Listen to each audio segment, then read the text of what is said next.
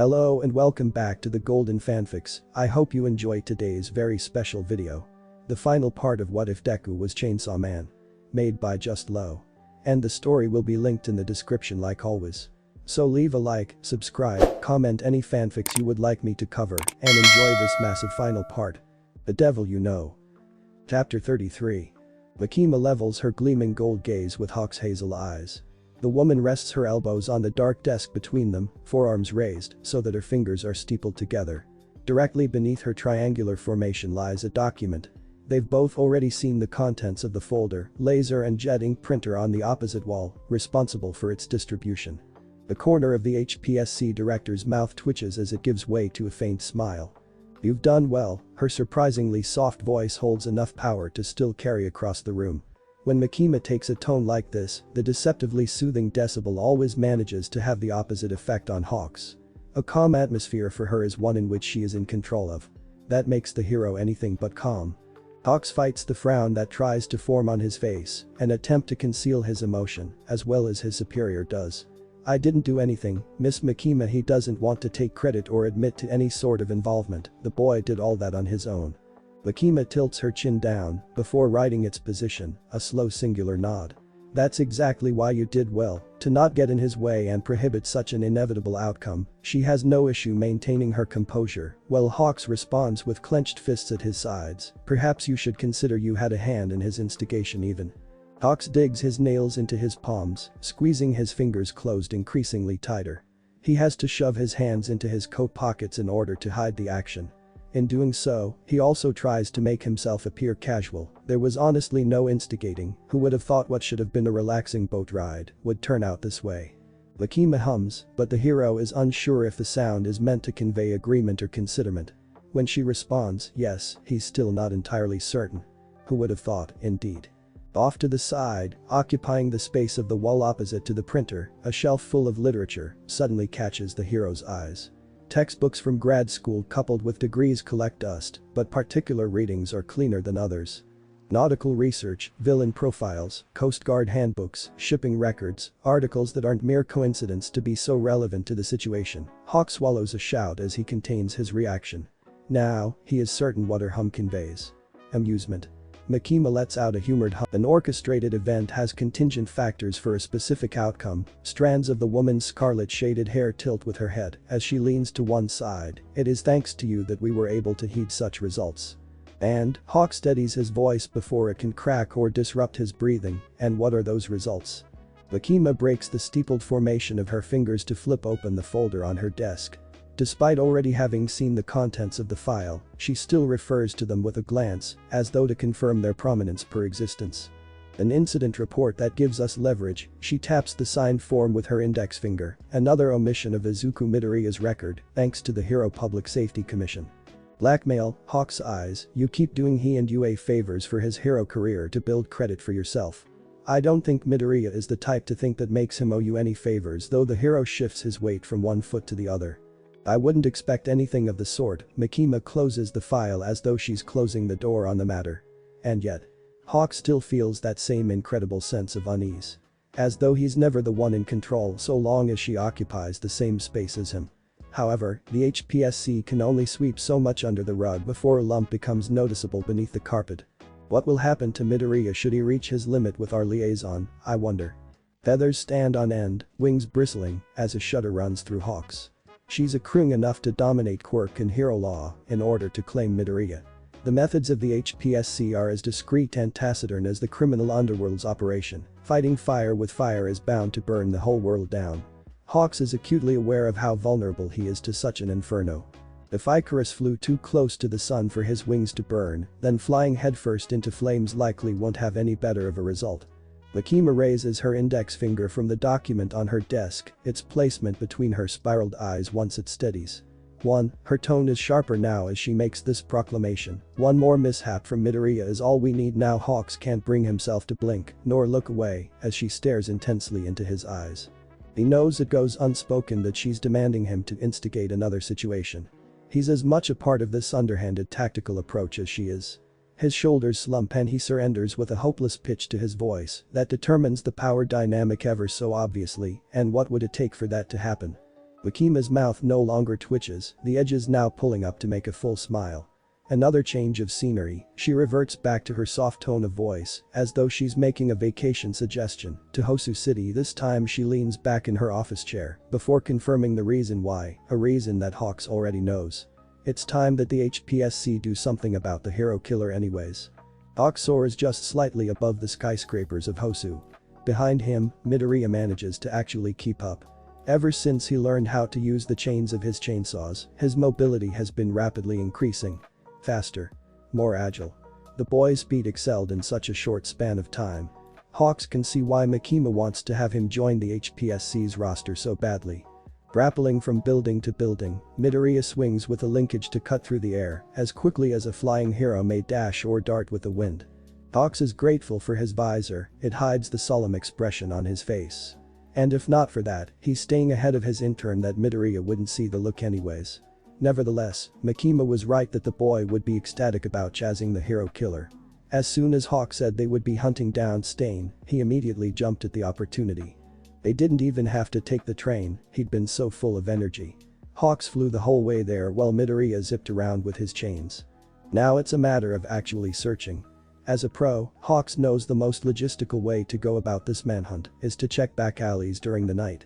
Stain doesn't seem the type to show himself during broad daylight out in the open, or else he'd have been caught by now. Yet, Hawk sticks to patrolling the city from above while it's early in the morning. If he can lessen the odds of Midoriya playing right into Makima's hands, he'll at least do that. Suddenly, Midoriya dips down, catching Hawk's attention. Oh. Ida. His intern calls out to someone on the streets below. Normally, Hawks would continue flying and leave his negligent sidekick behind, but this is a special case. The hero tightens his wings as they come into a press to stop his flow.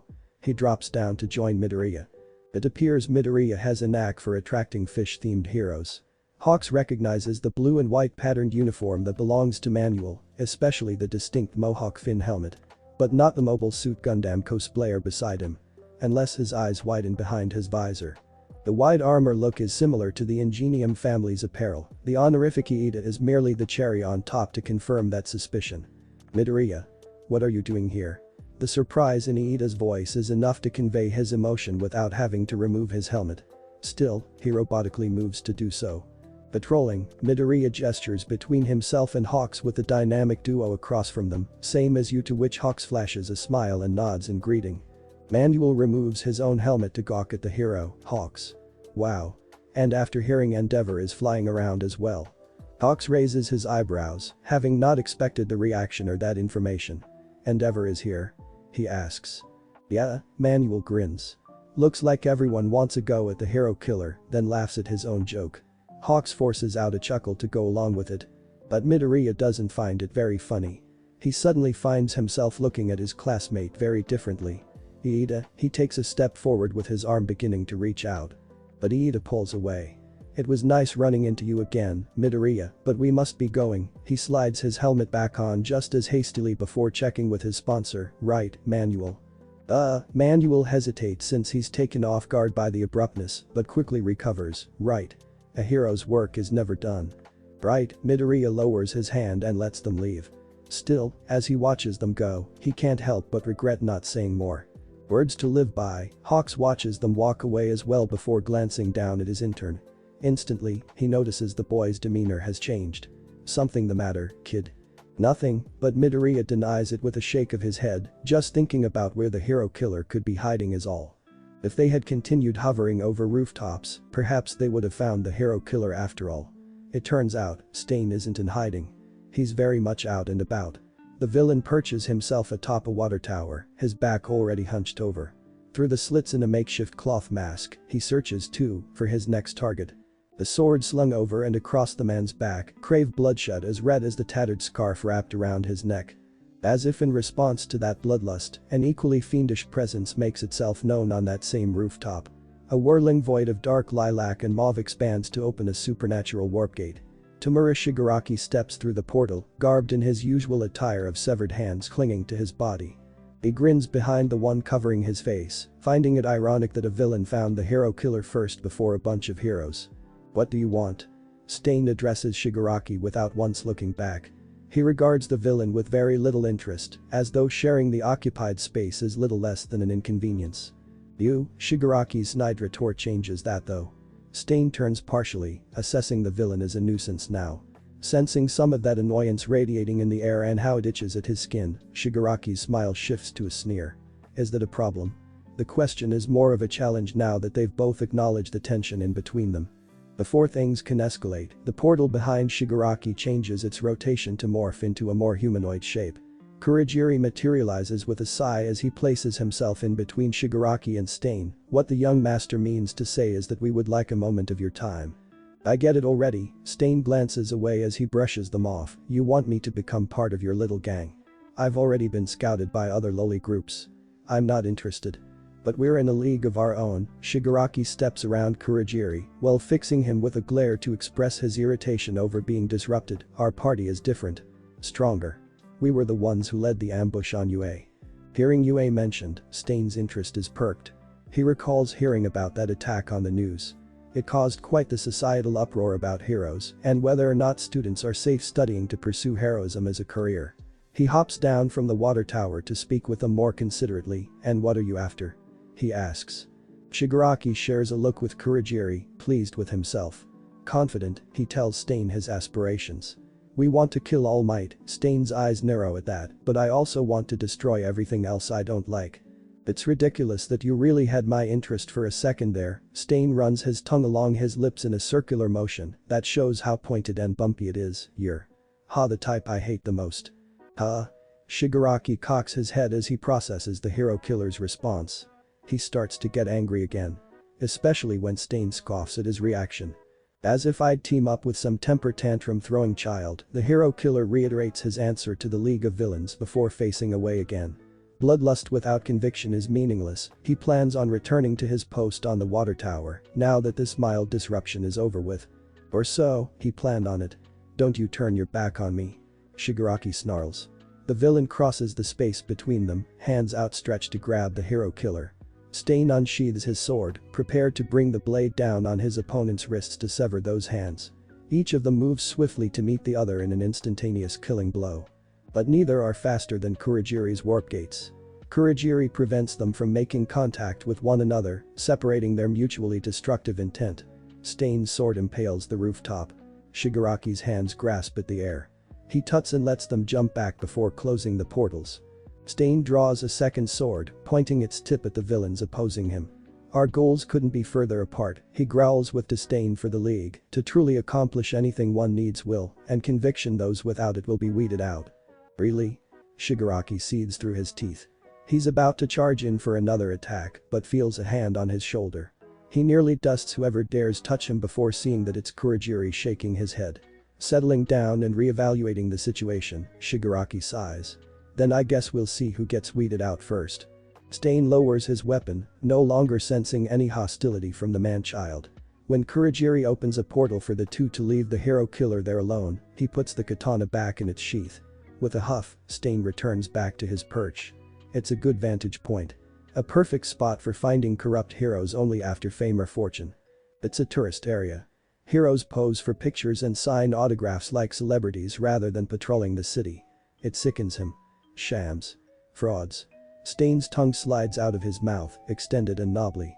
He drools as he anticipates his next kill. Red eyes scour the streets until they find his next target. Back to the hunt, the hero killer stalks his prey with a predatory gaze. Native. Chapter 34. City lights reflectively roll across the passenger window, a rhythmic pattern on the glass. Staring out of a bullet train as it travels at 300 kph creates a translucent blurred vision of the world. To Hawks, that's a way of looking at things that is ironically poetic to him. Yet it's a sight to behold all the same. He blinks back his dreary view of everything, allowing his eyes to regain focus. The last time he rode a bullet train, it was with Miss Makima, but sitting across from him now is his intern. Izuku Midoriya stares down at his cell phone, thumbs rapidly tapping at its tiny keypads. Today's youth are so consumed by their devices. Then again, Hawks can only hope the kid gets to stay that way a while longer. If Makima and the HPSC have their way, the boy won't be having very much of a childhood anymore. Hawks shifts in his seat despite the lush cushioning made for occupants to sink into comfortably.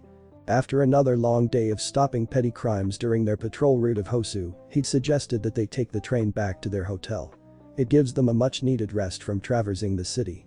If a pro like Hawks feels the desire to relax his wings, then he has no doubt the hero in training craves a recovery too. It beats training themselves. Pushing past their limits even has its limits. No. Hawks hangs his head. He knows that's only an excuse. They're taking the bullet train because it's night, and the dark means the likelihood of the hero killer being active is higher. This is a precaution being taken to prevent a dire outcome. Hawks gazes down at his hands, turning them over in his lap, a glazed-over look crossing his vacant expression.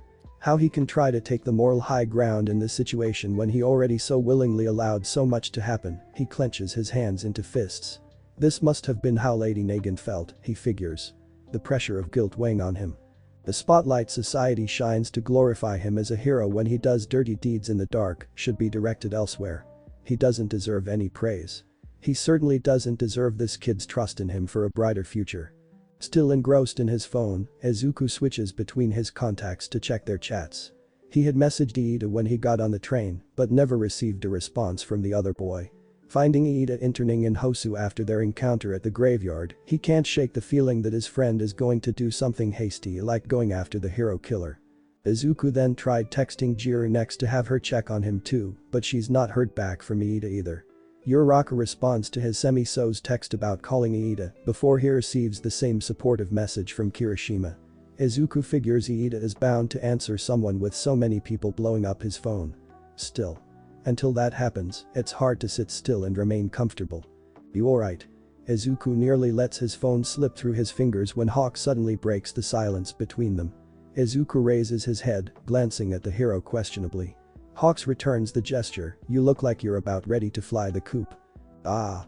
Izuku slides his phone into his pants pocket before sitting back and addressing the hero. Just some late night nerves, I guess. He forces down a grimace when he sees the unconvincing expression on Hawk's face. Briefly, Izuku contemplates telling Hawks about Iida. He doesn't want his friend to get into trouble, but that could wind up happening either way at this rate. Yeah, Hawks looks away with a seemingly solemn appearance on his face, me too, but even with his eyelids lowered, the hero still manages to see something through the train window. A speck that's increasing in size. It's much too low to be a plane. It's too small to be a helicopter. Hawk's eyes widen until they're fully open when he realizes the foreign flying object is heading straight for the train. All passengers jerk forward in their seats as the shuttle makes an emergency stop, electrified metallic wheels screeching on the track system. The train doesn't overshoot the collision course of the incoming UFO though. Look out. Hawks has only a fraction of a second to tackle his intern before a hole is made in the car. Puffs filter out the exhaust of fumes wafting from where metal was broken into. On the opposite side of where Hawks and Izuku were sitting, a hero lays sprawled out and bloodied. The culprit responsible stands in the opening of the bullet train, a silhouette until residual smoke and debris clears away. Izuku sits up to see it's a four-armed creature with an exposed brain like the Nomu that attacked his class in the USJ. If it's anything like that monster that went toe-to-toe with All Might, then he doesn't have enough time to finish that thought. Hawks is already barreling into the thing. Stay here. Hawks shouts over his shoulder as his wings carry him and the new Nomu into the sky. Izuku hurries to his feet before running to the brink of the hole from which this enemy entered and now leaves, also abruptly. He only gets a glimpse of Hawks passing the troposphere before orange illuminates his vision with an afterglow of dense black smog. Izuku is thrown back down onto his ass with a rough slam, the entire train shaken when a shockwave sends tremors through the track that it's suspended on. Flames flicker and flash from Hosu City as ashes coat the sky in dark clouds. Another explosion like the one that just went off, only this one is much further away, rocks the bullet train again. Izuku forces himself to get onto his feet when he realizes that the entire city is under siege. Hawks has his hands full with only one of what is responsible for this damage. Stay put. Izuku rips at his dress shirt so that its buttons pop out. The ripcord attached to his chest drops and dangles freely. Screw that. And he leaps from the train before giving it a tug. Civilians stumble and trip as they flee from the attacking creatures that have just struck down in the middle of Hosu.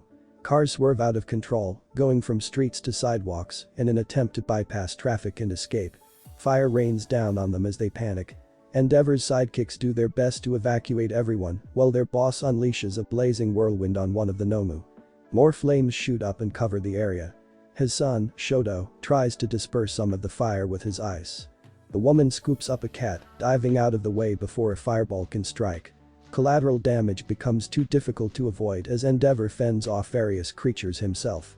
Shoto throws up an ice wall to shield the civilians from as much of the battle as possible, but it's easily shattered. You have to control your flames.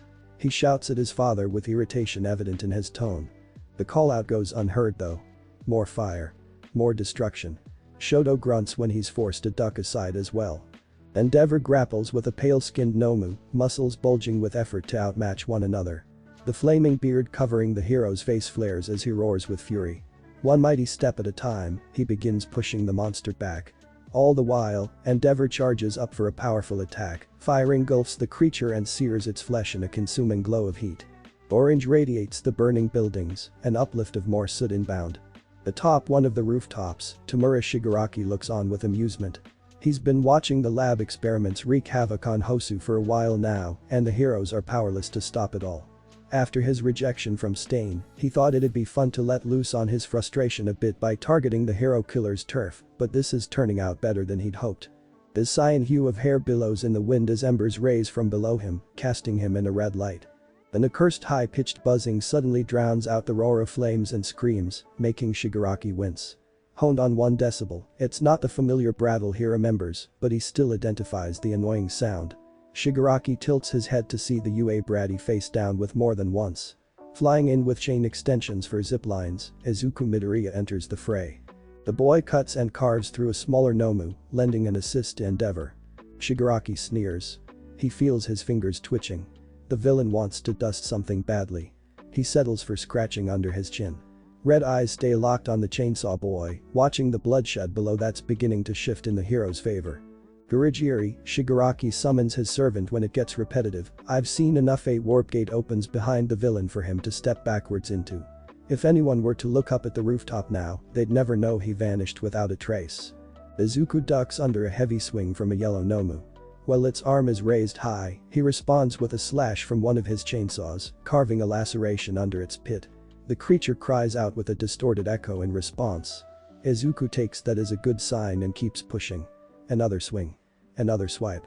He knows the attacks may be a little sloppy, but there's no need to be refined when fighting these things. They might have their skulls scalped to prove otherwise, but they may as well be brainless. Izuku brings it down by piercing his 2 chainsaw-bound arms through its chest. Endeavor is too busy battling his own slew of the creatures to notice or care. Shoto, on the other hand, runs up to his classmate with a look of relief flashing across his face. Midoriya. The younger Todoroki gets Izuku's attention long enough for them to retreat from the fight. Izuku shoots a chain line into a water tower so that he's able to swing out of range. Todoroki, what's going on here? Izuku reels in his dislodged chains so that they rope as proper threads on his arm bars. He's covered in burns from being so close to the fire of the battlefield, but his healing factor has already kicked in that Todoroki refrains from icing them. Shoto glances back towards the clash with his father and the modified monsters. The elder Todoroki is struggling, sweat glistening in the glow of his own flames. I don't know, but Endeavor can't hold out for much longer. He tries to rein in on the concern that might come across in his tone. He's overheating. Izuku nods when he gauges the hero with his own analytical gaze. Their match during the sports festival is a back-minded reminder of the fault in quirk overusage. Your ice isn't going to cut it. We need someone better suited for cooling him off. Sounds like a job for me. Izuku and Shoto pivot when they hear somebody interject from behind them. Trotting his way towards the 2 prospective heroes is Manuel, his usually white suit tattered and torn with patches of soot. Izuku recognizes the hero when they convene. You're the guy that was with Iida. He glances about in search for his other classmate. When he doesn't locate his friend, he turns back to face Manuel. Where is he anyway? Izuku asks. Manuel frowns, an expression Izuku would reciprocate if not for his chainsaw form. He ran off on his own when the chaos started. The hero turns his head away, as though redirecting a far-off gaze as he elaborates. I've been looking for him ever since, and that's how I stumbled upon you too. Instantly, Izuku puts together the missing pieces. He knows now for certain that Iida came to Hosu hoping to hunt down the hero killer for revenge. He must have gone after Stain. Izuku begins heading away from the flashy fight to start searching alleys. Shoto starts to follow him. What? Then we need to find him. Izuku turns back, stopping to talk only briefly. No. You two are the only ones who can aid Endeavor right now. I'll go on my own." His voice is strained with an urgency that returns to his body when he uses his chains to grapple away. Left without much room for negotiation or argument, Shoto swears under his breath before nodding in agreement with Manuel that they'll trust Izuku's judgment. They begin dousing fire with water and ice, cooling the perimeter for starters. It creates a chilly mist that wafts over Endeavor. He's shrouded in smoke as more Nomu surround him. News of the incident in Hosu begins to spread like the literal wildfire it is. Sirius shares a look with Tsuyu as they listen to the report on the Oki Mariner's radio. As Awa and Shinso pause their sparring to listen as well, as Awa grabbing the remote to raise the volume. Mikima watches a live broadcast with her golden gaze. The whole world waits for what happens next. Itsuka Kendo from Class 1B enlarges her hands to wave people forwards, signaling for crowd control to move everyone to safety. Alongside her are Momoye Rozu, who's created signs with her quirk to hold up, and Uwabami, who's calming civilians. The panic still remains, but it's relatively easier to manage this far out from the main source of conflict. Evacuation proceeds as well as it can. But beyond that, within the confines of an alley space, trouble still remains. The pro-hero native cowers under the blade of the hero killer. Blood has been spilt, splattering the brick walls like fresh graffiti. Stain rolls his tongue along his lips, salivating out of his mouth. "I'm not sure what all that commotion is, but it makes for a good distraction to finish you off." The hero killer ignores all the yelling from residents in that prefecture. He's honed in on his target. In fact, he's so focused that his instincts nearly aren't enough to help him avoid a flying kick. Stain leans back to dodge a swipe from a padded leg. Whizzing past him and landing on the other side of the alley is a knight in shining white armor. Who dares? Stain arches his neck to see the interloper of his query pulling off their helmet. Then Ueda tosses his hardened mask aside to be with the hero killer face to face. The slits in Stain's mask narrow into a razor-sharp stare, those eyes are seeking vengeance. "You killed my brother." The engines in Ueda's calves roar with his voice. He glares through his glasses at the man who murdered his older sibling, sheer hatred reflected by their lenses. The boy is overcome by his anger, grinding his teeth together, he balls his hands into fists despite being more accommodated with his feet. "Be careful with what you say next." Stain laces his words with a tone of warning as he levels his sword to be shifted away from native and pointed at Ueda, "Or your age won't be enough to save you." Hearing that, Ueda is overcome with more rage than he thought possible. If this is the same merciless murderer that killed his brother, then he won't accept any pity. He'll meet that challenge head on by digging his heels in deep and running full speed ahead. "I'm going to kill you," Ueda yells while blindingly rushing in. Stain sees all the faults in the boy's form, no matter how fast the attack comes. With a rearrangement of his wrist to twist his sword's position, he counters the high-speed movement with his own. Ueda feels his legs taken out right from under him before he twists skybound. Stain cuts his opponent across the legs, and the charge is prematurely ended. With a hard slam against the pavement, Ueda lands on his back. The boy's glasses fly off before clattering along the filthy floor. The wind knocked out of him, Ueda can barely groan as he chokes out a strained response to the pain flooding his system. He tries moving his legs to stand back up, but they protest with a pulse of agony. Stain has drawn first blood. Deep grooves were made in the padding, enough to reach flesh and tear through it too. That's all the hero killer needs to keep the boy down for the count. Stain swings his sword up to his mouth so he can see the blood-soaked blade up close. Then, he runs his tongue along its surface. Ueda feels his muscles tense, like he's already been struck by a blow that he's still bracing for. Whatever the opposite of stretching is what he feels, a tightening throughout his entire body. He waits for it to go away. But it doesn't. He tries turning but he can't. Not even his head can move. What is this? He somehow manages to form words with a slurred speech pattern. "Frauds like you deserve to be purged." Stain spits with disgust. "I'm glad I was able to catch you early." He flips the katana so that its sharp end is pointed down. Cocking his arm back, the hero killer goes for the finishing blow. Ueda can only watch in horror as death comes for him. But the blow never comes. A jagged chain wraps around the blade, each looping motion hitching the razor edge.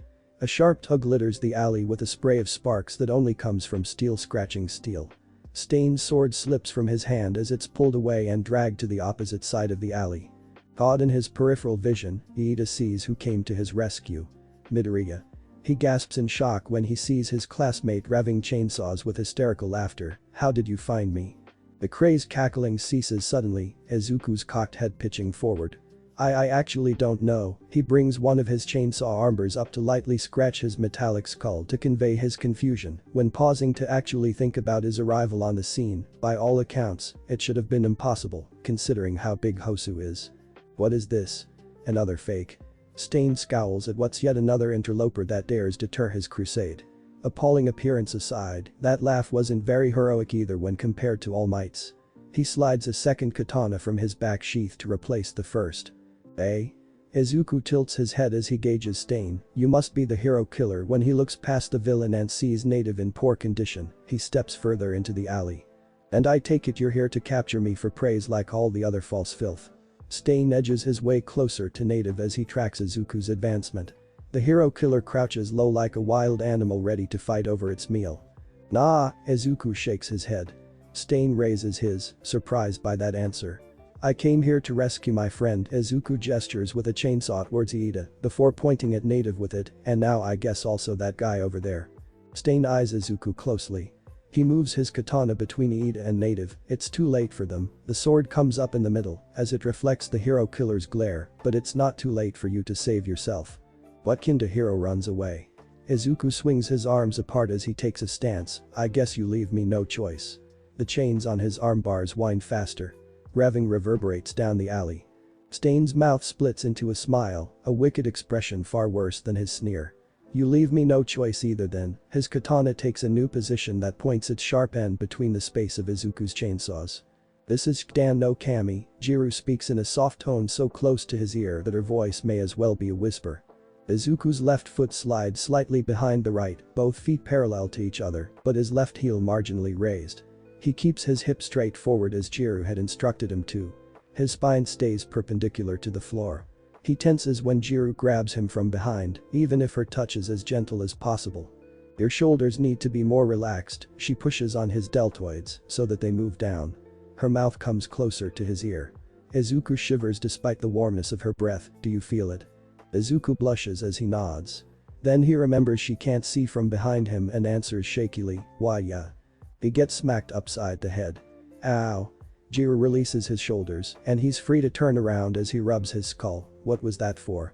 "Dude, you still aren't relaxed." She places her hands on her hips with a huff.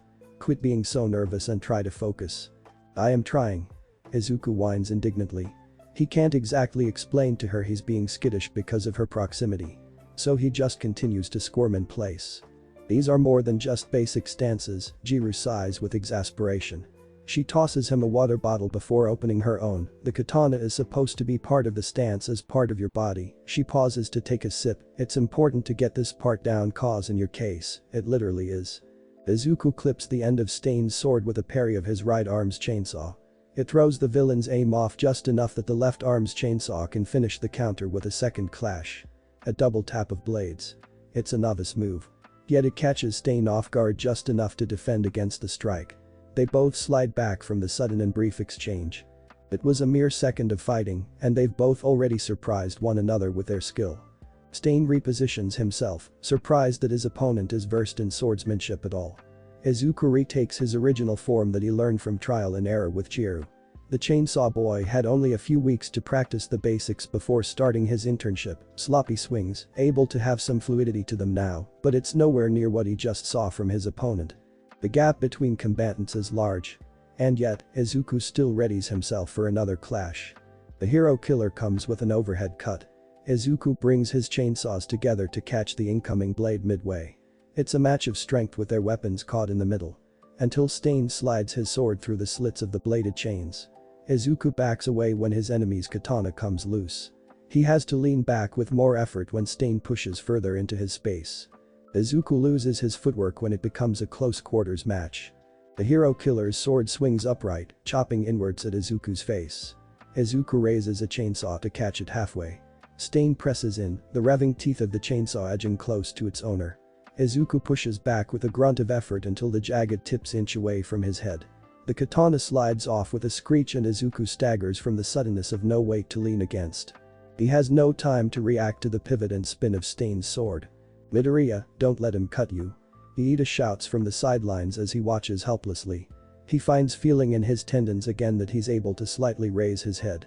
But it's not enough to reclaim movement and do anything as Izuku gets a gash across his chest. Izuku hisses while guarding his front, but the damage has already been done. Stain jumps back with agility that propels him all the way across the alley. From there, nobody can stop him from licking the blood off his blade. Like Iida, Izuku feels the effects of the hero killer's quirk. His body tightens itself and restricts his movements. What the hell? Izuku gasps with struggled grunts. Children playing at heroes, Stain steps back into the alley when he sees Izuku has been immobilized. When he returns to the space where Native passed out from blood loss, he jabs his katana into the hero's head to finish the deed. It's time you kids realize this isn't a game, the blade slides back out slick with brain matter. No. Iida strains himself to steadily rise up onto his elbows. The hero killer's quirk is subsiding slowly. Body trembling as it tries to power past the dwindling remains of its effects, Iida forces himself to keep crawling. Boy, Izuku's voice cuts through the alley sharper than the blades of his chainsaws could have. Iida and Stain stop to look at him. The cut on his chest is already closing up, healing factor doing its job. Iida, when you can move again, I want you to run out of here and go find backup. The amber glow of his gaslit eyes shift to glance in the down boy's direction. No arguing, cause it's you who got us in this mess to begin with. Iida swallows everything but his guilt, nodding. I'll hold off this guy till you get back. Stain steadies his sword, watching each of the boys closely. I won't be letting him leave so easily, the hero killer warns against them trying their plan as he bends down to retrieve his previous katana. Yeah, well, I won't be letting you not letting him leave so easily, Izuku retorts. Stain's sword no longer remains level, tilting with his head. Huh? Bleh. Izuku opens his maw so that his tongue sticks out. The long appendage hangs down to claim the string on his sternum. With a pull of his tongue, his chainsaws rev back to life. And so does he. How Stain stares in bewilderment when Izuku reclaims control of his body. He instinctively tightens his hold on the handles of his katanas, dual-wielding them. The jump start to his system gets Izuku's blood circulating again. Rejuvenated, he laughs like he did when he found the right alley. A devilishly gleeful cackle grates the hero killer's ears as much as the buzzing blades attached to the manic boy. Slobbering with his mouth still open and tongue still hanging out, he retakes the stance that Jiru had taught him with a newfound vigor. Iida stares, shocked, mouth agape. Before pushing himself up and scurrying back with his feet scuffling across the pavement. He wastes no time running away, without glancing back. Izuku is left alone with the hero killer, each of them starting to reveal their bloodlust to one another. It oozes out of the alley and chases Iida as he cries out in distress. Having told Todoroki and Manuel to stay behind and having seen firsthand how much Endeavor or the other heroes have their hands full, Izuku knows there's no support coming anytime soon. He hunches like his opponent. But it's as if the villain can read his thoughts as he asks, what do you plan to do alone? I told you this isn't a good guys versus bad guys game. What am I gonna do, huh? Izuku licks the upper part of his mouth like he's thinking, tongue wiggling as though he has something stuck between his teeth. I love me some bad guys. He can only remember his previous fights with other villains and decides to lean in with the experience, cause nobody's gonna complain when I murderize him. Hearing that, Stain narrows his glare to be as sharp as his katanas. I'll cut you a second time and put you down for good now. The blades draw themselves up and dart with the hero killer's dash. Come here and try it. Izuku breaks into laughter again as he rushes in with the same low charge. He keeps his arms poised so that the chainsaws guard his body. Each of them leap at the other, starting their duel. Chapter 35. A susurrated stretch of the starter string applies a touch of tension to the spring system. Wire ratcheted, his sternum center cranks forward with the pull stroke. The rope retracts quickly from Izuku's finger that slides out of the tiny grip handle. Reel recoiled with a ululated snapback that expedites another startup, his chainsaws are spurred on by a stimulated spin of acceleration. Two spindrifts of saliva spray from the frothing mouths of Stain and Izuku, each of their elongated tongues flopping around with just as much afraid aggro. Buffeted spritz of blood trails both of the contenders' movements amidst the fracas fight. Chainsaw crosses katana, squalling steel sliding across both sweeping motions until push comes to shove and their jagged blades begin grinding out across between squealing or screeching. Izuku drives down with his left armbar, battering Stain's sword haphazardly and sparking embers, a Korbanta collision carrying each weapon back. The hero killer veers from the chainsaw mounted to the boy's head, his own head whipping away and twisting alongside his body with predetermined counter instinct to drag his second katana upwards. Izuku's skull saw meets the swordsman's blade at similar striking speeds that they abruptly stop one another's force. Equal tumult comes from the two opponents before they return to frenzied flicks of sharp razor-edged weapons. Incisions split open their clothing when each blade makes contact. Red varnishes Izuku's originally white dress shirt, splotches pattern his torso until all crimson conjoins as one damp rag. Swept and swung overhead, his chainsaw crosses over until it comes between both blades of the hero killer. Izuku jousts while stepping into a forward strike, raw. Chained bar whizzing with burning blades. Stain careens and evades the incoming saw teeth. Izuku tries thrusting with his other armbar as an incessant attack. Stain alters the course of his dual katanas so that they brandish into a crossed X formation. Locking with this maneuver protects the hero killer from an impalement, but he's still forced to take the brunt of the boy's blade ramming into him. An épée swipe from Stain arcs so that his left-handed katana catches Izuku's shoulder. Blood spurts out from the fresh groove in the boy's deltoid until the red liquid is prompted by the wound to come gushing forth instead. Ow! Izuku blenches while backing up. The boy's back hits one of the alley's brick walls, spare space keeping him within striking range of his opponent's swords. It's his turn to bring his blades together so that they close off any impending spear attacks, pointed end of Stain's katanas, deflected by the spin of his armbar chains. Pressed into a confined corner, Izuku drags one of his heels up the wall behind him. Using it as a springboard, he kicks out and brings his other leg up to lunge forward. Izuku thrusts his knee into the hero killer's stomach, closing the distance before regaining it a simultaneous second later. Spittle speckles Stain's jaw as he chokes out a grunt, recoiling from the abrupt impact to his gut. The swordsman guards himself during his recovery by swapping sides of his stance so that each katana aims in differing directions. Izuku bends back as he cocks an arm, this. His body rotates as he hurtles himself at the hero killer, chainsaw-mounted limb combing the air with a twisted stroke. Stain deflects with his own curvature cutting motion. Jagged ends rake across each other, eliciting a shrill squeak and casting a spray of sparks. Both combatants contort during the clash and wind up switching their sides of the alley. They each slide back due to the force of their collision, shoe out soles scratching the pavement and kicking up dust. Pushed to an opposite end of the backstreet, Izuku looks down to check his footing, only to find a new gash added to his body's count. When did I get cut again? He winces despite his healing factor already sealing shut the scar. Ow. That really hurts. Stain's tongue flits the central ridge of the katana that caught Izuku's shoulder, lapping up the blood smeared along its sharp trimming. Sudden suppression overcomes the chainsaw boy's body, bladed fetters muffling and rain of movement stifling. His muscles tighten until tensing into a dead stop. Not before he hoops a finger through the slot of his ripcord's handle though. Izuku flexes the digit just enough to trigger another jumpstart to the blood flow that circulates as fuel to his chainsaws. A caterwaull carries across the alley, heat wafting from fervid rotating blades. Izuku dashes at the hero killer, a roaring upheaval of his chainsaw charge, forcing the villain into a defensive block. Sparks streak along the clashing blades with a resounding clang. Izuku chops down with his other armbar, forcing Stain to parry with another deflection. More embers stray from the heavy impact that clamors against their colliding weapons. Stain withdraws with an aerial maneuver, blood-red scarf streaking behind him, regaining distance from his opponent. Izuku vaults from his spot to keep up with the villain. A simultaneous swing of both the boy's right leg and arm's chainsaw attacks at above head level, a full body swerve from the hero killer, the only way the fiend avoids getting hit. As the hero in training buckles down on his landing, he brings his left arm's chainsaw chopping down with a squat. Stain stops the swing with his own and follows up with a secondary swipe to match the assault head-on. After Izuku stops the slashing motion, he rebounds to deliver a counter-cutting current. Their exchange swerves side to side as they carry out a flourishment of waving their blades. When Stain brandishes a broad swing that takes a new axis, Izuku performs a curvet to spring himself up and over it. The hero hopeful soars as he delivers a butterfly twist kick to the hero killer's torso. Stain staggers a step while groaning.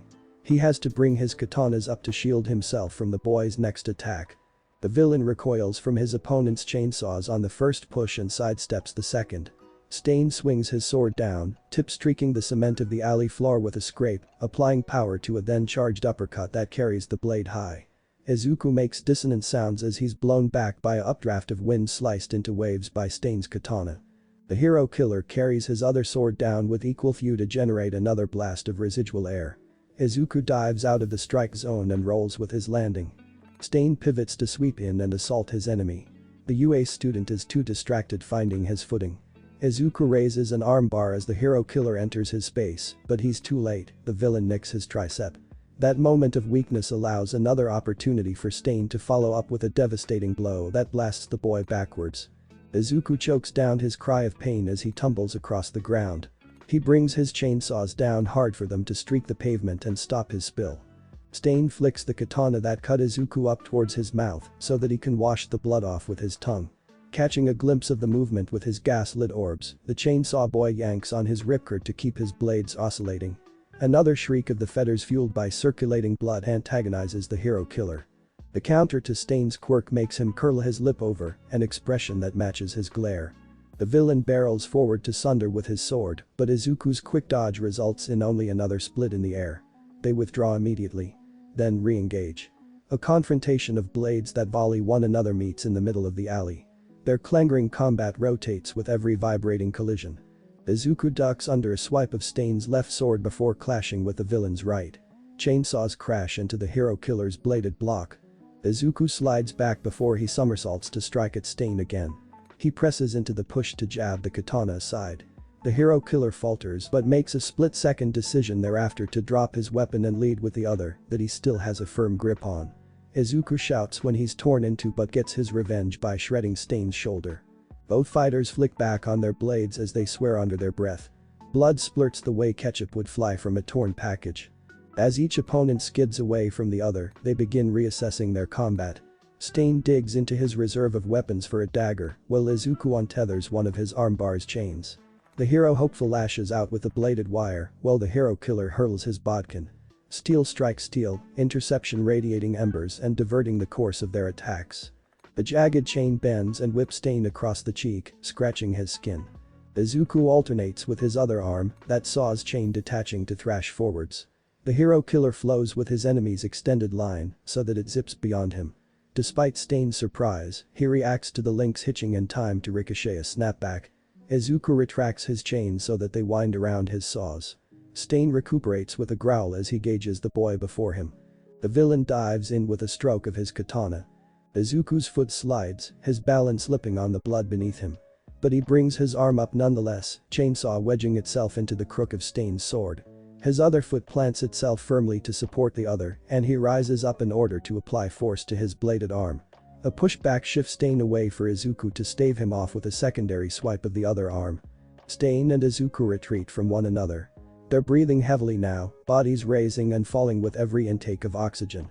I find it difficult to judge you. Stain shifts his sword to be at an angle, so it guards his front as he tenderly touches the wound on his shoulder. You could have cut deeper, but I've determined that you haven't been going for killing blows. This entire time Stain's hand moves up, his thumb brushing away the oozing liquid from his cheek's open wound. You only intend to immobilize me or stall for that other boy to return with help. The hero killer studies Izuku with his blood-red eyes. Was all that bravado about murdering me just for show? Izuku stifles his audible reaction as much as he can. His gaslit gaze winds up shifting towards Native's corpse. You're one to talk toying with that guy and eat it. Izuku wriggles his tongue until it's dripping saliva. Maybe I just like playing with my food too, you know, tenderizing the meat a little. You little, Stain bites down on his anger with gritted teeth. A pause. A beat. A moment. Then the hero killer crouches down until he's stooped low enough to be kneeling. His knees are bent like his back as he lowers his katana's position. Izuku tips his head up, stunned by his enemy's sudden shift in demeanor. HNNH. But accepts the posture as a resignation from his foe. His muzzle breaks out into a broad-fanged grin. That's right. Sit your ass down. A dissipating blur becomes fully evanescent and takes the place of Stain. The hero killer vanishes from sight. Izuku gasps as he tries to turn his head to look for his opponent. When his head swivels far too much way too fast, he gasps again. He's had his neck slashed straight through by Stain's sword. Beheaded, the boy begins to fall. He catches a glimpse of Stain behind him, realizing the villain's attack was so fast that he barely has enough time to register anything more than what he has to do next. Izuku catches his head by the handle atop his steel skull before it can fully detach from his body. Feeling himself about to faint, Izuku jerks on his starter string while pressing the body part back into place. Amped up once again, his chainsaws rev with rekindled energy and his healing factor reconnects the severed jugular. Izuku releases a sharp exhale as he stops his descent with a propped knee. The close call keeps him down a second, but he pushes himself back to a standing position to face his opponent after the short breather. Unholding back, Stain is already stepping into the boy's space again. Izuku flings his arms up to brace himself, but one of the limbs is wrenched away when the villain's katana slides in. Amputated at the elbow, Izuku's appendage is removed by a bellicose hew of the blade. The boy cries out as he swivels to intercept the sword with his remaining arm's chainsaw. That forelimb is met with an ab-size contiguity as well. Both of the boy's arms are lobbed off and completely removed. Blood streams projectile from the incisions. Stain thrusts with his blade. Izuku is impaled by the katana, pointed end sliding out his back as he's skewered. The hero killer twists his sword so that it penetrates deeper before pulling it from the point of entry. More internal bodily fluids spill out and become external from Izuku. Stain swings his katana in a wide arc so that it rights itself. The villain is preparing for a final killing blow to finish their fight. Izuku kicks his leg up when he sees Stain's sword slicing down. A last-ditch effort to oppose the attack is to retaliate with his own. A chainsaw tears itself free from Izuku's calf, extending to split through his foot. The blades ram into each other, rattling upon collision. The bar protruding from Izuku's leg cracks as it begins to fracture. Stain's sword shatters it completely when the chains disconnect upon rupturing too. Izuku's calf hemorrhages from losing the standoff. The hero hopeful falls, landing on his buttocks. Stain towers over him, sword still intact and unwavering. Izuku glances down at the string attached to his sternum. He's already both used and lost so much of his blood that he knows he doesn't have very many remaining resets left in him. Not unless Izuku shifts his weight so that he lands near Stain's feet and then bites down on the hero killer's ankle. Stain roars with his head hitched back to the sky as Izuku draws on his blood. The villain's katana juts down to spear his assailant, but Izuku rolls out of the way to dodge its pointed end, the sword stabbing the pavement instead. Izuku tumbles further away until he collapses with his back to the hero killer.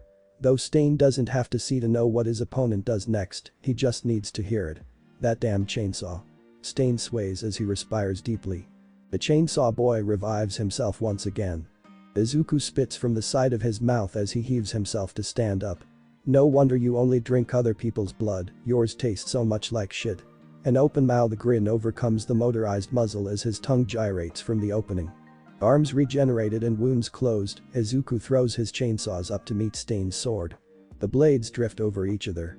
Then fly back into a flurry of flashes, steel clashing against steel. A ricochet here and a parry there. Izuku blocks with one chainsaw before leading with the other. His attacks cause the katana to veer from its original course, but he's met with an alternate path every time. Swerving and swinging, Izuku turns his chainsaws so that the blade bounces off his own. It's beginning to make the boy's stamina dwindle.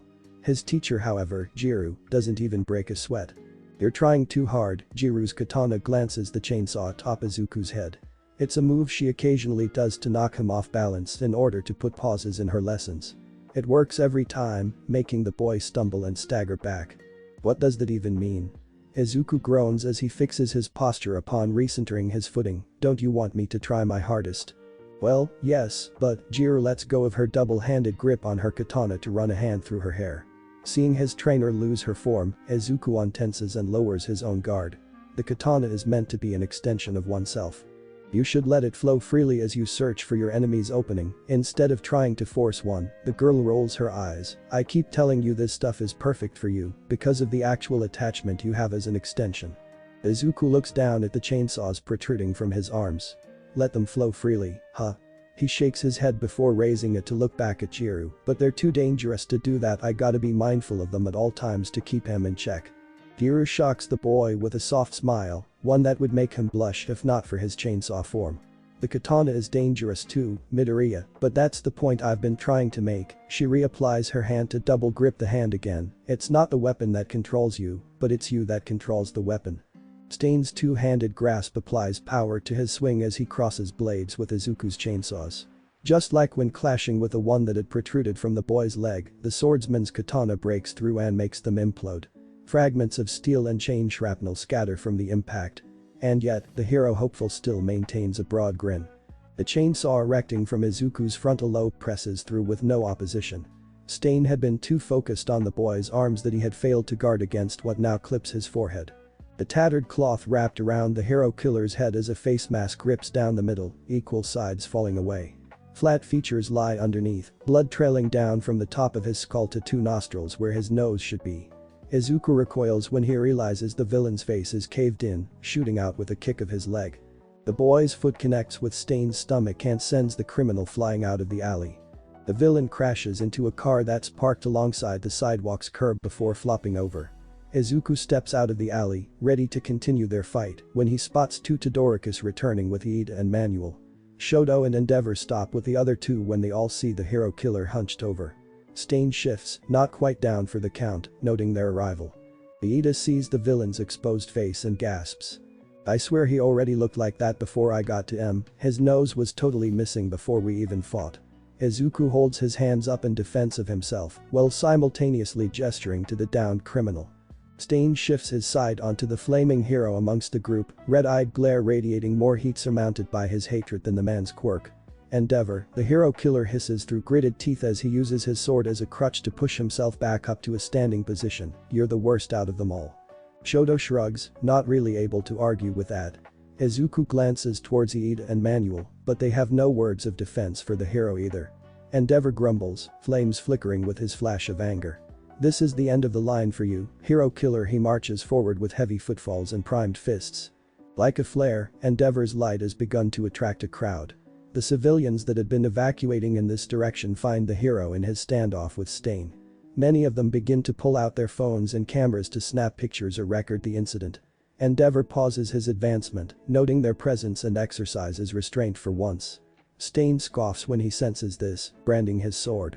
"The difference between you and All Might has always been that you care about your public perception more than the goodwill of heroic deeds." The hero killer lets hidden shurikens slip through the sleeve of his wrist so that they land in his palm. "That's why I will eliminate you." But the snap of Stain's arm, the throwing stars whisk through the air in a spin straight for Endeavor. Izuku jumps in the way, waving a damaged arm bar to block and deflect the projectiles so that they don't hit their target. The hero killer rushes to meet the boy with a clash of blades via katana versus the head-mounted chainsaw. Round 2. Midoriya. Izuku hears Ida shout behind him. But before the heir to Ingenium can do anything, the chainsaw boy's fellow classmate is held back by Manuel. Shoto and his father are too stunned by the sudden change of events to do anything either. "Why would you save scum like him?" Stain snarls with his bared teeth seething spit like a wild animal embracing its savage side. He applies his full body weight to the pressure of his katana against Izuku's chainsaw. "Even assholes like him don't deserve to be killed by assholes like you." Izuku growls back with just as much savage intensity, while returning the forceful shove with his own. The teeth of the saw grind against Stain's sword. Stain shaves at the chain with an uptake that allows him to withdraw. Leaping back, the hero killer lands a few feet away. He wets his lips with a quick slither of his tongue before settling into a stance that unveils his stature. "You're an interesting one." Suddenly, everyone within the hero killer's radius feels their feet sinking beneath them. Izuku checks to see if he's caught in quicksand, wondering if another villain's quirk has caught him. Instead, the boy and everyone else find that they're being swallowed whole by a blood-red sea. Stain's surface level of killing intent is full of waves overshadowed by a greater tsunami, preparing to destroy them. Even worse than that is how deep that bloodlust goes. "All false idols will succumb to my purge, all for the sake of a better society." The hero killer draws in a breath while drool dribbles down his chin. "If I don't fix it, if someone isn't stained with blood, if I don't reclaim what it means to be called a hero." When Stain's boot stomps down, the blood ocean's current rises. "Come. Just try me, you fakes." Manuel falls under the pressure, hyperventilating as he drowns in the bloodlust. Ida and the other interns tremble as they too are dragged under, no longer able to withstand its forceful pull. Only Endeavor is able to somehow keep himself upright, but even his fire is dying out, flames doused by the rising tide and body rendered immobile by all of Stain's killing intent. "The only one allowed to kill me is All Might, the only true hero." Stain bellows like he's declaring war with a roaring cry for violence. All of Hosu is shaken by a mighty pressure that vibrates the air like an electrical current mightier than that of the blood-red sea, except, if a single spark zaps the ocean of bloodlust, it spells disaster for everyone caught in its tide. Izuku tries and fails to lift his arms, unable to reach the string shaking against his sternum. He can feel his heart trembling just as much as his body. "God help him," he whimpers. A weak whine slips out as he slumps down. But the others are no better off. Both Todoricus are also down for the count. Iida and Manuel can't move either. Stain only continues to come closer and none of them can do a thing about it. Just as abruptly petrificational terror washed over them all, it rapidly recedes. The bloodlust drains away until everyone can breathe again, the heroes and interns and civilians all gasping for air alike. Izuku looks up from his knelt-over position, still wheezing in between pants. Stain stands in place, seemingly stunned, almost as though their roles have been reversed. The hero killer shudders. Then falls. It's not until the villain slumps to the ground that Izuku discovers the reason why the criminal was rendered this way. The brick, chipped and cracked but still intact, rests beside Stain's head. Izuku looks up at the building behind them. All of their fighting must have knocked one of the foundational stones loose. Pure luck would have it that the stone would fall out at this exact moment and save everyone. Stain was done in by the brick landing on his head. Not just that, but when Izuku returns his gaze to the villain, he sees a puddle of blood expanding from beneath the unconscious body. The way that the hero killer fell made him land on his own blade, Stain stabbing himself by sheer accident. It doesn't look like anything fatal, but it'll sure be enough to keep the villain down. Izuku huffs out a cough, followed by another, but that raspy croak quickly morphs into laughter. He's hysterical, doubling over. It takes Manuel a moment to look up and see the same result for the hero killer's defeat before chuckling in unison with the chainsaw boy. Shoto smiles, blowing air out through his nostrils with a hum of amusement. His father and Iida are the only ones who are too dumbfounded to react in such a way. Pretty soon, even the crowd of civilians find themselves laughing along. A brush of broom into the air, violet and devoid from the black smog of the city, is enough to make everybody choke on their laughs and sober up.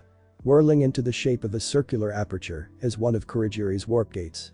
It opens directly behind Stain's body. Reaching out from the rift, a pale familiar hand comes from within the darkness. Shigaraki stares out as 4 fingers from that hand clasp Stain by the scruff of his scarf. Manuel sweats as he tries to discern what he's seeing. Iida sits up, mouth widening as big as his eyes expand when he recognizes the villains from the USJ attack. Shoto sidles up next to Izuku as his father regains function in his body to move towards the newcomers. What? Endeavor begins to speak, but stops when he sees the portal is starting to shrink. Izuku straightens when he sees the size of the warp gate getting smaller. No, he grabs the cord connected to his chest and pulls on it. Nothing happens. He tugs again. Not even a sputter of attempted startup. Just a dry stretch of the line going taut and trailing. He'd been running on fumes up until now and has finally run out of blood to use as fuel. Shigaraki smirks as he drags Stain into the shadowed vortex. That speech probably convinced you all that the hero killer is a necessary evil. But that's just a term meant to justify the evil acts he committed. Society doesn't need such excuses. Darkness closes around him until all that remains are his parting words. The villains escape. And Izuku succumbs to his blood loss, passing out. Chapter 36. Seeping into his nostrils is the scent of cider. It's an odor so ripe that Izuku's closed eyelids twitch in unison with his nose. Testing his consciousness just as much as his vision, he gradually blinks back the room's light to see a plate of apple slices set beside his bed. That explains the smell. Izuku tilts his chin up so that his gaze moves onward, his sight settling on Jiru, who's cutting more pieces of the fruit with a peeler. There's something tied atop her head. The boy blinks, sharpening his vision, realizing the girl grew her hair out during her internship and tied it into a top knot. That's a good look for you, Izuku surprises himself with the raspiness of his voice when he tries complimenting her appearance. Only then does it hit him how dry the interior of his mouth is, lips chapped and throat parched. Those apple slices are starting to look as appealing as they smell. Ah! Jiru jumps in her seat with a startled shout. Seems she's shocked by the hoarseness of his speech too. She blushes, embarrassed, her earjacks raise into a threatening position. Dummy. Stop doing that. She scares him in return before lowering the ear cords with a huff. That's twice now.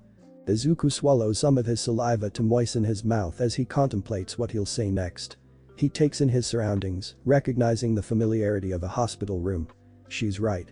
He's already put her through a similar shock after she came to check on him during the sports festival. Sorry, he owes her an apology. Jiru sighs, shaking her head. After a moment, her blush returns and she begins avoiding eye contact, her gaze focused on the apple that she's peeling. You really like my hair? Her timid tone takes Izuku by surprise with how much of a contrast it is to her earlier yelling. He smiles, nodding.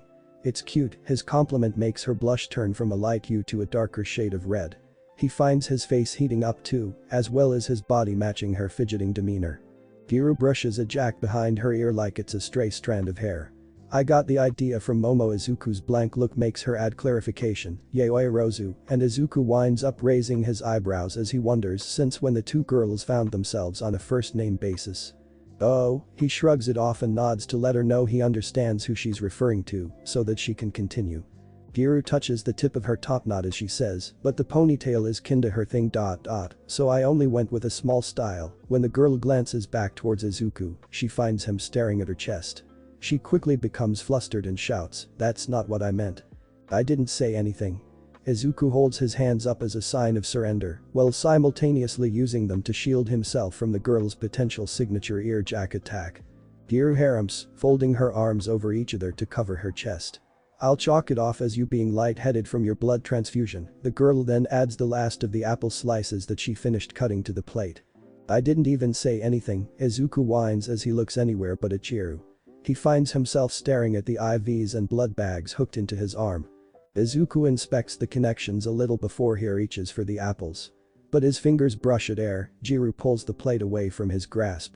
He looks up at her inquisitively. "They're saying you went after the hero killer." Giru returns his gaze with a glare. Izuku retracts his hand from the plate while wincing. He leans back, resting against the pillows propped behind him with his eyes closed. "That was actually Ida. I was just trying to back him up." He feels the need to clarify things, but internally apologizes to his friend for throwing him under the bus like that so easily. One eye peeling back open to catch a glimpse of Jiru's angry expression is enough to make him lose those regrets soon after though. "You fought the hero killer all by yourself." Jiru's face softens when she glances at all of the hospital equipment connected to the boy. "You could have died." "Yeah." Izuku subconsciously rubs his neck when recalling the beheading that he received from Stain. He'd had plenty of close calls during his battle with the hero killer and only came out unscathed thanks to his healing factor. Thanks to Pachita. He moves his hand down to hold the string that had been his dog's tail, giving it a squeeze, but it all turned out alright in the end, didn't it? Giru cranes her neck back, startled as though she's seeing something strange. Maybe she only heard a weird thing. Regardless, she can only sigh like always when dealing with the boy. It's no use. "You're alive, at the very least." She pushes the apples back over. Izuku happily snatches a piece of the fruit from the plate before shoving it into his mouth. Its juicy flavor makes him hum with pleasure. He winds up greedily grabbing more and more until there's nothing left. He has his mouth full, still chewing, when he hears Giru clear her throat. Izuku looks up at her. She meets his eyes and leans forward in her chair. "But you're still in trouble, you know." Izuku swallows. "I'll make it up to you somehow." He sucks each of his fingers to lick any remaining residue that may be left over from the apple. "Not just with me." Giru huffs while restraining herself from jabbing the boy with her ear jacks. She raises her own hand to begin counting off her fingers as Awa-sensei Izuku grimaces, "Principal Nezu, that one's no better. Even Hawks and some lady are talking about you facing consequences." The last one makes him groan and lay back down. He stares at the ceiling for a while, not thinking much of anything but taking it all in at the same time. After a while, he dares to speak up again, though his voice is now merely but a whisper as he asks, "I messed up that badly, huh?" Giru leans back in her chair, staring off into space with him. Whatever plentitude of nothingness he sees is the same thing she does. Understatement of the semester, Midoriya. Izuku turns his head, averting his gaze, so that it lands on Giru again.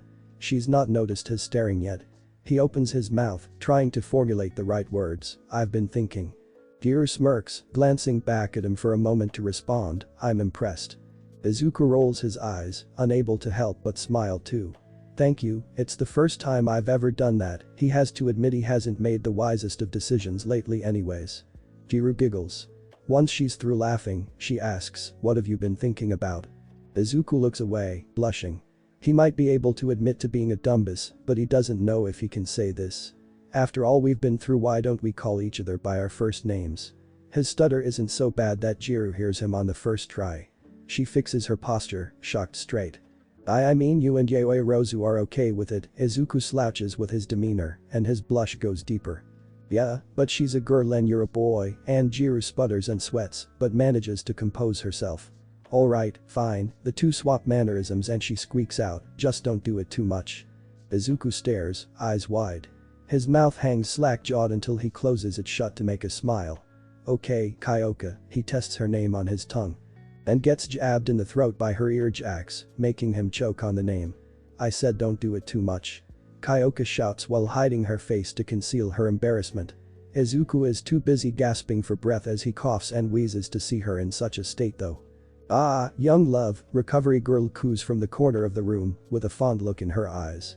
That only flusters the boy and girl further, both of them caught being close and separating from one another. But you should know better by now, young lady, to let somebody know when he comes to. The nurse shows pity on them by changing the subject. Alright, Kyoka nods as she stands up in order to bow apologetically. Sorry for not doing so sooner, recovery girl, but the elder heroine prods Kyoka with her cane to straighten her posture, waving it off. Just remember it for next time. The nurse passes each of the teenagers by to reach the room's door. It's not until she's sliding it open that they each share a glance with one another after registering her words. Next time.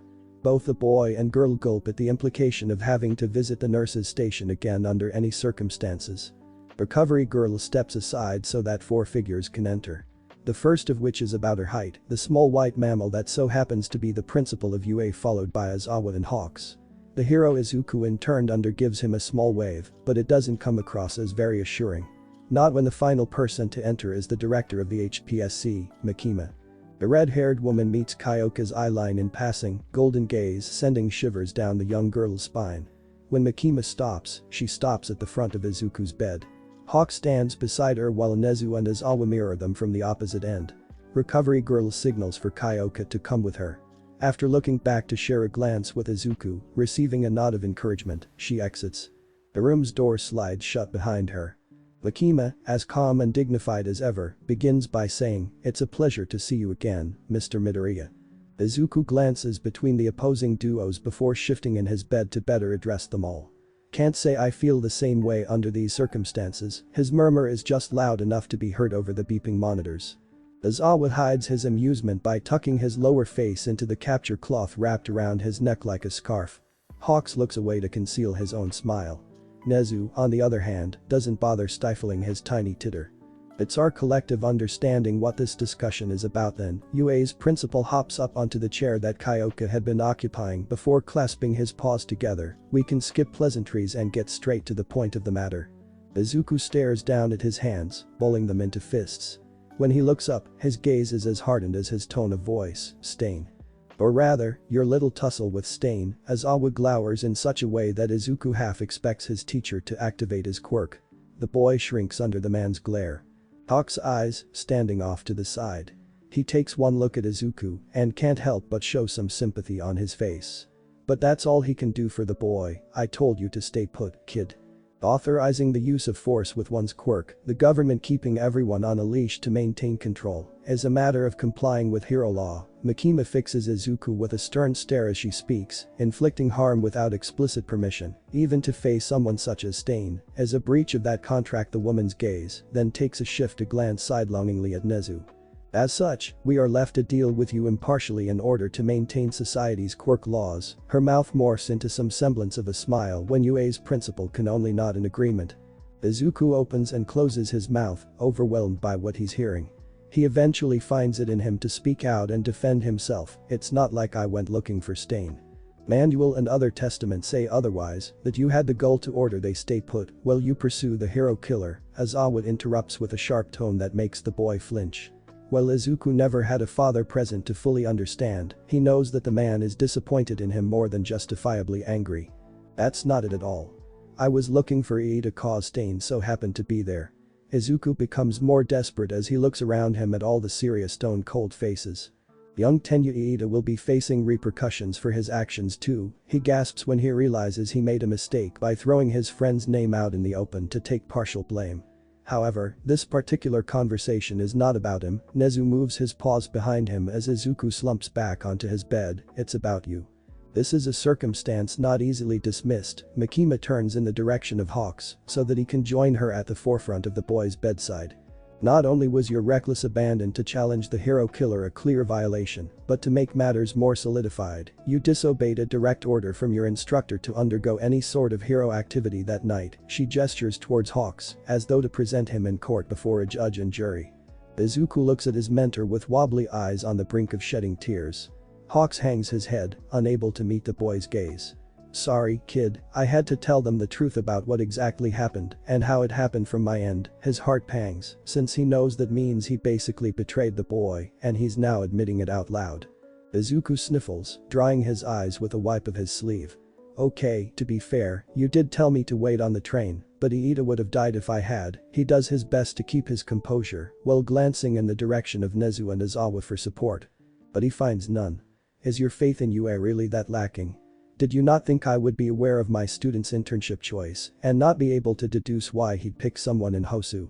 I was tracking Iida and fully prepared to intervene myself. Izawa steps forward to share more strained displeasure with his attitude, which causes Izuku to do a double take. What? Then where the hell were you? It's his turn to express some anger when looking back on his encounter with Stain, while now having such knowledge. Nezu holds up a paw, signaling for the boy to settle down. Come now, Midoriya, maintain some respect for your teacher. The small mammal stresses with his tone that they not get into a shouting match. The attack led by the League of Villains was unprecedented. Izawa takes a step back as he reflects on the night and grumbles out the rest of his answer. I was delayed in lending any assistance. I meant no disrespect. Izuku mumbles his own response while trying to bow from his position on the hospital bed. But my point still stands. If not for me, Izawa-sensei would have been too late to do anything. Though that doesn't mean he's willing to surrender his argument just yet. Hawks lets out a strong exhale before pointing out, all we know is that your interference wasn't enough to keep us from recovering the corpse of the pro-hero native, and that feels like a verbal backhand to the boy. It's hard to give a defense about the preservation of life when Iida ran away and the only other person present was killed. Hawks tries to be gentle as he says the rest, but he can tell the damage has already been done if Izuku's downcast gaze is anything to go by. Unfortunately, you provided us with no results to convince anyone otherwise. Makima moves to take Hawk's position at the head of the bed and adds, not even the hero killer's capture. Nezu hums, accepting that fact with all the others. We had originally planned on making it appear as though Endeavor fought Stain on your behalf, but there's no proof without a body to show burns as evidence. Nezu pauses as he considers the plausibility of any chances to still manufacture a fib of some kind, but is unable. And all of the eyewitnesses present for the tail end of your fight saw firsthand, Stain was covered in lacerations instead of burns or other potential injuries. Chainsaw lacerations, Makima specifies the glaring concern with what Nezu pointed out. Indisputable, she takes a step closer and then another step, undeniable she's looming over Izuku now as she says, you must take accountability this time. This time?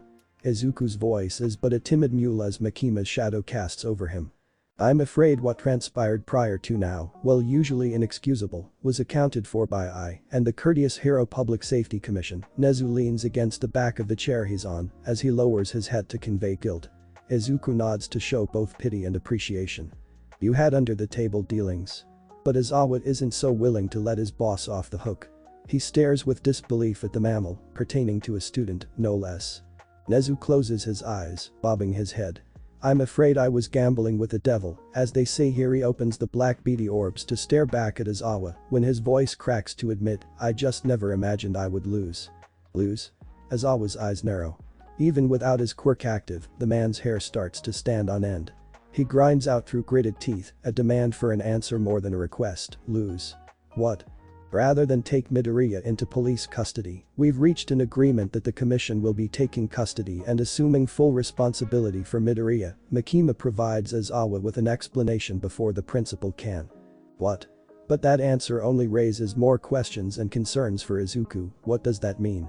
Nezu turns his gaze to the boy, dark eyes glistening in a way they seldom do to express a deep sincere somberness. I'm afraid it means, once the paperwork is finished being filed, you will no longer be a student of UA. Nezu shares with Izuku the brunt of the bad news. What?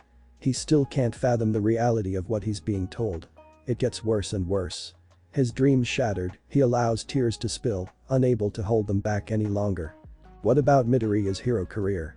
Izawa grabs Nezu by the arm with a firm grip. He's still my student. He's losing his own composure with what more that gets unveiled. Not anymore, Eraserhead Hawks chimes in with his voice raised to gain the man's attention.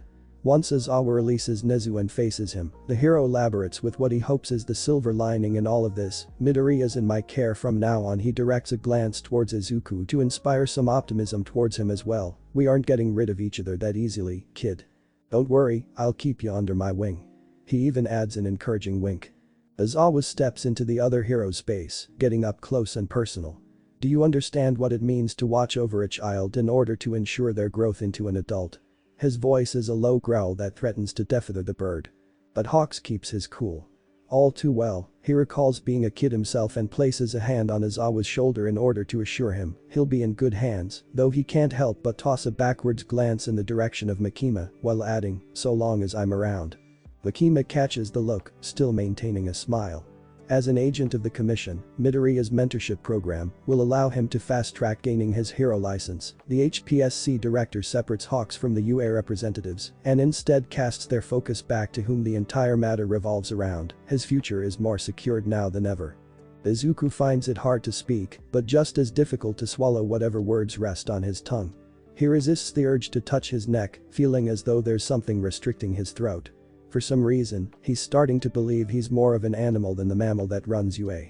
Izuku's control taken from him, he's no better a pet to the commission than Hawks being kept in a birdcage with his wings clipped. He starts to realize what this feeling is. He's been collared by Makima. Meanwhile, Tamura Shigaraki has acquired his own personal pet project. Floating in a tube sized to fit a human body, Stain sleeps within a chemical bath of gelatinous liquid. Wires feed into the hero killer akin to the medical equipment currently attached to Izuku within his hospital room, except these connectivities serve a different purpose. Leering with a simper stretching across his scarred mouth, Shigaraki enjoys what Dr. Garaki cooks up. The mad scientist goes through the usual recycled treatment of enhancing human genetics, the DNA formula for a basic Nomu genome, gradually transforming the mortal being into a monster. As for what idiosyncrasy will be applied to the newly acquired model, that's been left up to the young master of evil. Shigaraki hadn't suggested anything original or entirely unique. Instead, he requested something ironic. Something suitable to Stain's core functionality. Protrusions from the figure's arms, instruments that the base body has ingrained skill to use, shimmer with sharpness. An equal extension is attached to the hero killer's skull. It's a mimicry of the boy with the chainsaws. It's something concocted personally for the brat. A rival to the hero hopeful. A hero killer. A villain. Garaki and Shigaraki admire their creation with sadistic glee. The Nomu should be fully operational within the next few weeks, Garaki gives his time estimation as he reads the status report output from his tablet. He half expects the young master of evil to complain about the wait. Instead, Shigaraki laughs, causing Garaki to glance up. No. Not Nomu. Let's give this one a special name. Shigaraki feels something blossom in his chest that he wasn't able to feel when he was gifted Pochita as a pet. This feeling, new and unfamiliar to him, puts him in a good mood. He keeps his pinky raised as he places his hand against the testing tank. Araki, though pleased to see the young master admiring his handiwork, feels a sense of unease. It's uncanny. Maybe Shigaraki takes after his sensei after all. Oh. His mustache bristles as he forces a smile. Shigaraki nods, grinning. I'm thinking Katana Man. Chapter 37. Marking her notes in curved kanji, Kyoka underlines the final few verses. Song lyrics complete, music symbols etched and highlighted to pattern every word, she dots the end of her completed work. A partial smile sneaks its way onto her face as she reads it back. It's something she'd started for him when he put himself in the nurse's office during the sports festival. She finds it amusing that she's finished it now that he's put himself into the medbay again. Kyoka closes the notebook and tucks it away for later. As embarrassing as it'll be to share, she hopes the numbskull likes what she wrote. Considering the troublesome boy a second more, the girl starts to glance around the classroom. He usually arrives a few minutes early to school, and yet, there's still no sign of him. Izuku's desk is completely vacant. Something seems off. Kyoka checks the clock mounted above the door and waits a while longer with some hopefulness that he'll walk in from the entrance. When Kaminari steps through the doorway instead, she inwardly groans. There's still some time until Izawa-sensei arrives. She stands up, scooting her chair back, and ventures to question some of her peers. Boy, Kyoka flags down Iida with a wave. The bifocaled boy glances up, robotic movement even more stifled than it usually is. She can't blame the poor guy.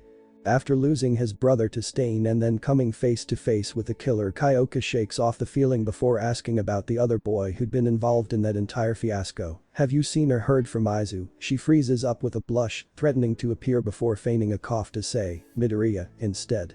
Iida balks, hesitation evident in his stiff demeanor. But the Tin Man must have some oil in his joints, since he eventually does manage to move. The boy slides his bifocals up the bridge of his nose before fixing the eyes behind their lens on Kyoka. I'm afraid I haven't. Not ever since he trails off, voice stalling like there are engines in his throat instead of his calves. Iida clears his throat before recovering and apologizing, sorry Jiru. Iida hasn't been the most social butterfly in their class, but he certainly has still been vocal in the past. To see the boy so closed off now, it's reminding her of the way he acted after the sports festival. He's hiding something.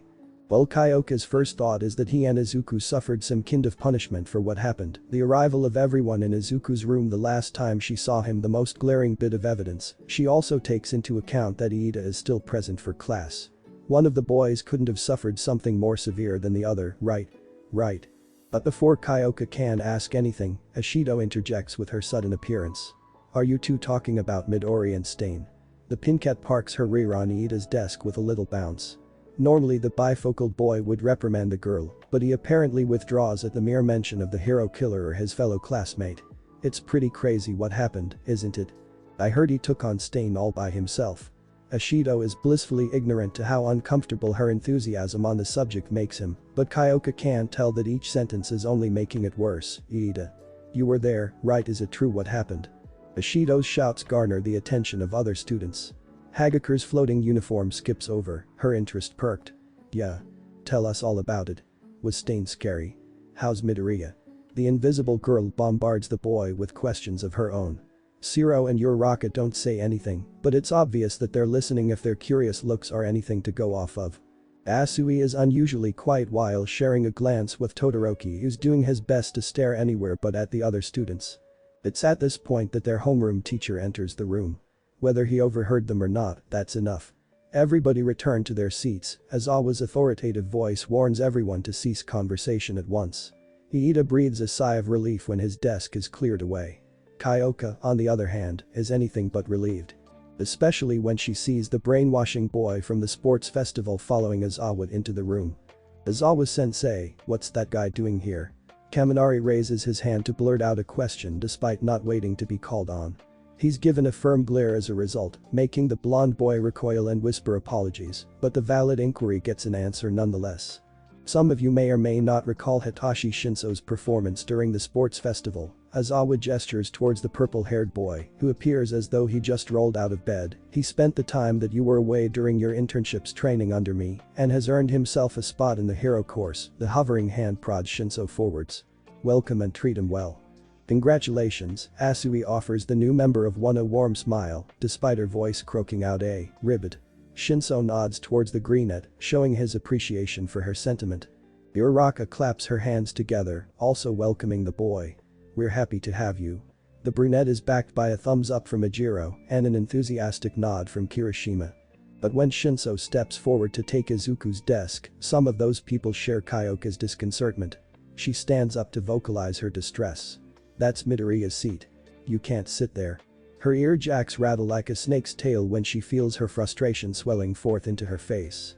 Heated red, her cheeks puff up with embarrassment, but she isn't so willing to sit back down and surrender over it. Jiru, Aizawa's stern stare doesn't match the tone of his voice as he addresses her outburst. That kind of behavior will not be tolerated. Here he has a hard look on his face, but Kyoka can hear his crestfallen tone, thanks to her quirk. That's somehow worse than being reprimanded. She feels a pang in her chest. She already knows why he must sound this way before he says it. Shinso will be taking the place of Midoriya, and as such, will be using Midoriya's desk. What? Kirishima shoots up from his seat. His chair scapes across the floor's tile before toppling over. But that's not fair. And throws his hands up to then slam them down on his desk. Yeah, Zero nods fervently.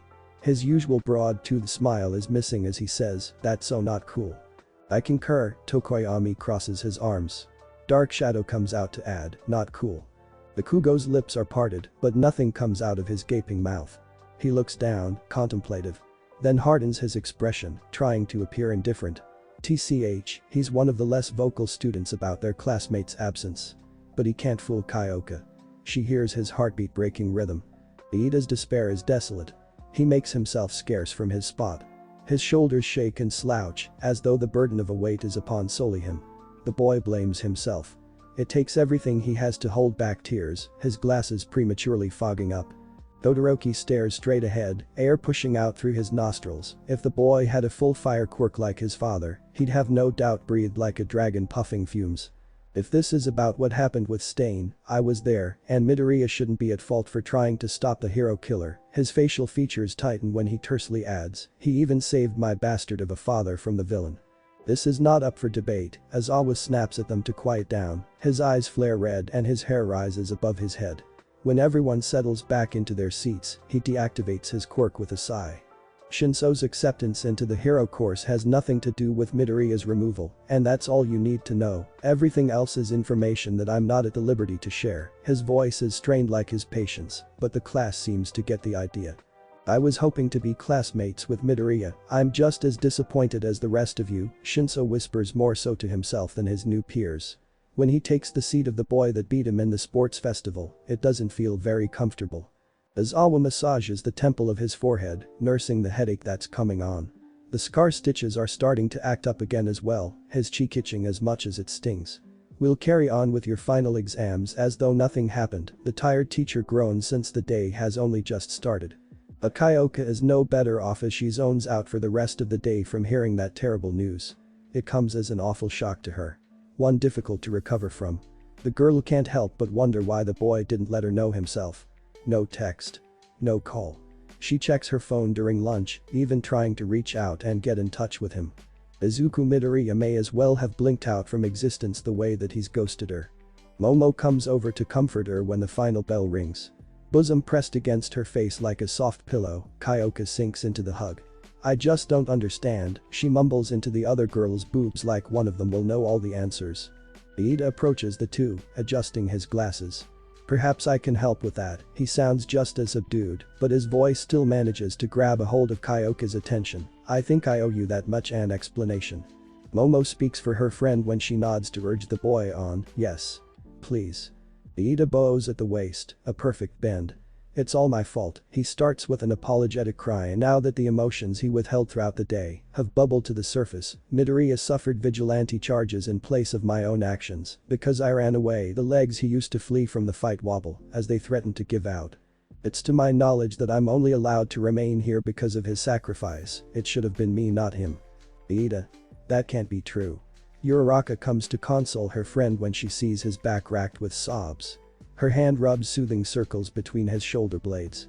The other members of Class 1 surround them as well, having overheard his cries too. It is, Iida sniffles as he corrects his posture. He takes the handkerchief from his coat pocket to wipe his glasses clean before clearing his throat. The treatment of which Midoriya and I have received is reflective on the law, but I can tell you that I'm just as deserving of a harsh punishment in such a case. He suppresses a rebound of tears and keeps his composure as he looks at the class crowded around him. Asui brings a finger up to her chin, an inquisitive gesture. What was your punishment then? She asks with a curious tilt of her head. Remedial courses and additional summer camp. Kaminari and Ashido wince, while the rest of the class are smart enough to know that's not exactly a punishment in Iida's case, though I've been informed that failure to meet expectational standards will result in my provisional license being revoked. Why couldn't they have given Midoriya the same treatment? Todoroki doesn't hide his displeasure when a full frown overcomes his face. Iida's shoulders lift, giving a half-shrugged response. I can't accept a second chance in good confidence if they refuse to offer the same opportunity to Midoriya. He looks down as though hesitating before returning his gaze to the group and saying, and as such will be denying my redemption by withdrawing from the hero course. What? Shiro gawks at the boy as though that declaration was given by a second grown head. Are you crazy? Hagakure exclaims loud enough to be noticed while flapping her arms around for extra measure. Ejiro has to grab a hold of the girl to calm her down, a bead of sweat rolling down his forehead. Yeah, come on man, don't do that, Kirishima grimaces at the thought of having to leave the hero course. But Iida shakes his head, denying their inclinations for him to stay. It's only right that I undergo the same punishment. His chin tilts down, and he closes his eyes when he confides in them the deeper reasoning for his decision. Besides, the hero killer was right when saying it's unbefitting of a hero to seek revenge. I not only got native killed, nearly myself included, but I made Midoriya suffer consequences that should have been mine to endure. All due to my selfishness to seek vigilante justice. Ejiro flicks his tail back and forth, nodding along with its movement. I guess I can understand that. He reflects on the sports festival and a similar choice he had to make. Shinso shares a look with the blonde. Thank you everyone for understanding. Iida manages a small smile and even accepts some hugs from his friends like Uraraka or Asui. It's been a pleasure attending class with you all, and I shall miss you deeply. His farewell isn't so stoic compared to the start of the semester. It's actually rather heartfelt. Kyoka can hear everyone's beat dropping a decibel. Even her own. Well, that was a bummer talk about a mood killer. Ashido deflates from exhaustion once Iida leaves. But the girl recovers promptly, gaining a second wind when she comes up with a brilliant idea. I know what'll cheer everyone up. How about a class outing? She drapes an arm each around Hagakure and Kirishima to capture at least 2 people. Oh, I dunno, Uraraka wavers with her decision. She forces a chuckle out while tapping her padded fingers together. It's not like her school uniform skirt allows for any pockets to carry a wallet. And even if she did have a purse, she's not so sure she can afford to go anywhere. Yeah, Ejiro scratches the back of his head as he glances around at the others. The timing isn't exactly the greatest, what with Iida and Midoriya leaving. That's exactly why we need to do something though. To brighten the mood. Ashido shakes Hagakure and Kirishima with her exaggerated movement while whining, come on. We've got to commemorate them and welcome Shinso to the class and celebrate our internships. There's so many reasons to do this. Pass, Shinso mumbles from his spot behind the collection of classmates. He's been trying to sneak his way past them all in order to slip through the door unnoticed, but they're too bunched together to pull it off. Haminari comes out of nowhere and ropes an arm around the boy's shoulders, both of them wobbling off balance from the tackle. But then how would we be able to get to know ya? The blonde surges with more energy than his quirk is capable of generating as he flashes a grin and a thumbs up towards Ashido, count us in. This is a great bonding idea. See? Kaminari agrees. Ashido matches the boy's gesture before gravitating towards the other people who haven't shared their opinions yet. Who else is down? Shiro shares a look with Tokoyami, both boys shrugging. Shiro's trademark smile returns, teeth and all. Koda, though shy, timidly nods with a raised hand to affirm he'd like to come along.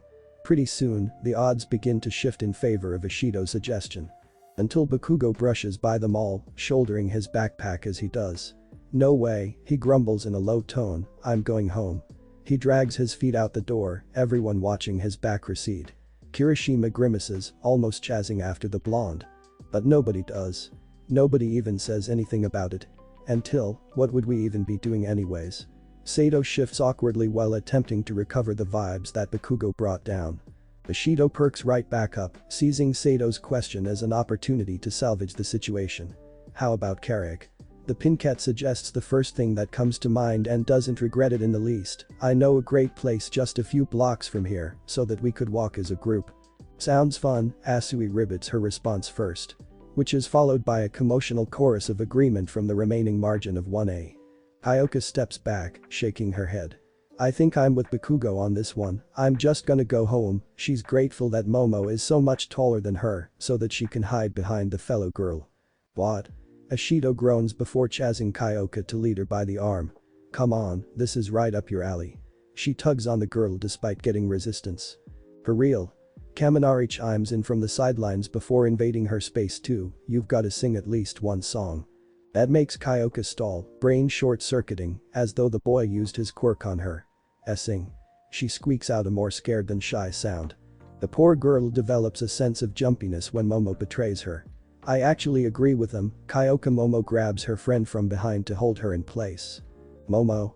Kyoka whimpers in a vain attempt at receiving mercy as she tilts her head back to gaze up at who she thought was her friend. But Momo doesn't release her hold, not even surrendering to puppy eyes. I think this is just the kind of thing you need to cheer you up. She gives Kyoka's shoulders a soft squeeze to tenderly usher the girl on, it'll be good for you. Kyoka starts to object but finds her voice cutting itself off. For some reason, her eyes are drawn to her backpack, where she keeps her composition notebook. The girl relents, fine, accepting her fate. The class cheers over their victorious peer pressure. Kyoka can't help but smile a little, happy that they convinced her. Ashido pumps her fists into the air, squealing with excitement. She single-handedly managed to convince the whole class aside from Bakugo to go. Even Todoroki somehow gets coerced into tagging along. The gang heads for Ashido's fabled karaoke club. Fortunately for them, she didn't exaggerate the distance. It's a short trip that results in a good time. Momo pays for everybody to get a song each, the class sharing a VIP booth for a private concert. With mood lighting coupled with a disco ball turning above, it's a setting that everyone can get behind, both Tokoyami and Aoyama satisfied with it. Since it was her idea, Ashido takes the microphone first. Her singing, though not the greatest, is full of confidence. More applause is due to her busting out some breakdancing moves to compensate than her voice. It's a better performance than what Kaminari follows with, at least. Kyoka can hardly stifle her laugh. The electric blonde misreads half of the lyrics and remains off-key the entire time. Everybody takes their turn, cycling through songs of their choosing. The most memorable had been Todoroki's strange pick to do Let It Go from Disney's Frozen, enhanced by Kirishima and Shiro providing background vocals, and Momo's cover of Miki Matsubara's Stay With Me. But now it falls on Kyoka to close out their remaining time. She shrinks in her spot on the sofa, mortified when everybody begins chanting her name. Alright. Kyoka gives into their peer pressure once more with a cry of defeat. She whines all the way to the stage despite Momo's encouraging gestures. Ashido whistles with Hagakure as they hype her up, making the poor girl's anxiety skyrocket. She fidgets in place as she scrolls through the song selection options. But Kyoka's eyes find themselves wandering to her backpack again. Where her notebook is. Momo had said this outing might be good for her. But maybe not to forget about Izuku. Rather, if she's not so certain she'll see him anymore, this might be a good chance to sing his song for him even in his absence. The girl musters up enough courage to hold out her hand and request Momo give her the notebook. She'll be brave and sing her latest work. Class 1 she'll be her test audience. Effort, her voice carries well within the room's confined space as she starts, Future, the instrumental beat picks up, and the disco ball lights up the room, a beautiful star. Kyoka closes her eyes, knowing the lyrics by heart, the notebook just for reference and comfort. She tries to imagine Izuku in her head, a picture of what he's doing forming in her imagination. Laundromat's empty, must be my lucky day. The sun should be setting right about now. Izuku leaving UA, he probably packed his bags to go to wherever he's headed next. It's about time I said bye-bye to this crud. Izuku heads for the black car waiting for him on the side of the street. His luggage goes in the trunk as he gives his house one last look, a for sale sign tainting its appearance. Bakugo, living in the same neighborhood, walks along the same sidewalk. Izuku turns to look at him, sun shining down between the two. Their eyes meet despite how bright a glare each beam gives off. Who is it? Who is whispering in my head? Kyoka loses herself to the song as she vocalizes the words that she wrote, the greedy voices keep singing, begging for more. The two boys don't say anything to one another. There's nothing to be said. Izuku nods. Bakugo nods. It's the same path that they currently occupy, but they're going in separate directions. Izuku turns to go first, ducking into the vehicle waiting for him. It's not until the car door shuts behind him that the other boy walks away. I just want to be satisfied. Kyoka wraps her arms around herself in a self-imposed embrace, doing the bare minimum. I want to grab that heart of yours with my bare hands. She imagines Izuku's familiar sound, hearing it within the song. The throbbing, the pulsation, it surges forth as Kyoka cries out passionately.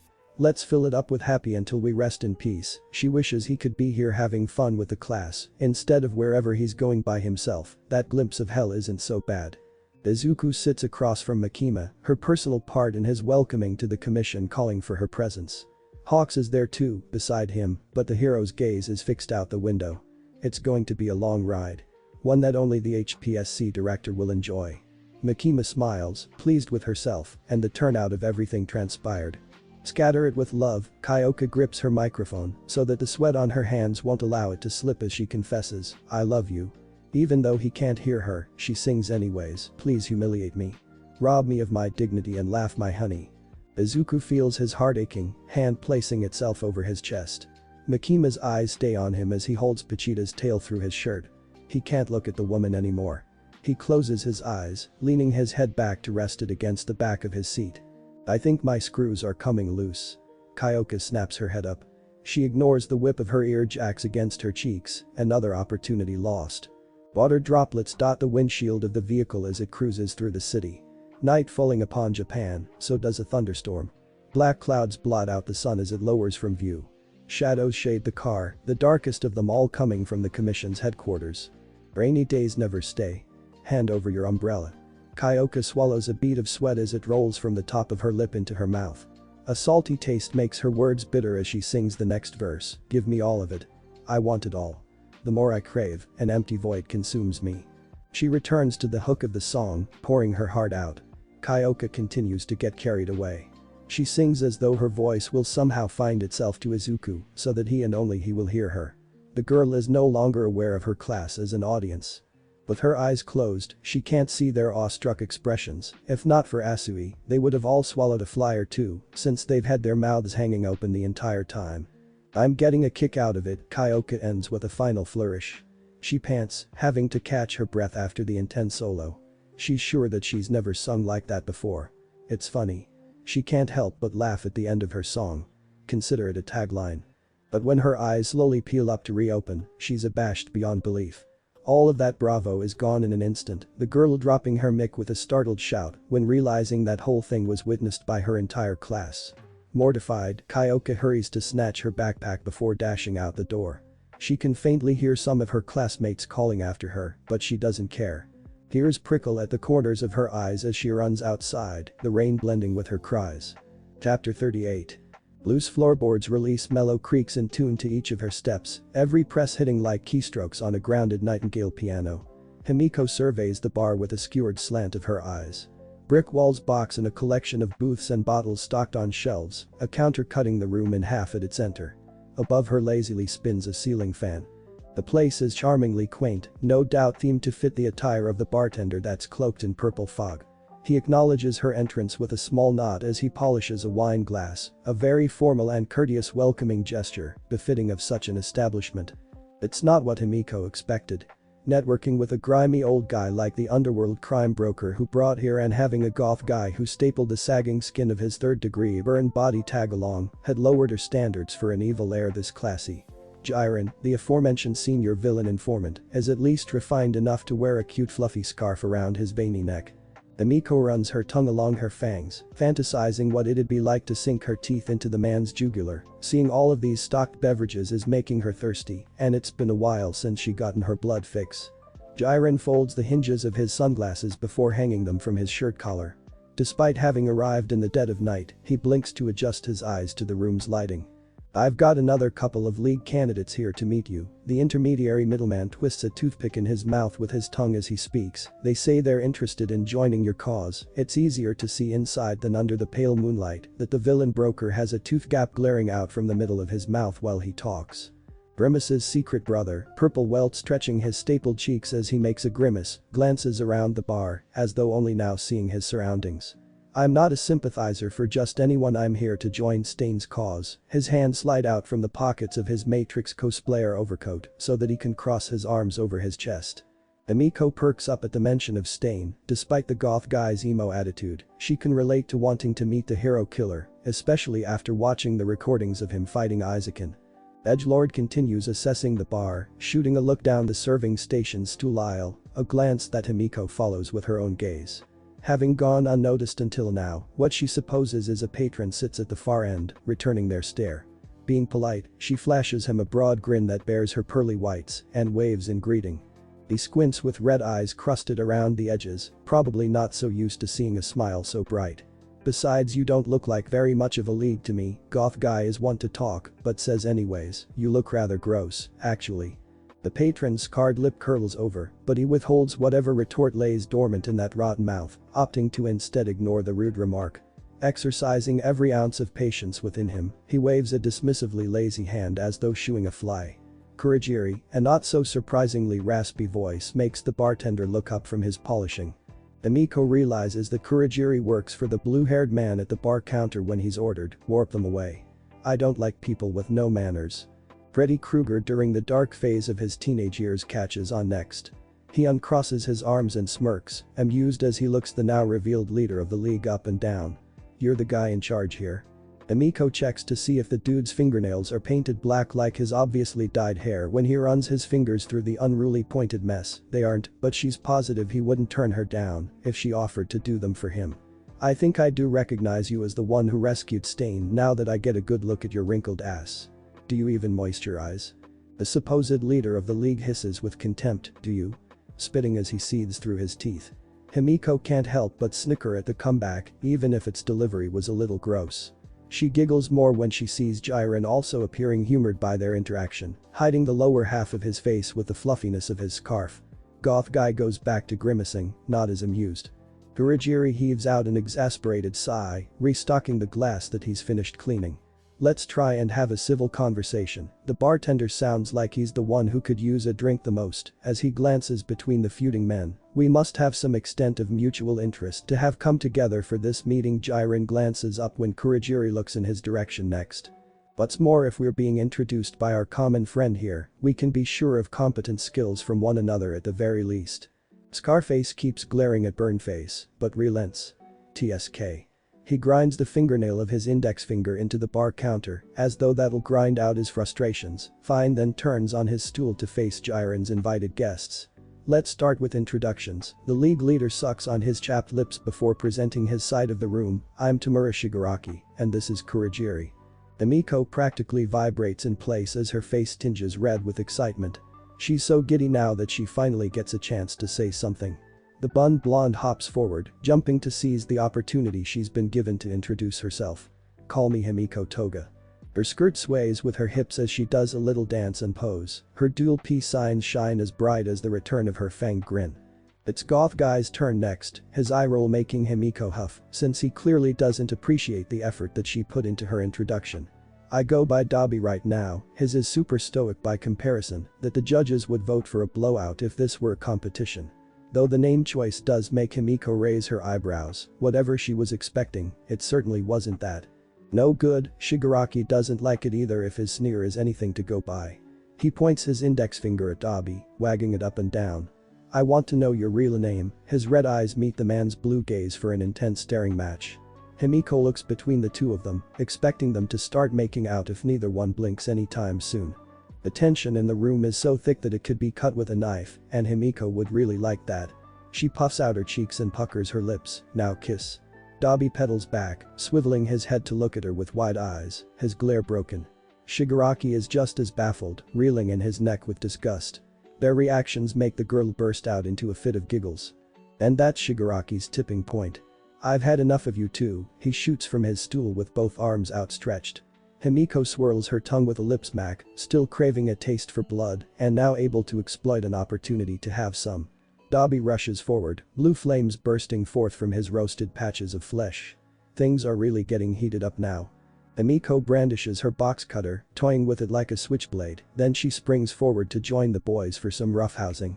Swirly, twirly, spinny splotches obscure Himiko's path. They're making her dizzy. So much so that the dark spots throw off her aim, box cutter stabbing through a purple portal instead of Shigaraki. Dobby's superheated fire is swallowed up and redirected from doing harm as well. Himiko plants her feet, forcing all of her leg strength to accumulate for a pushback. She expects Shigaraki's attack to be the only one that lands now. Except, even the grimy groper gets intercepted by the warp gates. His hands pass through holes, appearing underneath them where they grab at nothing but air. I've had enough of all of you, Kurogiri grumbles from behind the bar counter. You'd better behave yourselves. Even though the bartender has no apparent tangible face beneath all the smog covering his head, he places a hand there as though to massage and smooth out whatever tension. Himiko retracts her arm from the portal that stopped her before it closes with all the others. Start over if you must. There's no reason to start over. I already told you why I'm here. I came to see Stain. Dobby emits a streak of steam from his burns after the flames die out. Enveloped in a fog of his own making, his shadow is defined by his eyes that glow as radiantly blue as his fire did. Hissing with heat, the villain cocks his head in search of his kindred spirit. Where is he? Shigaraki tilts his head at an opposite angle, cyan mop of greasy hair hanging to one side as he does so. Saggy skin around his eyes and mouth twist in an upturned expression, a simper playing at his features. Getting a makeover, the man who is in much need of one himself has a tickled tone as he returns to sitting at the bar's serving station. Kurogiri slides Shigaraki a shot of whiskey, the villain snatching the glass and swallowing it down in one swig. Chapped lips moistened, he seems more at ease now as he says, Stain serves under me. If you want to join him, then you'll join me. Emiko turns the box cutter in her hand left to right, weighing her options. When she makes her decision, she pops its razor back into its compartment. I don't really care so long as I get to see Isaacin again, she shrugs before plopping herself down onto one of the comfy cushioned booths of the bar. It feels good to stretch out her legs across the seat, her back arching as she shows more feline qualities than just her eyes. Shigaraki and Dabi ignore her, still too fixated on each other to pay the girl any mind. Dabi shifts to the side, caught between heading for the door from which he arrived or aligning himself with the league. Ultimately, even if his choice comes with a resigned sigh, he decides to share a stool with Shigaraki at the bar. He waves for Kurogiri to pour him a glass of scotch. "We're working towards creating a future without heroes regardless, so I'll play nice for now." "Create." Shigaraki scoffs while grabbing his own glass. He downs his second shot before slamming the cup on the counter. All 5 of his fingers curl over to grip it tighter. "We're going to destroy the future." A decompositional decay turns what he touches to ash. Izuku hits the ground, crashing like he'd say his future has. He has to reverse his roll with a fall to avoid being pierced by a volley of sharpened plumage. Sweat shines with a gleaming spin of rotating chains, each of the boy's arm bars bracing against the impact of the floor. Hawks has been taking it easy on him, pointed feathers flying past him at a rate he can manage. Yet, the training still pushes him to his limits. He never manages to get in close enough, despite the hero wearing quirk dampening weights on his wrists and ankles. "Refine your chain control," the boy's mentor repeats what he's said at least 1,000 times already. Refine, refine, refine. The parroted advice is starting to get on Izuku's nerves. Unsheathing from their slots, the chains spin loose to lash out. He whips the untethered fetters with his arms. They twist like tails with minds of their own, only moving in a vague direction, depending on where he aims them. Izuku already knows what Hawks will say before it said, "You have to refine your control over them." "I know," Izuku grinds out his response through a bite of frustration. It's not the same as grappling a large immobile object like a building though. Nor does he have the benefit of an enclosed environment such as an alley. The massive space of the training room leaves only him and Hawks, the hero flying circles around him. He tugs down, a snapback of the chains returning them to their sawing systems. It's better that he starts over when Hawks gets so far out from him. Izuku flips over a flurry of feathers. Carried by the motion of his momentum, he releases his chains again, so that they fly faster. Hawks flaps his wings to move back. His mentor makes dodging his attacks look so effortless.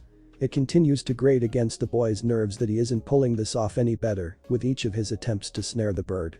Unraveling farther out only limits the extent of his prowess with his chains. He has to keep reeling them back in like a line without a hook. Izuku leaves himself vulnerable during the process of reconnecting the fetters. Saws without blades to slash or whip expose his body to a blunt collision from Hawks. The hero barrels into him, sending him head under legs in a full spiral flip. Izuku exhausts the remainder of his energy storage when he slams into the ground, wind knocked completely out of the boy. Despite his struggles to sit up, there's no standing on his feet anymore. He lets himself slump a bit, chainsaws retracting and his face returning to its usual freckled form. It's no use, Izuku hangs his head in defeat. He stares down at his hands, folding his fingers over so that they make a set of fists. "They're too disconnected from me." The missing chain links and saw bars could still be there, and he'd still feel numb. "Kid, come on, don't just give up." Hawk slowly descends to a decent distance to talk, but never stops hovering. He gestures for his protege to raise his head. Hawks waits until the boy does before offering an encouraging smile. Izuku sighs. While he'll humor the hero by lifting his chin up, he still won't force himself back onto his feet for another round of hellish training. Not when the end result is pointlessly nothing. Why are you so dead set on this whole chain controlling shtick anyway? He instead leans back to prop himself at an angle with his arms as a sturdy support. Hawks places his hands on his hips. Innovativeness with one's quirk is important within our line of work. It seems like Izuku's mentor is actually about to drop some heavy knowledgeable stuff on him. That is, until he admits with a slight chuckle, "Plus this is all I know how to teach you." Izuku raises his eyebrows, his stare becoming more and more skeptical. "All you've been teaching me is how to fall on my ass," and his current demeanor sitting on his sweat-soaked bud is plenty proof to back his remark. "Better than your head," but Hawks is ready with his own witty retort. The hero's smile stretches into a toothy grin that's more goofy than aloof. Izuku doesn't smile back. He fixes his mentor with a glare. Being forced into this, he'd at least expected something in return. Leaving behind his friends and UA, he had hoped a hero of Hawk's stature would teach him how to be better. It's pretty bad training when a student is willing to say they'd rather be taught by Aizawa.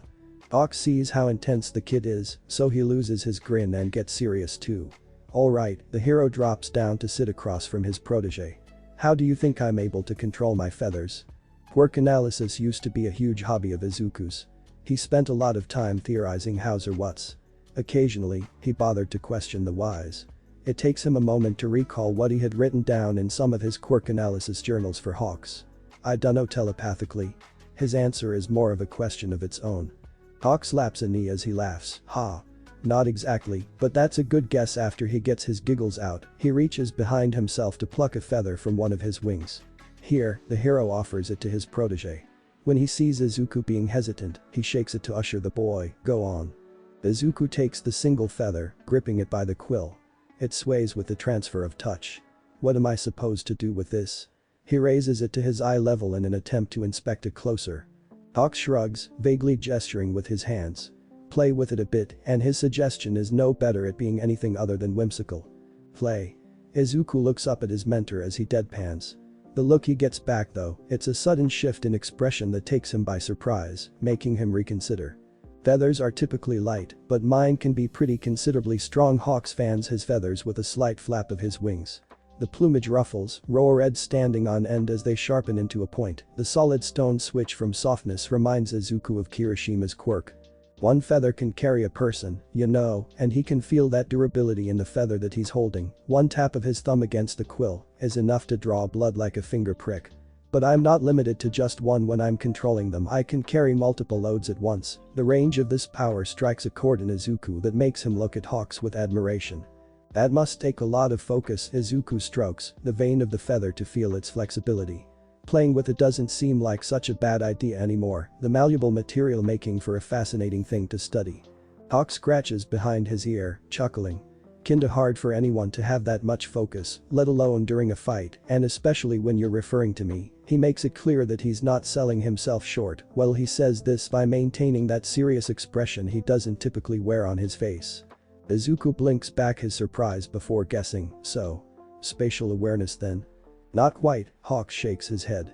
He lifts a finger to twitch in unison with what he explains next about his quirk. My feathers are sensitive as they are strong, allowing me to feel vibrations in the air during reconnaissance. Izuku cocks his head to the side, mulling that information over, as though it carries a lot of weight. Like echolocation.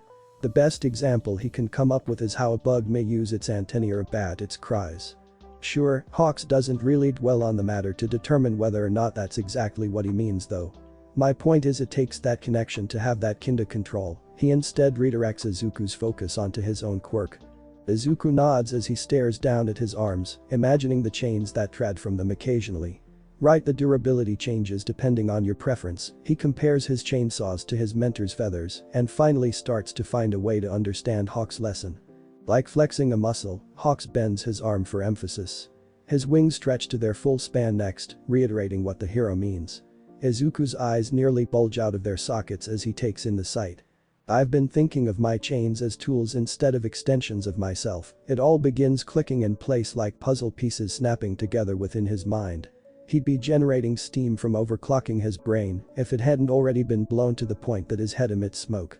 Hawks laughs when he sees that he finally got through to his protege. Give my way a go next time and see if the results are any different. He ruffles the boy's hair a bit and then stands up to get things moving again. Worth a shot, right?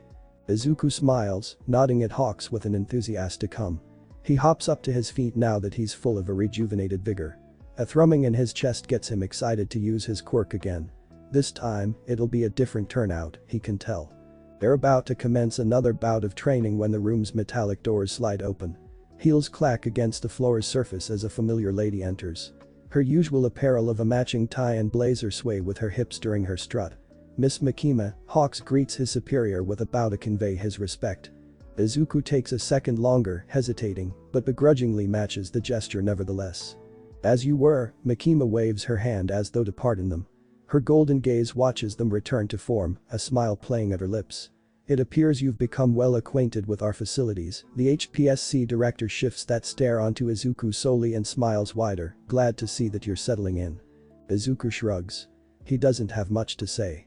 Well, he has a few words for her, but his mom taught him that he shouldn't speak if he has nothing nice to say. Hawks shares a look with the boy, getting the gist of that, and the two communicate silently through their glance, then to decide he'll talk for the both of them.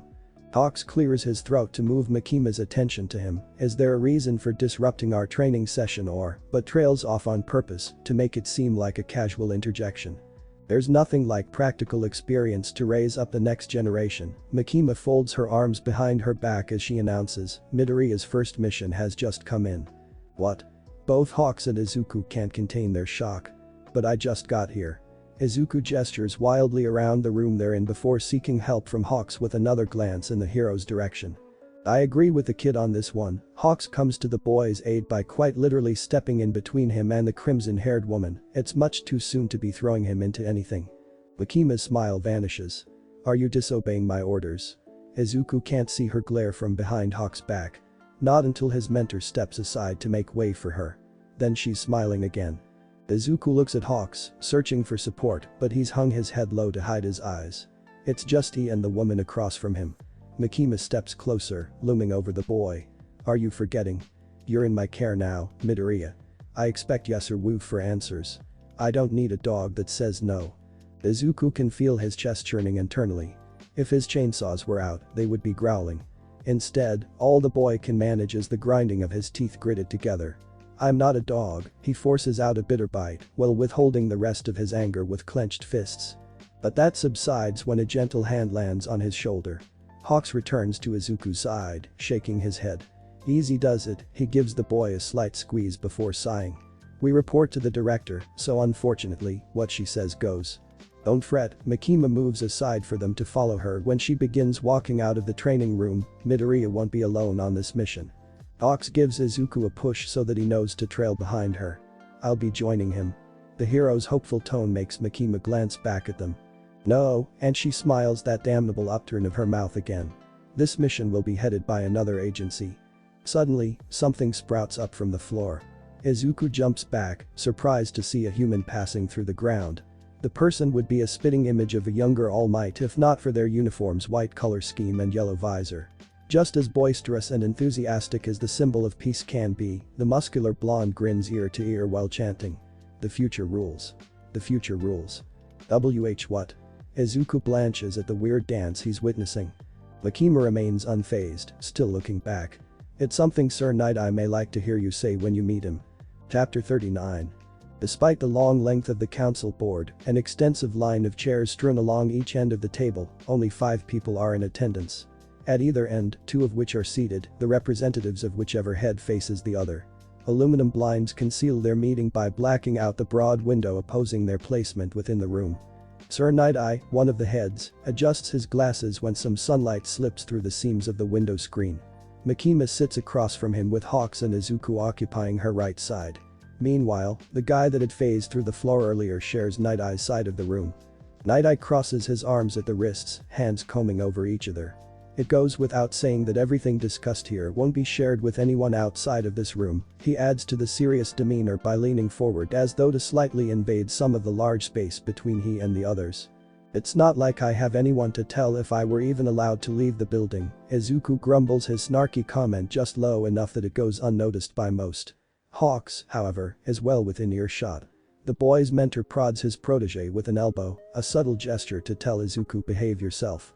Heroes can always rely on the HPSC. Makima matches Night-Eye's triangular formation with her own arms. Except that hers is much more relaxed, her chin resting atop her knuckles as she leans her head forward rather than her body. Besides, secrets are our speciality. The woman shows a sly smile that makes it difficult for anyone to read whether she's joking or not. Night-Eye hums, humored nonetheless. Then we have that in common at the very least, he delivers his own stoic statement. The blonde boy with him stifles a laugh. Night-Eye leans back, uncrossing his arms, and sets his hands upon the elongated desk. Shall we lay it all out on the table then? May as well. Hawks shares a look with Makima who nods to convey her agreement. Izuku swallows down whatever words he could say and nods as well. Night-Eye takes this as a sign of good faith, shooting a glance towards the blonde boy for one final confirmation, and then fully committing to the gathered arrangement. Bubble girl, he signals for his secretary to enter the room momentarily. When she does, he has her pass out manila folders. Izuku notes that all of the files are stuffed with documents. These are summarizations of all that we gathered. The boy can only imagine what a detailed report would look like. What is it that you've gathered? Hawk sneaks a peek into his own folder before glancing up to address everyone with a joke to lighten the mood, for those of us who prefer picture books or manga rather than novels. The blonde boy chuckles, laughing at every single quip anybody makes apparently. Izuku rolls his eyes. For the past 2 weeks, the Night Eye Agency has been conducting an investigation of the designated villain group known as Shai Hasekai. Night Eye begins breaking down the contents of the folders that have been handed out. Izuku peels open the cover of his own file to see all sorts of villain bios first and foremost. It's to our knowledge that their organization's leader has fallen ill, and the new young head Kai Chisaki is in line to take over. Night Eye covers the main 2 profiles first. They're a pretty nasty bunch. The heroes +1 chimes in to regard the other members of the villain group. Regarded as the 8 bullets, or the precepts of death, it seems Chisaki already has underlings beneath his own boss's underlings. The commission has been aware of the Yakuza's activities here in Japan for a while now. Makima slides her personal file aside with a dismissive sidelong stare. Without even bothering to open the folder, the HPSC director disregards its contents. Though they tend to fall under the radar, opting to operate in the cracks and crevices left behind from other villain groups, rather than join the front lines, the woman has her own refined report of the organization anyways. Yes, well, the fights that create those cracks could get a little broader. Night Eye insists on sharing his agency's records though. He refers to his own collection of documents to present his findings. Chisaki may be more willing to rear the Yakuza's ugly head. Hawk snaps his fingers, catching on to the meaning of it all. Ah. So that's what this is about. You want to nip them in the bud before it's too late. He hasn't really looked through the folder either, but he's at least paying attention. Precisely, Night Eye nods. Izuku flips through his folder, the only one still reading at this point. His eyes widen when he sees what else has been disclosed about the Yakuza. They're already looking to expand their reach, contacting other criminal organizations to expand their empire. And then there's this. Night Eye's Tagalong speaks up once more to add an even more alarming piece of input. The Discount All Might produces a photo of a child, originally assumed to be part of a human trafficking front or similar standard abduction methods. We've discovered this young girl is a part of something bigger planned. Izuku feels dread dredging up. The girl in the picture is covered in bandages. She's also clearly malnourished. He can't even imagine what kind of cruel treatment she's getting. Any idea what? But he still dares to ask anyway. Midoriya, Makima interjects before the boy can get an answer. She bores into him with her symmetrical stare. Well, you pose a good question. It would be best that you remain silent and simply listen. Her voice is soft-spoken, but sounds so heavy that it weighs him down. It's fine, fortunately. Night Eye interposes with an assuring gaze behind his glasses. We haven't gotten that far into the investigation just yet anyways. Hawks closes his eyes, not so enthusiastic about the next epiphany he has, so he refrains from snapping his fingers. That's why you came to us. His sigh is more of an exhale as he reopens his eyes to look towards his superior. Any other authority would decline a suggestion to raid an institution without further evidence. Makima puts it into layman's terms. She rests her cheek against a propped hand, lazily mulling over how to put it in even simpler words.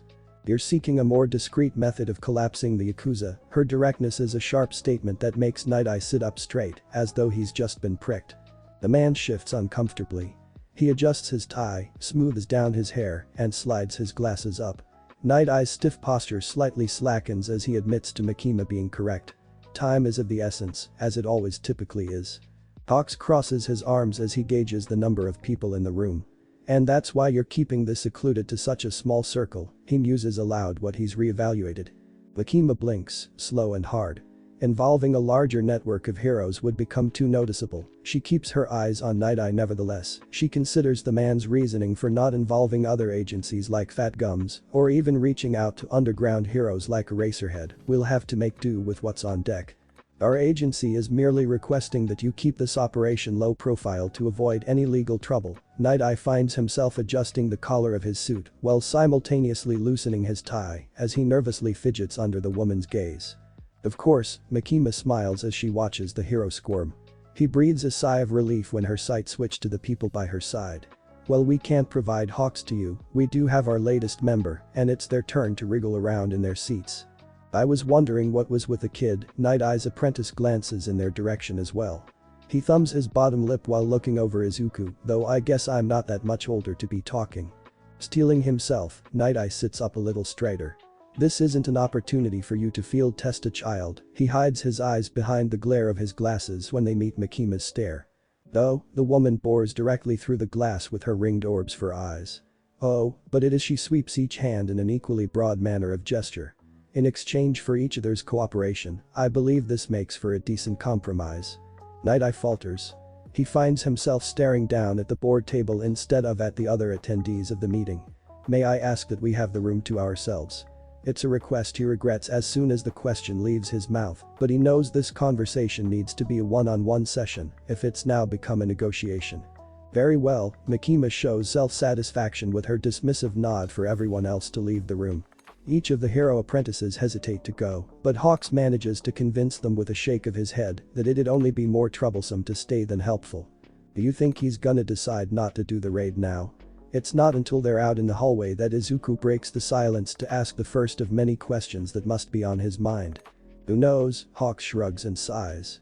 He shoves his hands into the pockets of his coat, sulking in a sense, since he knows he likely doesn't have any answers for the other questions his protege might ask. Hawks hopes for a silver lining though, when he offers an assuring smile to the kid. I guess that wouldn't be the worst case scenario, right? It's the boy's turn to shrug and sigh. I dunno, he mirrors his mentor's hands in pockets demeanor. I've changed my mind about being forced into this after seeing that little girl except Izuku is clearly more resolute than sullen.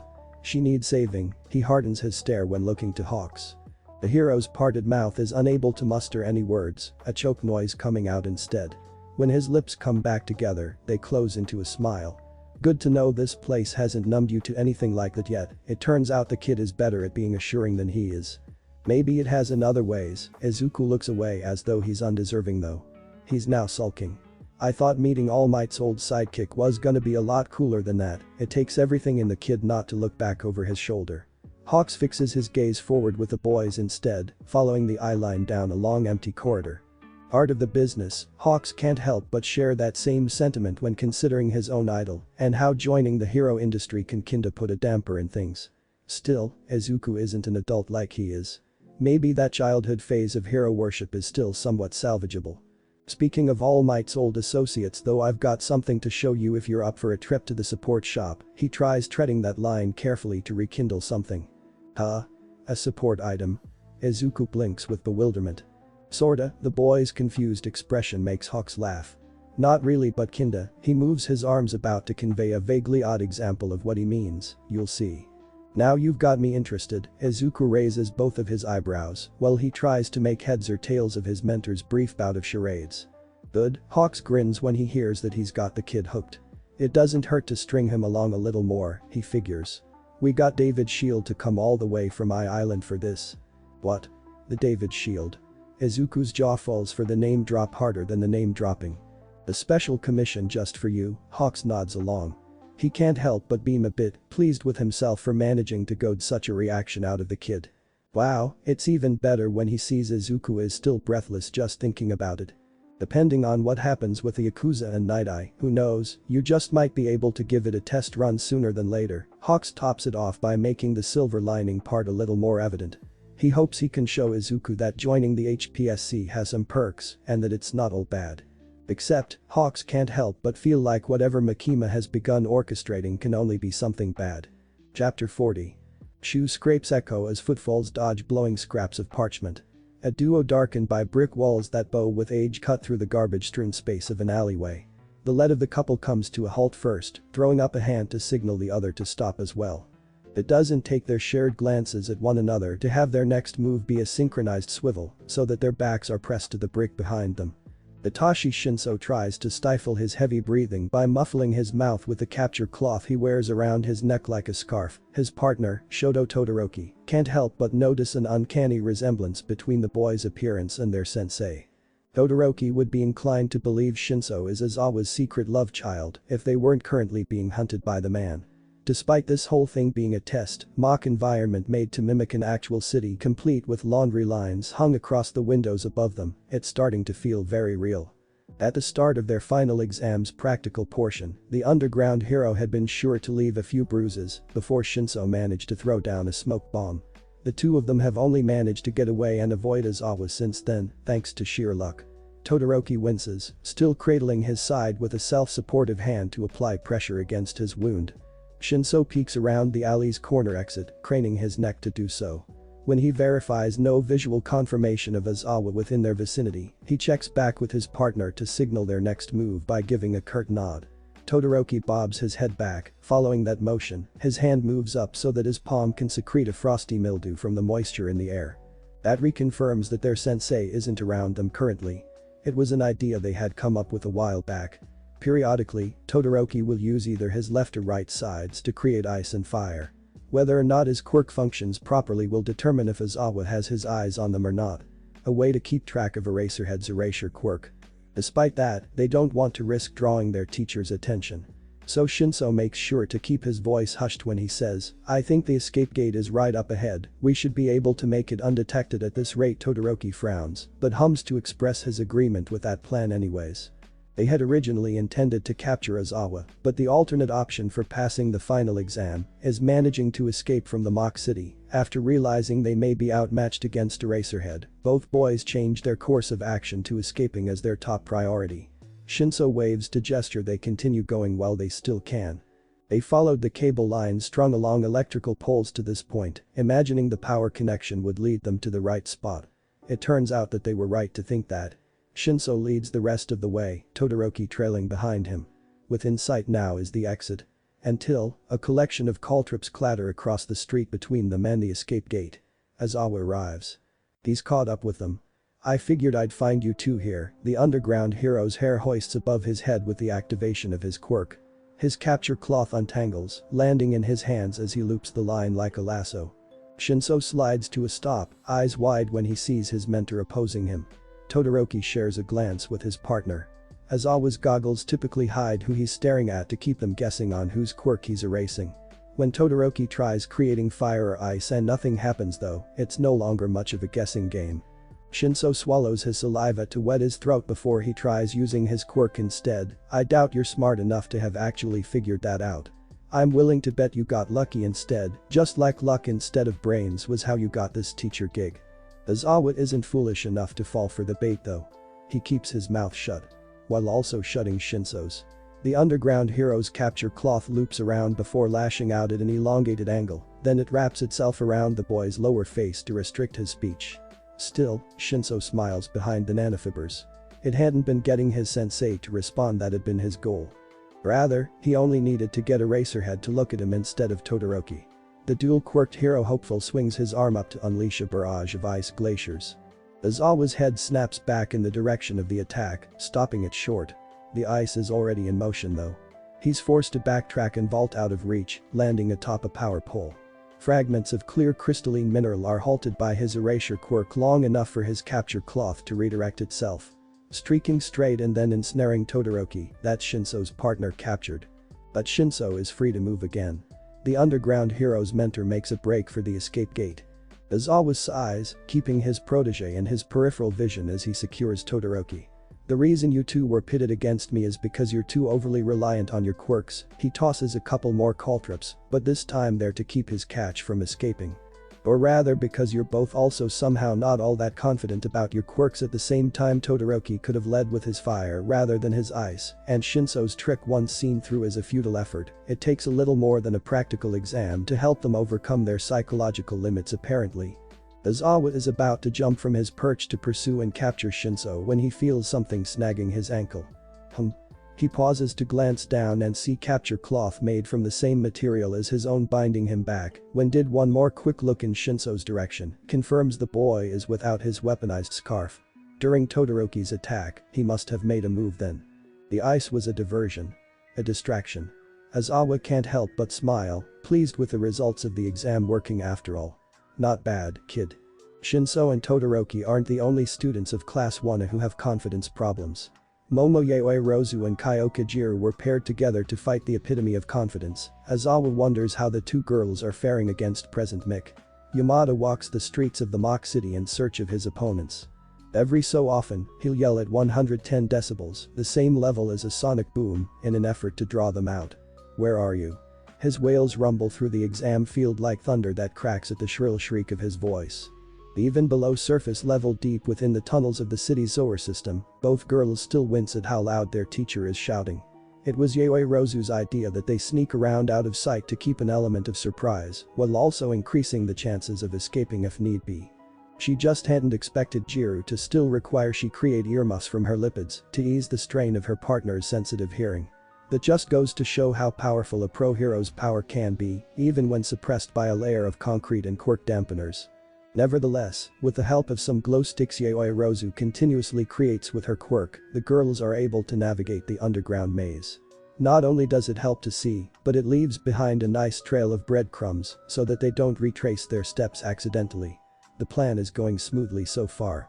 And just in case things go south, Yaoi Rozu crafted a special EMP device that should theoretically disable present mix microphone collar. The only caveat is that it'll likely also deactivate Jiru's bass boosting boots. Yaoi Rozu hangs her head, disappointed with herself that she couldn't come up with something better that wouldn't jeopardize her ally. Jiru wades through the sewage a little faster when the duo approach a wall with rungs leading up it. They share a mutual nod before Yaoi Rozu regains focus and boosts her partner up. The manhole cover slides away with some effort. Jiru's top knot rises out from below first, followed by the rest of her head. The escape gate isn't anywhere in sight. They'll have to keep going a little further. Jiru makes sure to cover their tracks by sliding the manhole lid back into place on her way down. Yaoi Rozu once again chastises herself for not doing something to make this part of the process easier, rather than trial and error. Present Mick patrols the surface level none the wiser though. He's also not aware of the motion sensor that detects his movement when he passes the fake coffee shop he was yet to come by. Yaoi Rozu's phone pings with a notification to let her know the hero's location. Well, at the very least, they can keep track of their opponent with the traps she set. They can be sure of how far behind he is or if he's caught on to them. Yaoi Rozu allows herself a small smile. She may not have thought of everything. This plan might not be the best one she could come up with. But Jiru's thumbs up is an encouraging sight to see. Maybe this isn't such a bad approach after all. Lost in a similar labyrinth of tunnels, the students of Class 1A aren't the only examinees of the Hero Course practical. Itsuka Kendo and Abara Shiozaki of Class 1B run like mice caught in a maze. Orchestrating their path from the bird's eye view of a crane, UA's principal enjoys the amount of control he has over them. Kendo believes she's the one charting their course, an illusion of free will, but it's Nezu that navigates their actions. Ibarra follows along, reining in the vines growing from her head rather than stretching them out to seek ahead. It's going all according to what's expected of them play by play. Much like Yaoi Rozu of 1A, Kendo shows promise in her critical thinking. However, that also proves to be her downfall. She's quick to jump to conclusions rather than viewing the broad scope of plausibility. Shiozaki similarly judges things by first glance. Nezu figures there's nobody better suited to teaching them the awareness one needs when looking at the bigger picture of a plan. If only they thought things through. If only they took time to stop and reconsider. Maybe then they would pass the exam. Nezu sips his tea, deeming their failure a shame. Are we even heading the right way? Shiozaki flits her gaze left and right as she runs alongside her partner. The mock construction site is fitted with cement tubes tunneling in a variety of directions. It's difficult to keep track of where each one leads when their opponent keeps maneuvering their placement to change with a crane. It's not a matter of where we're going, Kendo grabs Shiozaki by the wrist before pulling back and dragging her to duck down. They fall into a tube opposite to the one they were running for. Are you sure? Shiozaki dusts off her cloths from landing in the dirt. Her hair vines wriggle with a vibrant vigor when she stands back up. I could scout ahead. No, Kendo cuts off her partner with a hushed hiss. A gesture to indicate they both keep their voices low before she whispers a little quieter makes Shiozaki raise her eyebrows. That would make it easier for Principal Nezu to spot us. I thought we were trying to find the escape gate. Shiozaki startles at the implication that she and Kendo are changing their tactics to challenge Nezu. You're too honest that I couldn't risk telling you the actual plan in case he'd find out. Kendo places a hand on her classmate's shoulder in order to apologize. Besides, it's better that Principal Nezu believes he's got us right where he'd like us to be. Shiozaki is even further disturbed by these revelations. The girl she'd elected as class president and considers a friend had not only lied, but the hero school's principal is apparently just as devious. How can you and a cute animal be so sadistic? She shivers just thinking about it. At that, Kendo smirks.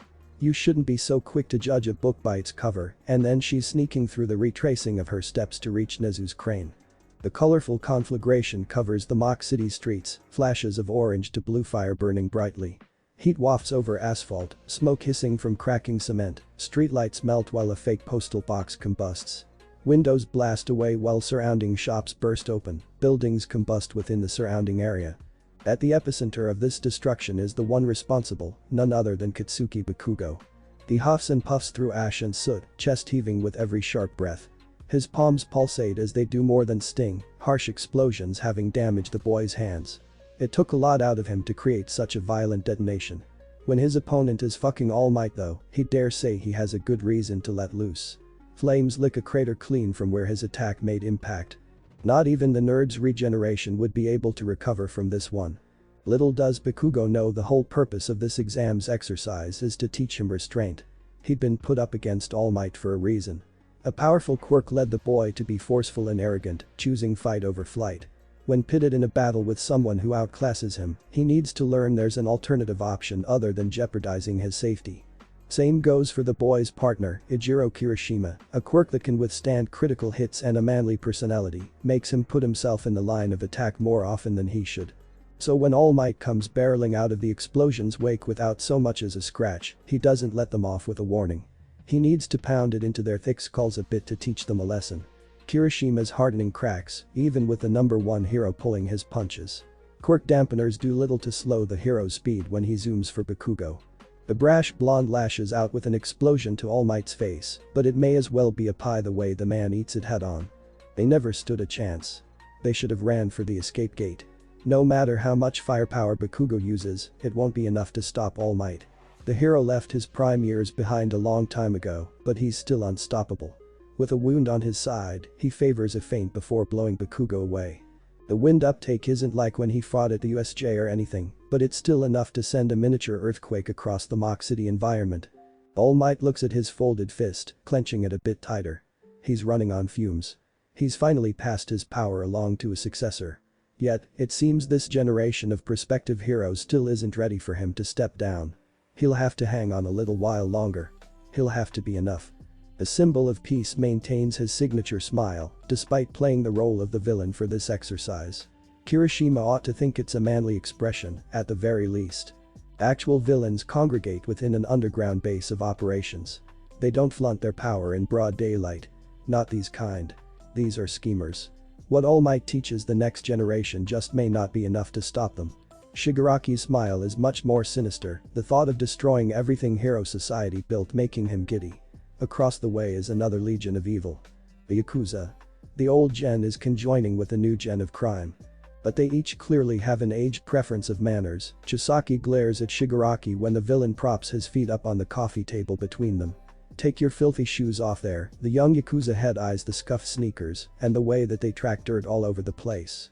That's not a very polite way to treat your guest, Shigaraki scratches at the irritated nerves itching around his frowning face. He returns Chisaki's glower with one of his own. I'm not that generous of a host, the Yakuza is just as restless with his hands as he tugs at the wrists of his gloves. There's a tension between them as they both recognize those patterns. No kidding, Shigaraki scoffs, but moves his feet from the coffee table anyways. He'll play along for now. May as well act nice. The latest recruits push his patience enough that this guy is no exception. I was walking for hours to get here, he's already annoyed from having to navigate his way through an underground tunnel system. The precaution we take to elude the heroes, though Chisaki makes a fair point that such a maze would surely make good use with moving under the radar. It's not as cool as hiding in plain sight like the League of Villains bar hideout, but the villain can respect it as a decision. There, we have a common enemy, and a common goal. Shigaraki focuses on the reason why he bothered going through all this trouble in the first place, pushing aside personal feelings for the fellow villain, and instead fixating on his hatred for heroes. Yes. We're looking to expand our influence just the same as you after the hero killer boosted attention to our justifiable causes. Chisaki sets his hands on his knees to assume a more relaxed posture when he sees Shigaraki settling in across from him. They reach a mutual understanding, glares shifting gears. That's a nice way of putting it, Shigaraki sneers when thinking of Stain, but remembers the benefits he was able to reap from the hero killer. We both have something to gain here, it's best that he moves their discussion topic towards the League in that regard, we're both looking to make big moves with big groups. The question is whether or not those ideals align, but Chisaki is still hanging on to damned motivations. Shigaraki can hear the hero killer spouting bullshit about convictions in the back of his mind. I was thinking we could act together either way. He leans forward to push past those barriers and reiterates that they're after the same goal. You share some power, and I'll share some power. Chisaki doesn't react the way Shigaraki expects. He doesn't tense up or anything. Rather, the Yakuza looks bored. It's annoying. Soldiers and funding aren't of short supply for us. He lazily disregards what the League is offering and decides to instead be selfish. What we want in particular from you is your name. Shigaraki has half a thought to dust the bastard. But he calms himself down before he acts impulsively. Sensei spins things in his favor. Maybe he can too. You need some of us as representatives for that, so it's all the same. He's pleased with the way he was able to shift things back in his way of negotiation. And that, especially when Chisaki sits up to show his attentiveness, that's your representative. The Yakuza nods to the being behind Shigaraki. Shigaraki smirks. That's something new. He's glad that the dear doctor was able to finish Katana Man in time for this meeting. When the room shakes, dust rattling off from the ceiling, Shigaraki's smile vanishes. Chisaki doesn't seem all that pleased either. Were you followed here? The Yakuza stands up with an aura of hostility radiating off of him. Katana Man steps forward, a guard dog trained to defend without orders unlike the other Nomu. But Shigaraki stops his pet before things can get dicey. No, Shigaraki dismisses the Yakuza's accusation before also standing up. While he'd typically respond with equal hostility to being threatened, he's starting to think like Sensei that he can use this as an opportunity. However, this presents a good chance for me to show you how useful we can be to your organization. Should we partner up? Shigaraki waves Katana Man over to him before addressing the bioengineered version of Stain. Let's aid our allies a little. Hisaki watches as the bladed Nomu leaves them, slowly sitting back down. I'll allow this matter to be left in your hands for now, but should this disruption grow out of proportion, I will have to cut our meeting short. Shigaraki plops back down onto the couch behind him, no longer caring to prop his feet up. After he does the Yakuza this favor, he figures they'll have zero qualms about his leisureness either. The only thing being cut short will be the disruption. The villain's red eyes sparkle with malice. Chapter 41. 5 minutes prior to the quake that Shigaraki and Chisaki felt from within their underground meeting place, an aircraft came into radius from high above. A tri-motor plane provided by the HPSC flew just above the cloudy atmosphere, unseen by the naked eye of anyone down below. On board the carrier were 2 particular passengers.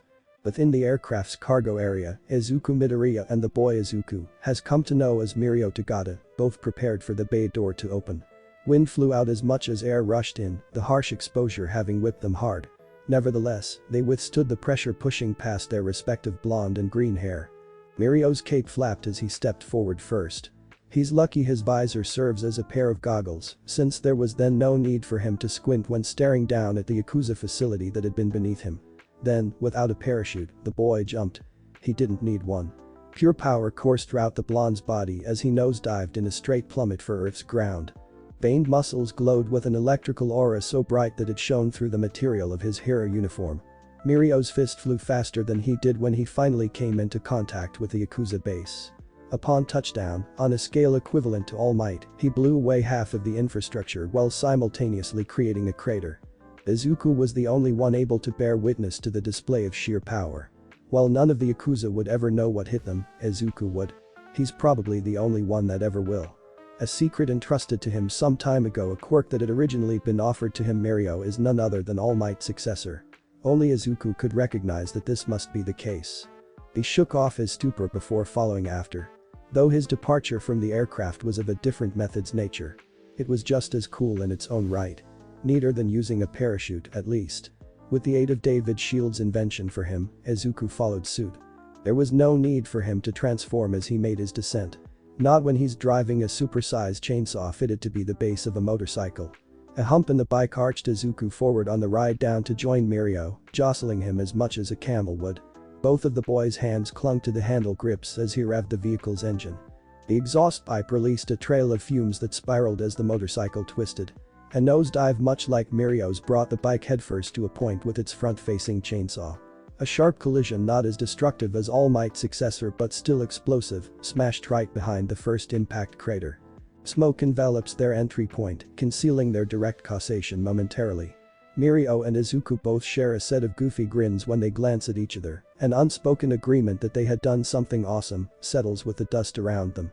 The duo landed in a maze of tunnels, the real evil lair of the Yakuza. This whole operation having been a premeditated strike, they already knew about it. That's what the Divabum had been all about. Push past the front forces with a show of strength and then proceed with a raid. The two give one another a nod before heading in opposite directions to officially begin their mission. Izuku drives through his side of the labyrinth, hitting a button on his bike as he does. A signal strong enough to reach from underground contacts Sir Night Eye and his agency. The plan is to now be tracked from the surface to a separate point of entry, where more heroes can join him and Mirio. Lakima had the Hero Commission set up road blocks under the guise of construction, so that Night Eye will be able to drill in when they find a good spot. Thanks to the thick barrier walls surrounding the Yakuza base, nobody will be aware of their tactical strike, as opposed to what could have been a full frontal assault. Mirio even has his own tracker, scouting ahead on his side of the maze to do the same for Night Eye's agency. Mirio zooms through the halls of the Yakuza tunnel system, a trail of lightning streaking behind him, as much as his cape flaps. Until, he comes upon a set of 2 from Chisaki's 8 bullets. If Night Eye's report was correct, the one with a torn plague mask is Kendo Rappa, and his pal in the yukata is Hakiji Tengai. Mirio places his feet firmly, stopping suddenly in his tracks. His gloved hands form a pair of fists. Move or be moved, the priority of the mission makes him stand bold in the face of this deadly duo. Rappa takes an eager stomp towards Mirio, no doubt grinning beneath his mask. Ho ho. This one wants a fight. The Yakuza forms his own set of fists while taking a boxing stance. His muscles pulsate to a size that rivals his opponent's. But Tengai stops his ally with an outstretched arm before a fight can break out. Remember our spear and shield formation, the villain speaks coolly with a level voice while gauging Mirio. We should be wise about this, rather than simply rushing in. Ah. It's just one guy. Though Rappa doesn't quite care to remain rational. He pushes past his partner's arm and advances towards Mirio. The Yakuza takes a swing at his opponent. But the fist doesn't connect. Rappa punches through the hero, and not in the gory Kinda way, but in a way that makes him stumble while losing balance. Wah. The villain's confused shout as he looks back is met with the sight of Mirio phasing forward. Turning tangible again, it's Mirio's turn to throw a punch. Even when holding back, it's a blow strong enough to knock Rappa out cold. Tengai reacts with a disgruntled gasp before creating his signature quirk barrier. It's supposed to be a powerful defense to shield against powerful attacks. Maybe Mirio's power passed down from All Might is just too much for it. The barrier breaks easily, and Tengai goes down just as easy too. The One for All successor strikes a triumphant pose, victorious in the face of villains. Meanwhile, Izuku keeps driving his chainsaw cycle down a long corridor. Pointed treads carry him along until he reaches a fork in the path. Izuku brakes. The engine rumbles as it waits to be reignited. But this seems like as good a spot as any. The bike sends out a second signal so that Night Eye knows where to drill and drop down. Through a manhole under the guise of construction workers, backup burrows into the ground of the sewer. Bubble Girl, who turns out to be more than just a secretary, hops through their entry hole first. Followed by Centipeter and then Night Eye himself. Good work, Midoriya. We'll take it from here, Centipeter pats Izuku on the shoulder.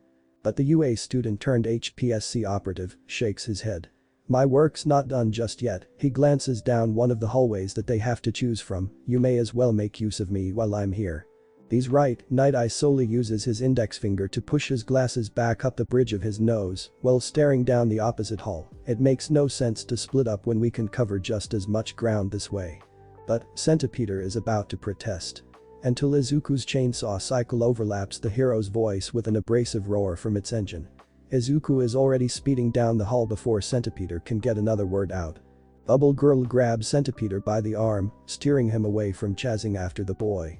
He may look like a kid, Centipeter, but we have to remember who he works for. Her downcast gaze matches Night Eye's demeanor as she pulls her fellow agency member with her. Izuku revs the engine of his motorcycle, urging it to go faster. He can see a hooded Yakuza up ahead thanks to their white raincoat, contrasting the tunnel's dark shading. If he remembers correctly, this guy is probably Chronostasis. When something sharp swings out from under the villain's hood, Izuku dispatches himself from his bike. In one fluent motion, Izuku flips above the needled spire of hair that slices his chainsaw cycle down the middle. He undoes his buttoned shirt by yanking at the cloth to rip it apart, then he tugs on his sternum string. Chainsaws sprout from each end of the boy's arms, while a longer protrusion extends out of his head. Izuku's skull shields itself by morphing into a mechanical mouth full of fangs. He smacks down against the floor by springboarding with a knee to roll himself over on one shoulder. The HPSC operative rights himself to a standing position at the end of the falling flow. Izuku's arms chop into a clash of chainsaws as his tongue rolls out of his mouth. "You wrecked my ride, you jerk. You're gonna have to pay for that." His bladed rotors rev louder than the motorized cycle's single saw head. So bothersome chronostasis extends his locks of hair so that they spring forth again. This time, the needles spear towards Izuku directly. The boy blocks one before deflecting the other, chainsaw surprisingly not cutting through the durable follicles. Even odder, Izuku's movements start becoming a bit duller after that. He's unable to move fast enough to avoid one of the hair extensions swatting him across the chest. Izuku takes a sluggish step back. Suddenly, the needle-shaped hair makes sense. The Yakuza's locks resemble clock hands. Chronostasis's quirk must have something to do with slowing him down. Izuku grits his pointed teeth. He'll just have to make the chains on his saws rotate faster then. He pulls on his ripcord to rev them up. "Dude, you look like you could use a haircut." The added spin to the blades helps him chop through the needles this time. Chronostasis cries out when he sees his opponent pushing forward. His last resort is to reach for the pistol he keeps concealed under his raincoat. But his hand never makes it to the holster. Izuku cuts the villain's hand off at the wrist before delivering a kick to the man's temple. Down goes the Yakuza.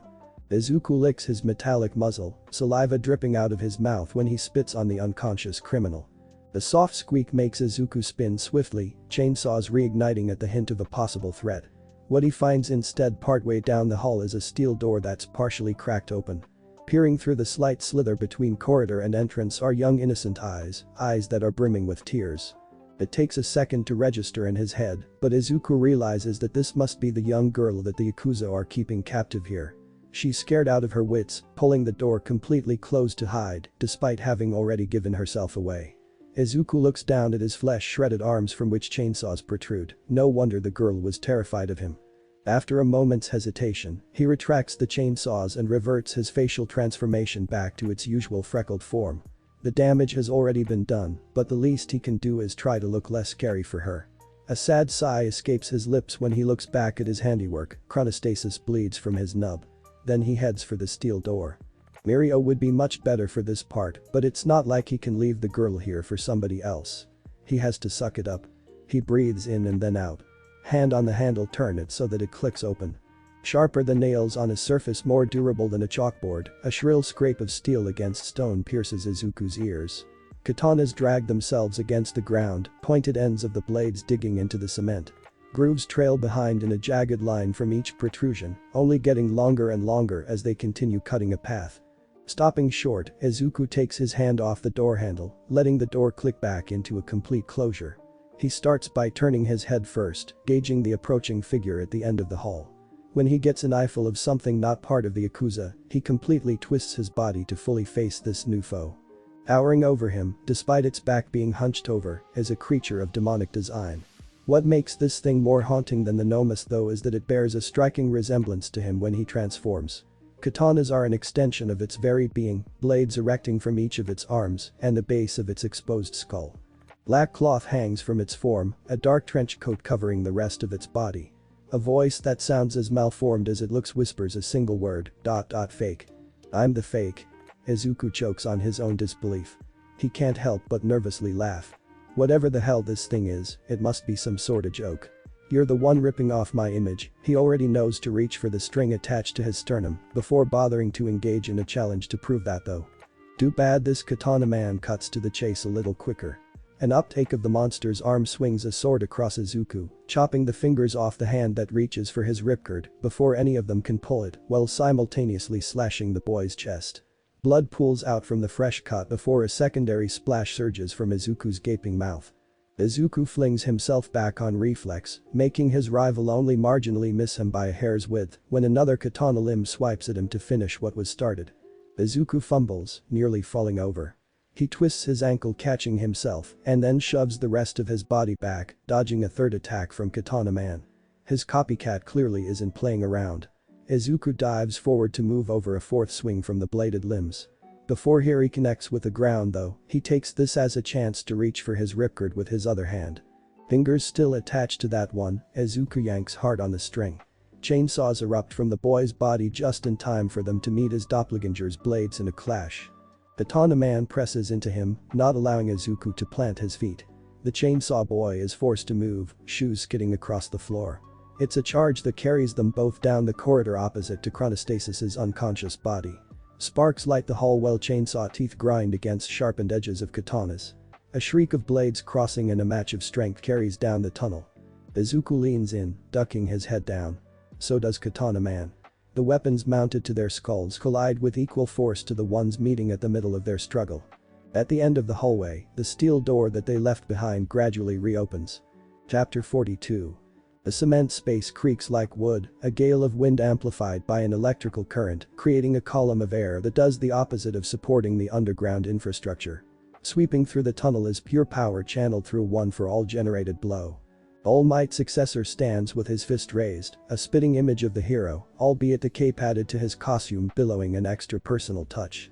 He just blasted away another member of Chisaki's 8 bullets, this one a criminal capable of covering his body in crystal. The diamond armor wasn't enough to withstand the sheer strength of Mirio's punch though. The hard layer shattered on impact, and the ensuing wind gust carried the Yakuza's unconscious body down the hall. When Mirio lowers his arm to see past his own fist, his yellow visor allows him to see a second enemy coming through the smoke clearing his attack created. This one also wears a plague mask, though the small beak doesn't quite match the man's behemoth body. A hulking figure of solid muscle that could rival All Might and Endeavor combined in a bodybuilding competition stomps forward. Hue as thick as the Yakuza's skin stretches the material of his tank top. Mirio raises a single brow, this guy looks like he can take a hit better than the last few villains. The bulkish brute brings his fists together, metal gauntlets igniting sparks when the knuckledisters collide with each other. Mirio moves first, channeling another kinetic charge of one for all throughout his body. When he invades the villain space, he brings his fist up into the Goliath's stomach. He can tell by the way that the Yakuza hunches over, his hit knocks the man's wind out of him. But the criminal is quick to recover, retaliating by wrapping his colossal arms around Mirio while they're still close together. He squeezes, constricting his bulky biceps so that they crush the young hero. If Mirio weren't countering with his own strength, he'd surely have gotten a few bones broken to say the least. The two struggle in a brief grapple against their shows of force. While wrestling though, the performance between each opponent soon becomes a little more challenging for All Might's successor. Mirio feels his energy dwindling, and not just because of how much of it he's exerting to challenge the Yakuza.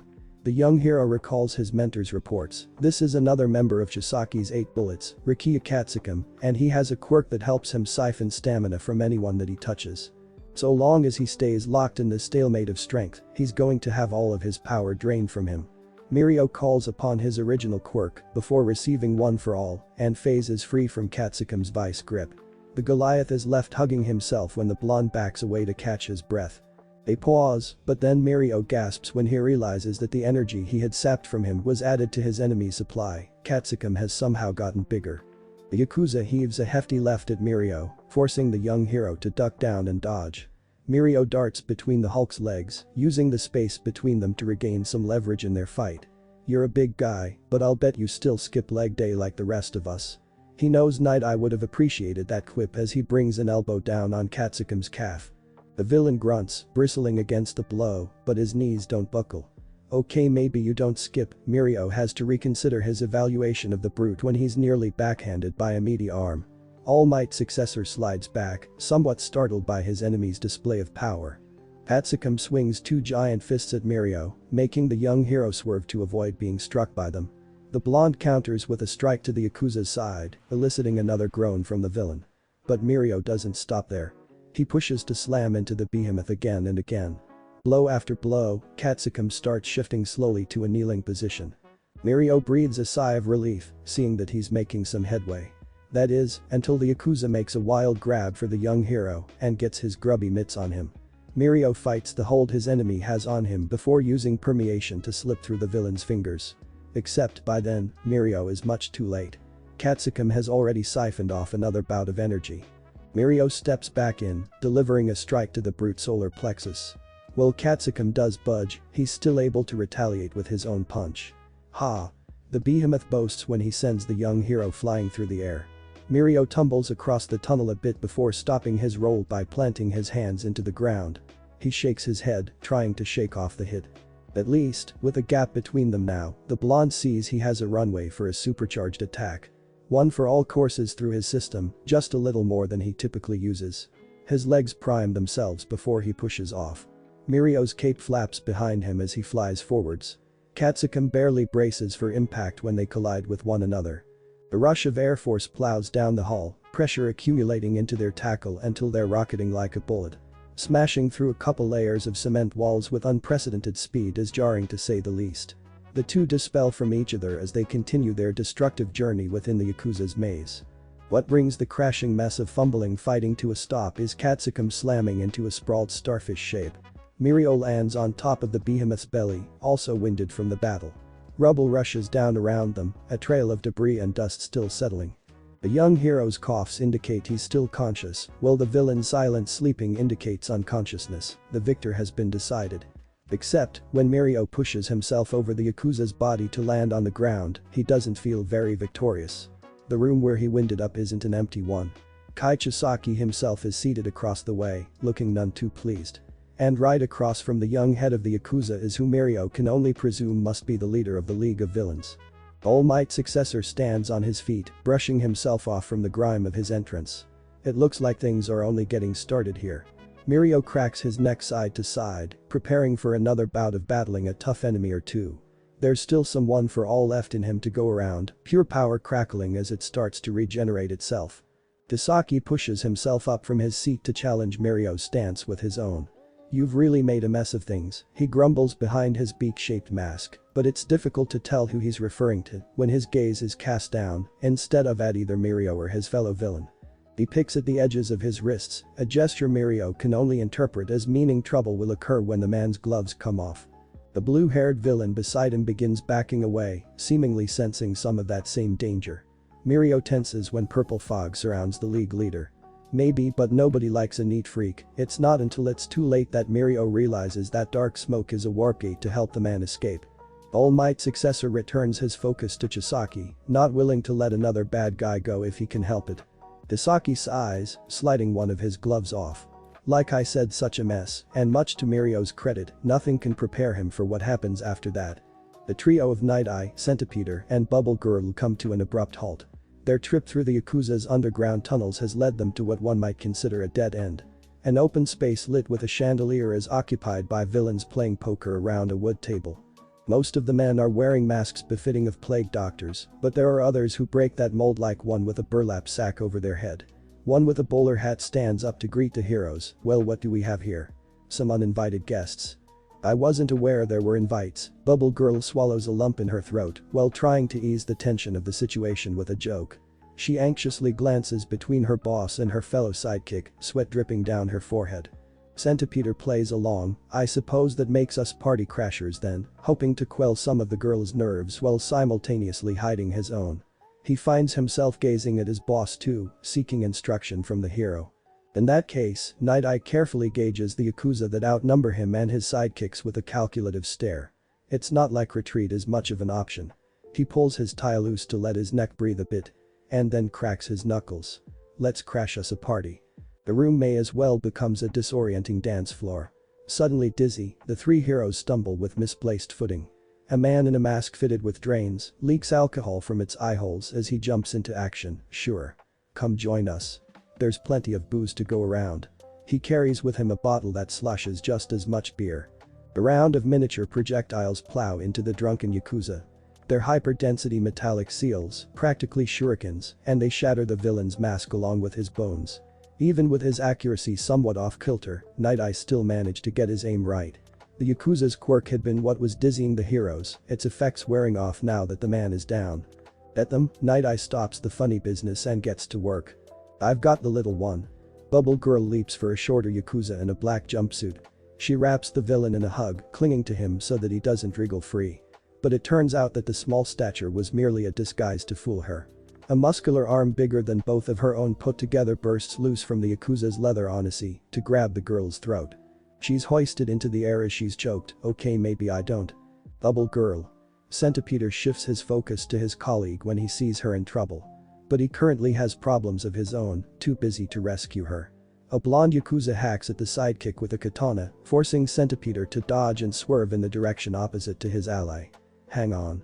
Centipeder cries out in desperation as he tries to push past his opponent. But Night Eye is already coming to Bubble Girl's aid, driving a foot into her assailant's beaked face. Don't be distracted from your own fights. He warns his sidekicks to stay on their guard before dodging an attack from the burlap baddie. The Scarecrow villain snaps at Night Eye, nearly biting the hero's head off. Alright. Bubble Girl rubs the sore spot around her neck as she tries to recover and return to the battle. No doubt, regardless of her already blue pigmented skin, that's gonna leave a bruise. She returns the favor by punching the jerk that gave her that mark. His neck twists with a blow despite his now revealed muscular form. Centipeder dodges another swing from his enemy's sword. The sidekick's insectoid arms elongate, winding to wrap the villain up. But the Yakuza foresees his capture, retaliating with a swift strike of his blade. Centipeder cries out as his arms are chopped off. Bubble Girl pauses to check on him, screaming with horror of her own when she sees his dismemberment. Night Eye spares a glance but doesn't waver when he's rushed by the Scarecrow villain again. The hero instead demonstrates his grief with an angry blow to the burlap baddie's face. Enough of this. The bowler hat Yakuza draws a handgun. A deafening crack of a bullet leaving its barrel echoes throughout the underground hall. Bubble Girl's brains blow out the back of her head as she's shot down. Her body hits the floor the way a paint bucket would clatter and spill. Night Eye utters a noise of distress but is forced to push his feelings aside when the Yakuza redirects their pistol on him. Night Eye grabs for the blonde villain with a katana, using the Yakuza as a human shield as gunfire rains down on him. Their bodies topple over from the recoil of the shots. Which leaves the armless Centipeder to charge the bowler hat villain in a last-ditch effort to shift the tides back in the hero's favor. Unfortunately, there's just enough bullets left in the Yakuza's pistol to gun down Centipeder too. What a mess they made, the Yakuza grumbles as he lowers the smoking pistol. He's just about to turn and head out for reinforcements when he sees the corpse of his fallen ally wobbling. Night Eye tosses the body he used as a shield off of himself, covered in blood from the gunshots, but none of which is his own. Ah, damn, the remaining Yakuza faces the remaining hero. It's a race between who can reload their gun before the other stands up. Then it's a race between who can reach the other first, bullet or fist. Night Eye's knuckles scrape the villain's masked face as he's shot through the shoulder. They both take a spill, falling to the floor. The Yakuza's weapon clatters as it carries itself away from the two fighters. Night Eye throws another punch that shatters a lens on the villain's plague doctor mask. They roll over, landing on top of each other. Night Eye screams as the villain digs a thumb into his bullet wound. The hero grabs at the Yakuza's face, gripping it firmly as he drives his own thumb through the eye hole he broke and into the man's socket. Blood-curdling shouts reverberate throughout the chamber as they both wrestle against one another. Night Eye drives a fist into the Yakuza's stomach. The Yakuza throws a punch into the hero's mouth. Night Eye tumbles when he's thrown from the villain. The Yakuza got the best of him. He chokes on his own blood but levels his blurry gaze on the villain ever still. When the hero's vision focuses on the gun that he landed next to instead, he swallows some of the copper taste in his mouth. Night Eye grabs the pistol and raises it up. It may be a second of hesitation or a second of setting the gun straight for accuracy, but it's after that second that Night Eye pulls the trigger and kills the Yakuza. Night Eye's hand trembles, but his grip on the gun remains firm. He's surrounded by bodies and blood, two of which are his sidekicks. Unsure of how he can call himself a hero with that being the case, he releases a roar of anguish. This whole operation was his idea, and he knows that if he hadn't rushed it, if he had waited for the proper reinforcements, that maybe things would have gone differently. Overcome with guilt, the man folds over and breaks down in despair. The whirlwind of blades clashing shatters a wall of cement, Chainsaw Man and Katana Man, flying from tunnel to tunnel. The flow from which they move carries a continuous momentum, one that keeps them airborne, so long as they propel from hallway to hallway. Corridor after corridor combusts when they collide with each wall. Pebbles pelt Izuku when he braces against a katana with an armbar. The boy flings his other chainsaw limb upwards to scrape against his opponent's head-mounted sword. They twist with cutting motions before breaking apart. What's the matter? I thought you were gonna cut me down. Izuku goads his enemy as he prepares a trap. A trick he's been honing that proved easier to pull off when in enclosed spaces like alleys or hallways comes in clutch. He unlatches the chains from his arm bars so that they spiral out and ensnare his doppelganger. The wave of nausea hits Izuku right before the katana creature cuts itself free with a flex of its bladed arms. That rush of an unease, though weaker, felt familiar. When Katana Man crouches to take a form that also seems similar to another swordsman he fought, it clicks. That was Bloodlust. This is a Nomu version of Stain. Izuku chokes on his own gasp of shock when the modified hero killer slashes through his stomach. Innards spill out of Izuku's gut, his torso nearly torn in two. He staggers while maintaining the fading feeling of his consciousness. His fingers fidget as they twitch towards his ignition cord. Stain turns back towards the boy, reassuming his same posture that comes before a deadly dash. See, come on. Let's ban that move. Izuku can't pull his starter string without a set of digits. His hand flies off with the rest of his arm severed from his body. Izuku drops to his knees, vision blurring as he begins to blink out the hull's dim light. He's running out of time to reach for his ripcord. He still has his other hand. Except, he doesn't. When he tries grabbing at his sternum, he can't feel either arm anymore. Katana Man must have come back and cut off the other limb while he was falling down. There's not much hope left for him when Stain crosses his blades to make a scissor formation at the boy's throat. Izuku kicks out, sweeping his leg as a Hail Mary, a chainsaw bursting forth to slice at Stain's knees. Katana Man trips thanks to the sneak attack, letting Izuku keep his head a while longer. Long enough to reach for his starter string with his tongue. A blade swoops up and detaches the boy's elongated tongue before it can make contact. Izuku spits out saliva coupled with blood, surprised that what had quickly been becoming a signature move was disrupted. Katana Man sits across from Chainsaw Man, both of them staring as they seep blood into a collective puddle. The brief break is over. Stain swings a bladed arm at Izuku, forcing the boy to roll out of the way. A clamor of steel against stone echoes when the sword misses. Izuku lays on his back, breathing becoming ragged. The floor isn't so hard, it's quite comfortable enough to fall asleep on actually. He shakes his head, waking himself up. He can't lose consciousness. Not yet. He tries using his chin to snag the handle of his starter string, hoping the metal point will be enough to catch it. The katana slides straight through Izuku's chest. Followed by another. The boy yells to express his pain when the blades hoist his skewered body up. It's clear to him now that Stain had been holding back when they had their first fight, when the hero killer was in his right mind. Now that Stain has been genetically modified into a monster though, as a Nomu, those self-imposed limits have been removed. Katana Man is the real deal, and Chainsaw Man hadn't been prepared for it. He's about to die. Katana Man slides a katana out from Izuku's chest, eliciting more than just an agonized grunt. The blade draws back, readying to spear the boy through his skull next. But just as he prepares to deliver the finishing blow, Stain gets disrupted. A pebble pelts the back of the Nomu's head. Katana Man stops short. Briefly, Izuku hopes the rock is somehow enough to defeat the villain the same way that brick during their first fight had. But he knows that's more than wishful thinking. The pebble serves simply as a distraction. Katana Man releases Izuku, the boy's body sliding off his bladed arm and hitting the floor. Before turning to face who dare cast stones at him. The little girl that the Yakuza has been holding captive trembles under the monster's looming form. Izuku opens his mouth, but barely an exhale escapes as he struggles to simply breathe. He can't warn her. He can't yell at her to run. His dismembered body refuses to move, a state of paralysis overcoming him as fatigue sets in. He's forced to lay there on the filthy floor and watch as a monster of his own design steps towards the girl to slay her. Or maybe he spoke too soon. His vision is getting darker. Too dark to see. Maybe he'll die first. The Yakuza's prisoner backpedals, preparing to flee when she sees nobody will be coming to her rescue. Except, her bare feet aren't bandaged like the rest of her body, and those exposed soles step on sharp shards of stone. She falls, shouting. Katana Man towers over the child, blades shimmering under the dark tunnel's dim lighting. The girl squeezes her eyes shut, bracing for the familiar sensation of pain she's experienced too many times before. When death doesn't come, she slowly reopens them. A wisp of purple smoke billows between her and the bladed beast. Out from the plume of purple pigmentation emerges the League of Villains leader.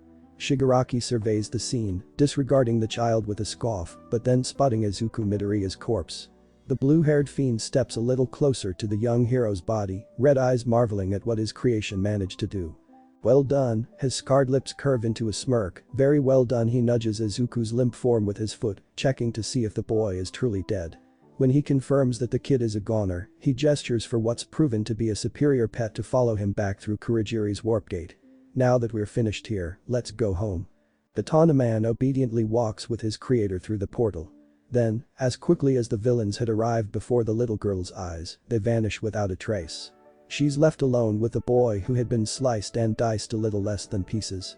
The girl gradually crawls towards the body, sniffling as she fights back tears. He had looked scary, but she saw how he stopped the beaked man who always hurt her. She thinks maybe this boy isn't as bad as the bladed monster or any of those other guys. Her hands hover above him, wavering as she tries to discern what to do. Her quirk, even though the doctors tell her it's a disease, has helped heal and revive like Chisaki's. He told her to stop or else she'd be hurt as punishment, but she remembers she was able to do it.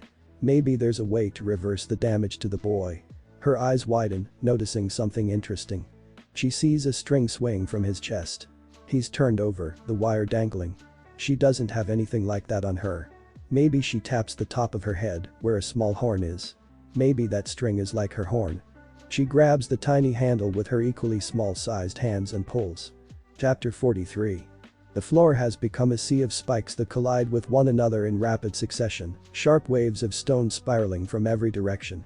Mirio has only managed to survive thanks to a combination of permeation phasing him through it all, and one for all enhancing his endurance.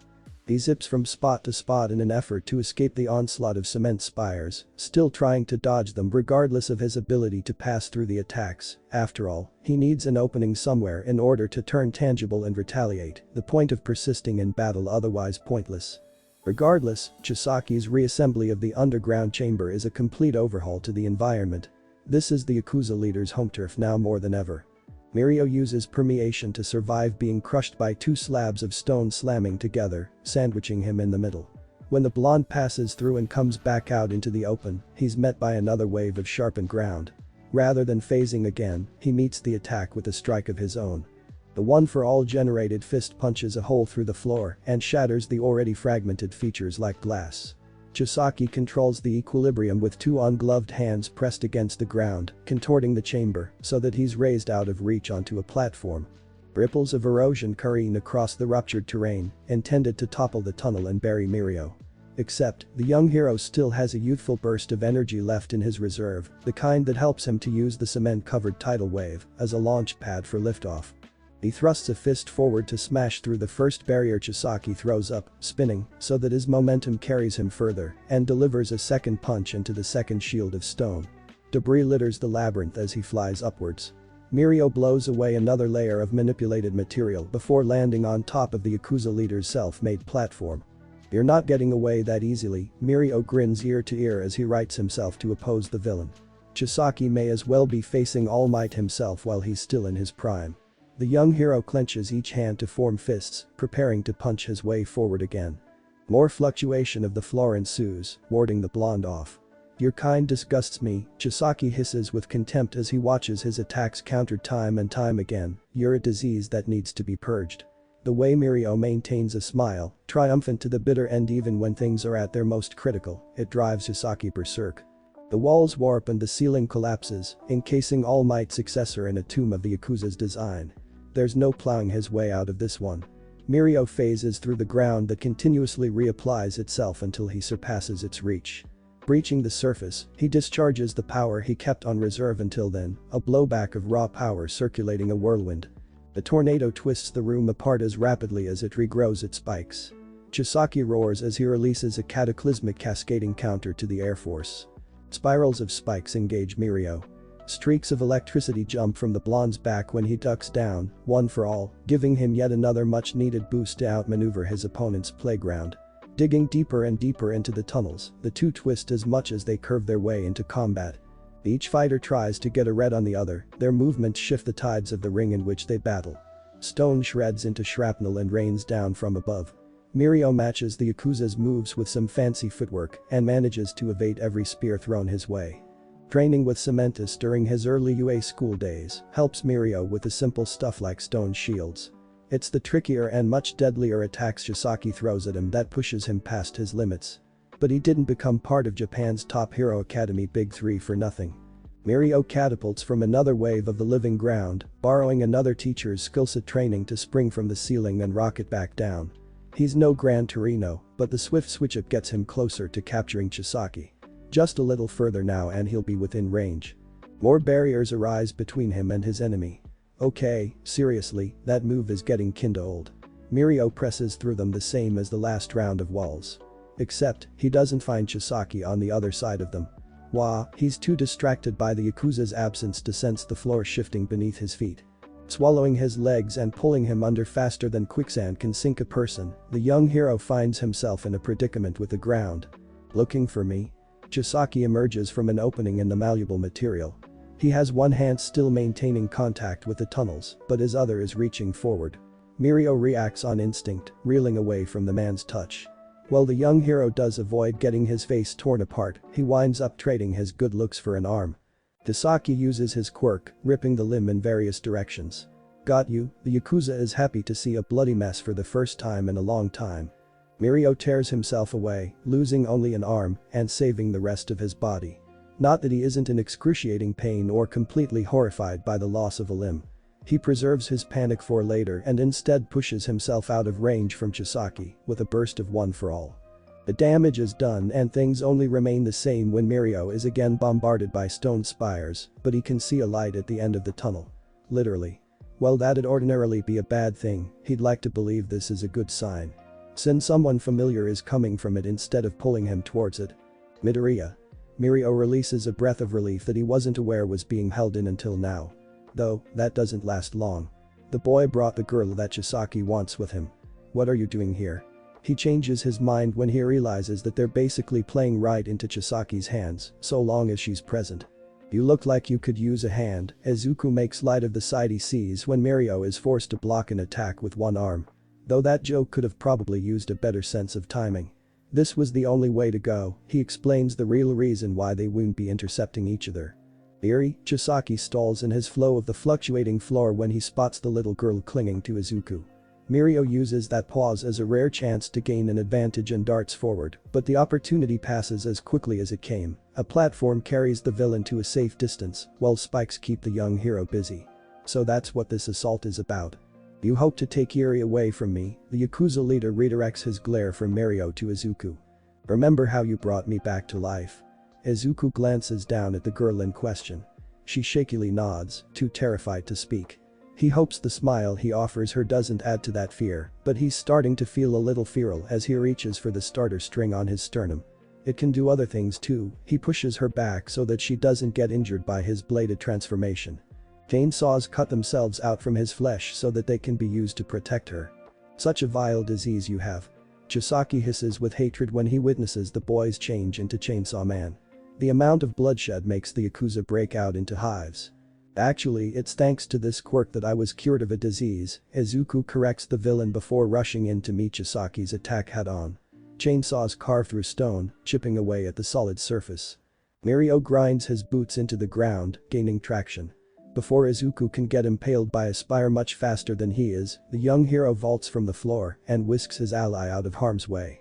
The two land near the girl named Eri, standing between her and Chisaki.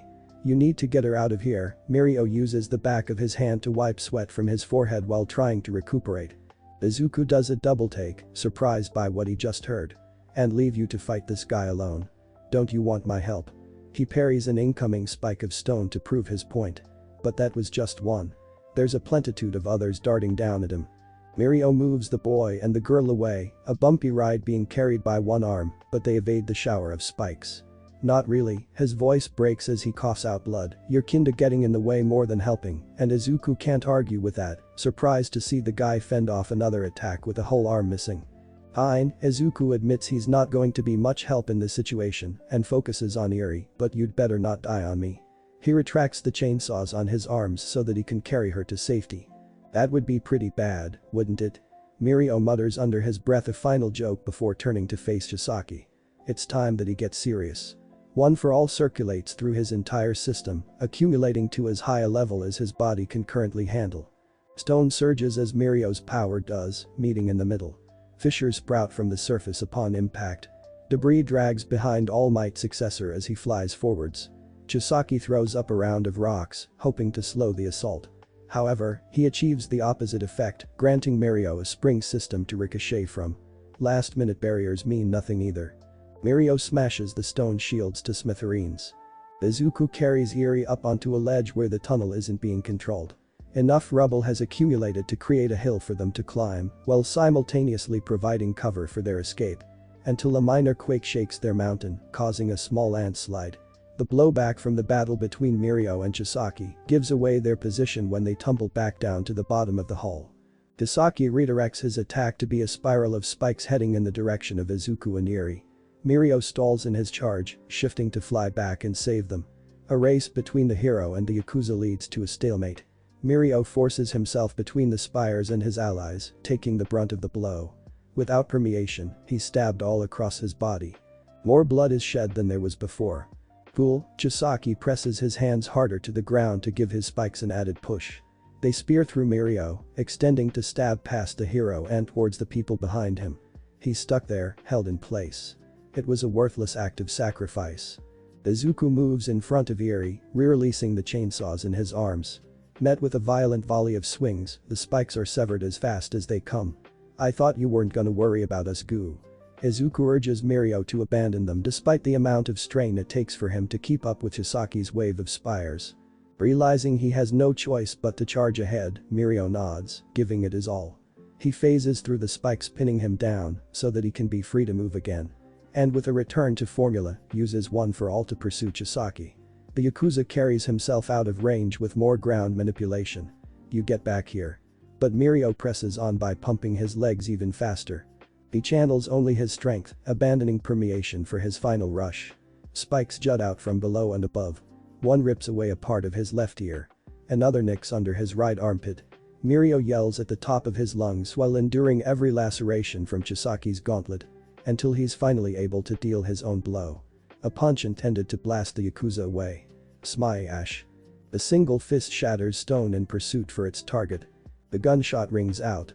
Mirio's fist stops short, an inch from colliding with Chisaki's face. Silence overtakes the remains of the room. Mirio's eyes expand as they stare ahead in shock. The Yakuza stares back, eyes equally broadened, when they begin to glaze over and close, only does the silence break by Chisaki choking on his own blood. Red spreads from the bullet hole in the villain's chest. Behind him stands Sir Night-Eye with a smoking pistol. Night-Eye surprisingly collapses first. It takes Mirio shoving past Chisaki to topple the Yakuza. Sir. Mirio drops down at his mentor's side. He can see the hero is suffering from a fatal gunshot wound of his own. Tears well in Mirio's eyes as he applies pressure to the injury. He knows it's a vain effort to stop the bleeding, but tries anyways. Your arm. Night-Eye is as concerned as his protege when he sees the young hero is missing a limb. Not to mention all of the other severe injuries that he has. There's a lapse of judgment in which Night-Eye wants to look into Mirio's future to ensure All Might's successor still even has one. Almost as though on cue, the villain from before returns to try and end it early. Chisaki springs forward from the ground, reaching for Mirio with his hands. He's screaming bloody murder with an intent to murder. His yell transitions to one of torment.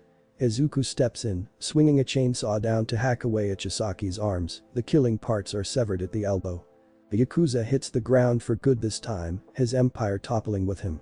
I really hate that guy. Izuku has half a mind to saw off more body parts than just that, but restrains himself for Eri's sake. The little girl has returned to clinging onto his leg for dear life that he needs to retract his chainsaws again. Mirio stares, stuck in a stupor. He breaks out of it by blinking, confirming what he just saw was indeed real. Thanks for the save. His breathless voice matches his body when he finally allows himself to relax. Looks like it wasn't enough, but Izuku isn't quite as put at ease. He's looking past Mirio, at All Might's former sidekick. The man is dying. No. Night-Eye agrees. He reaches for them, straining to speak. Makima mustn't have the girl. What he says when they draw closer is enough to shake them all to the core. Huh? Izuku is barely able to speak either. She must have known about this, all of it. Mirio shares a look with Izuku as Night-Eye pauses to cough. She knew what would happen if we went in short supplied. You think she wanted this? Mirio has a hard time believing a hero association would be so underhanded. But when he looks at Izuku, who's an agent of said association, he can see that the boy isn't quite as unconvinced by Night-Eye's accusation.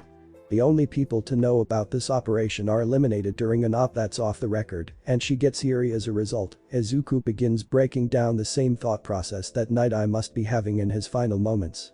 There's no way to confirm the theory, but he has to admit it's a possibility as he says, maybe. So what do we do? Mirio can't see any light within the devastation of the underground tunnels anymore as he looks up with despair. Night Eye turns his head to face Izuku, bloodshot eyes settling on the blood-soaked boy. You're the reason that child has a future. The hero reaches for Izuku with a shaky hand. Allow me to please see yours. Izuku reels back at first, hesitant. But ultimately accepts the outstretched hand. He leans into the touch, allowing Night Eye to place a palm against his chest. Near or far, what the hero sees drains all life from his eyes. It's unknown if his skin turns pale from terror or blood loss. Maybe Night Eye saw Pochita's future and not Izuku's. No matter the case, one thing's for certain. Mirai Sasaki has no words to convey his vision. There's no warning he can give. All he has to offer is death as he gives his life in the end. Sir, Mirio hunches over as he cradles the corpse of his dead mentor. Izuku hangs his head, placing a hand on Irie's head to turn it away from the body. Chapter 44. It's a warm touch, searing into his skin, from the sweltering sun reaching out by the means of golden beams for arms. Sweat streaks down his face and under his clothes. Under the glare of the broad window opposing him, Izuku feels as though he's standing in hell rather than Mikima's office. Perhaps those two places are one and the same as he sees her sin shining through. The woman's heels suspend her over the view of the city, but she doesn't quite reach the skyline, a halo of light above her head, and the shadow of Hawk's wings, making her appear as a fallen angel. Izuku glances over at his mentor, the hero having tagged along for the boys' mission debrief. A heavy silence hangs over the room, the weight making Izuku shift uncomfortably. He doesn't know whether to be grateful or not when Mikima unsettles the hushed environment by finally addressing him. I believe it is safe to assume from Sir Night Eye's absence that there were casualties. She levels her gaze with Izuku's by leaning forward. Her hands place themselves atop her desk, bracing her bend as she's propped up by her arms. Shimmering swirls in the woman's eyes reflect against the sun shining behind her. He'd be hypnotized if not from the predatory sheen to them. He dry swallows, but tastes the salt of his own sweat on his lips. Yes, the answer comes easy since it's the truth, but that doesn't make it any less painful of a thing to say.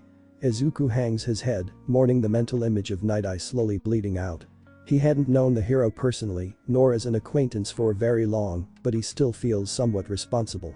Mikima shifts her hips to lean more on her right, tilting her head with a slight change to maintain contact with Izuku's eye level.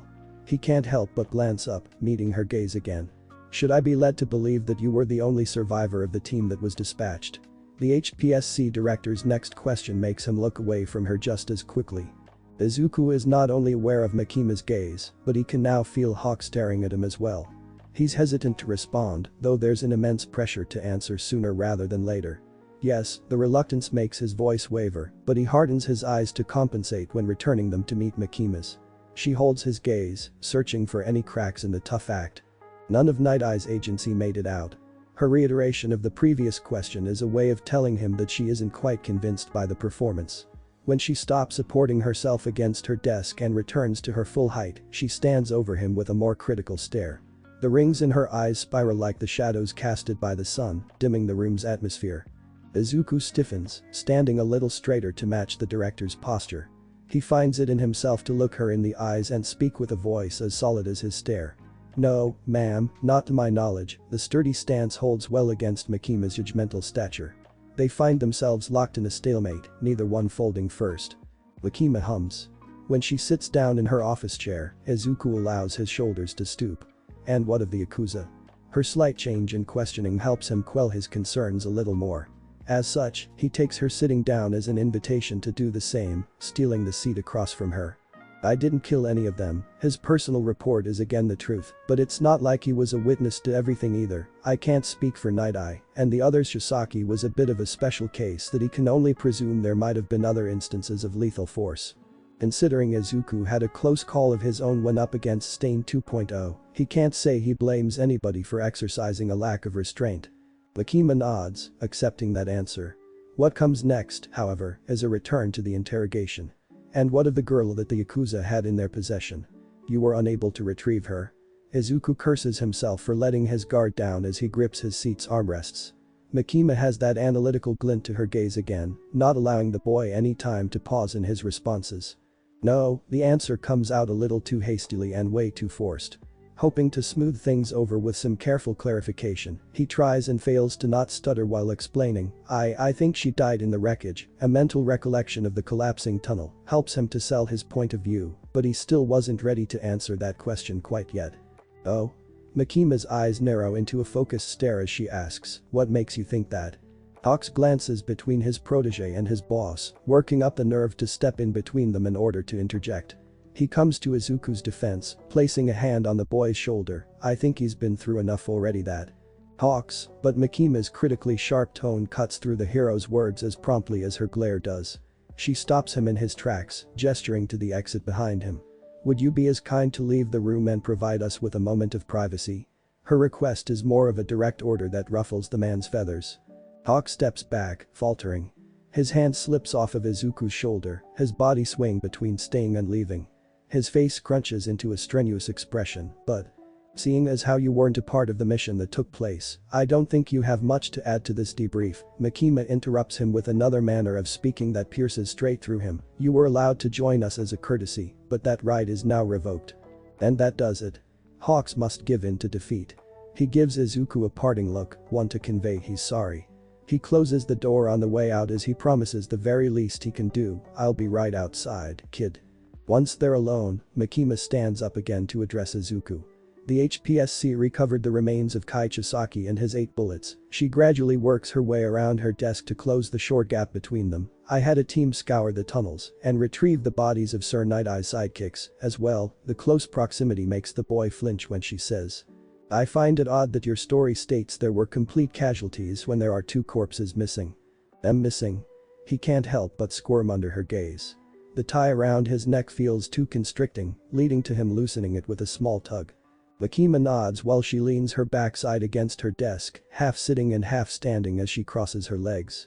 Mirio Tagada and the girl that Chisaki had in his possession, the Redeed raises a single eyebrow, you know nothing. There's no more beating around the bush. He sighs. His head hangs until the only way to keep it from falling is placing it in his hands. I saw Lemillion lose an arm in his fight with Chisaki, as well as get stabbed various times. The gruesome battle replays in his head as he recollects the events that transpired in the Yakuza base. Makima brings a hand to her chin, index finger settling atop her lip, making her appear as Asui usually would when she thinks. That would explain the traces of DNA we found. She prompts Izuku to continue with his story. He lost a good amount of blood, but that's all there is to tell when he sits up straight again to say, I don't think anyone could survive that. Whatever expression he's making must be convincing enough since his superior doesn't press the issue. Perhaps she leaves the matter of Mirio alone. Instead, she leans back into asking about the other missing person. She asks about Eri and the girl. The sun encases the room in an array of light as clouds part, the windows glare brighter than ever. Enveloped by the blinding beams, Izuku steels himself and answers, I have no idea where she is. Makima covers her mouth with her hand, stifling some sort of noise she makes. Momentarily, Izuku thinks that she's coughing. However, when her hand slips away to unveil a smile on her lips, it's then that he realizes that the woman is laughing.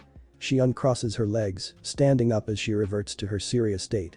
And asks, are you lying to me, Izuku Midoriya? Izuku stares up at her, perturbed as he is unsettled. He swallows the last of his resolve to answer. As far as anyone knows, everybody involved died. Makima's head tilts to the side, her smile staying on her face. As far as anyone knows, the raid never even happened. Izuku's jaw loosens, his mouth gaping. He struggles at first, but manages to get it working again to ask in a hushed tone, no funerals. We'll notify and inform family. Makima waves away his concern. He tries to track her when she begins moving. But she works her way behind him. You did well for your first mission, considering the circumstances. Her hands place themselves on his shoulders, polished nails trace his deltoids, don't be too hard on yourself. I'm not, Izuku tenses at her touch. When the woman's voice draws closer to his ear, a shiver runs down his spine, despite the warmth of her breath. Good boy, Makima's whisper sounds as loud as ever. You all did good, as Awa addresses his class from the front of the room. Each student looks at their individual handouts, exam scores discreetly disclosed. Some of you performed better than others, but well done. It's a broad overview, but it's a fact that the teacher can be very proud of. He allows himself a small smile. But that smile doesn't last very long. Ashido shoots up from her seat, an arm raised in the air, despite already asking her question as an outbursting disruption. Does that mean we all get to go to the summer camp? Aizawa tries to tame his temper as he grates out through gritted teeth, yes, she should know better from all her previous reprimandings to wait and be called on. A vein bulges from the man's forehead when the rest of the room gets just as rowdy. A chorus of cheers washes over the class like a wave. He waits for them to simmer down, performing breathing exercises to maintain his sanity. You were all going anyways, the tired teacher exhales when the children finally settle back into place. But he relaxed too soon. As an underground hero, he should have known better than to lower his guard. What? Zero screams and starts another uproar. Was this another one of your logical ruses? Uraraka nervously glances around like somebody is bound to spring a pop quiz on her. With the way his class is misbehaving, Aizawa considers making her fear a rational reality. Instead, the man sighs and shakes his head. No, the summer camp is a good opportunity to strengthen your quirks. He opens a desk drawer to grab a grape juice pouch. The energy drink may as well be a substitute for alcohol at this point. We would have simply placed you in extracurricular remedials if you had scored low on your exams. Ajiro shares a look with Kaminari and Ashido, a single sweat drop rolling down his forehead. The blonde wipes it away with his tail as he laughs. We made it by the skin of our teeth, huh?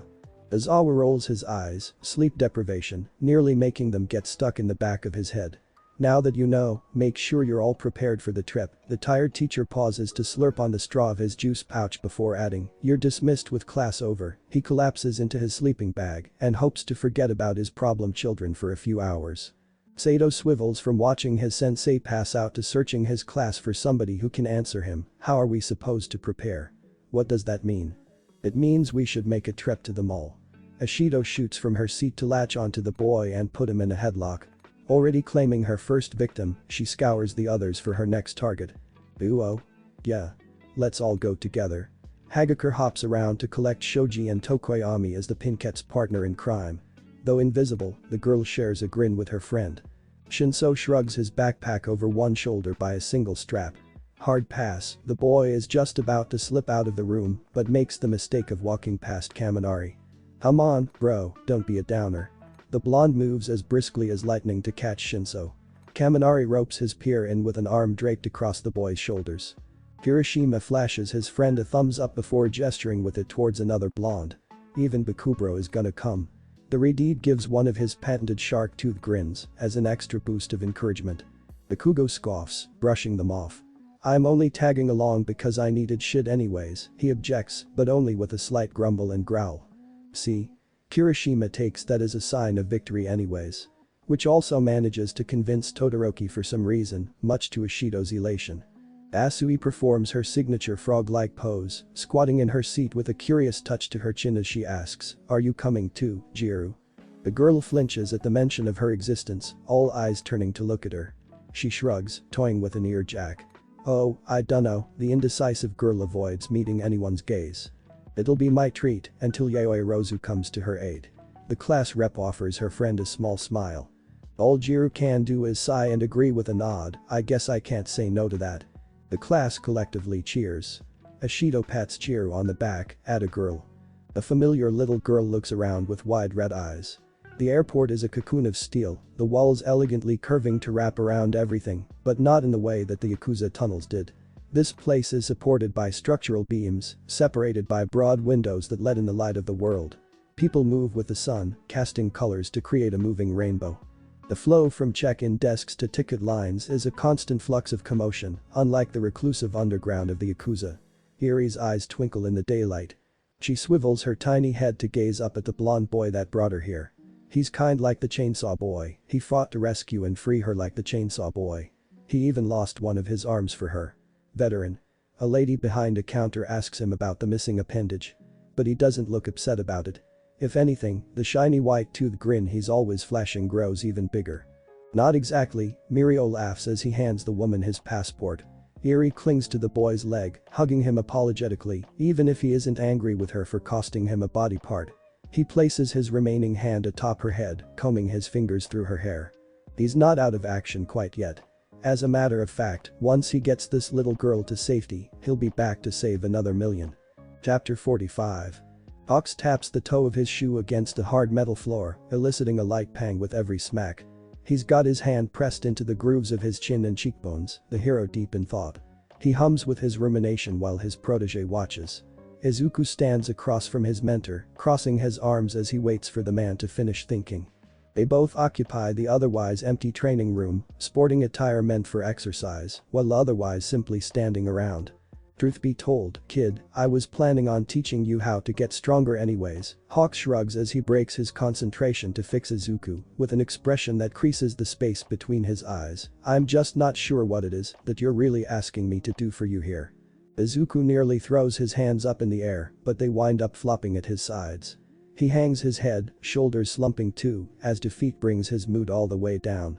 Even with the training and the experience that I've had so far, it just wasn't enough to stand a chance. He doesn't have to dwell on his fight with a modified version of Stain to remember his lack of power. I'm telling you that I'm no match for whatever I encountered down in those tunnels. I'm out of my league. Hawks raises his eyebrows, somehow only now surprised to hear such a reflection. Despite having heard once before about his protege being a death's door, it seems to finally be setting in. If someone with Izuku's capabilities was completely outmatched, it spells a recipe for disaster. Even if the boy is no All Might level combatant, this is something to be concerned about. And you didn't tell this to Makima. He makes sure that it's a matter kept between only he and the kid. No way, Izuku fervently shakes his head. Hawks nods his, glad to hear that. It's important for us to keep a few things to ourselves. Hawks places his hands on his hips as he reevaluates everything that Izuku confided in him with, your secret is safe with me. Izuku scratches a spot behind his ear, giving his mentor a pointed look. Thanks, but you still aren't telling me what I should do about it. He expectantly tilts his head as he waits for something useful. Right, Hawks holds back a laugh when he remembers this is a serious situation.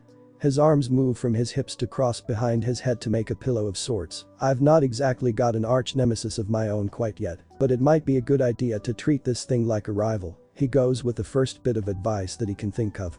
I need to improve myself faster to beat it. Izuku nods along while considering his mentor's suggestion. It seems simple enough but oddly wise. Bingo, Hawks grins when he sees he happened to give solid advice. Hoping to capitalize on it, he beats his wings to lift off the ground and keeps going. We'll work harder to master your chain control today, rather than taking it slow. Today?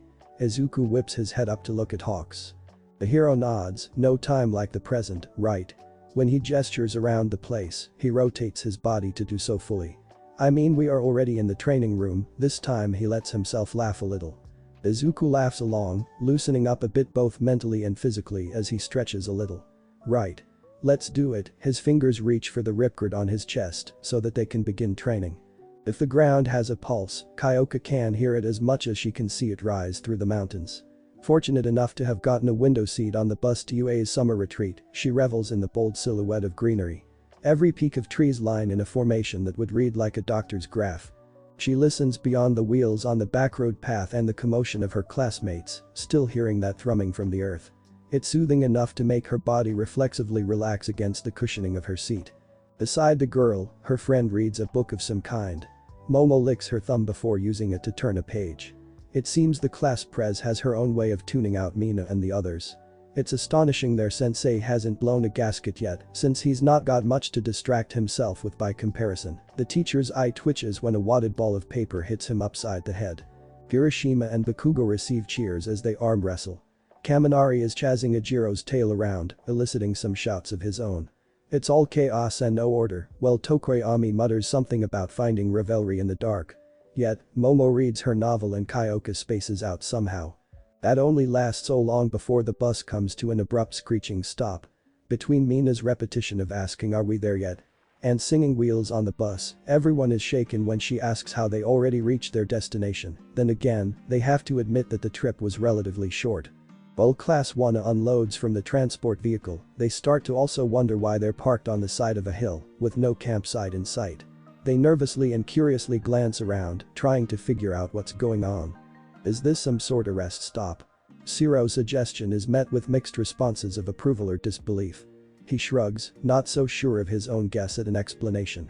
What kind of rest stop doesn't have a bathroom? Uraraka's question only adds to the group's confusion. They wind up turning to look at their teacher for an answer. The whole class shudders from a shiver despite the summer sun blaring down on them, as Awa has a grin that exposes more teeth than All Might's signature smile. It's then that they realize the man is about to get his revenge for all the suffering he had to endure on the ride here. Get back on the bus. Someone shouts to warn the others of what they already figured out. But it's too late. The ground beneath their feet crumbles, and they begin falling from the mountain down into a valley of shrubbery. Your lodging is on the foot of the mountain beyond this peak, as Awa's voice carries itself down the hill with his class as he speaks. The training has already begun. Consider this summer getaway more like a boot camp. Not cool. Hagakure's cry falls on deaf ears as the landslide washes over her yell. As Awa steps up to the ledge of what remains from the cliff.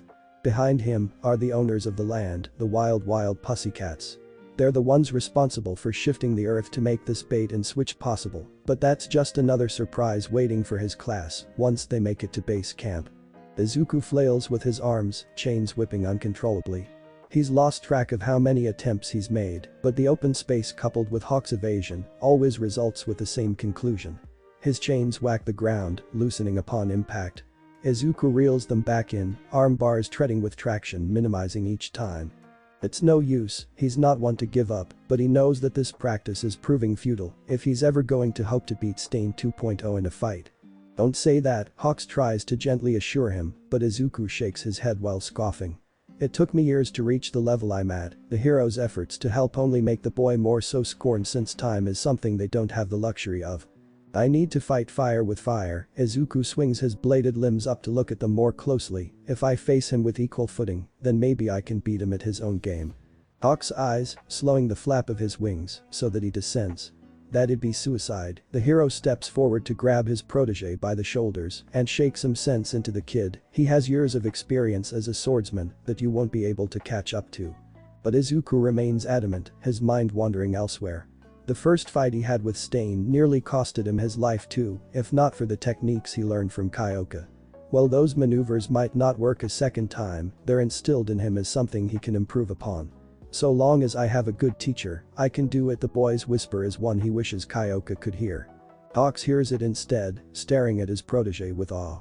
After a while, the man smiles and nods. Fine, he lets the boy go and backs away. Let's forget the chain control then. Izuku blinks back to the present, looking up at his mentor. The hero plucks 2 feathers from each wing, the plumes extending into sharpened quills.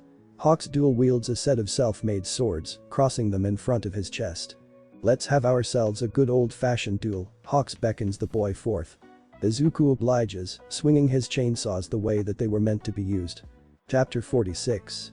If you ever wake up from a dream confused, know that it's because there is no more disorienting thing than living in reality. Bubbles burst as they rise to the surface of a Nomu preservation tank. Suspended by tubes feeding into him, supplying him with oxygen just as electrical wires transfer energy into his modified body, Chizumakaguro is mildly aware of his supported system. The way that there's no ground for his feet to reach whilst he floats in a bath of chemicals is disorientating. That's the only way to describe his constant dream-like state as of late, a foggy daze just on the brink of delusion. He's in a constant flux of fighting, but feels as though he surrendered his freedom to fight of his own conviction. Eyes closed, he allows himself to lull to sleep. He does so as he thinks about the will of his blades. He remembers the importance of conviction to a cause. The aching in his limbs ebbs and flows like a tide. Yet, the saliva in his mouth has dried just like the blood crusted around his wounds. What scars aren't exposed are wrapped in bandages, stained red by the liquid that bled through the gauze. His head throbs and his vision stirs when he tries sitting up. Instantaneously, he lays back down with a groan. Faintly at first, the childish form of Chizumakaguro hears a deep voice coming from his left. His ears tune in when he turns his head to look in the direction of the source, the sound much clearer then. I was beginning to wonder if you'd ever wake up. Someone was alerted to Akaguro's discomforted noises. Akaguro squints to see who. But his eyes are still too bleary to make anything out just yet. Not to mention the slender shape is squatting in a shadowed corner with their back turned. Who are you? The boy strains to ask his question just as much as he struggles to get a good look at the other person occupying the room. What he gets in response is an amused grunt. Akaguro isn't sure why the stranger finds that line of questioning so funny. Until he sees the shimmer of steel across the person's crisscrossed legs. It looks like a sword, the motion of the figure's arm polishing the blade. In his current state and making out that type of weapon at the very least, Akaguro isn't expecting the person's response to be, "I'm the man that saved your life." Akaguro's eyes flick between the katana and his wounds. A combination of shallow and deep gashes along his body tells a different story. Then again, he is resting on a cot with bandages to cover those injuries. Uncertain of what to say or do, he settles for a wobbly, "Thanks." The stranger grunts again in some form of acknowledgement before gesturing with a back tilt of their head, "Drink," getting Akaguro to turn his own head the other way momentarily. A metallic canteen sits beside him on a stool that's been turned into a makeshift nightstand. Akaguro must take too long with his indecision to take it, since the voice he's gotten accustomed to adds, "I would have left you to bleed out instead of poisoning you if I wanted you dead." And Akaguro has to admit that his self-proclaimed savior does have a point there. He figures he could have also been slain in his sleep. After one more second of hesitancy, the boy takes a swig from the canteen to wet his parched mouth. It's only then that he realizes how thirsty he is. Gradually, he goes from sips to greedily downing the entire tin of water. Once he's finished, Akaguro wipes his dripping chin with the back of his hand. Then he turns his head back towards the stranger in the shadows. He musters up the courage to ask, "So, why did you save me?" While still trying to peer through the dark in order to identify his supposed rescuer, "You're not any hero that I recognize." This time, Akaguro gets a humored huff instead of a grunt. Though the response that the injured boy gets isn't very much of a laughing matter to him, "Yeah. I'm far from a hero." Kid chills run down the base of the boy's back, as whatever blood hasn't been spilled from his body turns cold at the implications of that statement.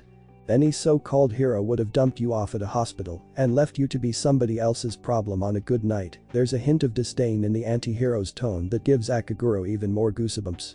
He's not sure if he even wants to know the answer, so Akaguro dithers a little before asking through bated breath and a stutter, "If you aren't a hero. Then who are you?" That's when the figure finally stands tall and unveils themselves from the confines of the shadows.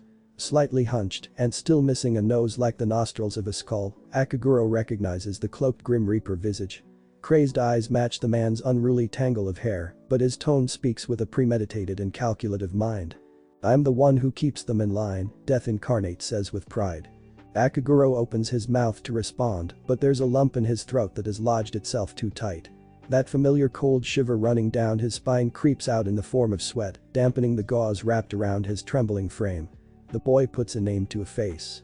He recognizes the man towering over him not just from last night, but puts two and two together via reputation in the media.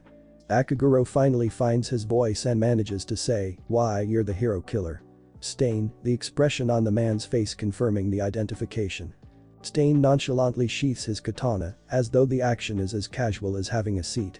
Sensing the kid's anxiety based on his sheer presence alone, the hero killer tries not to over-exaggerate, rolling his eyes. "Don't expect any autographs." Kitty takes a subtle step back to ease the tension a little, for the squeamish boy's sake.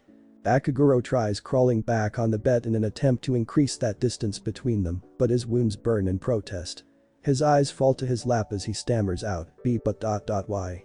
Afraid to take his eyes off the hero killer for too long, he glances back up with tears brimming the edges of his vision. "Why would a villain save my life?" Stain's face scrunches into a frown for a split second, akin to a flinch. And then the hero killer growls out a response upon being labeled a criminal. "Once you see the world as it is, you become villainous," but Akaguro has to strain a little to hear. Brushing off the low tone, Stain speaks louder to say the next part of his response, "You're strong-willed to have carried yourself the way you did last night. I wanted to know if what I saw was true." But Akaguro is still at a loss for words and belief. His timid tremble doesn't diminish in the slightest as he pushes through the pain to draw his knees up to his chest. What do you mean?" His voice squeaks as meek as a mouse. Stain tilts his head, taking in the poor sight. He inspects the weak and frightened child with an interest that looks beyond what's on the surface. There's something he's searching for within the thin frame of the kid, behind all those bandages and tears. The judge, jury, and executioner of hero society hums in contemplation before prompting the boy to speak. "Tell me. Do you wish to be a hero?" And what Stain was looking for can be found within the boy's eyes. The faintest glimmer within the red orbs that unconsciously react to that question. The kid's gaze hardens with a resolve that doesn't match the rest of his body. But Stain knows what the boy's answer is before it's given, of course. Just like every other kid your age. It's to be expected, Stain won't settle for a brat's pipe dream lacking authentic ambition though, but I want to know why you want to be a hero so badly. The rephrasing and specification catches Akaguro by surprise, making him falter. His hands clench his knees as he racks his brain for the correct answer. But nothing comes. Money? Fame? Stain throws out some suggestions to test the waters. If the boy has superficial reasons for chasing the hero fantasy, then he'll surely bite at the bait. No. None of that. But Akaguro has a knee-jerk reaction to deny those intentions. He reacts almost violently in the way he snaps, something Stain notes internally. It's possible Akaguro has similar convictions to him about being a hero. Buried deep down. Which is odd when that vengeful side doesn't match what the boy says next. I want to save people with a smile. Stain cocks his head curiously, interested to know what that means, and quietly asking for elaboration. Akaguro obliges like All Might. Stain grins at the mention of the number one hero. All Might. Now there's a true hero. He agrees that the man who solidified himself as the symbol of peace deserves the idolization. You've got good taste, kid. Speaking of taste, Stain stops when he's reminded of the bitter pills he kept out for the boy's treatment. He grabs a few to hand over. Here. Take these. It'll help with the pain. Akaguro tentatively takes them, hand shaking. He swallows the medication before daring to ask, why do you care so much? Because no one else will. Stain's immediate response freezes the already chilled blood within Akaguro's veins. And the weight of those words crushes the metaphorical ice, breaking the boy down. The child shivers, half expecting condensation in the air as he breathes through his mouth. Stain then asks, are you blinded by hero worship like the other children your age? Something about the way Stain said that sounded like an accusation, almost offending the boy. So the boy retorts with what he believes is the perfect validation. Heroes deserve to be idolized for the good that they do. The hero killer shakes his head in disapproval. It's hard to catch what he says, but Akaguro swears he hears Stain muttering something under his breath. It's always the most brilliant minds that are the most damaged. The quiet grumbling is just barely decipherable. If he could hear what was said, he would wonder who the hero killer was referring to, not considering himself. Heroes put their lives on the line for us. To protect us. Save us. Akaguro suddenly gets the urge to defend his idols. He feels they're being unrightfully looked down upon. But it's only after he's already shouted his argument that he realizes who he's yelling at. He recoils, reminded to be afraid, very much afraid. He's in the presence of a villain. He stammers a little quieter as he loses his bravado. They put others before themselves. Much to his relief, Stain doesn't appear displeased by the outburst. If anything, Stain looks delighted. At least you know what the definition of a true hero is. He agrees with Akaguro's sentiment to some extent apparently. Though that's only to an extent. The hero killer sneers as he counters Akaguro's argument, but not all so-called heroes are like that, and practically spits out the last part, certainly not ones like Endeavor. Akaguro's eyes widen at the mention of the number 2 ranked hero. Certainly a hero who climbed to such heights couldn't be doing a poor job. Endeavor had brought down nearly as many villains as All Might over the years, the two practically in competition with one another. Not to mention his indomitable firepower. Akaguro's curiosity gets the better of him, and he forces himself to ask, what's wrong with Endeavor? What isn't wrong with that dumpster fire? Stain snarls with what can only be pure unbridled hatred for the number 2 hero. Akaguro flinches back at the sudden shout, more than startled by the hero killer's fury. He has no regard for civilian lives. He only cares about his placement in the hero rankings, like it's some sort of leaderboard in a game. Spit flies from Stain's mouth as he provides his criticisms before landing one final venomous hiss, he's a fraud. Akaguro stares wide-eyed at the hero killer, pondering the criticisms to himself. He hadn't considered the competition between Endeavor and All Might for the top spot in the rankings as an actual motivation for either of the heroes, but now he can see with a bit of hindsight what the rivalry means to Endeavor based on past interviews. Even so, Akaguro shakes off his disturbed thoughts and chooses to look for the best in heroes. He asks quietly under his breath, but what does it matter so long as he's saving people and stopping bad guys? He hadn't expected Stain to hear him nor actually provide an answer. But the hero killer does. Stain sighs like what he says next is common knowledge. Ulterior motives are what separates the good guys from the bad guys, kid, but it's the first time such a thought crossed Akaguro's mind. And it resonates. Oh.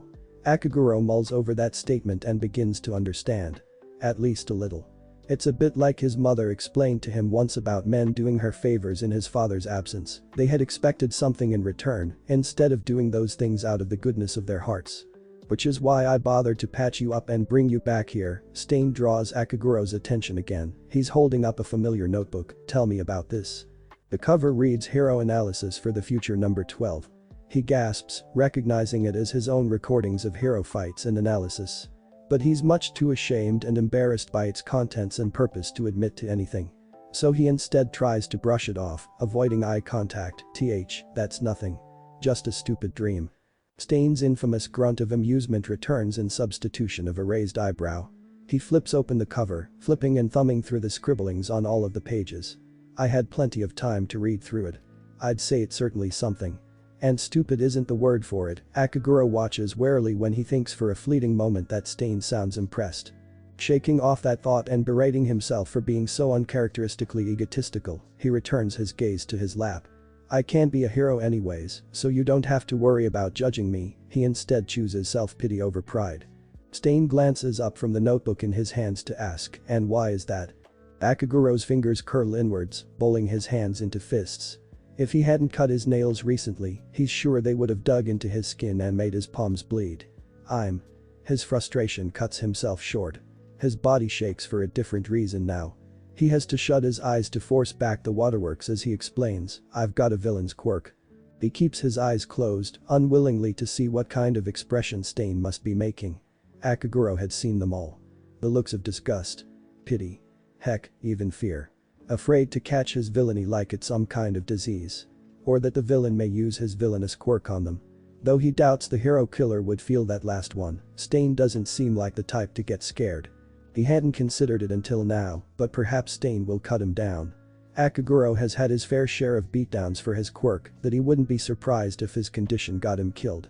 Imagine Akaguro's surprise when he hears Stain say, that doesn't appear to matter if your intentions don't align with that of a criminal's. Akaguro's eyes snap open in shock, head whipping up to stare at the hero killer.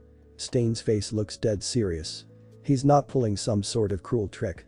Akaguro shakes his head as he repeats what he's been told his entire life, why, you can't be a hero with a villain's quirk. The quirk means nothing. Will encourages everything. The will to act. Stain speaks with such absolute certainty that the words cut deeper into Akaguro than if the hero killer were to use his katana. There's a strong conviction in the man's voice that makes Akaguro's heart beat like a war drum. Stain is practically saying the desire to save someone is more important than the ability to do so. A hero is made by their heart, not their power. The confirmation is spoken in Stain's own words. But unless you're strong like All Might, then how can you stop bad guys? Akaguro's brain is boggled over the prospect of being able to stand on the same footing as the number one hero. Not everyone is as strong as All Might, but Stain reminds Akaguro that there are indeed other heroes not like All Might. There are heroes not in the top 10 who still make a major difference in society. Underground heroes who don't even receive credit and remain out of the spotlight have quirks less suitable for high-stake combat. Maybe Stain is right. That's what weeds out the difference between the weak and the strong, and then the hero killer adds that. Akaguro finds himself staring at the open palms of his hands. They aren't as massive as All Might's. They're hardly even calloused.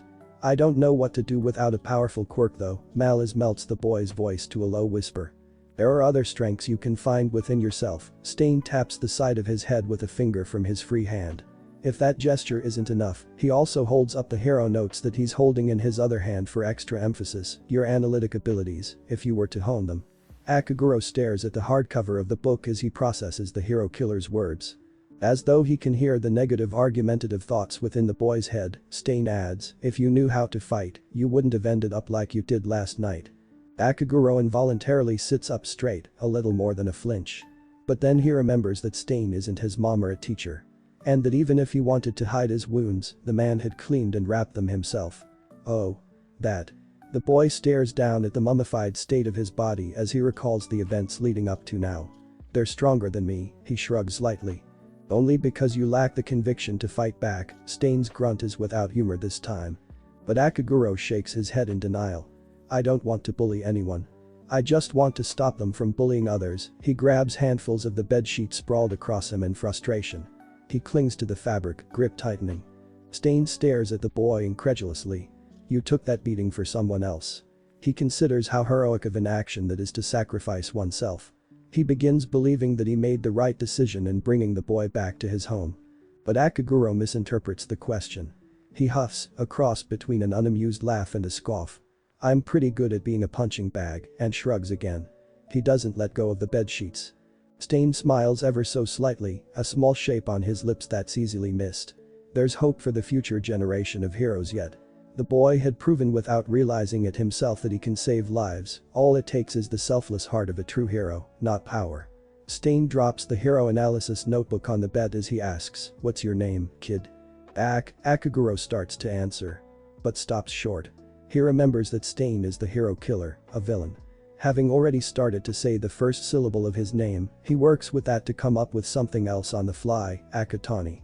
The fake name sounds foreign and strange on his tongue as he tests it. Then he notices Stain waiting to hear the rest. Ah.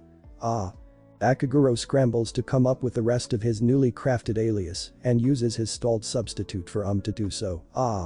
Akatani Mikumo. Stain stares with what can only be described as a deadpan look. Having witnessed the flailing and brainstorming, he isn't easily fooled. "You're lying," his tone holds a warning that Akaguro not try withholding the truth again. "Sorry." The boy recoils at Stain's tone as he apologizes. Realizing he has no other choice, he swallows his nerves in order to push them down and provides his real name, Izuku Midoriya. Suddenly, the boy before the hero killer is entirely different from Chisum Akaguro. Rather, it's Akaguro who has taken the role of his past mentor, becoming the hero killer. The kid on the cot is the one he fought in the alley. The one he vaguely remembers fighting a second time. His glimpse into the past blends with the future. His memory, his recollection, is hazy and malformed like the rest of his mind. Stain continues staring at Izuku with a suspicious eye. His gaze is fixated on the green curls atop the boy's head. Midoriya. Izuku's actual name sounds faker than Akatani Mikumo. But Stain doesn't test it. He accepts the name with a nod before asking, "Do you wish to be a hero? A true hero?" Izuku's grip on the bedsheets loosen ever so slightly. He looks up at Stain. The glint in his eyes that the hero killer had seen before has returned. Yes, even the boy's voice holds the conviction he has in his stare. Stain's smile returns, but this time, it's much more noticeable. Then. "Become my apprentice." Izuku bristles at the hero killer's offer. "I'll give you the proper tutelage to become what you desire to be. Better than the frauds." Izuku feels queasy. Like he's going to be sick. He's always wanted to be a hero, not a villain. How a villain could teach him how to be anything other than a criminal, he just doesn't buy it. But then again, this isn't the average villain. Stain at least seems to have morals and values. Plus there's no telling what the man will do if Izuku were to turn down the offer. I don't know. He nervously fiddles with the cloth on the bed while trying to stall for time with his answer. Izuku Midoriya, but Stain demands the boy's undivided attention. His voice booms like thunder, his words like lightning striking the boy in the heart as he says, "You can become a hero." Izuku had never heard that before. From anyone. Not even his own mother. His heart stops for more than a second, skipping a few beats. There's no stopping the waterworks. If Stain were the storm, Izuku's tears are the monsoon. He sobs heavily and uncontrollably. The boy bends over, trembling hands shifting from the bedsheets to his chest. A maelstrom of emotion overwhelms him, barely contained by the bandages bound around his body. He had always dreamt of the chance to become a hero. To hear someone say it's possible. "Why did it have to be you?" Izuku cries in between fits of wailing. Spit and snot streams with tears down his face as he curls into himself even further. He wishes he could have heard his mother say that. Or the boy he grew up with, Kaken. Maybe it'd have been too much to hope for his idol to tell him what he always wanted to hear. Perhaps in another life he'd have been spurred on by All Might himself, he imagines. But to hear it from a villain. One that has killed heroes and continues to do so. He's conflicted by the onslaught of emotion. Izuku feels the aching from within battling for dominion over his physical pains. It's just too much. He gradually lifts his head to look at the man in front of him. No longer does he see a figure of death. His heart begins beating again. Like a rebirth, Izuku uncurls from his bowled-up shape. He wants to get stronger. He wants to become a hero. He wants to know why someone would want the same of him. Why call yourself Stain? Izuku's tears make the smudged figure appear as such, stained into his sight. Stain stands taller, losing his hunch. He has a presence that towers over Izuku. "I want to leave a lasting mark on society." A deeply rooted one that can't be wiped away, no matter how hard they try. The hero killer speaks with a strong-willed spirit that holds extreme conviction. He stains the soul of Izuku Midoriya, a stain. Kizumaka reopens his eyes, remembering the crux of his origin even if it's been tainted. That boy, Izuku Midoriya, is just like him. A desire to be a hero. A villainous quirk. A villainous appearance. The blades attached to the man's arms glisten in the glow of the murky liquid. He recalls Izuku's chainsaw form.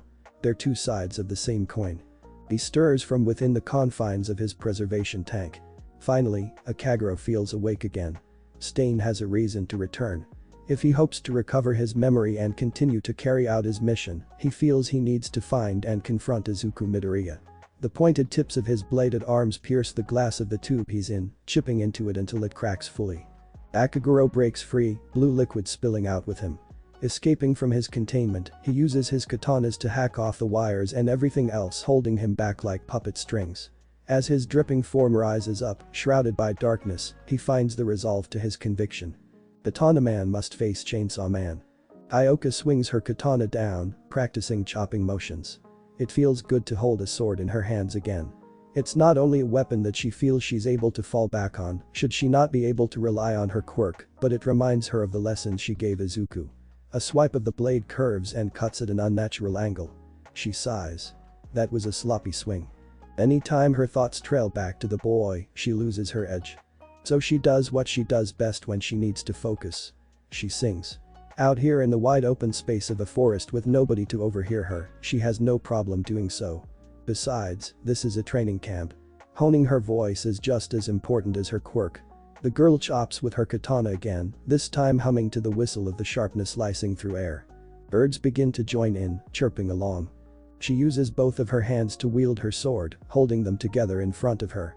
Pray sinner, say a prayer for me. Light gleams through the leaves of the trees shielding her in shade while she closes her eyes. A prayer for me. My blood runs cold. The last time that she saw Izuku was right after he fought Stain. Like the killer, little does she know that he'll be fighting the monster again, this time much more so a monster. The killer you chose, she can only pray he doesn't become one himself, the devil. And as she does, she bends her knees. Plead sinner, plead to God for me. A stance with her sword mimes the one she taught Izuku. Plead for me. She can hear her own breath, low and steady. Well, the thrumming from within is a war drum. This heart beats cold, it's a sound that reminds her of Izuku, like the devil his own. Ioka practices her swordship skills as she continues to sing. It's a symphony swallowed by the mountains. Within those trees, the rest of Class 1 trains too. Tokoyami dwells in the dark of a cave, containing dark shadow. The devil Kyoka's mind wanders from Izuku to the boy's childhood friend. The devil Kitsuki Bakugo burns his hands, while Shoto Todoroki casts fire as well. Hellflame rises. Class 1B trains within the terrain as well. Pray sinner, say a prayer for me. Abara Shiozaki kneels in the dirt, the vines atop her head stretching to become one with the nature of the world around her. Pray for me. Kyoka's lyrics are in tune with the girl's presence. And it's then that she ends her song, reopening her eyes. Izuku is still absent from the rest of them. And yet, they all train as hard as they can. The devil. Chapter 47.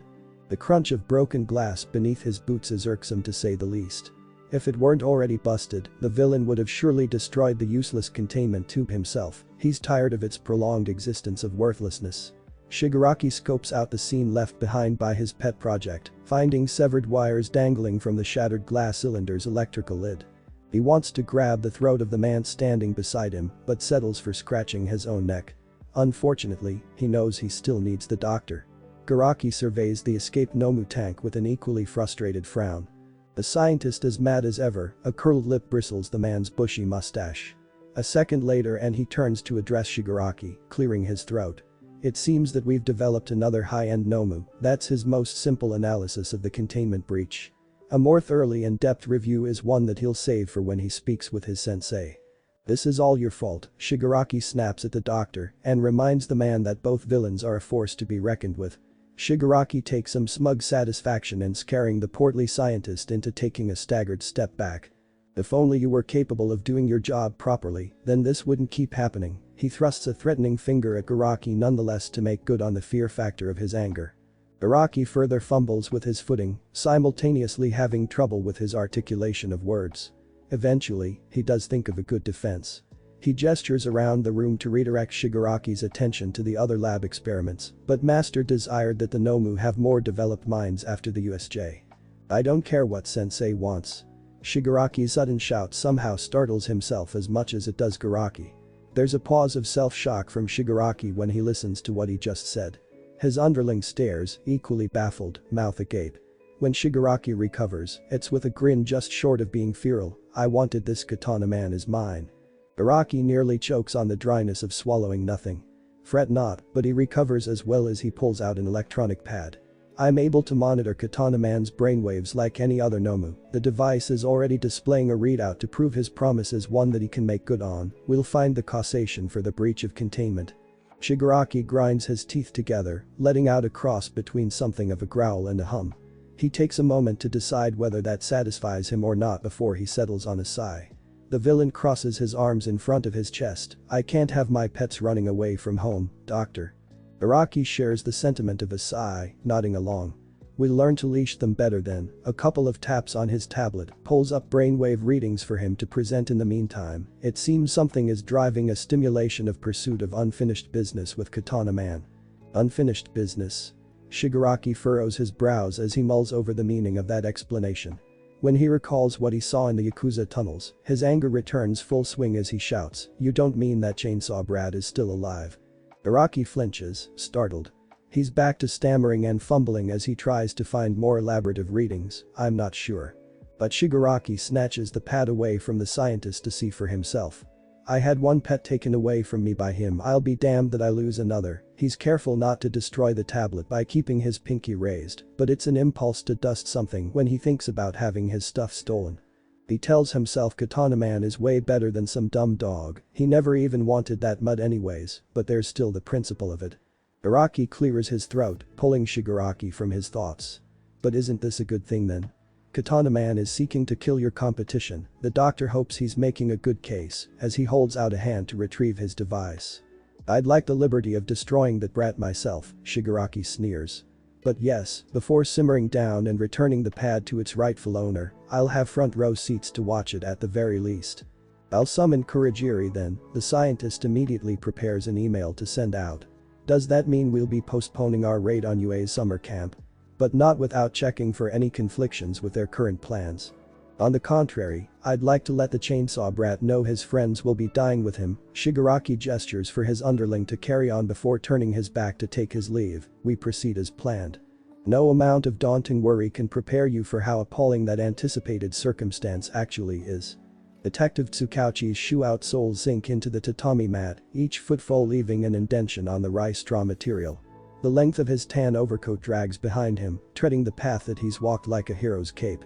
What had been born and crafted from an architect's plan was fashioned by familiarity of one's home, the clay walls decorated by cozy comfort of mounted family photos. Tsukauchi's rectangular eyes roam the adorned pictures, leveling on the kid that resides within each one.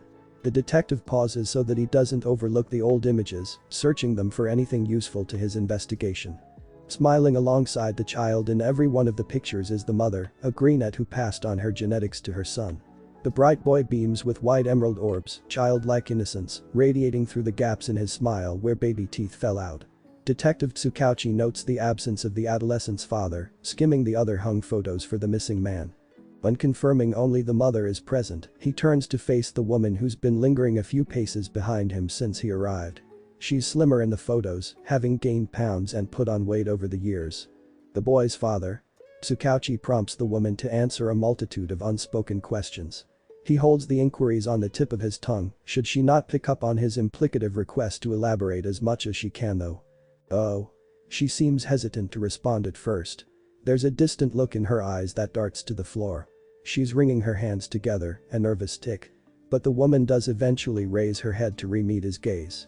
She begins speaking apprehensively, that would be Hisashi. He's currently working abroad, so he's hardly ever around. The statement is true. The detective can tell thanks to his quirk, an ability that allows him to distinguish lies from the truth. So he evaluates the woman's reluctance for embarrassment rather than secretism like he initially believed. Tsukauchi hums as he contemplates the father's relationship without prying any further into what is clearly a personal matter. There's already a number of theories running through the detective's head based on past job experience and his deductive reasoning. This could very well be a case of parental abduction depending on if there is any custodial interference. Tsukauchi purses his lips together as he considers his phrasing should he share with the mother his hypothesis. Then he decides against saying anything at all until he's finished performing a more thorough analytic search of the household. "Where is your son's room?" Tsukauchi turns so that his gaze sweeps over the living room. A stack of manga and a reading lamp rests on an end table beside the couch, indicating towards the direction of a hallway based on its positioning. There's a bathroom doorway in between that's well within view, also perfectly placed should a bedroom be nearby. Ah. The mother turns to face that same direction as if to confirm the detective's speculative thoughts. "It's right through here." She brushes past Tsukauchi, moving at a brisk pace to lead him down the hallway. The thin padding on the bottom of her slippers leave a trail of footprints for him to follow closely behind. When they reach the bedroom at the end of the hall, the entrance is closed. An All Might-themed nameplate is mounted to the wood door. Tsukauchi can't contain an asymmetric smile, agreeing with the boy's taste palette for heroes. Izuku Midoriya is etched into the decorative placard. He suddenly loses his smile, remembering the active case that he's working.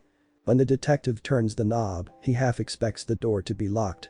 Instead, it clicks open and pushes inward easily with loose hinges. Tsukauchi falters upon entry to the boy's bedroom anyways. It's what is on the other side of the door that in all his years as a detective he could have never predicted. Even with a stylistic nameplate to clue him in, Tsukauchi would have never believed in all his years such a shrine could exist. Action figures line shelves and bookcases containing manga and DVDs like any other boy's room. Poster boards adorn the walls, and bed sheets are themed like any kid's night set. It's just what all these decorative pieces have in common that stands out. They all have to do with All Might. Even the boy's desk chair and alarm clock have the hero's grin plastered onto them. Tsukauchi realizes he's been staring slack-jawed at the hero fan's tribute and quickly closes his mouth before the boy's mother can see his reaction. He had the same expression when he first saw Sasaki's office that he scolds himself for not being able to school it better. Then again, he would have never imagined that somebody else could ever dare to challenge All Might's sidekick as the #1 hero fanatic. Regardless, Tsukauchi is certain Toshinori would get a kick out of it if he were to see it for himself. He seems well provided for, very much loved. I doubt he ran away. Tsukauchi spares a thoughtful glance back towards the boy's mother. She's still ever so obviously anxious, but he's grateful that the hysterical panic he heard over the phone has dwindled. It doesn't hurt to apply a little assurance now and then though. "That's why I'm so worried." She brings her hands together as though she's about to pray. He wouldn't be surprised if she does ask God to return her son. She likely already has. It's not like him not to return home at this hour without so much as a phone call or a text, or she catches herself before she can get too carried away. The woman bows and apologizes. He's about to tell her it's fine, maybe even suggest that she brew some coffee or prepare tea. Except, it's at that moment the front door creaks open. And Izuku Midoriya walks in. He relaxes, thinking the mother will do the same now that she sees her son has returned safely. It's something he plans on chalking up as a false alarm. Until he sees the boy's busted and bruised face. "Izuku. What happened?" She's at her kid's side in an instant. He could have sworn she told him her quirk is attracting small objects and not super speed. I tripped." He tries and fails to hide his injuries as she coddles him. Tsukauchi doesn't need a lie detection quirk to know that's a bullshit excuse, and neither does the boy's mother. "I was so worried." She brings him into a hug and decides to ultimately let the lie go for now. "I thought something had happened to you, and I called the police." Izuku's eyes nearly pop out of their sockets, broadening so big that he somehow only now is able to see the detective lingering over them. "Am I in trouble?" The boy's meek whisper would make Tsukauchi laugh under ordinary circumstances, but he reminds himself that he must remain professional. "No." The detective glances between the two before offering them both a soft smile. "Just make sure not to worry your mother anymore." Izuku nods, agreeing. Though he's not entirely off the hook just yet. There's still the question as to what happened to bust up his face and make him come home so late. The answer would be Kaken and his cronies. Except, Izuku leaves that part of the story out. He tells a simple tale about how some kids from his school, unnamed, were bullying another kid, so he did the naturally heroic thing and stepped in. "Oh, Izuku, please don't go accepting every challenge someone gives you just because you want to protect someone." Inko holds him close as she asks him to make a promise he won't be able to keep. "When you have to fight somebody stronger than you, who's going to protect you?" Izuku holds a hand over his chest, the beating of his heart landing in the palm of his hand. He can feel Pochita with him as he reflects on his journey to this point. Despite ridicule and loss, they always have each other. Izuku takes a swig from his water bottle. He'd like to think Hawks is with him now, but the guy has been running him down lately, even if it was what he'd asked for the man to do. Their training is showing results though.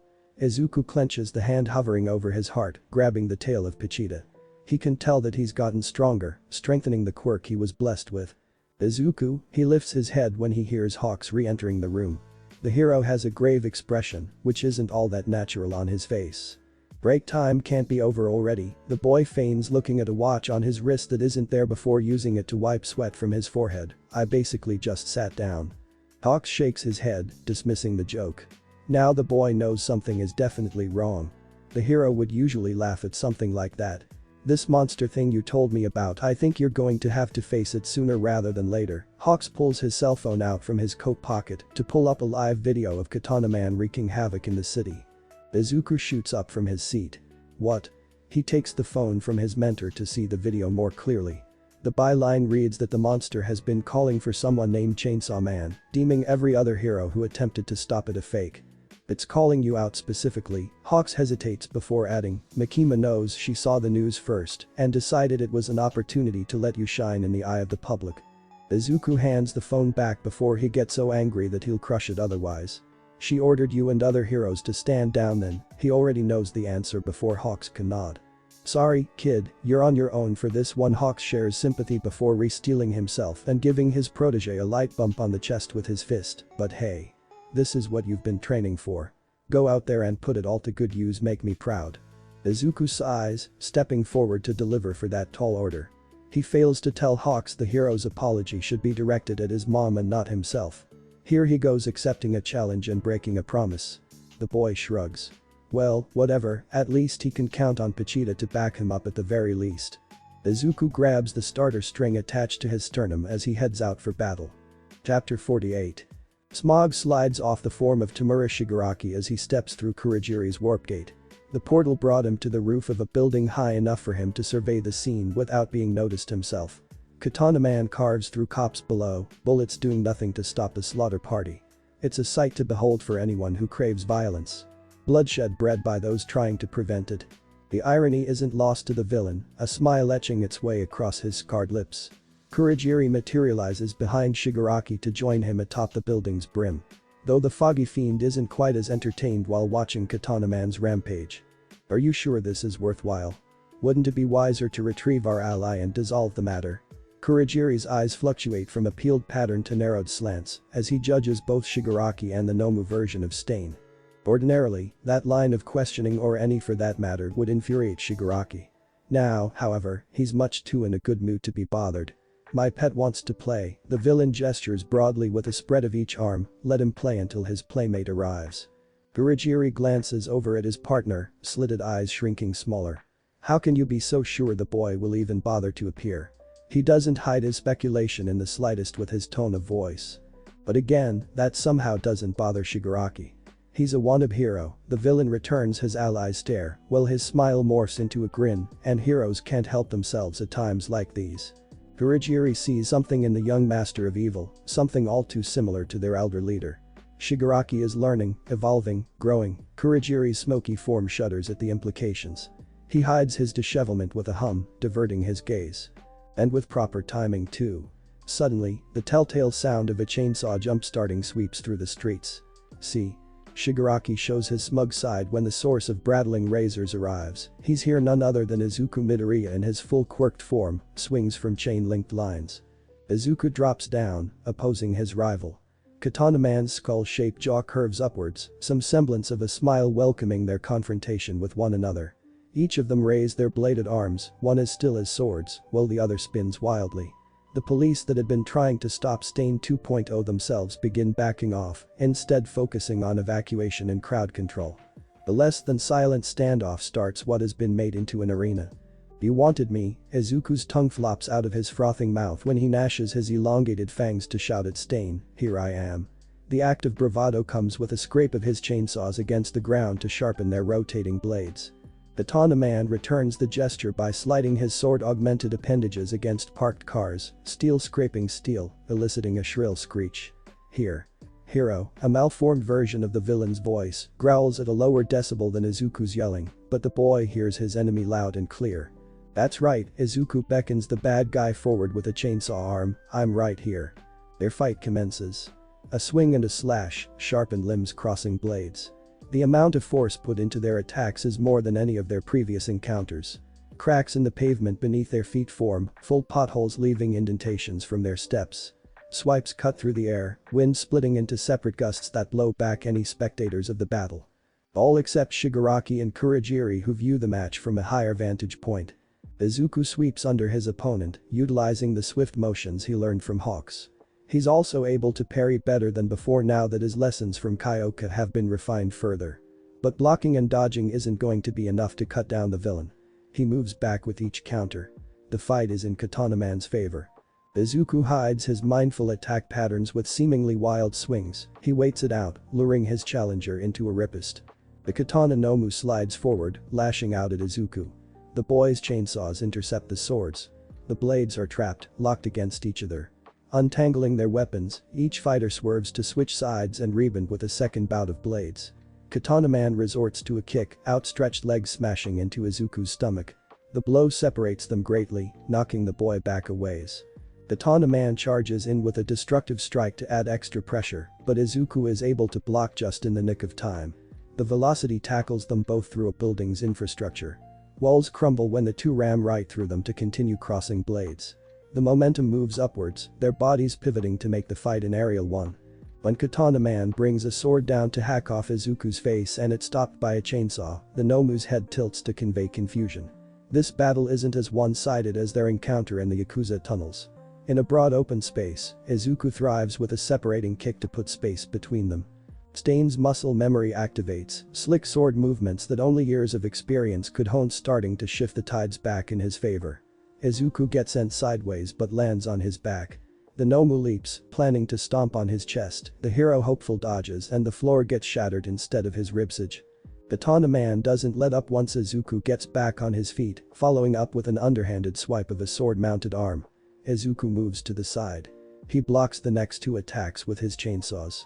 The volley of vicious swings continues. Izuku keeps stopping them with his arm bars. Stain slashes. Chainsaw clashes. Katana Man tries throwing in an upper body strike. Izuku bends his back, the blade passing over his neck and stopping short at the chainsaw protruding from his head. When Izuku rights himself, the katana pushes back. The Nomu state of Stain is programmed to keep attacking, a relentless flow of sword swipes doesn't cease. Izuku can hardly keep up, failing to block them all, instead jumping back and avoiding them with leaning steps. Izuku throws in a few swings of his own, retaliating in an effort to fight back. Katana Man matches the boy's footwork, also veering to avoid getting cut. It almost seems as though the two are dancing at this point, moving to the flow of the other's attacks. They carry on with an exchange of blocks or parries a while longer before Izuku hops back to charge up a stronger strike and chops down. Katana Man draws his blades up to shield his body before mirroring a charge swing of his own. Izuku ducks under it while bending an arm back for a second wind. The timing has changed the pacing of their exchange, but now a deadlier diciness has opened way to the match. When the Nomu's enhanced strength plows into Izuku and sends the boy skidding back, their contest of endurance comes to a close. Katana Man roars as he sprints at his rival. Another move preserved in the mind of Stain's fighting prowess helps the Nomu to spring forward with a flying kick that launches Izuku high into the air.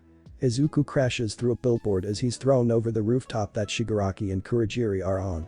The boy spirals in the sky before landing atop a train that happens to be passing through that sector. Izuku bounces across each passenger car, rolling with every impact. It's not until he falls atop the final box that he stops.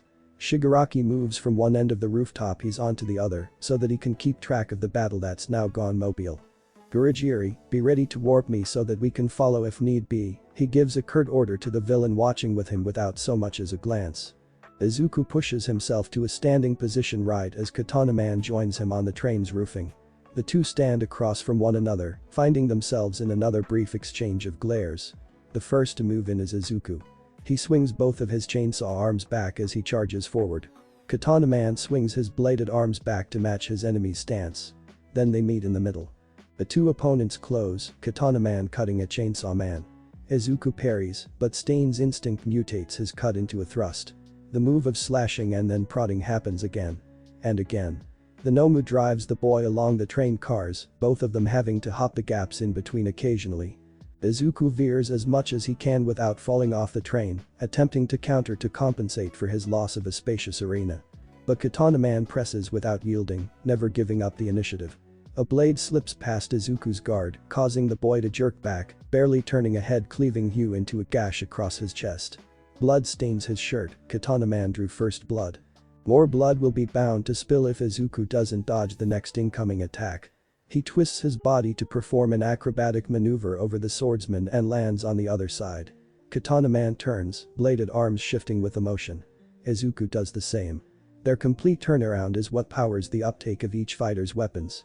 Chainsaws and katanas collide, clashing together harder than ever before. Izuku chops and hacks with broader swings, exposing his torso at the cost of more strength to his attacks. Katana Man, being a Nomu and not stained fully, doesn't seize the opportunity. The monster merely meets the forceful fighting with an application of equal power. That's what Izuku was counting on. He takes the opening as a chance to wedge a chainsaw into the creature's gut, turning it side to saw as much of the walking corpse's innards as he can. Katana Man doesn't register the pain of the body blow, pressing into it and returning Izuku's stab with a sword piercing the boy's shoulder. Izuku cries out but doesn't let up, he swings his other chainsaw arm around to dig into the Nomu's armpit. Red sprays from each of them while they share a moment of shredding each other's puncture points. When they separate, Izuku takes a knee. He loops a finger through the starter string's handle and gives it a tug, reigniting the flow of blood to his heart via chest cord. Already, his wounds begin closing up thanks to his regenerative abilities activating. He pushes up to get himself standing again. Izuku settles his sights on his opponent who is seemingly waiting for the recovery. Teach. You, Katana Man grinds out a raggedly raspy slur of words that's barely audible over the train they're on. But Izuku hears him. I've already got teachers, he responds with a light stroke that would have been faster to land if his chainsaw were as light as a feather, one of which taught me this. The chains on his arm bars unravel, carried with the rush of the train on its tracks. And this. The chains attempt to bind Katana Man, but get deflected. Izuku assumes a stance that was beat into him. Earj axe had poked and prodded his joints so that they get the proper positioning. Another showed me how to do this, the bars protruding from his arm slam into Stain, despite having their feathers unhooked. The Nomu buckles under the blow, knocked back. And lastly, Izuku snags the villain's shoulder with an upward swipe that connects the chains through a means of direct contact. It's thanks to the straight narrow train route that they're able to operate accordingly. The fetters attach themselves to passing structures before hooking to Katana Man. This, a capture method akin to Eraserhead snares Stain. I don't have anything to learn from a fake, Izuku's parting words leave the Nomu state of Stain mortified. The chains drag Katana Man to hell, ripping him from the train and running him under its tracks. The body is beyond recovery by the time it's torn apart and shredded by the combination of dismemberment and crushing. Izuku jumps from the train, landing atop a roof. There, he's about to relax. Except, a familiar sight rekindles his vigilance. Kurogiri's warp gate opens a way for Shigaraki to step onto the same roof. You brat, the villain is seething with hatred as he grinds his nails against his own neck, how dare you take him from me. Izuku cautiously moves around the portal, wary of the villains. I mean, he attacked me first, he feels the need to point that out, even if it doesn't help the situation. Shigaraki falters at that, at the very least. But it doesn't quell his rage completely. It's only fair that I take something from you now, he begins stepping backwards to retreat through Kurogiri's warp gate, but not without a final threat, your little friends at UA, would suffice as sufficient revenge. No. Izuku throws caution out completely as he literally tosses himself at Shigaraki. But it's too late. The portal closes and the villain escapes. Izuku quickly gets back up, ready to pursue the villain. When he hears what sounds like another chainsaw running. He runs to the ledge of the roof that he's on, peering over its side. Down below is Hawks on a repaired rendition of David Shield's chainsaw cycle. Yo. The hero calls for him to jump to street level. Yo, Izuku returns the greeting before forcefully switching spots, thanks for bringing this, no time to explain, gotta put it to use. He pushes Hawks from the driver's seat, much to the hero's confusion. He starts to try and stop the boy at first. Now, wait a minute, Makima won't like. My friends are in danger. But Izuku's desperate look back is enough to change his mind. Ox gives the boy a nod, "I'll cover for you," and allows the chainsaw bike to tear its way downtown. One fight after another. It's tiresome. Hawks heaves out an exhausted sigh, wishing he still had the bike to drive, rather than having to fly with his wings. "I'm getting too old for this crap," he shakes his head before taking to the sky. Chapter 49. Clouds clear away from a darkened sky, a black starless void without so much as a white hue consuming her vision. Kyoka blinks but keeps her head tilted back, welcoming the slightly blinding effect of pure nothing to stare at. Her focus is on listening right now anyways. She has her ear jacks plugged into an iPod, playing songs from her most recent Spotify playlist. It drowns out the crunch of dried leaves when Bakugo brushes past the class camping site. Kirishima is the only one who notices, watching his friend venture off into the forest with a worried expression on his face. Everybody else is relaxing after a long hard day of training their quirks to get stronger. Some of which are already asleep, snuggled within sleeping bags. Aoi Rozu rests beside Kyoka, sparing a glance up from her novel. She pauses her reading, bookmarking the page that she's on. "Do you mind if I listen along?" The girl gestures for her friend to lend the iPod by using her quirk to create a custom pair of headphones. Kyoka shrugs before passing the device over to share. The twin set of ponytailed girls tune out the sounds of wildlife in favor of what song starts playing next. It hits heavier than solid metal. Yaoi Rozu's eyebrows nearly jump off her face the way that they rise so high. The lyrics to Choo Choo Lovely by Maximum the Hormone are graphic to say the least. The usually sheltered girl shyly turns her head away to hide her blush. Kyoka doesn't notice. Her gaze is lifted again, back towards the starless sky. What's odd though, is that the clouds appear to be returning. They waft faster than the breeze blows. They're also darker. Kyoka sits up, smelling barbec despite dinner having been some sort of stew. The forest that Bakugo went into is starting to smoke. She stops the music on her iPod, shaking Yaoi Rozu a bit by the shoulder. "Do you think that Dumbus started a fire with his quirk?" She gestures with a nod of her head to get the other girl to have a look. Kirishima startles at this, overhearing them murmur to one another. "No, he hasn't been training like that." The Redeed cringes with embarrassment but admits to the reason how he knows that. "I followed him one night and saw that he's been hanging around with that kid from the Wild Pussycats." He stands to search for his friend, heading in that direction. It must be something else. By now, the three are causing such a commotion that the other students of class 1 begin rising. "Should we alert Izawa-sensei?"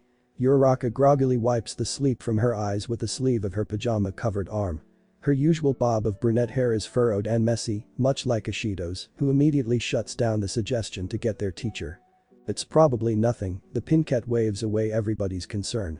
She flops back down into the cushioned mess of blankets she crafted beneath her. "Let's just go back to sleep and forget we ever even saw anything." Her eyes are already midway closed before something bright snaps them back open. The blue blaze overtakes the tree line. It really is a fire. An uncontrollable one at that. "Nothing, huh?" Todoroki's deadpan would be funny if the flames weren't so hot that the whole class recoils. Bakugo and that Kota kid are in there. Zero blanches when he thinks about getting caught up in such an inferno. He shoots a look back at his peers, seeing equally horrified facial expressions. Kirishima covers himself in a hardened state of stone via his quirk, stepping up.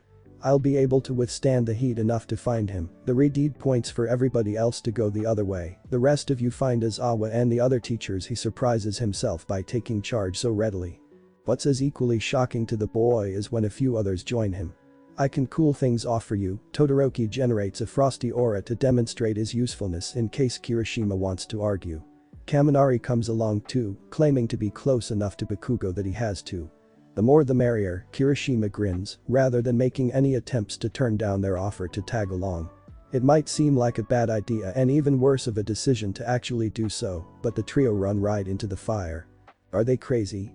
Hagakure criticizes their choice to put themselves in danger, but doesn't wait around trying to convince them otherwise.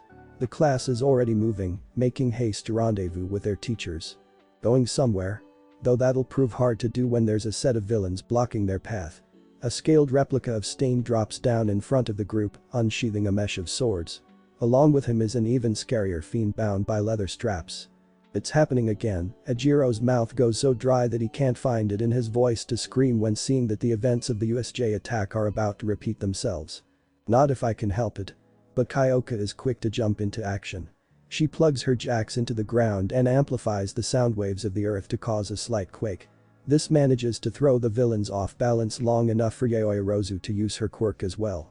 Yaoyorozu tosses a canister of tear gas in between her classmates and the deadly duo opposing them. It explodes into a cloud of smoke, concealing the space with thick fog. Everybody split off. They can't chase us all. She shouts the first thought that comes to her mind to counter the criminals. No. The lizard version of Stain tries stopping them by blindly charging through the tear gas. He's only able to grab a hold of Ijiro. The two grapple with one another, the hero student's tail trumping the tailless reptile in combat. As for the leather-bound villain who's been drooling out of his exposed mouth, he fares far more as dangerous. His teeth extend into sharp spires functioning as legs and pincers. Shoji gets cut by an elongated fang before Tokoyami swoops in with Dark Shadow to save him. Though they feel conflicted about leaving behind their friends, the rest of the class manage to escape into the shrubbery of the wilderness. Ijiro blocks and parries against the Stain fanboy's specially crafted excuse for a sword, fighting bare-handed without a weapon of his own. Tokoyami wants to help him like he rescued Shoji, but finds his quirk more difficult to control when it's night. Revelry in the dark, he repeats a mantra in an effort to keep Dark Shadow under control. It doesn't do any good. The Tooth villain strikes again. Tokoyami is forced to unleash his quirk and defend himself. Ijiro tries to sweep his opponent's legs out with his tail. The lizard is too agile though, evading the lower attack with a flying swing of his sword. The two twist to avoid getting dealt damage. Karate and self-defense lessons lead the blonde to stay on his guard rather than lean into fighting full force. It becomes a tad redundant, but he stays alive at least. Tokoyami on the other hand, lets loose. Shadows blur with teeth, shattering enamel and tree bark as their fight moves into the forest. Dirt clouds conceal most of their match as the earth becomes uprooted. Shoji shouts for his classmate, but his screams go unheard. All he can do is follow along and helplessly watch. Left in the wake of the villains attacking is an empty campsite. Izawa already knew something was wrong when he saw the dark cloud formations overhead. When a purple hue of smoke carried its way through the trees though, that's when he absolutely had to act upon that suspicion. Vlad toppled over along with the pussycats, effectively rendered unconsciousness by the mustard gas. Izawa only managed to stay awake by muffling his mouth with his capture cloth. The makeshift mask helps him navigate through the mist until he finds members of Class 1B in a similar predicament. The sneak attack seems to have worked on a majority of the campsite. Eraserhead, right. I'm supposed to deal with you, Izawa spins around with his quirk flaring his eyes red to meet whoever he hears behind him. A collection of men in bodysuits greet the underground hero. He realizes as the stampede topples over him that it's an extreme version of the attack at the USJ. When fighting a larger group, he's at a disadvantage. The kick and a punch somehow manages to do the trick to dissolve them into puddles of grey goop. But like a hydra, 3 more take the place of any fallen foes. They begin grabbing at the cloth around his lower face, trying to pry it away so that he'll succumb to the mustard gas surrounding them. It's hard enough fighting hand to hand without his trusty weapon as an aid, but for it to become an exploitable weakness it's a losing battle. And he loses. Izawa goes down, overcome by numbers and circumstances. Stay away from our teacher. Kyoka's cry catches the Armada's attention before they can finish the underground hero off. She and Yaoyorozu arrive wearing gas masks to filter out the smog. In each of their hands are weapons, a katana and a metallic bow staff. A series of slashes and whacks creates a swampy terrain of melted men. Sensei, Yaoyorozu kneels down beside Izawa to create a gas mask of his own. She focuses on defending the downed man, while Kyoka wards off the frontal assault of villains. It's a maneuver that manages to drive them back gradually. Eventually, the clones and replicants of those clones dwindle in numbers before running away. It's an exhausting conclusion that makes them both drop their weapons and breath heavy sighs of relief. Fortunately, Izawa stirs with a groan before joining them. "Thank you for the rescue," he mumbles more than says. "We're just glad you're okay." Yaoyorozu flits her gaze back and forth to see if anyone else is within their vicinity. When she's sure that they're alone, she tries pushing him to lay back down. "You should rest and recuperate though," her concern carries over to Kyoka who agrees with a nod. But Izawa brushes them off, forcing himself to get back up on his feet. "If the gas isn't fatal, then we can get Vlad and the others up." He begins walking in the direction of his fellow teachers and heroes, despite having a slight limp. "Alright," the girls hesitate only momentarily before following along. "Geez, this is pretty hot." Kaminari wipes sweat from his forehead as he follows Kirishima and Todoroki through the burning forest. The frosty spray of Todoroki's ice is starting to lose effectiveness the deeper that they go. Bakubro. Kirishima cups his hands around his mouth to enhance his shout, "Where are you?" He grimaces when a tree loses its rooting and topples over with a hefty crash. The fire is starting to take over and grow even stronger. Todoroki does his best to extinguish some of the flames, spreading sheets of ice every which way. He can't go all out though, considering a glacier so close to his friends would do more harm than good to them. "Maybe we need to cut our losses and fall back," he regretfully admits that they're in way over their heads. But before any of the other boys can protest, somebody agrees with him. Yes, a villain in a top hat appears behind them to place his hands on each of Kirishima and Kaminari's shoulders. "Cut your losses." They vanish within a flash of light before becoming marbles. Todoroki pivots on his heel, avoiding getting too close to the villain so that he doesn't share their fate. He's about to say something, "Wah." But it turns out the marble-making man isn't alone. "Leave him to me," a villain covered in burns calls dibs as he steps through the bright blue flames surrounding him. It occurs to Todoroki that this guy is likely the same one who caused the forest fire. Very well, the gentlemanly criminal tips his hat before leaving them to their vices. Todoroki is inclined to pursue for the sake of saving his friends, but he has bigger fish to fry. Especially when said fish fries back. Flames hotter than his father surround him, creating a ring. He coughs from the amount of fumes that the fire generates. "Why are you targeting me specifically?" His only hope is to stall for time while trying to figure out a countermeasure. The pyromaniac responds with a feral grin, "Wouldn't you like to know?" Bakugo stands at the foot of the cave's mouth, guarding that brat from the pussy power pack or whatever by outstretching one hand, while popping explosions from the other to intimidate the large muscular man in front of him. "You have one chance to fuck off before I blow out your back, bitch." The snarled choice of words he uses could have been better, but it gets his point across. Or so he thinks until the giant brute bastard stomps towards him. "I'm warning you, fucker. You seem fun." The muscular man flexes an arm before forming a fist. "I think I'll toy with you for a while." "You asked for it." Bakugo secretes as much fuel into his palm as he can to generate a massive explosion directly into the guy's face. When the smoke clears and an uncharred grin is on the other side, the abrasive blonde backs up a little. The muscular villain is covered in muscle fibers, bulking him up even more. Fuck. He can tell this is going to be a hell of a fight. Run along. Squirty spent tons of time arguing with the kid over why proving one's quirk as the superior firepower is important, but he can't risk the run getting hurt in an actual demonstration of force. Koda shakes his head. "I'm not gonna let you get killed by this guy like my parents." He protests against running away. Bakugo has to admit he's fond of the little bastard, proving not to be a coward. "But this guy killed your mom and dad." He has to make sure the villain he's about to fight is one and the same. When Koda gives a tentative nod in response, Bakugo sneers. "Fine. Sit back and enjoy the fireworks show." He simultaneously blows the kid to safety while propelling himself forward with controlled bursts. That's the spirit. Macho Motherfucker meets the frontal assault like a jackass. Bakugo pulls an aerial maneuver, using more controlled bursts to fly over the villain's brainless skull and land behind him, where he can deliver a blast into the bastard's back. He did promise that he'd blow it out. Except, the explosion doesn't do shit. "That all you got?" The villain backhands Bakugo. Bakugo feels a tooth coming loose from where his jaw was bashed. Asshole. He can already expect his hag of a mother to lose her shit over the dental work he'll need done. Just for making him have to deal with that, he adds some extra boom to his next attack. Again, it does nothing. Those damn muscle fibers are blocking every blast. Bakugo controls the flow of the fight well enough to avoid getting fucked up himself, but it won't do any good if he can't do anything in return. Dodging isn't going to get him anywhere. He needs more firepower. Die.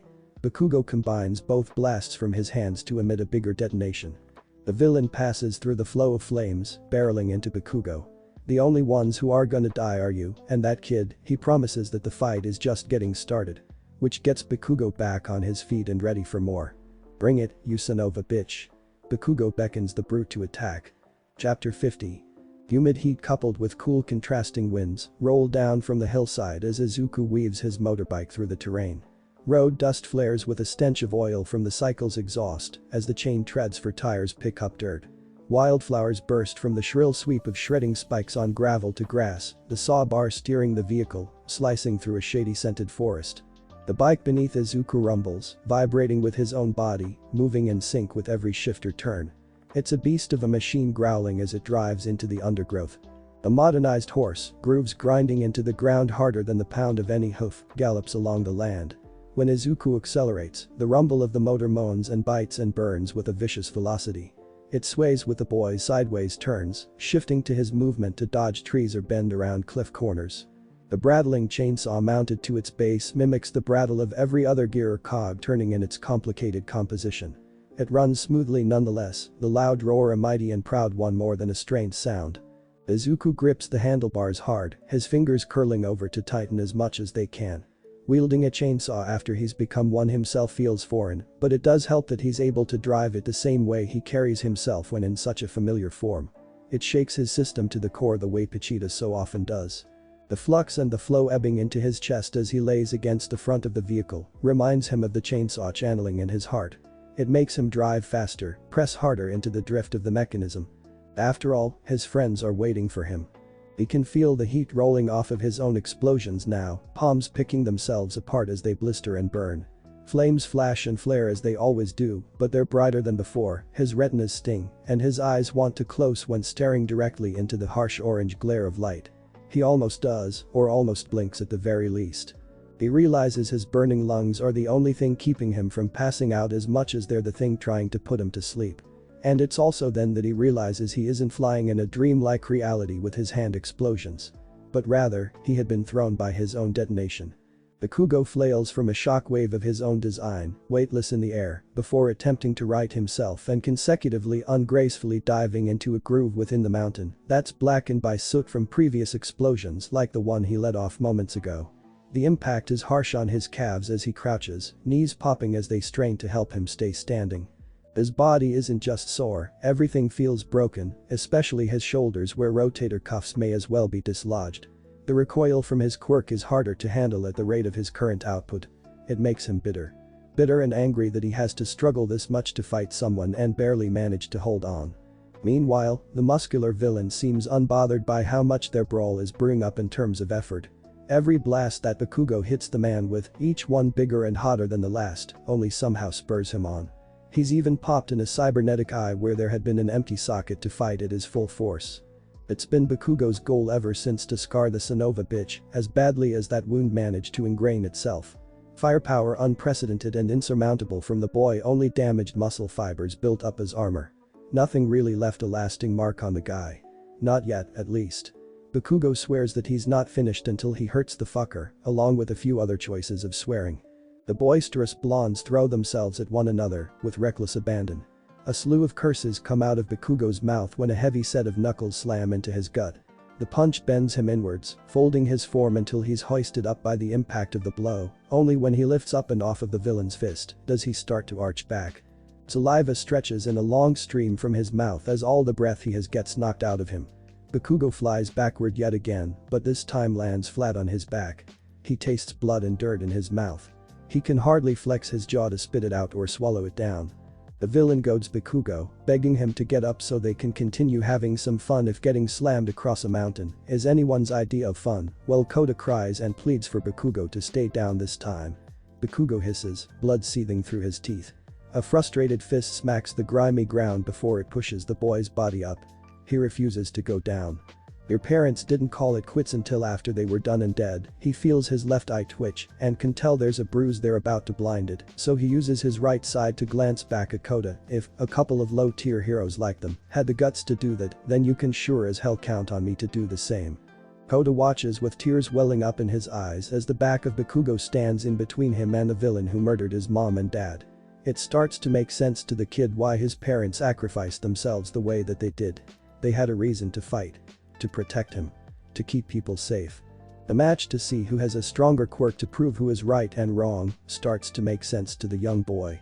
So he raises his own hands, capable of shooting out jets of water instead of detonating explosions, and uses his own quirk to fight.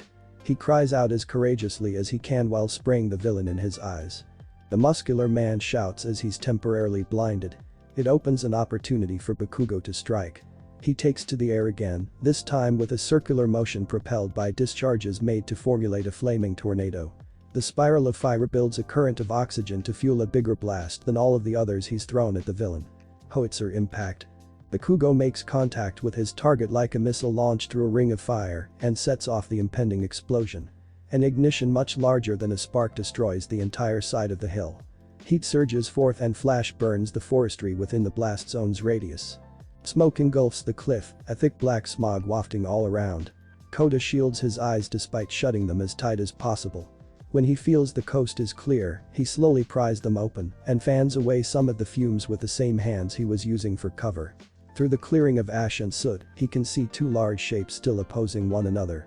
Koda can't contain a gasp of horror and shock when he makes out the bigger shape as the villain who is still standing. Bakugo staggers back a step, blood sopping out from his hands that quiver with the rest of his bruised body. Not bad, the villain wipes a speck of blood off his chin with his thumb before grinning. The muscle fibers he had used to protect himself rip and peel away, charred and blackened, but new material manifests to replace what's been lost. Not bad at all, the villain cackles as he flexes his muscles until they're bugling bigger than before. Is that all you got though? The crazed look crosses the maniac's eyes as he glowers down at the two boys. Bakugo chokes on his own gasp when the villain reels back with a cocked fist. He hardly has time to react to the primed punch. Though there's just enough an amount of seconds to do something. Bakugo creates a sphere between his two hands, not quite an explosion, but rather the shimmering start of one. The large-scale flash has the effect of a stun grenade, the bright light blinding the baddie just long enough for Bakugo to get out of range of the man's attack. The villain's fist leaves a crater where the hero hopeful formerly was. Bakugo grabs Koda and leaps away a second time to avoid getting grinded into the ground when another punch follows the first. Dirt flies with the two boys as they're launched by an uptake of dust. They grunt and separate on landing before looking back to see the villain is still coming for them. Move. Bakugo fires off a desperate detonation to slow the bad guy down long enough for Koda to get up and run, but the explosion is much weaker when compared to all of his others. He winces when pain laces through his hand because of how damaged it is, damn it. He hates to admit it, but he's much too weak to stand a chance anymore. He throws a frustrated fist at the villain, but it's more pathetic than his last explosion was. The monster of a man who shows no mercy grabs Bakugo's second swing and squeezes. The boy's forearm snaps with a sickening crunch that's satisfying to the villain's ears. Bakugo yells, lungs burning more than they ever did as he exhausts himself screaming. Oh yeah, the villain slams the boy into the ground while using the broken limb as a griphold. That's what I love to hear. Koda scrambles to find his footing before charging the mighty menace. Leave him alone. He smacks the man's leg with wild swipes even wimpier than Bakugo's punches had pounded against the villain's bulk. The hits do just about as much as nothing as those hits had. It's a sad sight to see. A futile effort. Wait your turn, kid. The muscular menace doesn't even have to shove all that hard to get Koda off of him. The small boy is knocked off his feet, flipping from the ground, and lands on his rear end. I'll kill you later. Promise. The villain laughs as he disregards the child who proves powerless to stop him. The criminal then proceeds with slamming Bakugo back and forth, lifting the boy's body like a ragdoll to suspend over his head and then swing back down on either side of him. The battered and bruised blonde is beaten harder with every impact against the earth. When he's raised by his limp arm to an even level, the villain having lost interest in just throwing Bakugo around, Bakugo does his best to formulate some sort of speech. Koda don't watch, part of him regrets not telling what he believes will be his killer to fuck off or something, but the other part of him knows that the words aren't wasted if they mean sparing a kid watching something traumatic. The muscular villain's face curves into a nasty and wicked smirk, showing yellow tainted teeth. He brings his free fist forward into Bakugo's stomach for extra measure. A projectile of vomit surges from the blonde boy's mouth, his dinner mixed in with blood and spit. Knuckles grate against Bakugo's ribs, cracking some bones. When he's finally released from the torturous blow, Bakugo falls to the ground, unmoving and wheezing desperately for an intake of air. There's no strength left in the hero hopeful to budge a muscle. Not even a finger twitches as he lays in a heap of his own tenderized fleshy form. As he lays there in a crumpled misshapen shape of himself, Bakugo reflects on his regrets. It's not quite what people say dying is like, your life flashing before your eyes and all, but rather an intrusive memory or two. The auditory reception of familiar noises like a chainsaw running. A remembrance of something visual like an overpass dimming the sky's natural lighting. As Bakugo lays there, beaten into the ground, he wonders if this is how Deku Izuku felt all those times. When his blurry vision focuses on what's hanging in the sky above him, he realizes that it's not a bridge but a motorcycle. What he heard, a chainsaw's running motor, is coming from the bike as it descends. Izuku, he's here. One of the muscular villain's arms are lobbed off by the cycle, chopping inwardly before it touches down completely. A shower of red covers the cavernous cliffside, while Izuku's bike drifts and turns to skate and skid across the rocky land. The bike bends as it continues to slide sideways, carried by momentum until coming to a stop by steering rather than braking. Izuku sits atop a saddle, chainsaw protruding from his metallic skull the same as his vehicle. Bakugo and Kota share a gawking reaction as the villain that had given them so much trouble roars with agonized anger over losing another body part.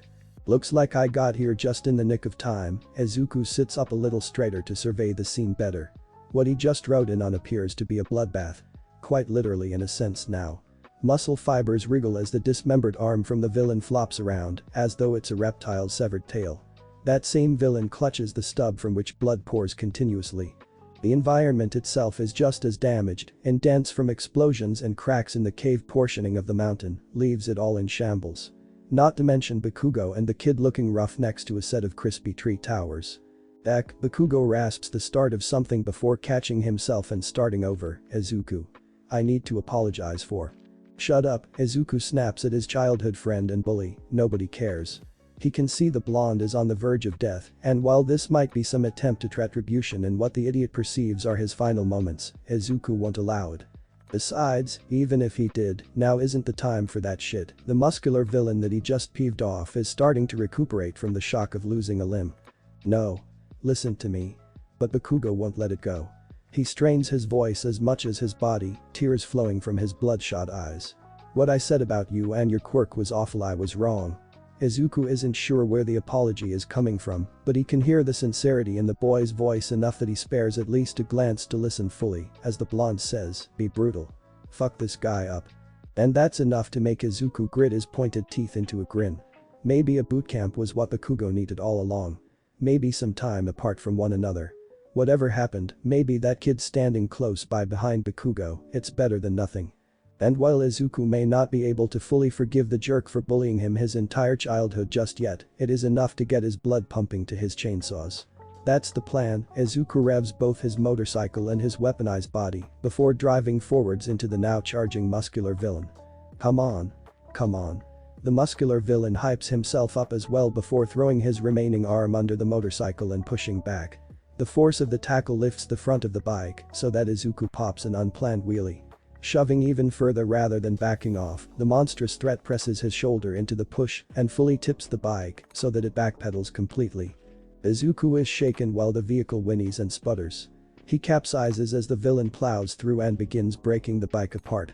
Dirt drafts across the area as the boy falls and rolls. Again, David's shield's gift is destroyed. Izuku refrains from cursing while getting to his feet for a fight.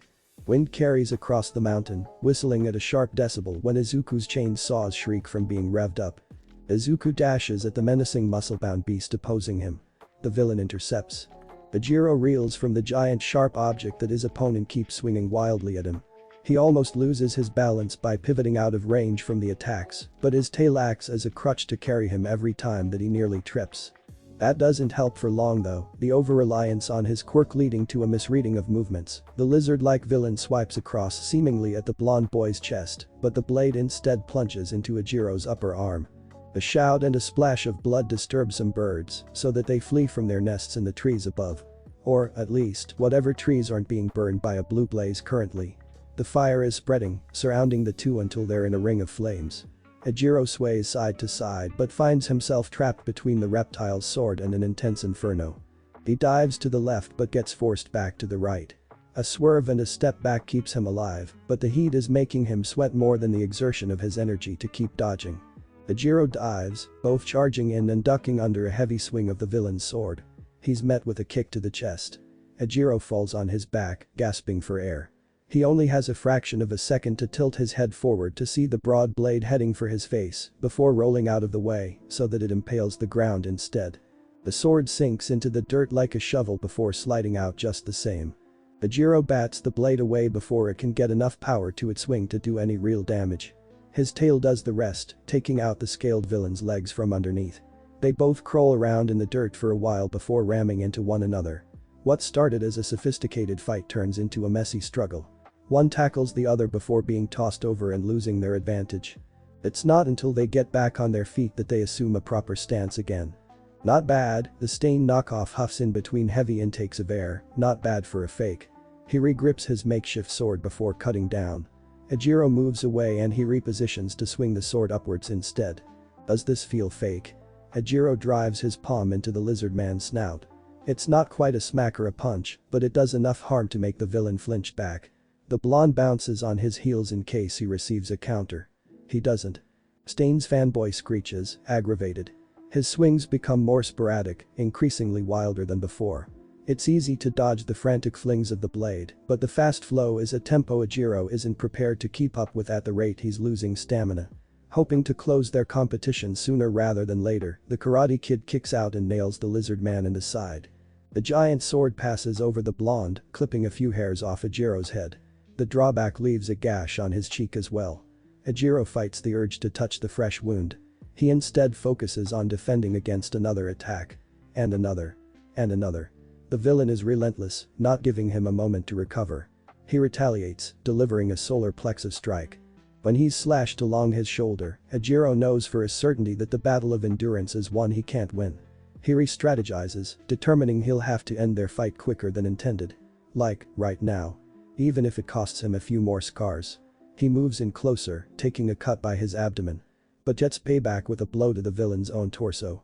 Ejiro risks it all, flowing with his fists and body as one. The villain dodges 2 punches and blocks the third with his blade, Ejiro's knuckles bleeding when making impact with the hard metal. The blonde follows through with his tail, hoping to land another hit. But that proves a fatal mistake. The swordsman slashes the appendage clean off, slicing it before it can connect. Ejiro cries out, losing a literal part of himself. In a flash of anger and desperation, he drives his forehead into the lizard man's snout. They're both rocked by the collision.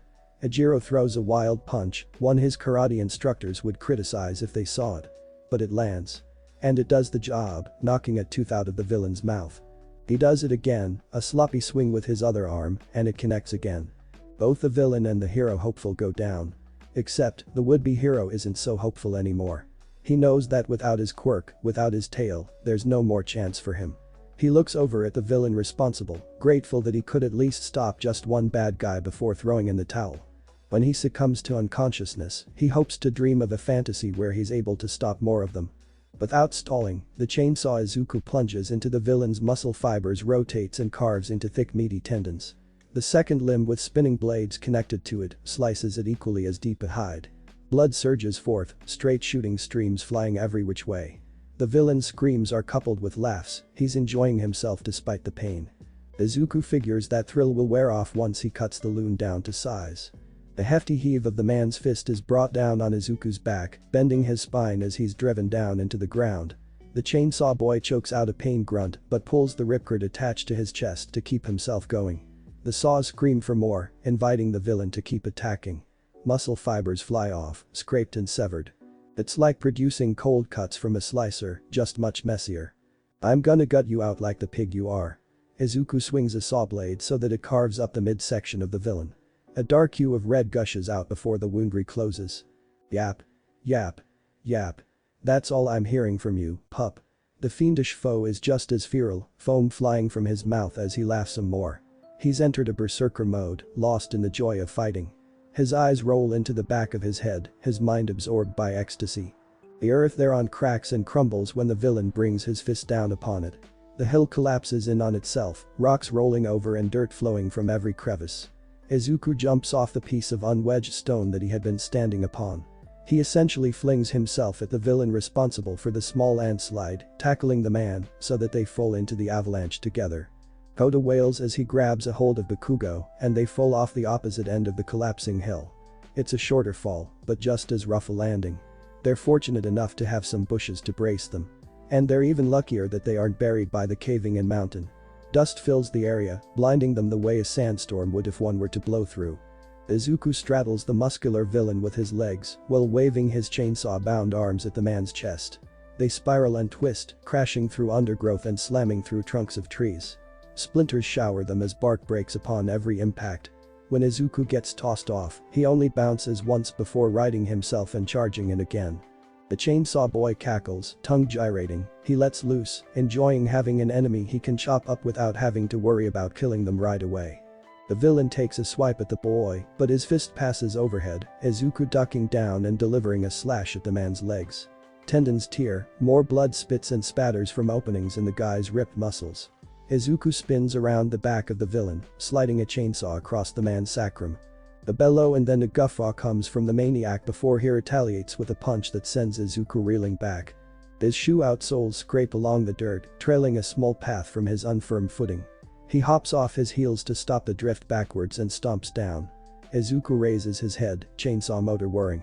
Across from him, the short space a gap unclosed, the muscular villain wraps his hand around a nearby tree and tugs. Roots are ripped from the earth as the plant is torn from the ground.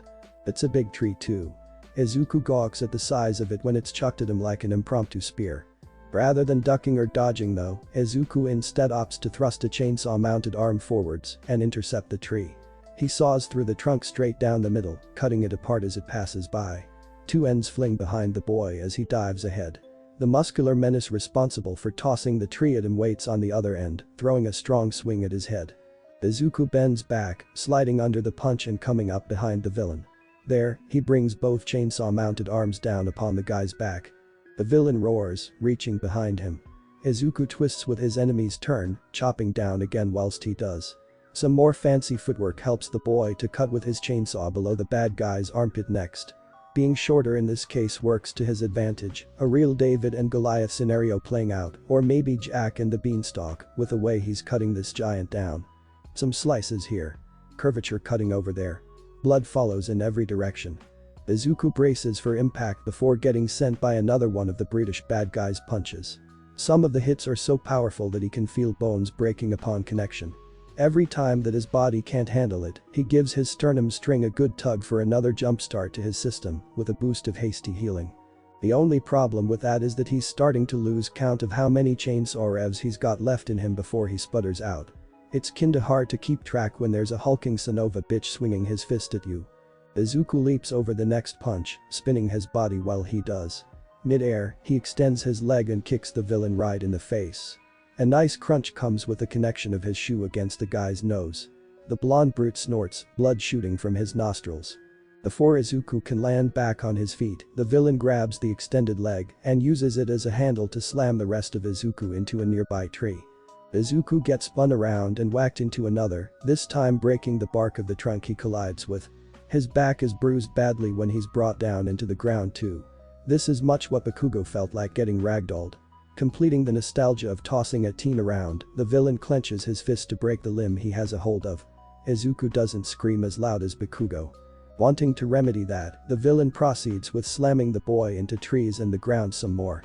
Izuku uses one of his trump cards, springing a chainsaw from the leg that the villain is holding. The bladed long bar chops off the man's fingers and shreds his palm. Free at last, Izuku spins his body to do a cartwheel and lands as gracefully as possible in such a predicament. From there, he shoves his forehead forward so that the chainsaw there can stab through the villain's knee. It's the bad guy who's screaming now and Izuku who's cackling with glee. Izuku twists his neck side to side, sawing apart the man's leg until it's mangled enough to separate from the rest of the guy's body. The leg for a leg since the baddie already lost an eye, he figures. The villain falls to one knee, getting level with Izuku. He grinds out a growl and tries fighting still, throwing a headbutt in. That's a big mistake. Izuku has a chainsaw protruding from his skull. Brain matter splatters everywhere. Much to the villain's credit though, he does manage to dent the metal helmet covering the chainsaw boy's head. Both bodies topple over from the impact, bouncing off the other. Izuku falls on his back, staring up at the starless sky. Smoke billows overhead from the burning forest. He can smell it getting closer. He can even hear screams. As his vision darkens, probably not just from the night or the smog, he just hopes that none of the screaming is coming from Kyoka. And maybe if it isn't too much to ask for, that whatever is going on with that crazy blue fire can get resolved somehow while he sleeps for a bit. Just a nap is all he asks for, actually. He can save everybody when he wakes up. The shifting shades of the color spectrum between orange and blue cast a light show within the flaring of flames that gather higher and higher. Fighting fire with fire never seems like a good idea, but Shoto found using his father's quirk to be a more suitable force to ward off the villain's hotter spell than instant evaporation of his mother's ice. It does cause quite a destructive dilemma though. The arena in which they compete is melting away around them. Everything burns. Including themselves. The purple welts on the villain are spreading, and Shoto is starting to get his own patches of seared skin or smoldered flesh. Blue blooms across the villain's arms at a higher degree. The staples holding his sagging skin together begin popping out. Blood oozes out from the self-inflicted burn wounds. But all the while, he's got a wide grin on his face. Seems like Endeavor's perfect creation can't handle the heat. The villain taunts Shoto with a display of power from what's been built up. Shoto barely meets the fire with his own flames. He's been able to cool himself with his mother's blessing of her quirk, but that's only been aiding him so much as well. He's gradually losing and the villain can see it. What's it matter to you anyways? Shoto shouts at the villain with some hope that getting the guy to talk will buy him time. Everything, a much louder shout makes Shoto wince. The scream is followed by an even greater rush of flames. It's overwhelming to the point that Shoto is knocked off his feet. The villain advances, drawn in by the small victory, he plots to capitalize on it by going for the full win. Until, he hears the crackling sound of ice. A cold gust of wind mixed with frost particles brings some relief to the burning bad guy's body, but he knows he has to counter with more fire if he doesn't want to be flash frozen. A collision of contrasting elements creates an explosion that rocks the earth and uproots a good portion of trees. The small sinkhole the two fighters make draws them in until they're falling into a cave system. Shoto stretches out his hand and pretty soon, they're no longer falling. They tumble a bit before sliding down a sudden makeshift stretch of ice. The steep spiral carries them deeper into the rabbit hole they've discovered. It deposits them at the bottom. They hit the rocky floor roughly. Shoto shakes himself as he gets up and glances around, searching for his enemy. The villain covered in burns ran into the shadows of the cave, nowhere to be seen no matter how much the boy squints. It means everything to me, Shoto pivots quickly when he hears the villain's voice coming from behind him. But then he realizes that what he heard was just a misplaced echo. It's just as hard to locate his opponent even when the villain is speaking. The cave is vast and carries all sound in various directions. You and Endeavor dying, being proven as weaker than me, means everything and yet, the eerie disembodied voice sounds closer than ever.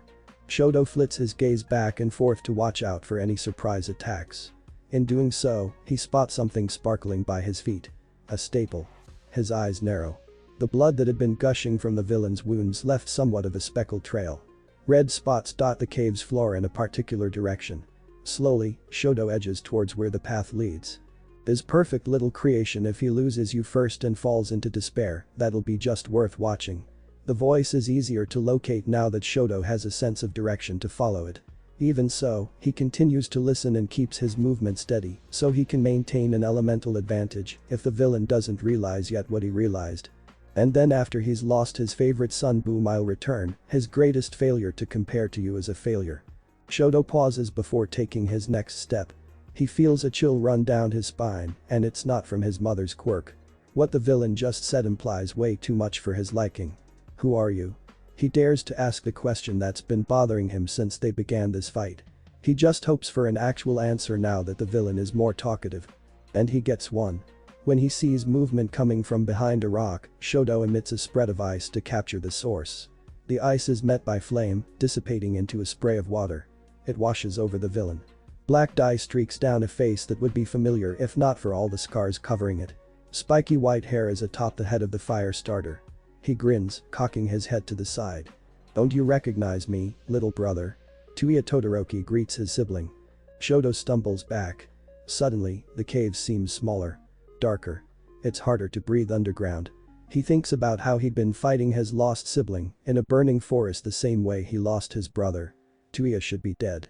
Tuya became a villain. It throws Shoto off balance. He staggers. His head spins with his vision like he's been hit physically, but the mental blow is just as damaging. Tuya. His mouth feels dry despite the humidity of the cave and all of the sweat pouring from his pores due to the flames earlier.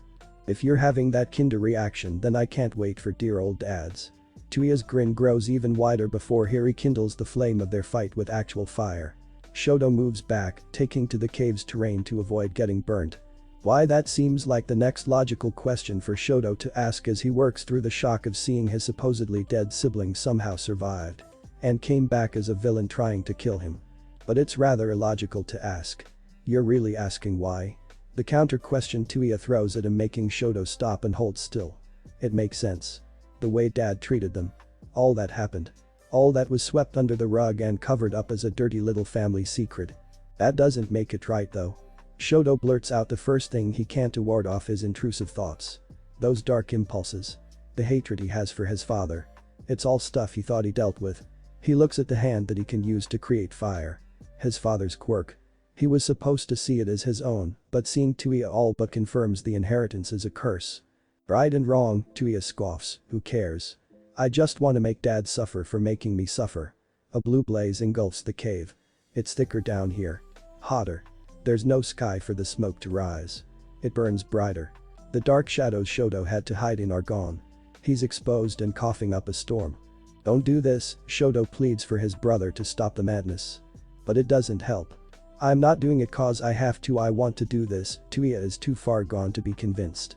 He unleashes a fire hotter than hell's that may as well make the cave hell itself. Shoto stares at the incoming wave of blue fire. It's a perfected version of his father's quirk. Not even Endeavor could create a flame that hot. So he raises his other arm instead. He counters with his mother's quirk. A full force attack. He makes the biggest glacier he ever has. He goes all out. Even if it means losing his arm from frostbite. Maximum output on either end decimates the cavern as both brothers release their rage. Shedding sleep from his bleary eyes proves as difficult as shedding the weighted blanket casted over him. And, boy, is that warm comfy cloth heavy. All of his movement eventually disturbs all that surrounds him. Izuku feels something pressed up against his chest, something just as soft and fluffy as the blanket. It stirs as he does. He tilts his chin down until it brushes across a mossy texture of fur. Pochita. He holds the dog closer to him, glad to cuddle the adorable pup. Behind him, he feels a person's warmth holding him. It takes him a moment to recognize the touch, but smiles fondly when he does. Mom. It's time to get up, Izuku. He leans into her soothing voice, remembering the sound of it well. He doesn't want to get out of bed yet though. Laying here cuddled up with the ones he loves is pure bliss. It'd suck to let that go. His smile wavers. Can't I just stay here with you? He tries to keep the desperation out of his tone, but his voice can't help but quiver. His hands hold onto Pochita, pulling the dog closer to his heart. Behind him, he pushes his back closer to his mother to be held tightly too. But Inko's grip slackens as she sighs. Izuku doesn't need to look behind him to know that she's shaking her head sadly. Tears prickle in his eyes before she tells him the answer that he already knows will follow his question. Not yet, she pauses and says kindly, there's still a lot left for you to do, son. Izuku sniffles. And blinks to dispel the tears that threaten to slide down his cheeks. But I'm all alone. He tries to turn over to see his mom as he speaks, but that darn blanket is so heavy that it holds him back. He looks down at the dog in his arms instead. Pochita stares back, a sad twinkle in the canine's eyes. Oh, sweetie. Inko's voice grows distant and closer at the same time, an impossible contradiction that scares Izuku when he finally does flip himself around in his bed. You're not alone at all, you have friends waiting for you. His eyes widen when what he sees is his bedroom door creaking open instead of his mom. He thinks momentarily that she's leaving him. But then she says, here's one now, and he realizes that she's letting somebody in. The light brighter than the sun covers the room in pure white. It's so blinding that Izuku has to let go of Pochita and cover his eyes. When he does, he feels the dog's fuzzy coat of warmth burrow deeper inside his chest. His heart beats a little faster. His eyes shine a lot brighter. Emiko hunches over what she recognizes as Izuku. The boy is bloodied and bruised. Just the way she likes him. He's even hotter than how he looked during the sports festival. He's sexier. Himiko squats down to straddle the boy. He may be unconscious, but she feels a poke under her skirt, and that makes her typically present blush burn a redder shade. Her mouth waters as she leans down to stretch across his stomach. Her hands roam across his pectorals, and she can't resist groping them at least a little. She slides forward somewhat and then back. A moan escapes her fanged mouth. She wants to grind him harder. There's a wild instinct to ride him. But when her breast presses up against his, she doesn't feel a heartbeat as frantic as her own. She doesn't feel a pulse at all. That stops her mid-motion. Isaacin. She breathes a sultry whisper when she leans in closer, but doesn't see any ears anywhere on his motorized head to confirm he can hear her. Her hands slide from the sides of his abdomen to the center of his chest to check for a heartbeat again. Still nothing. Her head tilts to the side, a few stray strands of blonde hair coming loose. She knows he can't possibly be dead. She just knows it. Her fingers curve inward, nails slightly scratching the boy's skin. Her arousal diminishes at the thought of Izuku actually being dead. That just won't do. The girl arches back to inspect the unconscious state of the boy a little better. He's as pale as a ghost. That's it. That must be it. Himiko grins broadly when she deduces the problem is that he requires blood. The femme fatale reaches for the pouch that's strapped to her thigh so that she can retrieve a spare box cutter she keeps handy. It'll be more than sharp enough to slice through skin and shed a few drops of blood.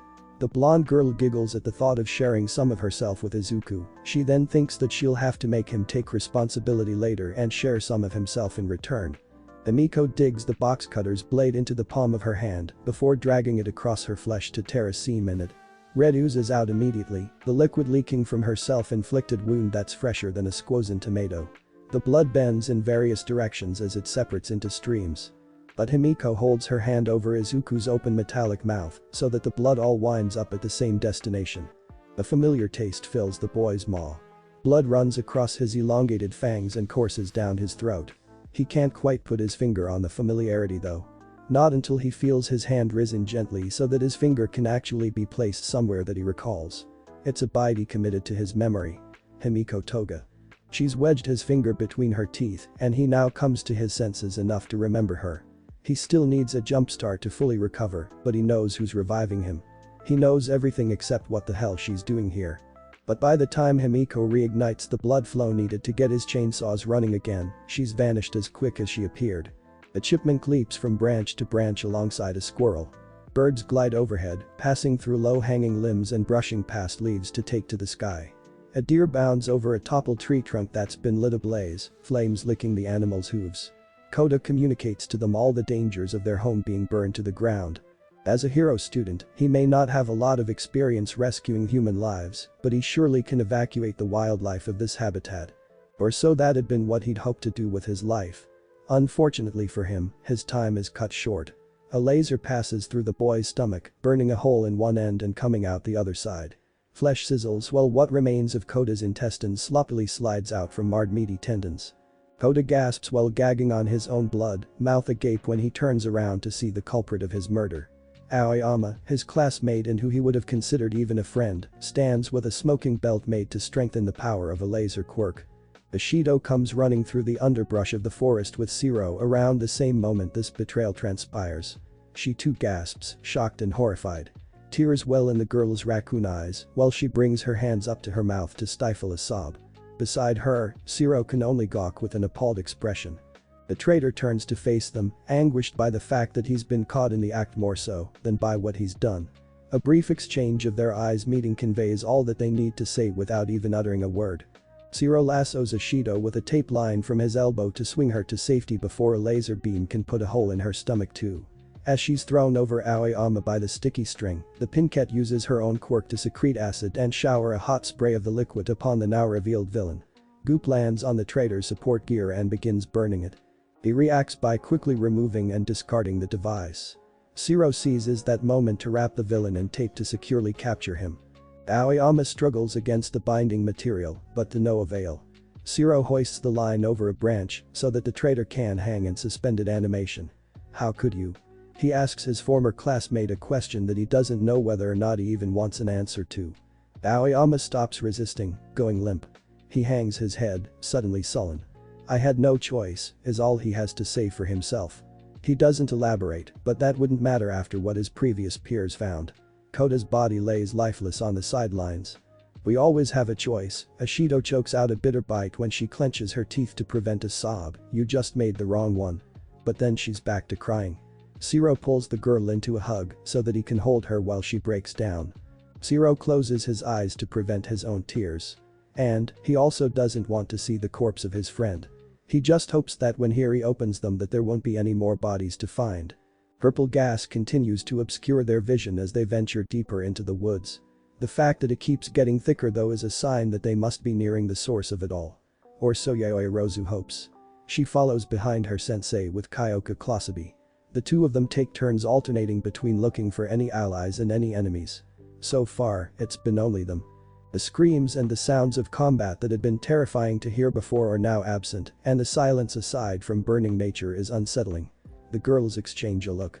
They're thinking the same thing. And there's no knowing what their teacher is thinking. Aizawa breathes with the aid of the gas mask that his student supplied him with. He'll have to remember to praise Yaoyorozu for her fast and rational thinking. Later though. Right now, all he can focus on is finding somebody else. It's difficult to navigate in the dense smoke that's polluting the environment, and he feels he's been turned around a dozen times by now. Where his fellow teachers are or the rest of his class, he has no idea. He'd settle for either at this point. Heck, he'd been contemplating settling for coming across a villain. So long as there's an end to his wandering and wondering. As though to answer what the three have been internally asking about, they stop when hearing the crunch and snap of a twig. That's not the sound that draws them in though. What they hear that really catches their attention is the constant buzzing of a bladed chain on a saw bar. The rudder of an engine running is all too familiar.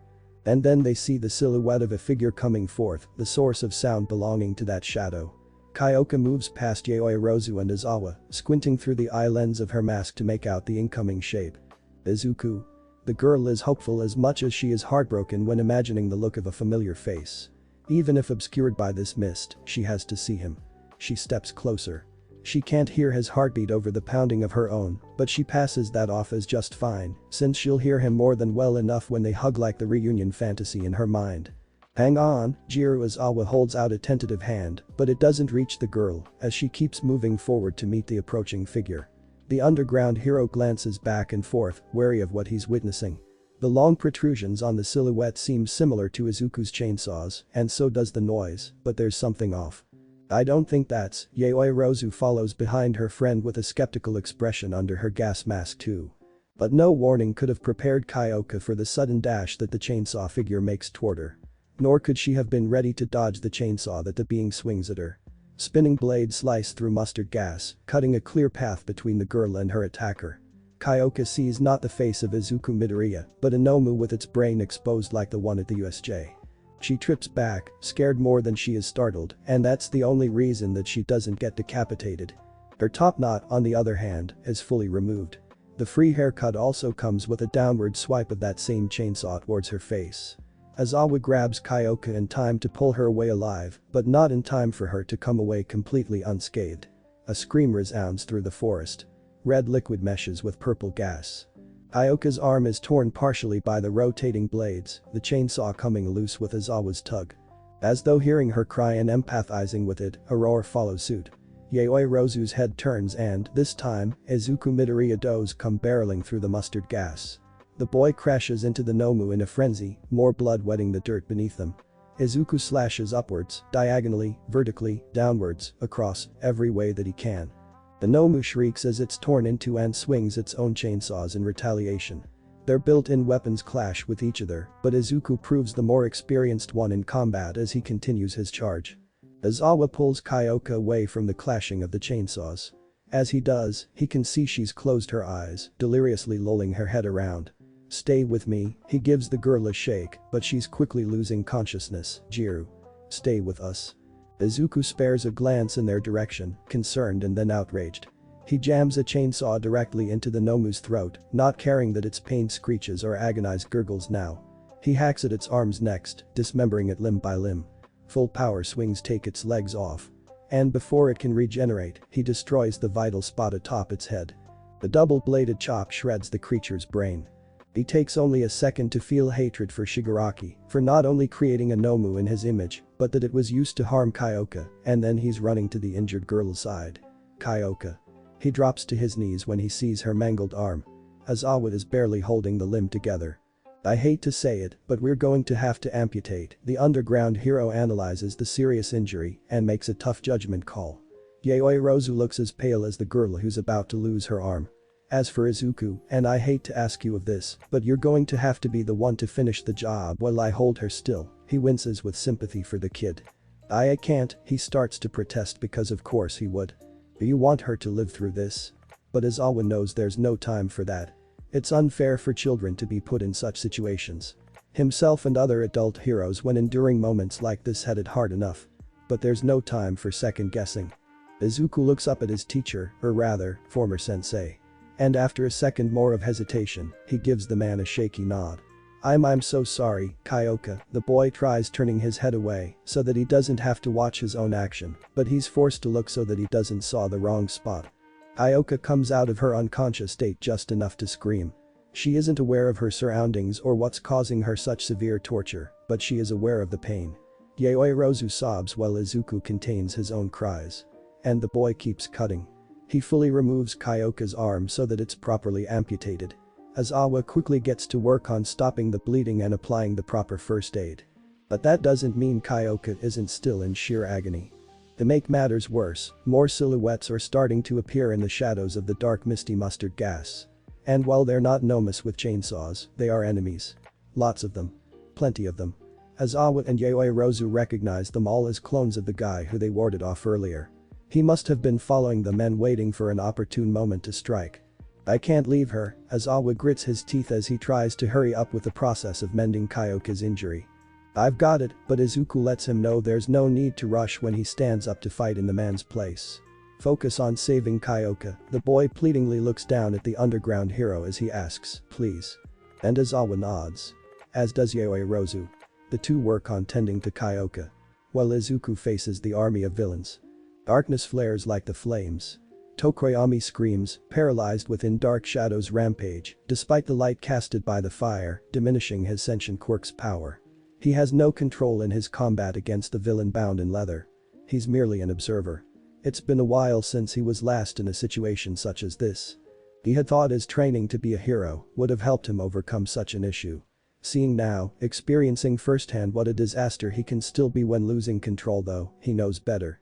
In the back of his mind, he contemplates throwing in the towel. After all, a hero who can't keep their quirk in line poses more of a problem than an aid to society.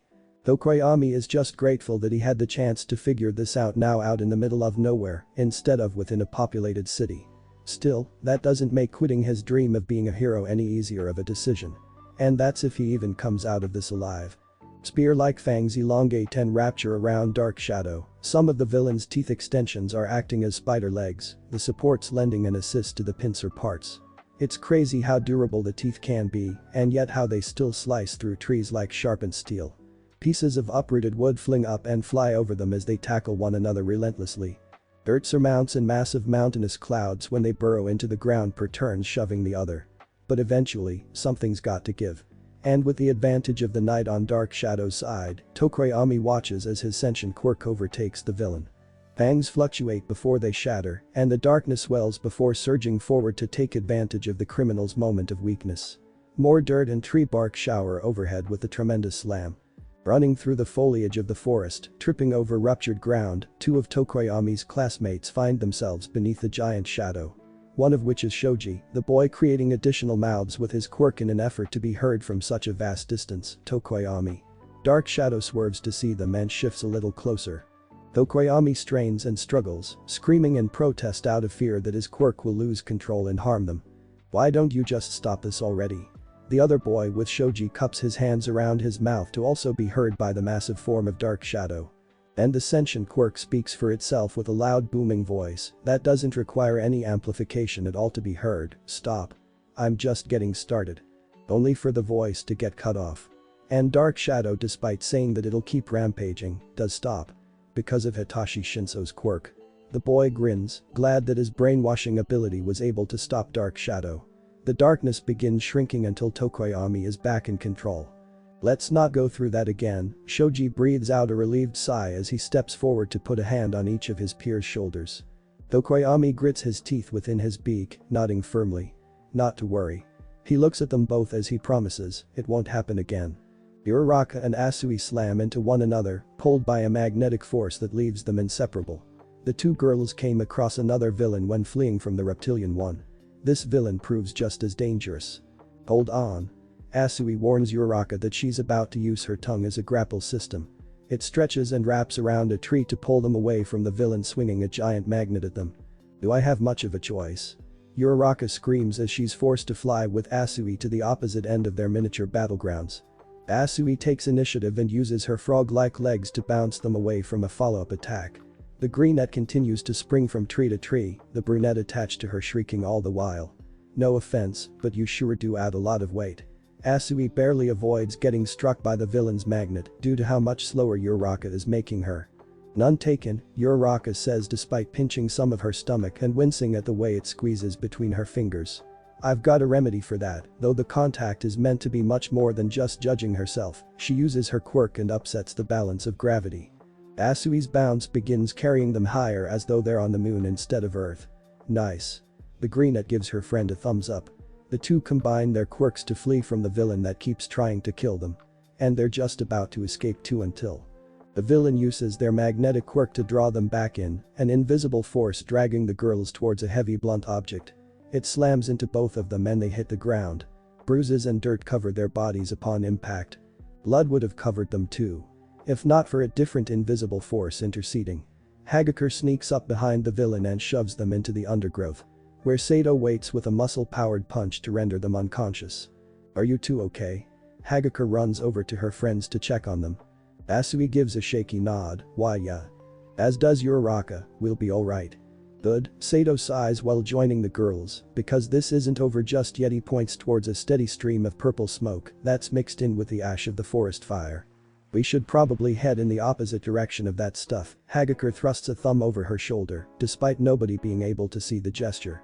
Even so, the other UA students wholeheartedly agree with her sentiment. Gray goop substituted for blood splatters in every direction. Up, down, left, right. Slickened with sweat and the strange substance, Izuku continues slashing at the army of villains relentlessly charging at him. They multiply every time that he cuts one down. It'd be annoying if he didn't need an outlet for his rage over Kyoka's severe state of injury. One of the bad guy clones impales itself on Izuku's right arm chainsaw. Then another takes his left side. He realizes that they're trying to pin and restrict his movements. So he swings the chainsaw atop his head. It carves through them just as savagely as the chainsaws on his arms. More copies of the villain topple over themselves in an effort to outnumber Izuku. He untethers the chains rotating around his arm bars and lashes out so that the armada gets diced up before they can even reach him. An environment in which he can use the trees as support structures to attach the chain lines to helps him create a fencing to steer them as he so pleases. It becomes a little more manageable then. Like leading cows to a slaughterhouse.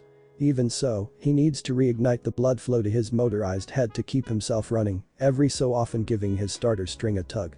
The clone crosses through the chain system, splitting itself in half. Another uses its fallen brethren as a stepping stool to climb over. Izuku pivots, hacking at the invader of his safety zone with the chainsaw attached to his skull. He beheads the next intruder. And mercilessly drills through the one after that. Soon though, Izuku's defenses fall and he has to push himself back to regain his footing. The number of copies of the villain continues growing in numbers. He grits his teeth while searching for any sign of the original. He chops at each one that enters the vicinity of his chainsaw chopping range. Despite the dismemberment of their copies, they just keep coming. He realizes it doesn't take much to melt them down, and they're fearless for the fact of likely feeling no pain. So he simply has to locate whatever guy is hiding farthest back most probably. Izuku slashes at them like one would swing a machete at undergrowth in the jungle. But he isn't able to dig as deep as he'd like to get through them. Aoyorozu, he glances back at Kyoka's friend to see she's still producing bandages and other medical material for Izawa. Can you make gasoline and a match for me? He returns his gaze forward to keep an eye on the villain clones pushing in. Sure.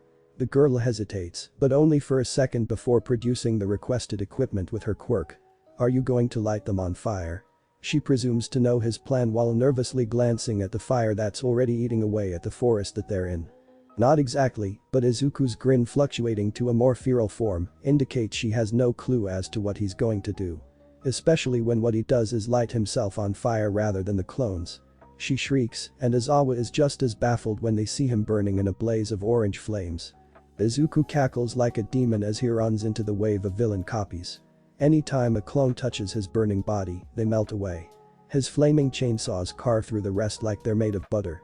They aren't able to snuff him out, nor are they able to bury him at the rate that they desolidify. And all it takes to keep the fire going are some good tugs to his ripcord. The chainsaws rev and rattle with a mechanical roar that comes from deep within the boy's chest and out his throat as a bright burning bellow. What the hell are they teaching him over there? Aizawa knows for damn sure that Izuku never learned such insanity from UA. Terrifying. Yaoi Rozu trembles from chills despite the heat wafting from the Burning Boys massacre. Izuku rips his way through the villains, tearing them down the middle. Until he finds one at the very back who's stumbling over himself in an effort to turn and run. Found you. Izuku's tongue slathers out in a spray of spittle, along with some specks of ash and sparks from his burning form. The original villain screams with all the air that he can muster in his lungs before he's shredded apart. This time, red liquid surges out from the body instead of grey goopy stuff. Midoriya, Aizawa and Yaoi Rozu are both horrified to watch Izuku murder a man in cold blood.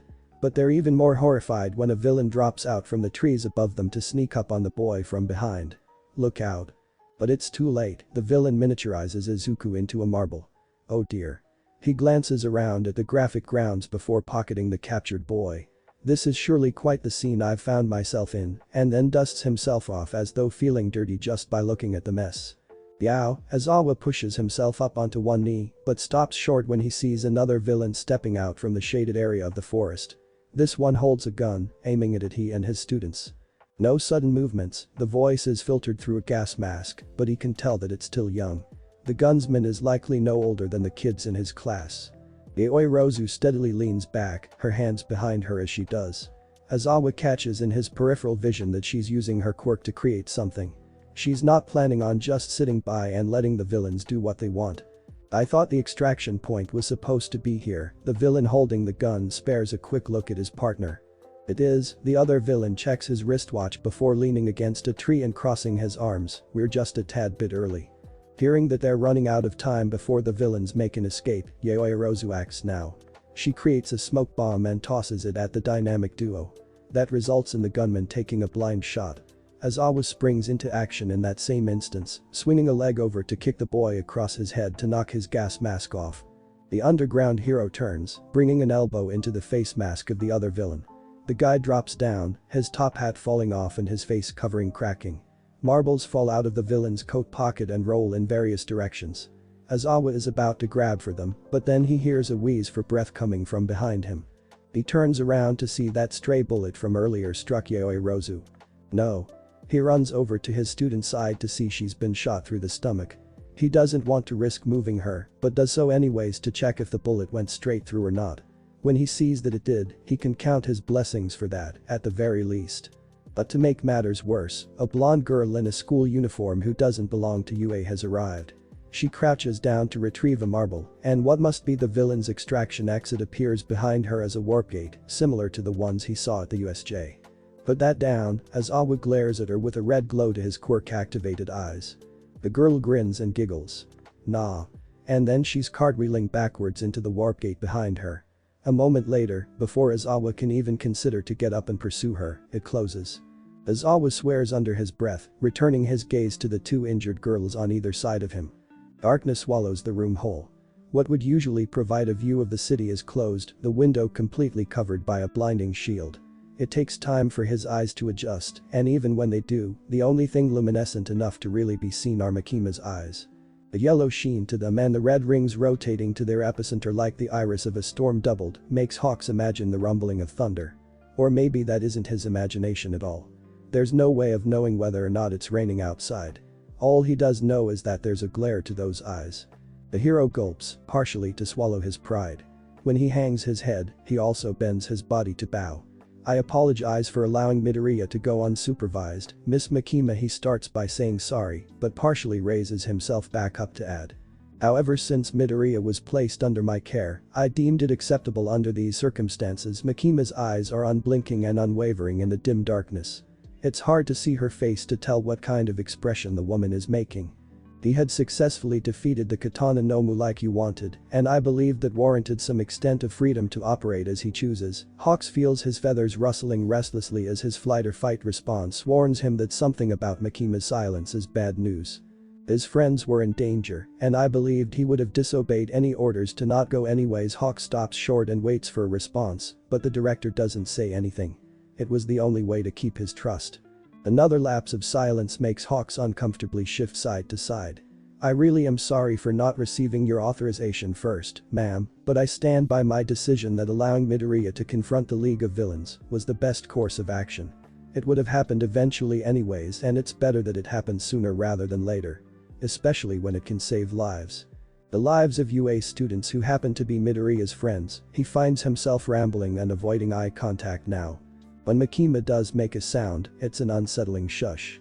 She hushes him with a finger to her lips before leveling it out to point at the hero. She aims like she's got a gun.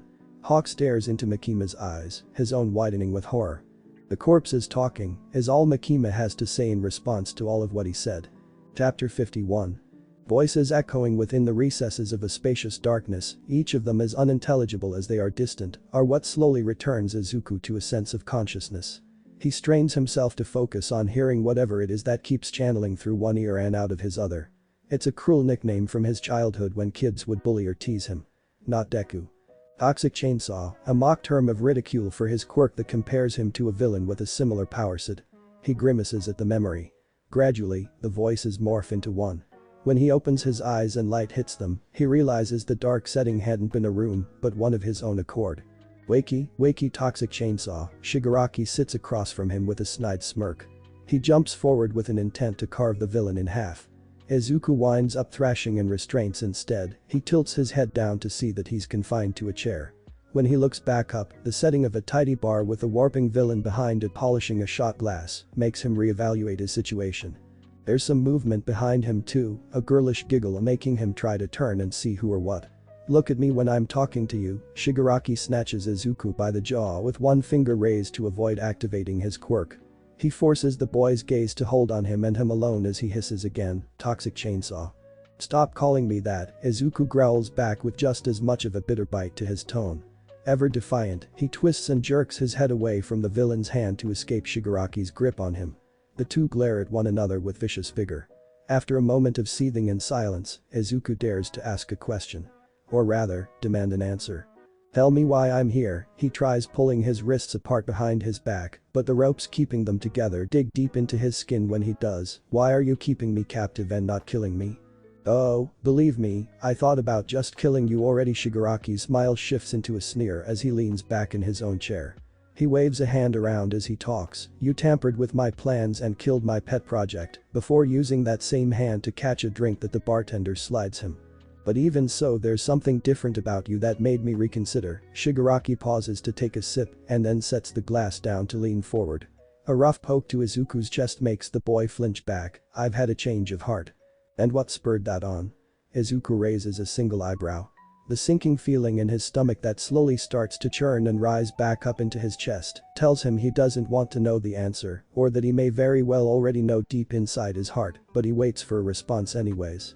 Shigaraki takes another sip from his drink, this one much more drawn out. Izuku narrows his eyes, knowing that the prolonged period is being done on purpose. The movement behind him returns again, and he finds himself again trying to look back to see what it's all about. For starters, somebody vouched for you. Shigaraki waves a hand and whatever was staying out of Izuku's sight starts to step into it. Izuku's eyes follow the movement and widen from their narrowed state. A girl with her hair tied into messy blonde buns and a pointy-toothed grin waves to him while working her way around his containment chair. She shared with me some details about your past, and I began to realize that you and I may be kindred spirits of a sort. Shigaraki keeps talking, but the words don't fully register as Izuku stares at Himiko Toga's slightly aged but still familiar face. Somebody. Izuku mutters under his breath what Shigaraki said. Saying aloud anything but Himiko's name is a testament to the boy's disbelief. And yet that's what you were doing at the forest camp. He remembers her presence and the memory of a finger bite distinctly. She became a villain and found him all these years later. He hangs his head, looking away. Part of him thinks it's some sort of trick. The other part of him knows better. This is the harsh reality of the situation. He raises his head back up to face it fully. Dizuku and Himiko hops between Shigaraki and his captive to reunite with her old friend. It's not exactly the way that she imagined it to go though. His arms are bound so he can't hug her. Shigaraki is present so it's not like they can do anything too raunchy with the bondage either. The girl pouts a little. Especially when she sees Izuku pouting as well.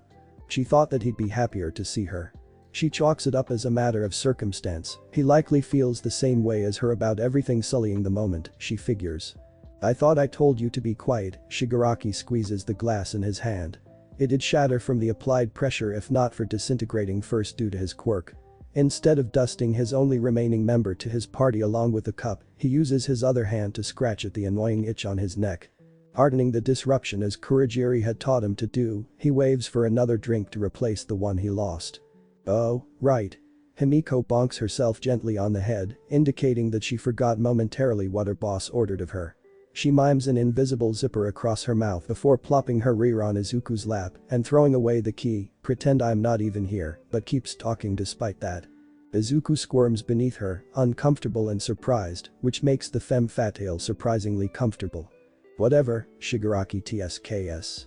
He does his best to ignore the girl nestling into Izuku and returns to addressing his prisoner. The other point of the matter is that you're no longer a UA student, you run errands like a lapdog for the HPSC instead, and you don't shy away from spilling blood. Because of that distinct little difference, the villain wets his chapped lips with the brim of his glass. Half sipping alcohol and half talking into the cup, that makes me believe there may be hope for you yet. Hear it at, Isaacin. Himiko nuzzles her head into the crook of Izuku's neck despite his reflexive recoil from the close proximity. We could be on the same team together. Her voice is of a dreamy tone that drifts off. The way she closes her eyes while leaning against a boy makes Shigaraki believe the loony girl may actually be dozing to sleep. He hopes for her and his own sake that she does take a nap since he doesn't foresee himself tolerating another interruption in his conversation. I may not like my present employer, but I don't think I'd get along too well with you either. Izuku shifts in his seat as he makes another attempt to get himself loose from his bindings.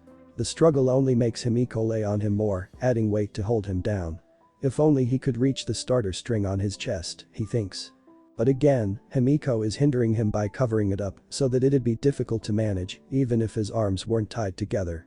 We have a lot of things to work through in our relationship. Shigaraki nods in agreement. I still haven't entirely forgiven you for taking what's mine from me. The villain's red eyes thrum with the intensity of a heartbeat. But that's why we'd keep things strictly professional in the beginning. He holds his shot glass up before downing the last of what's inside and slamming it down on the bar counter, so. Carefully reconsider letting that get in the way of a life or death decision. Himiko starts toying with Izuku's hair, twirling one of his many green curls on a finger. He pulls his head away from her. I think I'm gonna still have to pass. He flexes his wrists in an effort to snap his restraints, but the effort goes to waste. You got the wrong guy if you think I'm anything like Toxic Chainsaw. He tries again. And again. When Shigaraki stands up, he tries even harder. Himiko looks between them with a growing grin. She swiftly turns herself around in Izuku's lap, craning her neck out to whisper in his ear. I know what you're trying to do. She makes him suddenly cease struggling against his bonds when he feels something sharp slip in between his hands. If you don't want to be part of Shigi's squad, then I'll let you go. Himiko cuts the rope with her trusty box cutter. Then she springs off of Izuku to give him some space. Released, Izuku jumps up and pulls the starter string on his sternum. Shigaraki startles, surprised.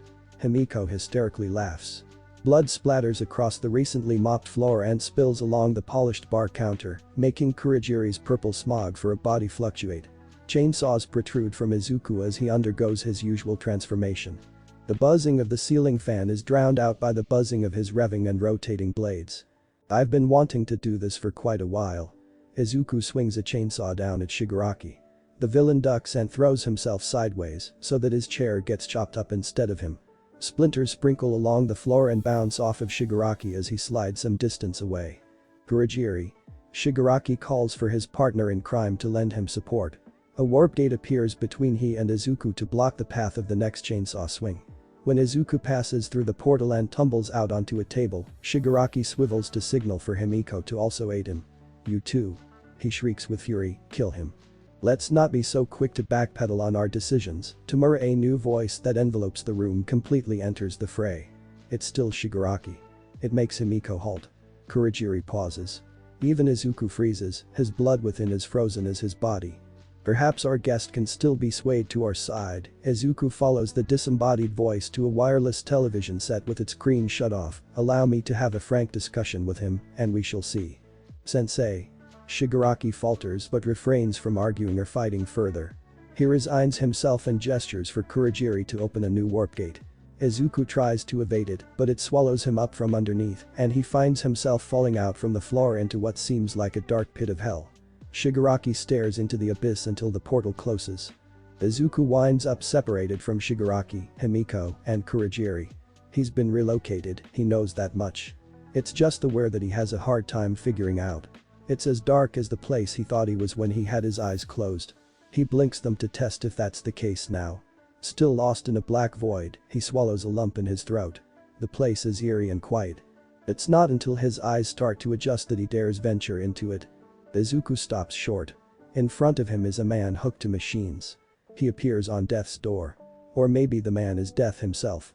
A marred visage of a face stares at Izuku despite having socketless eyes. When the man speaks, he recognizes the voice as the same chilling voice he heard a moment ago back in the bar. They're quite the conundrum of a character, Izuku Midoriya. It hits the boy like a cold wave. Izuku shivers and shakes but bites down on his fear to retort, "I could say the same about you." The man chuckles, mildly amused. Yes, he folds his hands over one another and Izuku can almost picture a Persian cat on the guy's lap, perhaps. "You're not gonna convince me to link up with you guys." Izuku works up the nerve to walk forward. He figures that while this villain is creepier than all the rest, the guy is hooked up to a bunch of machines and can't be too much trouble. And why not? But then Izuku finds himself walking through a familiar forest instead of in a dark basement dwelling. He stops to see Bakugo and his posse when they were kids. "Ever since you were a child, all anyone ever compared you to was that of a villain. The bullies call him names like Toxic Chainsaw and Deku. It's a memory in real time somehow. Even now, the commission you work for uses you for dirty deeds like such." And then there's a jump in time, and Izuku sees Makima along with Hawks covering up the Yakuza incident. What the hell is this? He looks around the strange shifting dreamscape as he tries to figure out what's real and what's not. "Do you even know where your quirk originated from?" Izuku nearly trips over something by his foot. He looks down to see Pochita. When he looks back up, there's a mass collection of doors above him filling the sky. "Do you know what you're destined to become?" They open and down drops darkness. Izuku can't see anything, but he can hear the prattle of a chainsaw. That's it. Izuku uses his chainsaws to saw at his brain. The metal skull he has when he transforms screeches as it's grinded into and emits sparks. Blood spurts out and it recolors his world to how it should be. The best way to avoid psychic attacks. Not too shabby, he cackles a little at his own absurdity. The villain opposing him hums, no longer amused. Chapter 52. Somehow, tree remnants remain towering above the reserve, but their burned branches are all twisting and gnarling, as though the branches are fingers grasping at any chance of remaining standing that way. More mangled than that is the thick carpet of ashen leaves, muffling all footsteps that cross the uprooted terrain. The air is still thick despite the smoke from the fire having dissipated with the mustard gas of a villain who's been apprehended with many others, a scent of decayed and dried bark, coupling with the creak of the wood, trying to stay supported to the earth. It's still dark out, no sunlight pouring in over the horizon that stretches with more and more wildlife completely consumed by destruction. The deflated form of All Might becomes even more deflated as he takes in the scenery. Beside him, just as downtrodden, is the principal of Ue Nezu drags his feet along the soot-strewn surface beneath him. It's all blackened to a shade as dark as the night. The only source of color comes from emergency vehicles flashing red and blue lights. The group of police officers brush past the two heroes, adding to that luminescence with flashlights, in order to search for survivors. This tends to be the side effect of arriving too late to a scene, and it never gets old for either of them. They share a look, no words needed. But there are still words that need to be said. Even if they are both unsure of where to start.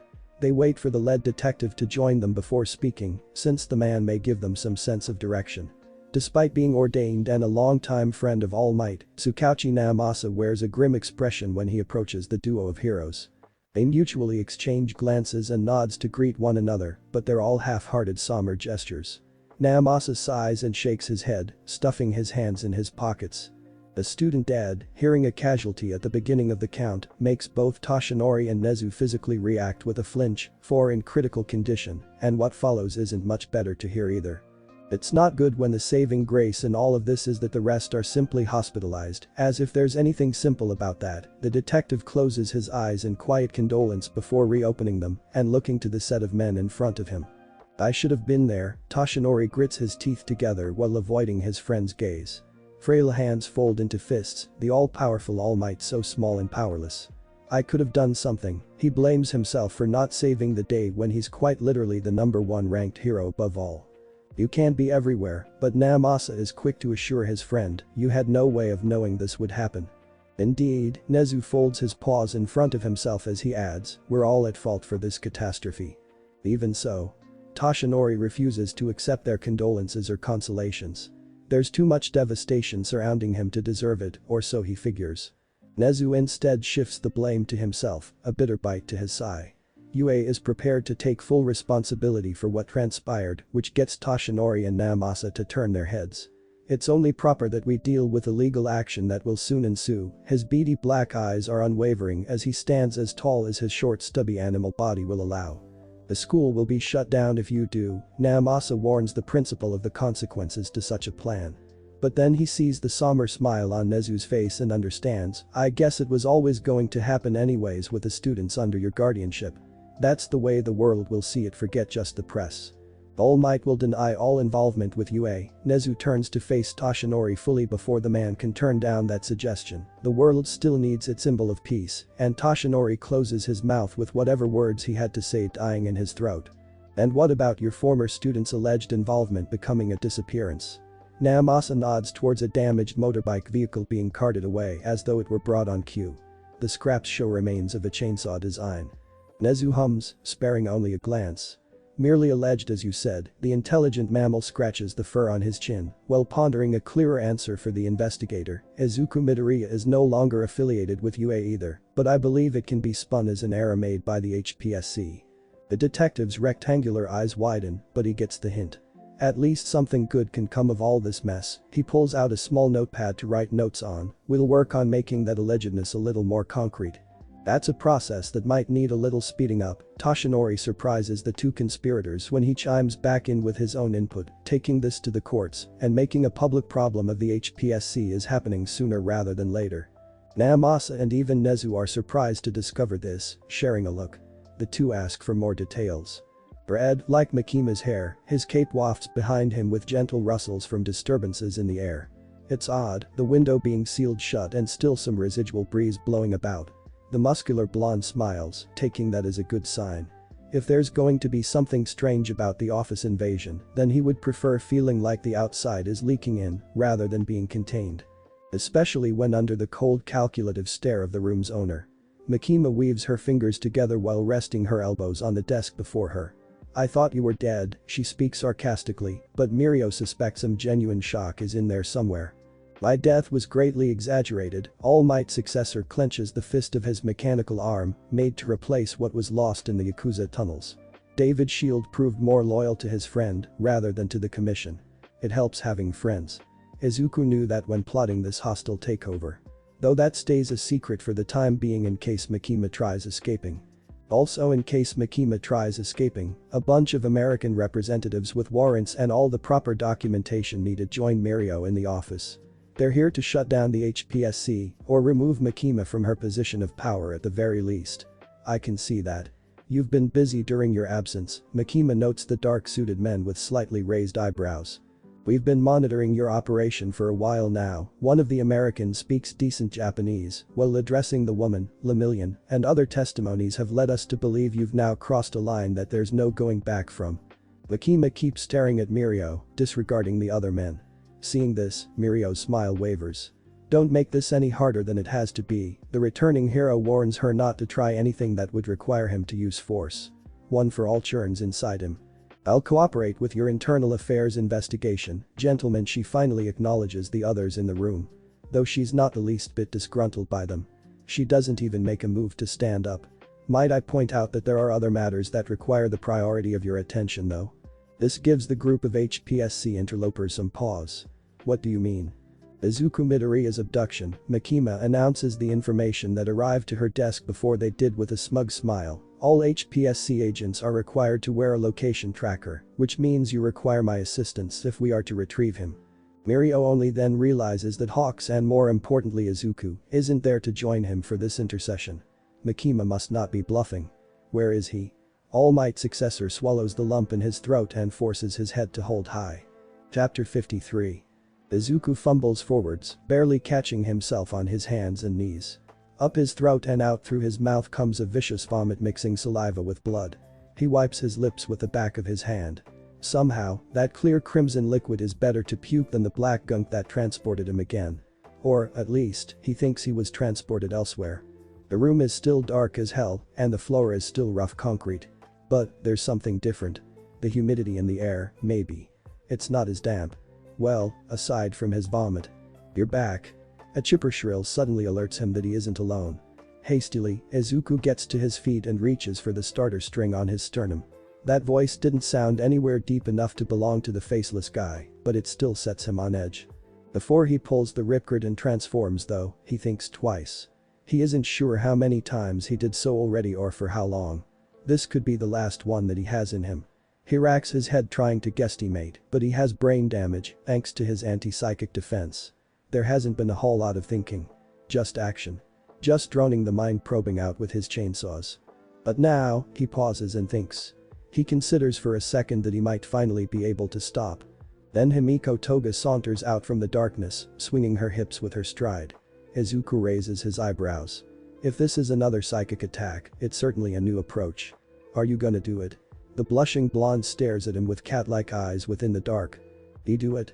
Izuku blushes too. Himiko giggles whilst nodding. Show me your blood, she licks her lips, but there isn't so much as a sexy seduction to it after what she just said. Only if you're okay with showing me yours too, Izuku fires back a quick retort and threatens her with a tiny tug of his ripcord. Though he may as well just be threatening her with a good time. Sounds like a fair trade, the girl's grin bares her fangs, and Izuku finally sees what sort of rabid animal he must look like when he transforms. It doesn't help matters when she produces a pocket knife. Ah, what the hell, why not? Izuku's shoulders slump instead of shrugging, but it may as well equate to the same gesture. Wasting no more time chit-chatting, he pulls on the ripcord sticking out from his chest and erupts with chainsaws once again. Parked along the sidewalk just outside the Love Bar's back alley entrance sits a black limo with its engine still running. The vehicle's windows are tinted one way, nobody able to see in, but the passengers able to see out. Residing within the limo are the HPSC representatives, Makima taking lead. They're on an inbuilt line, a secure one, of course, that connects them to the American Hero Association and Company. It's a temporary truce, a ceasefire, that has brought them here. You're positive that this is the place? A voice carries over the comm system that has just enough feedback to inform Makima and her associates that the voice's owner must be within at least 30 yards. Makima hums just loud enough to be heard. The device in her hand indicates that Izuku Midoriya is nearby. Then we can commence the infiltration, a second voice responds before the original one can. This new voice sounds eager. Impatient. It must belong to one of the pro-heroes, desperate to rescue the young hero hopeful. Proceed with the operation, Makima confirms that there's no use in waiting around any longer. Even if the command gains a few wary looks from her comrades. Mirio hears the conversation, or lack thereof, through the piece in his ear. He, like many other capable heroes, had been dispatched to one of many locations to deal with the threat. He was hoping to be on the rescue team for Midoriya, but found himself instead being sent to a hospital that's supposedly a secret stronghold for Nomus.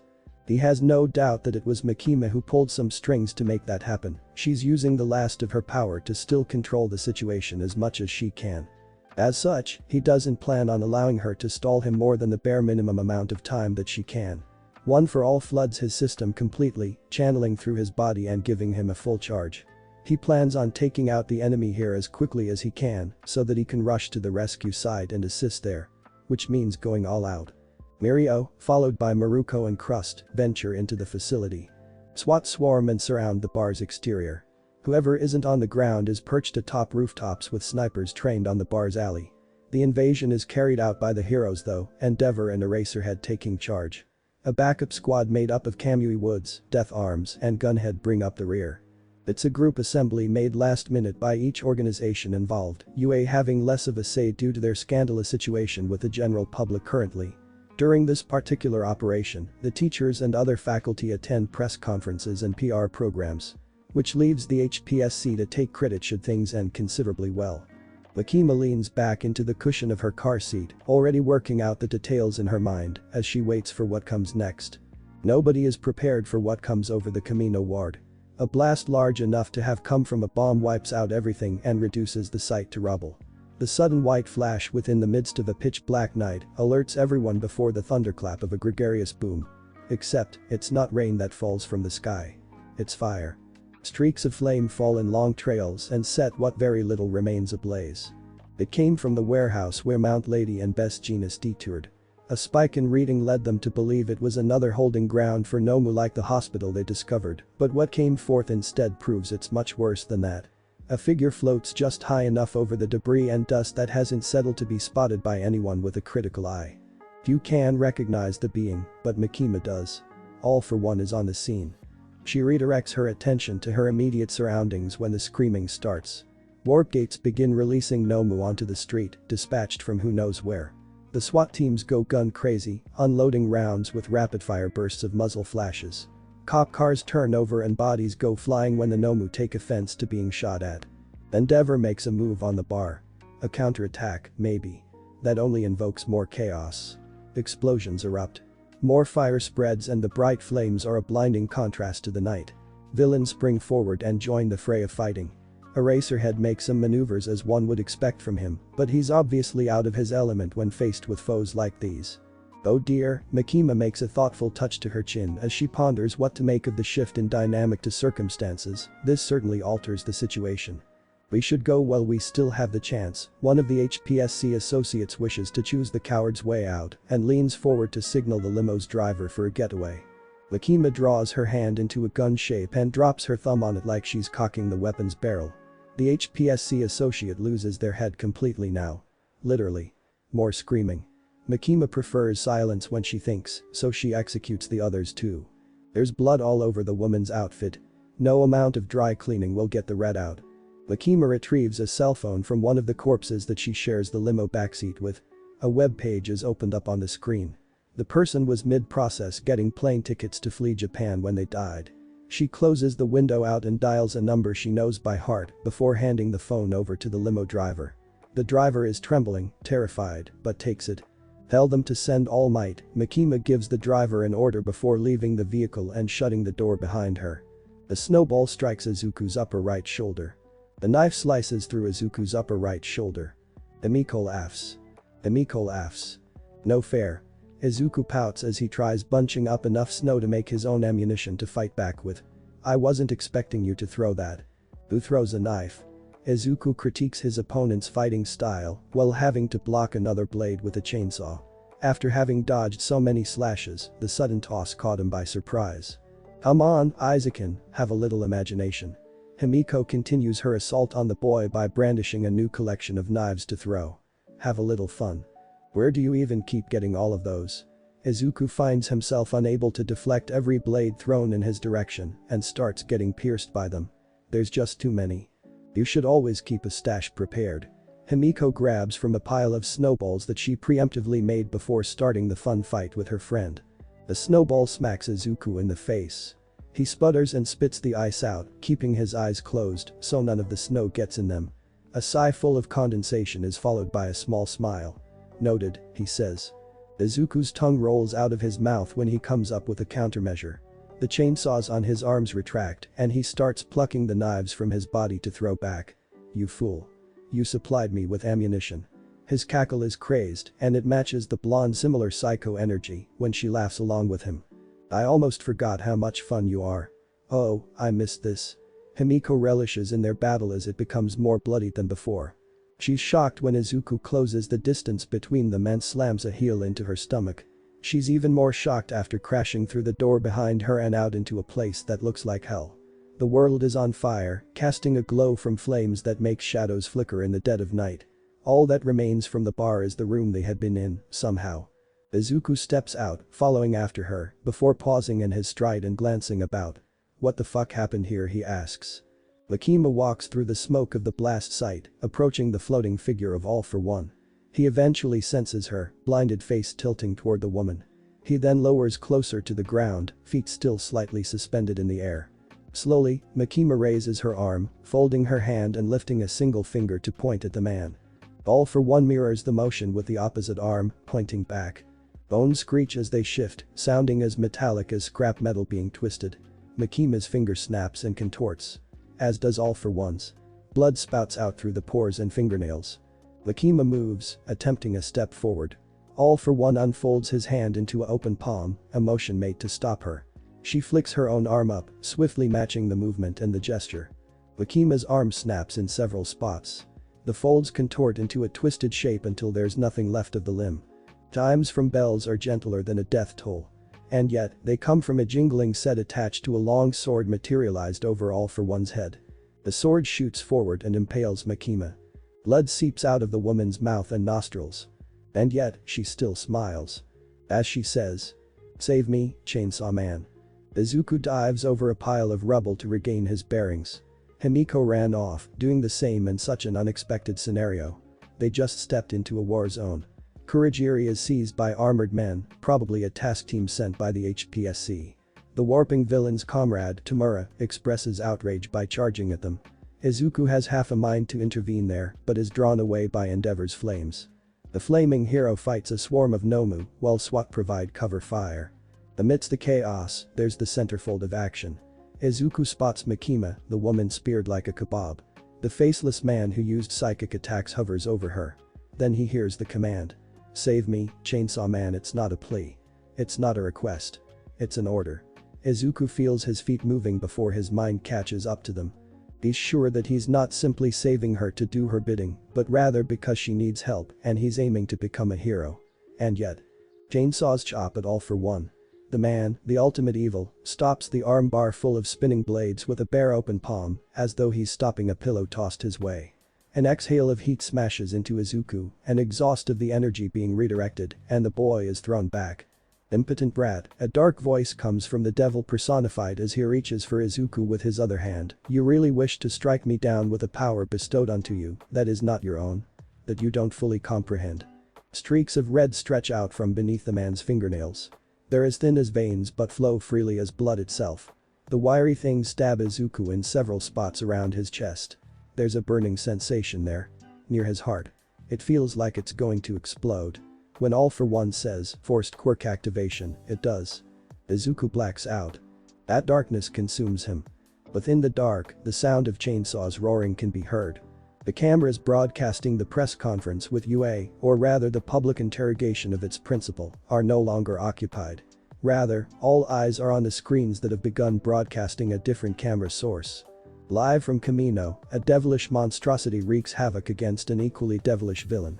They're both beings that Nezu recognizes. One of which makes the Chimera gasp. An animal instinct comes to him, one long preserved since encountering a predator capable of making him feel like he's prey. That gasp leaves the mammal's maw hanging open, bottom lip quivering. He's afraid. Nezu places a paw over the scar that streaks across his eye. Chainsaw Man stands as tall and strong as All Might would in the face of All for One. Pitch black armored plates cover him, flitting like scales on a fish, except the damp humidity comes out as an exhaust of steaming fumes from revving chainsaws. Split at the elbows, two forearms each on either side amplify the number of those rotating blades. Chainsaw Man spots Eraserhead across the battlefield. Mimicking the underground hero's scarf to appear more like a hero, Chainsaw Man carves out his own intestines to wrap around his neck. Except, Chainsaw Man looks nothing like a hero. Not to anyone watching him. And the whole world is watching him. Normally, that would do detrimental damage to Izuku. For Chainsaw Man though, that fear fuels him. He has enough fuel to power his chainsaws for centuries. Chapter 54. Razors fine-tuned into teeth on a chain continuously wind, the fine art of mechanical dentistry, serving as a set of braces on an armbar. It's that same rotating extension of blades that crosses the threshold between a Shen-air and All for One's mouth. A slap of steel delivers a blow to the featureless face, knocking the man's head to the side. A trickle of blood runs from the villain's torn lip, the fresh scar holds an uncanny light of resemblance to his successor's mark before it rapidly heals and no longer exists. All for One's mouth shifts into a sneer as he turns his head back to face the beast that dare scratch him temporarily. And that's what it is. An abomination of chainsaws given life through fear. The same as him, a symbol of terror. Except with a loss of humanity. Like the bioengineered Nomu, he took the bestial element of quirks and kept them to serve his sole purpose. So, for such a thing to defy him when he is the one who birthed its power enough to even be willed into existence, that infuriates him. The howl of rage that carries skyward towards a crescent moon illuminates the night as fires are fanned out with whips of wind lashing around the two. An ancient quirk that shapes air into a sharpened state allows All for One to leave lacerations on the chainsaw creature. Akin to a powerful pine tree that's been hacked at, the beast bleeds green. The substance as thin but sticky as sap gradually leaks from its injuries. The devil's duel within the hazardous zone of cracked concrete. Burning pepper smoke curls outward from All for One's mouth, an aura of fumes that would sting any man's eyes and choke them out. A creature with a motorized mouth and gas-powered eyes eats through it with an inhalement and an exhaust of equal blackened smoke. Darkness envelopes and encircles their collision. This thing, no longer Izuku, pounds its chainsaw-mounted fists against its opponent. But the body of All for One is impregnated with the very contamination that had unleashed it in the first place, rendering its blows ineffectual against a barrier of energy. With a chop and pivot of a punch, it shatters one of the chainsaws. All for One meets that mark with a strike that draws emerald blood. A hammer blow to the metal skull of the chainsaw creature sends it reeling. Then comes a locomotive punch to its abdomen. All for One calls upon a variety of strength-enhancing quirks and boosts them tenfold to match the monster's power. It's not quite a grudge match. There is much too little lacking in the exchanging of blows for that to be the case. Watching her short-lived savior start to lose, Makima props herself up on one elbow to take aim with her other arm. With her undamaged hand, the woman points her forefinger and presses down on an invisible trigger with her thumb. Soot stirs within a shockwave of residual air currents and ignites as makeshift gunpowder. All for One gets struck through the chest, penetrated by a powerful impact. Pew! The demon lord seethes through his teeth that are now stained with his own blood. If he had eyes as part of his featureless face, they'd bore into Makima's. The chainsaw creature seizes the moment of distraction and also penetrates the villain, but with a chainsaw. The spinning blades shred the man's suit as it drives itself up and across All for One's torso. Red liquid meshes with green, casting a colorful painting of blood for them to slip on with their feet. You vile vermin. All for One loses his cool and explodes with rage as much as he does sheer power. A detonation from within covers the field. All within the blast radius gets decimated in heat. A bright burning more consuming than simple flames seizes the site. Mirio smashes through the last of the Nomu with his fist. It turns out the HPSC had been right about the hospital serving as a front for the monster lab. Right below thousands of patients was a basement where some would be taken to get reanimated by a mad scientist. Pure evil. That's what they're dealing with here. Mirio holds some satisfaction in knowing the old man responsible for their ill treatment is being arrested by Maruko. Still, things aren't over just yet. When he tries tapping into the comlink in his ear, all he receives is static. It's hard to tell whether the causation is something interfering with the radio waves or if it's deliberate. Knowing he can't entrust things to Makima no matter the reason, he doesn't waste any time catching his breath. With a flourish of his cape, Mirio heads back to the hospital's surface so that he can go to the Camino ward. You've got a lid on everything here. Mirio doesn't even pause to wait on hearing the answer as he walks past Crust. I think so. Crust turns to follow, but is unable to keep up when Mirio zooms off. Why? Left in a cloud of dust, the hero coughs and tries fanning it away from his face. Kids these days. Crust shakes his head before turning back around to assess the cleanup crew of cops. I may just retire at this rate or join the police in handling the aftercare. The wasteland, no doubt covered by a radioactive field, swallows Camino completely. Striding through that devastation as though strolling around a beautiful park is All for One. The villain's clothes are tattered and torn, but his injuries are nearly closed and fully healed. As for the two who left those temporary marks, they lay by in puddles of their blood. And then, the man of the hour touches down. Who All for One had been waiting for. All for One. All Might growls through gritted teeth in recognition of his old rival. Come to kill me a second time, All Might. The villain greets the hero with a presentative spread of his arms to show that he's very much alive. Or shall I be the one killing you? His fingers start to fold in preparation for an attack. All Might's eyes broaden in anticipation. All for One devastates the area once more with a mere snap of his fingers. All the number one hero can do is make the judgment call to save one person. He chooses Izuku's unconscious body, Izuku being still just a kid. He shields the boy with his muscular body and takes the brunt of the blow. Blood seeps out from the corners of the hero's mouth, but he wipes it away to hide any signs of weakness. Then he spins back around to face the imposing suited figure of his arch-nemesis. You've gotten weak. You would have rescued everyone in time during your prime. All for One taunts his rival with a tone of amusement. Out from the corner of his eye, All Might can't see the charred corpses of his allies. He yells in a fit of rage, charging the villain responsible.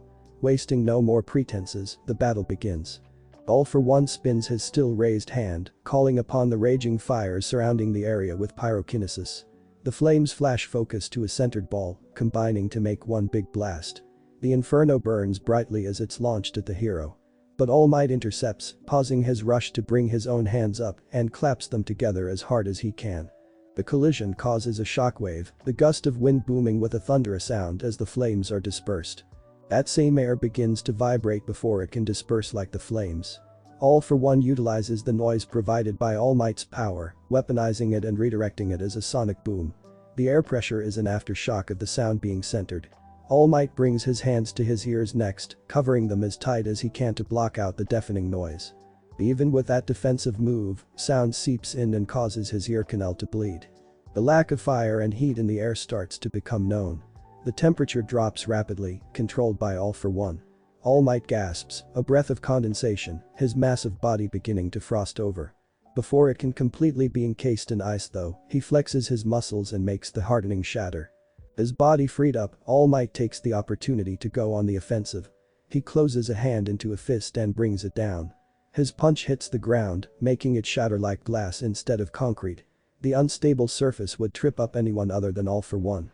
But for the villain, all it does is give him a proper push-off to begin levitating. The devil is now airborne. All for One whips an arm back and then swings it forward, fingers jutting out in a crazed spiral. All Might leaps back and watches as they morph into a reptilian form. A giant serpent bares its fangs, striking just as quickly as a real snake. All Might catches the bite before it can close on him, holding back its jaws. The bite force isn't strong enough to rival All Might's power, but it does force him to dig his feet into the ground for a good grip. The floor starts to grab onto All Might's legs, holding him just the same as he's fighting back the snake. He glances down to see the rubble shifting and covering his feet, but he can't move without compromising himself to the reptile. He has no choice but to pull in separate directions with his arms, snapping the serpent's jaw. It slinks to the floor, dead. Then All Might rips his feet free. The news copter captures the chaos as it flies overhead, a reporter clinging to her microphone with a sweaty shaky hand. The pilot tries not to fly too close to the destruction for fear of being caught within the blast radius. The cameraman zooms in on the ground, lens focusing. Two figures are across from one another in one of the many craters that have been made. It's still All Might versus All for One. The two titans clash time and time again. Their punches point at each other, but wind up drilling into the ground deeper and deeper. All Might's arch-nemesis attacks with another of his billion quirks, a bolt of electricity craning across the cracks in the ground. All Might leaps away before he can be made into an electrical conductor. But jumps right into a maelstrom of sour water risen and controlled by All for One. All Might fights the cyclone, using his signature Detroit smash to clear the weather. The punch is powerful enough to help him land safely, but only momentarily. All for One is relentless, hurling steel beams and chunks of wrecked cars using a level of magnetism. The hero dodges and weaves, but also confronts some of the metal pieces head-on. A front somersault to build up momentum and air pressure results in a California smash. Scrap metal scatters the area. All Might clears the football field distance between himself and All for One in an instant, winding up for a Carolina smash. His hands in a cross position, he does a downward chop aimed for the villain's head with the intent to break his face further. But a seemingly invisible barrier puts a stop to that. Nice try, All Might. All for One says smugly before the force field expands and pushes All Might back. Once again, the ground is uprooted and rock crumbles. All Might staggers back, huffing heavily as he tries to recover from the blow. The villain's killing aura weighs on the hero, a crushing pressure that makes his muscles sore and his quirk tingle in the base of his skull. Another shockwave crosses the expansion, and All Might braces for it. No time to dodge. He has to endure the force of the impact.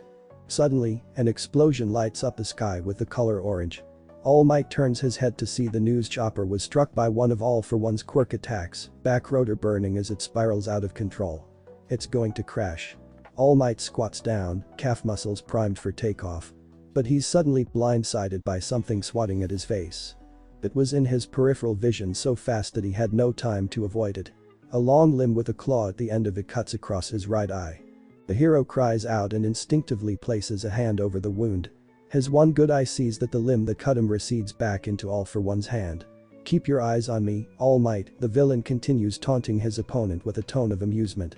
All Might growls, vision in his damaged eye completely fading. It closes on its own, eyelids glued together by blood. But All Might is only momentarily hindered. He forces himself to push beyond his limits and moves as fast as he can to intercept the falling helicopter. It's just about to collide with a weak structure when All Might catches it in his bare hands. The chunk of metal leans against the hero and makes his back arch as he tries to fight its momentum. The top rotor spins still, resisting All Might's grip. While All Might is preoccupied with prioritizing a rescue, All For One begins prepping the fatal final blow. A culmination of powerful quirks transform one of his arms into a killing strike. Hypertrophy to enlarge his fist, another quirk that generates rivet-like growths, drill-like bone structures also applied, and several kinetic boosters combined with strength enhancers. Impact recoil and multipliers are added to the spring-like limb quirk to top it off. The crucial combination aims for All Might to kill him with his back turned. All Might is unable to see from his blind side what happens next. Preventing the impact and instead intercepting it is the arrival of his successor. Mirio catches the giant fist mid-swing, saving his mentor. Young Tagada. All Might gasps with as much relief as he does shock. Looks like I got here just in time, the young blonde gives the older blonde an encouraging smile. Side by side, they're a bloody but cheerful duo. But that's short-lived. I need you to get them out of here, All Might nods towards the bodies strewn around the site. Including Izuku Midoriya's. What about you? Mirio hesitates. I'll handle All For One. All Might places a hand on his successor's shoulder before giving it a squeeze. Now go. Mirio nods. He leaves All Might to finish the fight while he handles the evacuation. All For One chuckles, regarding Mirio with little care. He instead reacts to All Might's attack by intercepting it with his killing blow, picking up from where he left off. Their fists collide, sheer strength disrupting the crater they're in and sinking the surface even deeper. A sonic boom erupts from the power output. Blood dribbles down from All Might's knuckles, his fist still grinding against All For One's. The amount of effort that he had to put into that punch drained him. Literally. Half of the hero's body has sunken in, muscles shrinking and steam wafting off his skinnier form. The time limit of his power is starting to reach its breaking point. The reporter that the hero had rescued gasps when she sees what his true form looks like. The cameraman pulls back from the video recorder that he's holding, checking to see if what he's capturing is actually real. It very much is. All Might's true appearance is exposed to the world. Be damn you. All Might growls through gritted teeth as he continues struggling against All For One's fist. Ashamed that you can no longer sustain the symbol of peace you made yourself out to be. Well, have fear then. Have fear. Because. I am here, the villain speaks with the voice of the devil as he asks, where is your smile now, All Might? Within the fractured field, Tamura Shigaraki staggers along broken plates. Concrete crunches below his feet until he stumbles and falls to his hands and knees. Before him, he finds his master besting All Might. It's enough to make him smile despite what it took to achieve that sight. Perhaps this will provide some solace. Nana Shimura has a grandson, All Might's one good eye widens, and his name is Tamura Shigaraki. In that moment, the hero is just Toshinori Yagi, fragile and small. And he's always hated you like me. The weakened symbol of peace starts to fall as he's pushed back by All For One's mixture of sheer power and this revelation. All Might recovers, coughing on his own blood, but fighting back still nevertheless. His feet dig into the ground and he pushes against All For One's fist again. His body begins reverting back to its muscle form as he puts in overtime and denies the villain's claims. You're lying. This is too good to be a fabrication. You know it's true because it's the kind of thing that I do. All For One counters casually in contrast to All Might's desperation. I've engineered the encounters between you and he like it USJ. You defeated him so soundly. You won, with a smile. So proud despite your ignorance. So sure of your own superiority. Toshinori becomes more anguished with each sentence, feeling the truth behind the words like they're backhanded strikes. Who is superior now? All For One laughs gleefully. How dare you? All Might yells back in the villain's face. Blood and spit splatters against the scarring. All For One takes delight in his sworn enemy's rage, relishing in his anger and goading him to continue. I haven't seen you this angry since I killed Na. Keep my master's name out of your vile mouth. Toshinori's throat shouts in protest over his own, yelling as much as his arm groans in pain against All For One's. You're too weak. All For One activates another quirk that amplifies the power of his arm's force. Additional arms begin to unfold from the original limb, also pushing down.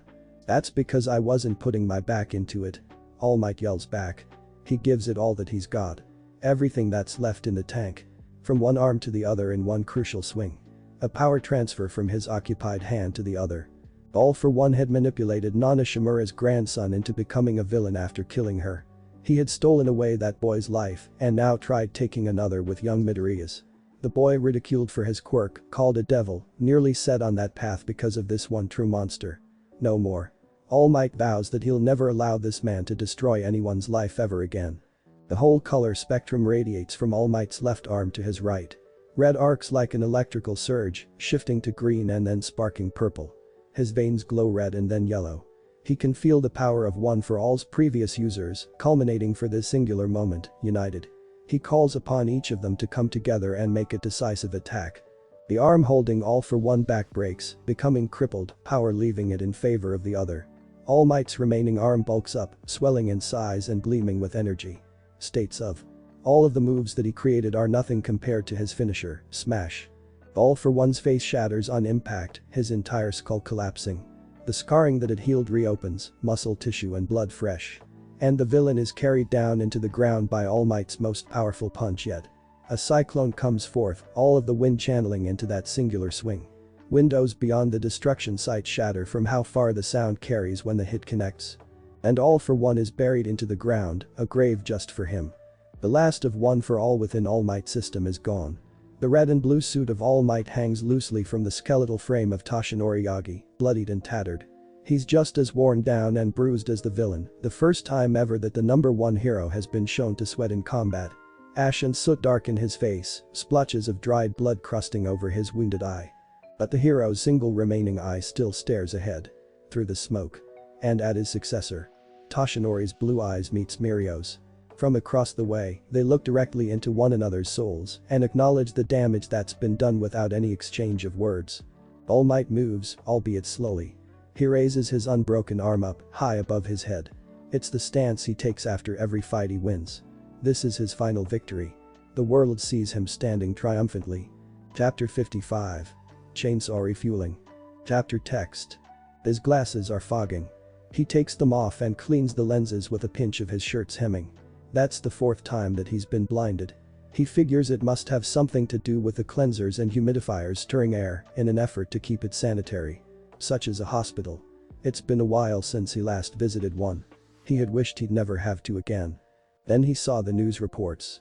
In the midst of All Might's final battle, a reason not to go anywhere near a hospital, along with the perfect reason. His classmates in critical condition. Then Midoriya. Iida has to rub his eyes before putting the bifocals back on, unable to see clearly with or without the glasses otherwise. Ending his hero journey had been something that the boy wrestled with ever since making such a huge decision. Now that UA has been attacked yet again and shut down with such severity, he realizes it never quite mattered at all. Like his brother, heroes are killed every day in the line of duty. He'd have marched right into his coffin along with the rest had he not been so lucky. He only hopes now that the rest can be spared. He may not be class rep anymore, but he still feels a responsibility to be there for them and guide them properly. Then Iida, he hears his name called and stands, "If you'll follow me." Iida nods when being waved over. There's quite a long list of names he gave the staff for who he'd like to visit that he doesn't really know who he'll be seeing first, but there's still a feeling of anticipation within him. The walk down the hallway to the patient rooms is oddly quiet.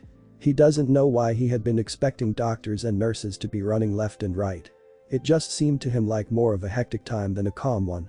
Then again, it also feels suitable as a period of mourning. While All Might didn't die in his final fight, it's still the end of an era. Along with the abrupt halt of the next generation through UA hero society in general is on the verge of collapse. It's quiet. The calm before the storm. Iida fears the storm. Here we are, Iida is brought to the first of many rooms. When he peers through the doorway, he's shocked to see Ajiro in a hospital bed. The blonde boy is wrapped in bandages below the waist. It takes Iida a second to realize why. His eyes widen behind his glasses. "Are you?" Iida swallows his words before he can choke on them. Of course Ajiro isn't okay. But what else is there to say or ask? "Hey Iida," Ajiro attempts a smile. Despite his efforts, it doesn't work. "Looks like you got out just in time, eh?" And his attempt at humor is just as weak and flimsy. "It's not so bad." Iida clears his throat before clarifying, "I mean not pursuing hero work, that is." Ajiro scoffs, unconvinced. He glances down at the space between his legs and then cranes his neck to peer over the brim of his bed. At least you get to keep your calf engines. Iida feels himself physically flinch at the bitter bite of his former classmate's words. I can't imagine what it's like to lose a part of yourself like you did. I'm sorry. He moves to take a seat, but Ejiro holds up a hand to stop him. I just wanted to. I need some time alone. Ejiro turns his head to avoid making eye contact. Iida nods anyways, not sure of what more to say before he gives his old friend the space that's been requested. As Iida heads to the next room, he can't help but regret coming to the hospital. If Ejiro losing his tail is the lesser of the evil that transpired, then he's not sure he can handle what's to come. And what comes is awful. He sees Ashido next.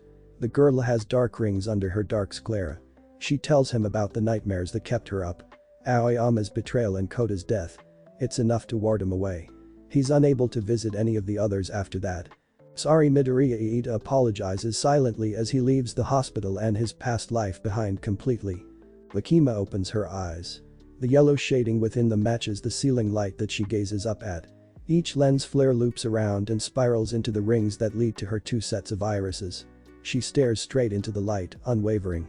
But eventually, Makima does blink. And she sits up in her hospital bed.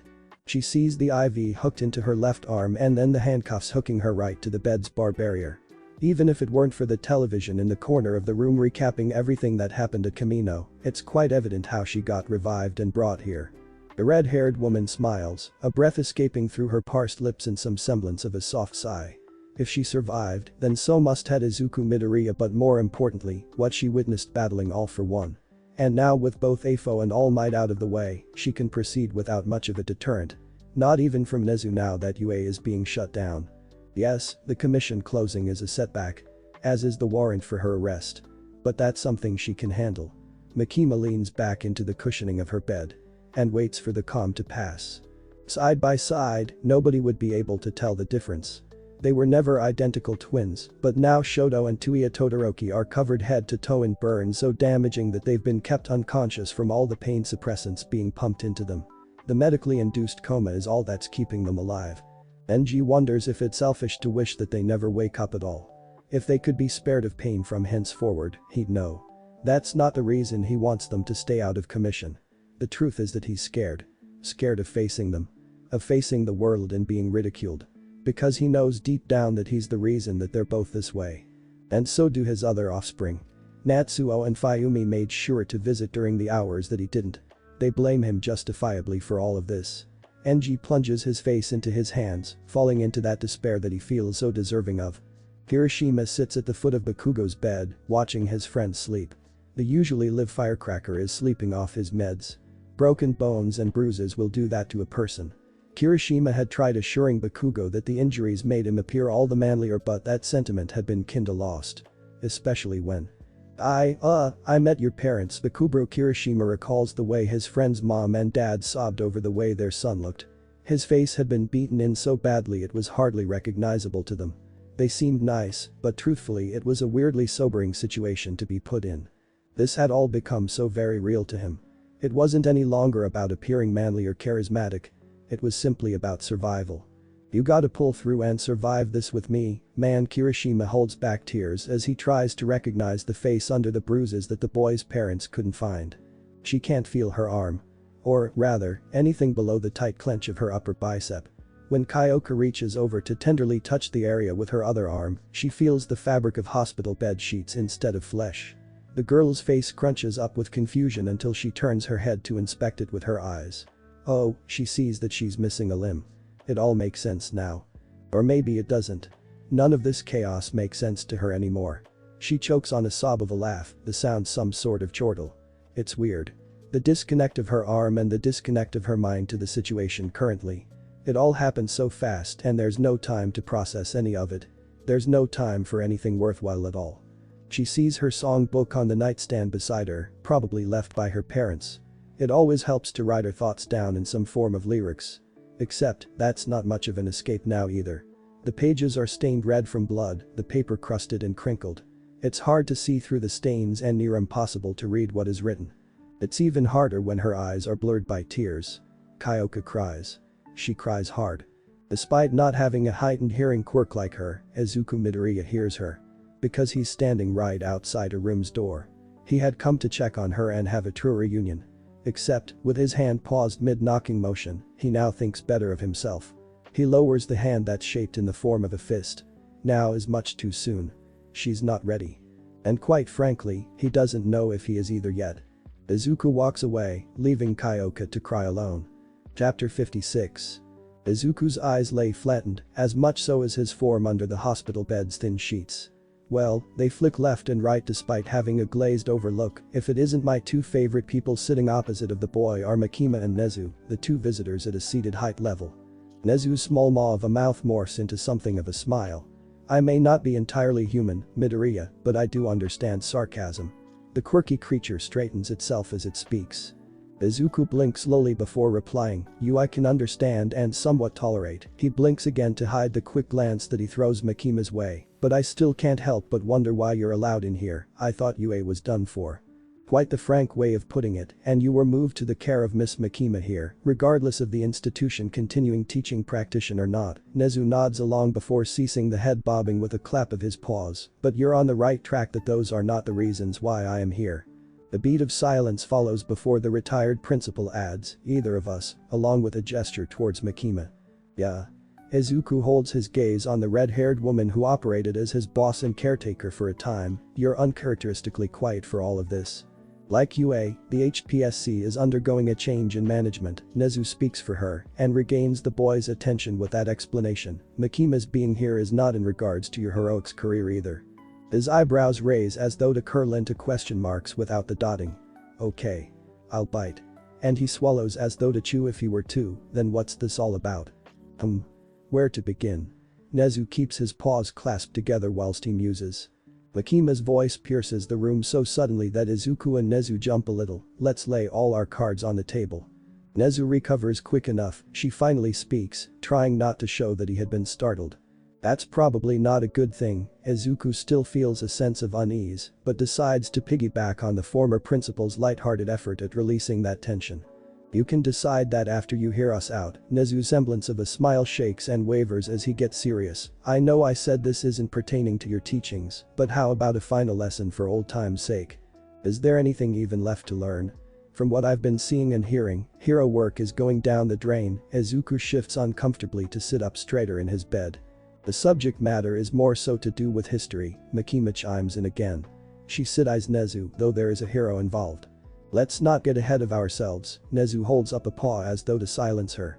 "And yet," she continues talking. "Midoriya, what do you know about the origin of quirks?" Izuku glances between the two as he hesitantly answers, "The same as everyone else. The luminescent baby was the first human to gain a quirk." Nezu drops all but one digit on his paw to emphasize the point of his interjection, however. Izuku catches on. "Oh, you're talking about the quirk theories about animals being what passed those genes onto us, animals having quirks first. You're on the right path, but there's a reason why not every animal had a quirk." Nezu keeps indicating what he's saying with his singular digit poised. "And not every human." Makima's interjection makes Izuku look away from the mammal. He feels as though that was directed at him particularly, but for her to know he was born quirkless is something she shouldn't be aware of. Devils, otherwise known as monsters, have been known to roam the earth for centuries. Nezu's return to formula gets him off that train of thought and back on track when he goes back to listening. They could take a variety of form and interact with the like of humans. Which led to deals being struck and contracts being made, except that what he hears is mind-boggling and full of assumptions just the same. Wait. Izuku thinks about Pochita and his promise to his pet when he was granted a quirk. "Yes, Midoriya, your dear friend is a devil too." Nezu must see something in the boy's expression, since he clarifies that thought with a confirmation. "And you forged a contract with him to have a quirk, just like everybody else with their own inherited devils." Makima adds to that confirmation. "Yours in particular though," Nezu motions to the scar crossing over one of his eyes, "was quite rebellious." Izuku almost flinches at that. The implications and the timeline of what could have transpired in the past makes him reconsider everything. Before he can ask anything, the two keep spilling more exposition. "We have our own motives." Makima gestures to herself, "I to bring him out. And I to keep him restrained." Nezu gives the woman a glare with his beady black eyes. It's just a matter of making or breaking the contract, but Makima remains passive and coolly collected as she folds her hands in her lap. Yes, Nezu grinds through his teeth before returning his focus to Izuku, although a major shift in what we believed possible transpired when All For One forced the contract to become null and void for a while. I'm not sure I'm following. Izuku feels the string dangling from his sternum as he recalls blacking out during the Kamino Ward incident. The boy looks to Nezu's dark eyes for answers. He expects to find none in the blackness of the voided sockets, but they do begin to brighten into orange fiery glows, with rings of amber spiraling to their epicenter of depth and death. I'm sorry to have hidden this all from you, and as such, it must indeed be very confusing. There's no need to elaborate anyways. He recognizes that hellish gaze as Mikima's and all 7 circles illuminating those eyes.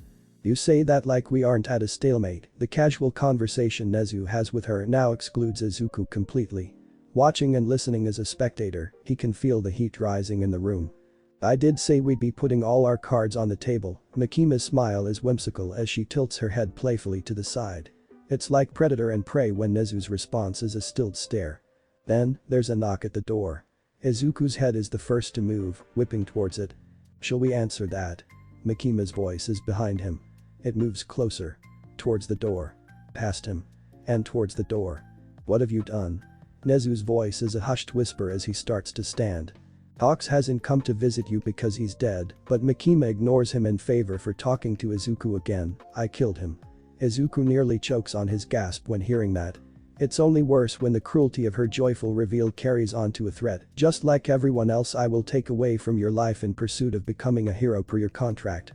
Izuku shudders when Mikima reaches for the door handle, but keeps her gaze looking back at him. Just like your mother, the warmth is gone and his blood runs cold. Ioka. His breath releases a cloud of condensation when he sees the girl come to visit him. She appears as scared as him. Aizu. Bang, and then she's gone. Blood covers the room. Chapter 57. Rays of light brush against the surface of his skin, as do the bed of leaves bristling beneath him. He squints under what must be the sun's bright glare above his eyes, grateful for the foliage of tree branches, blotting that expanse of illumination out in patches. Izuku starts to stir, making an attempt to sit up and redirect his gaze. Something weighs him down, there's a pressure on his chest. The boy tilts his chin as he turns his head to see what it is. A small dog wearing a coat of orange fur. Pachita. The canine's name is but a wordless whisper as he gawks at it. I always loved listening to you talk about your dreams of becoming a hero. A voice as meek and cute as the animal appears, overrides whatever Izuku wasn't capable of saying.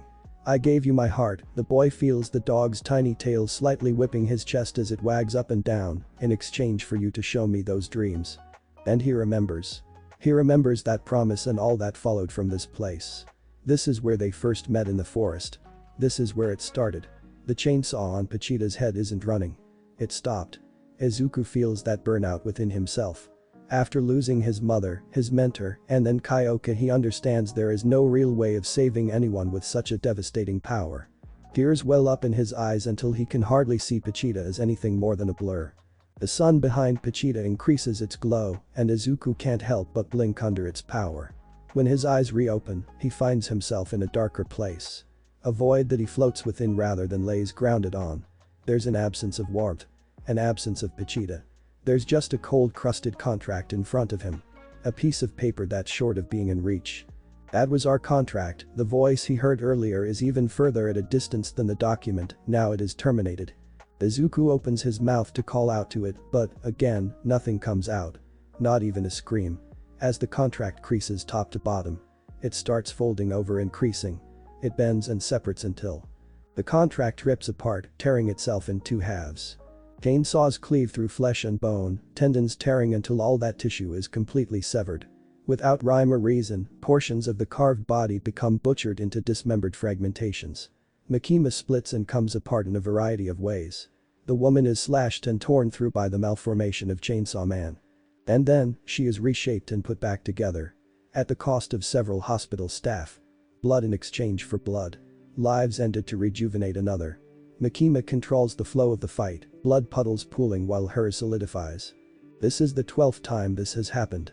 No matter how many times Chainsaw Man cuts her down, the devilish woman simply steals life from whoever is around her to be revived. It's a fiendish tactic that a hero would surely fall victim to. But funnily enough, while that may have worked on the likes of Izuku Midoriya, the killing machine hunting a devil cares less about the consequential cost to win. Chainsaw Man steamrolls through her again, chopping and cutting all the way. Makima rebuilds herself. Civilians die before they can flee from the fiasco. The woman's hand reconjoins to mimic a handgun, the gesture gearing up for an attack. Chainsaw Man slices the limb at the wrist. Instantaneously, Makima heals her injury and keeps the base stem intact. She follows through with her counter to her opponent's consistent individualistic massacre by pulling the invisible trigger with her thumb. Bang. The sizable hole implodes from Chainsaw Man's pectoral region, as though he's just been struck by a cannonball. The various chainsaws protruding from the macabre of chainsaws rev at full throttle. Green blood couples with red spillage. Chainsaw Man regenerates just like Makima. For such a heavy-weighted fighter, the personification of Pochita moves faster than the character of Control. He moves into her space before she can retreat, dual-bladed subsets of limbs winding up and severing his target into pieces. Meat slabs slap the floor, wet squelches splashing blood up past the chainsaw creature's ankles.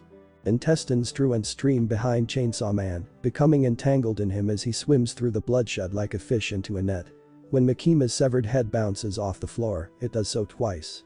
Her crimson-colored hair blends with the puddle beneath her other dismembered parts. But her mouth remains intact.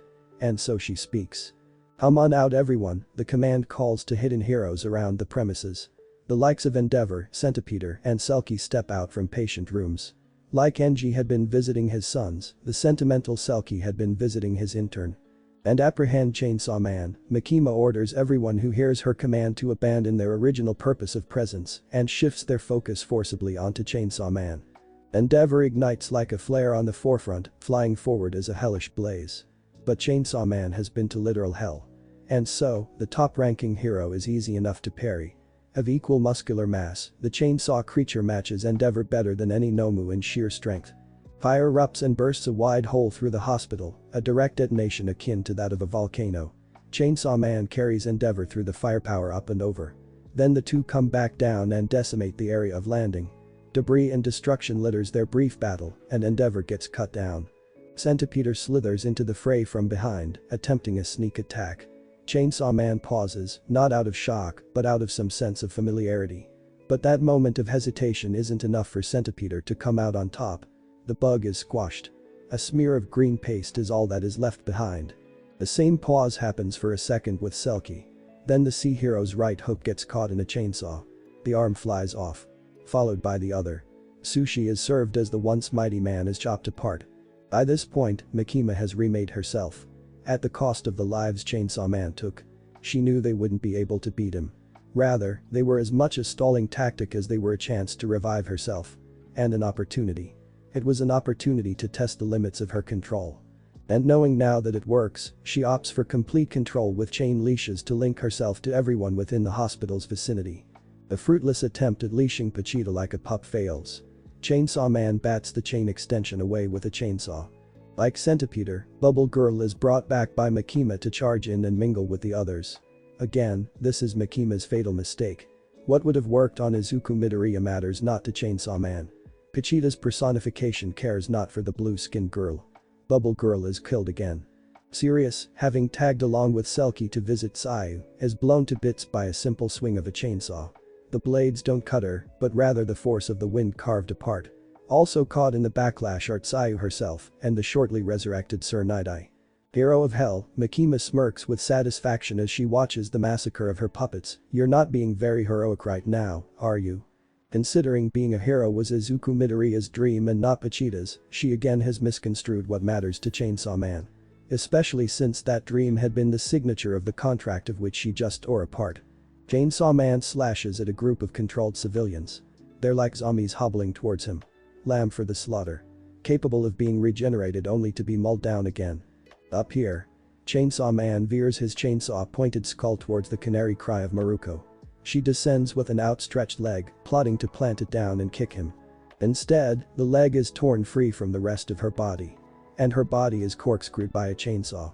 The rabid heroine tries bouncing back with her remaining leg, but Chainsaw Man finishes what he started by ripping her in half. The brotherly bond bound by Makima's controlling chains carries two hellish Todoricus down.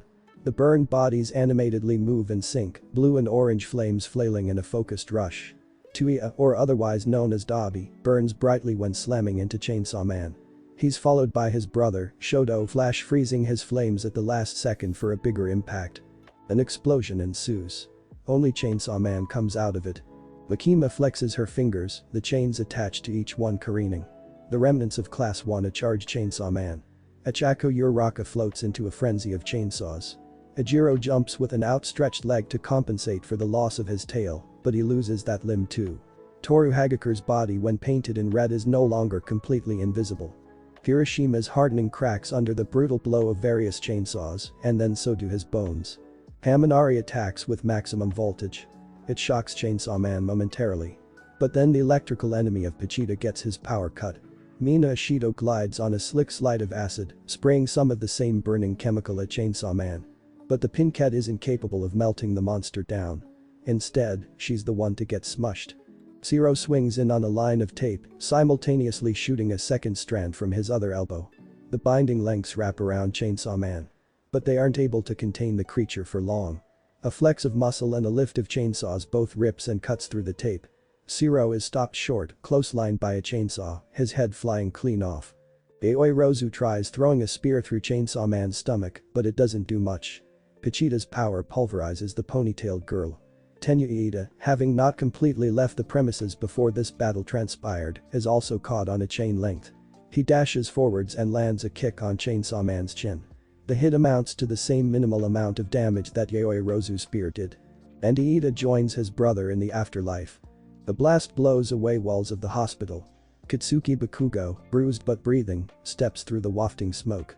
He's got a chain running from his skull.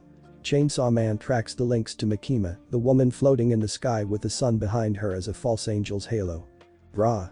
Chainsaw Man surges forward at the same time as Bakugo.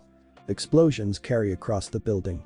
Floors collapse and the two fighters come out the other side of the hospital. They spiral and somersault while clashing in an aerial battle. Chainsaws block explosions. It's followed by a heavy slam into the next building, the structure losing its standing and toppling over. Dark Shadow. Tokoyami assists Bakugo with an attack from the now darkened combat space as the site sinks. Shoji and Sato grab onto either side of Chainsaw Man, using their combined strength to hold him in place. The battleground collapses and becomes a tomb. Until Chainsaw Man digs himself free from the ground. Victoriously hoisting bloodied bodies on each chainsaw arm, Pachita's personification stands tall. Okay. Makima claps her hands together to give the performance a brief applause. This looks unwinnable, and then she turns to flee. But Chainsaw Man won't allow her to leave. He lashes out with a precision of refined control that Izuku Midoriya never had, tethered teeth coming loose from every bar and snapping out like whips to snare the woman. The barbed wires rope her back around and propel Makima into the rotating blades. She's chopped into bits once again. Blood dribbles out from the corners of Makima's mouth, the upturning of her lips encapsulating a crimson drool instead. Utilizing her ability of partial resurrection, she uses the sky as a battleground to her advantage. Feathers as red as the bloodshed swoop under her remains and carry her from any chainsaw's proximity. Hawks, hovering just out of reach from Chainsaw Man himself, calls upon more feathers to stab the creature with. Two feathers stretch and sharpen to be dual-wielding blades in his hands. The undead hero darts down, hacking and slashing with a swordsman's skill. Chainsaw Man counters despite the many feathers pinning his joints. The fight moves back to ground level. They crack the concrete beneath them and glide along, sharp edges skidding with every touchdown. Pebbles pelt them before more rock gets unearthed. Cars parked on street corners are torn through like paper, obstacles obstructing their battle. Makima tracks them all the while, finishing the reconstruction of her body as she does. Once finished with herself, she works on supporting Hawks with backup. Another bladed battler who had given Chainsaw Man trouble before, already a controllable corpse as Anomu, jumps into the fray. Stain, now Katana Man, strikes at Pachita's personification with the intent to carve out the devil's heart. Chainsaw Man plunges his fists into the ground. A quake rumbles with a living engine. Stone slabs slip free from the floor, chain teeth grappling and propelling the ground loose and into chunks. No longer with a surface to stand on, Katana Man is diced midair. Hawks flaps his wings to fly back, but gets them clipped before fully flying away. Izuku stares blankly at the blood splatter where Kyoka once stood. His mouth hangs open, something between vomit or screaming wanting to climb up and out of his throat, but staying dry. He's turning paler and paler the longer he stands there. It feels as though his heart has just been ripped out. Izuku looks down and oh. It has. Izuku falls to his knees, no longer able to remain standing. And finally, something does come out of his mouth. A cross between coughing and spitting up blood. Whether it's from his fatal injury or the return of his inherited disease, he doesn't know. Nor does he care. He doesn't even know or care how much time he's got left before he completely passes away. I'll be seeing you soon. Mom. Kyoka. The boy's breathing is but a whisper drowned in blood. Maybe so, a squeaky voice makes his ear twitch. He tilts his head to see who's talking. But then again, perhaps soon is much too soon. Nezu approaches him. What do you want? Didn't you already take everything you could from me? Izuku sneers at the former principal of UA. It was never my intention to take anything from you, Midoriya, I swear by it. Nezu holds up his paws defensively. Rather. It's now that I hope to give you something. There's nothing from you that I want. Izuku shakes his head as much as he can with the gradually draining energy he has left in him. No. What about your first contract back? It is my job to bring up heroes, after all. Izuku's dead stare looks into the vacant voided eyes of Nezu. I can give you a way to defeat Makima. Chainsaw Man lays flat on the floor, defeated. Makima crouches over the husk of the former hulkish monster. The chainsaws have stopped running. Steam has willowed to puffs from the armored plating coating him. It was only inevitable that you two would become inferior to me. Makima reaches for the creature's chest. With a forceful tug, she grabs and pulls free the chainsaw's heart of fuel. Vegeta, smaller than ever, pulsates as a beating heart in the palm of Makima's hand. The tiny maw on the pup uplifts into some semblance of a smile. Right as a blade stabs through Makima's chest. The heart had seen what was coming behind her. Which was Izuku Midoriya wielding Kyokajiru's katana. How Makima chokes out a cough of blood as she voices her disbelief over being caught by surprise. You didn't think someone who's quirkless and inferior would be able to get the drop on you, huh? Izuku bites down on his anger with gritted teeth. Using that anger, he drags the katana with two hands gripping its handle. The blade severs and splits Makima down the middle. I'll be taking Pochita back now. Izuku, on the verge of dying without Pochita. And Pochita on the verge of perishing without him. They reunite. And give one another a reason to live again. Why can't I? Makima struggles to push herself up. She can't close or seal the fatal injury to her midsection like she had all the cuts from Chainsaw Man. Nezu told me your secret. Izuku plants a foot on her back and shoves her back down. To keep her pinned there, he leans on his knee to talk in her ear. You don't deem anyone worthy of having more power than you, that your infinite healing is limited only to beings capable of matching you. Notably, Chainsaw Man. You couldn't live with that, so you wanted to make Pochita weaker than you in order to become the strongest. Only All for One came as close, and with him gone, you thought this was your best chance. Only, you never knew Pochita like I did. You only knew me. Weak, quirkless, me. This is impossible. The rings within Makima's eyes expand as wide as her eyes as she stares at the blade coming for them. This is for my mom. Izuku swings the katana. This is for Kyoka. Izuku swings the katana. This is for Hawks. Izuku swings the katana. And this Izuku drops the katana in favor for gripping the starter string that's returned to his chest. This one's for me and Pochita. Chainsaws were invented to birth. They wound up being used as tools of destruction and death. Makima is no more. Chainsaw Man lives on. Izuku Midoriya begins again. Chapter 58. Strips of fluorescent light patterned by glowing waves are suspended above her. They're burning brightly enough that there is no flutter or flicker to them. Himiko's chrysoberyl eyes are undeterred and continue to stare anyway. She doesn't blink, not while the light doesn't wither. She just focuses on flexing her fingers and toes while she lays flat and sprawled as a starfish on a floor as pristinely white undisturbed snow. The hard tile won't move with her arms and legs if she tries making an angel pattern, but it is cold enough to create that wintry feeling nonetheless. She stays that way for some time. She isn't very certain for how long, but it doesn't seem to elapse longer than hours or shorter than minutes. That could just be because of the sheer emptiness in her head. The room is just as vacant as the thoughts that'd typically keep her company though, so it'd probably get boring if she were to become aware of the time. Himiko half expects snowflakes to start drifting from the heavenly glow above her. They would add to the white decor beneath her. The girl sticks out her tongue, hoping to catch a taste should one actually fall. The thought of tasting blood on the tip of her tongue again mingles in with her childish wonder. Memories of playing on a playground and getting a scraped knee are like a flashback hovering over her, buried behind the lights in the ceiling, susceptible should that light burn out and allow darkness to descend on her. She recalls exploring as a kid and coming across a bird on her adventure. She had bitten into it. Himiko's fanged teeth gnashed together, her mouth snapping shut. Having not gotten a taste of snow, or anything for that matter, her tongue drains dry. The girl sits up, crisscrossing her legs to fold over each other when she does. Her posture is as poor as her hair, the buns she'd usually tie them in are gone, and now the blonde locks are a mess. It makes her appear as though she just rolled out of bed. Seeing someone familiar through the glass partition wall that serves as a barrier to enter or exit her cell wakes her up, as though she did just get up. The thick shield divides Himiko from a boy on the other side. He's sitting in a plastic chair that doesn't look much comfier than the hard floor that she's on. Izuku. Himiko's pointed teeth make a return of exposure when she smiles broadly. The pearly whites blend with the spatial environment, but the red hue on her cheeks do not. Though that may be in part to blame on her apparel. Prison uniforms classifying the degree of their security level left her with the color code of a white jumpsuit. Hey Himiko, Izuku returns her smile with a much smaller one. His is very reserved, displaying no teeth. It doesn't reach his eyes, where in such a lit space, hold no light of their own. The smile does, however, crease close enough to the bags beneath his eyes. He sounds as tired as he looks. Disheveled clothes hang from his body. A coat that's much too baggy. A shirt larger than his torso. Sweetpants.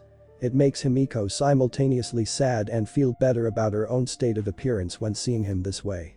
The girl's eyes twinkle under the room's lighting. I wasn't expecting to see you again anytime soon. That glint begins to glisten even brighter when she leans forward. What brings you by? Izuku holds his breath, attributing to the fact that his eyes by comparison are that of a dead fish. When he exhales, it's a silent sigh. The boy's mood goes down with a tilt of his head. I wanted to see an old friend.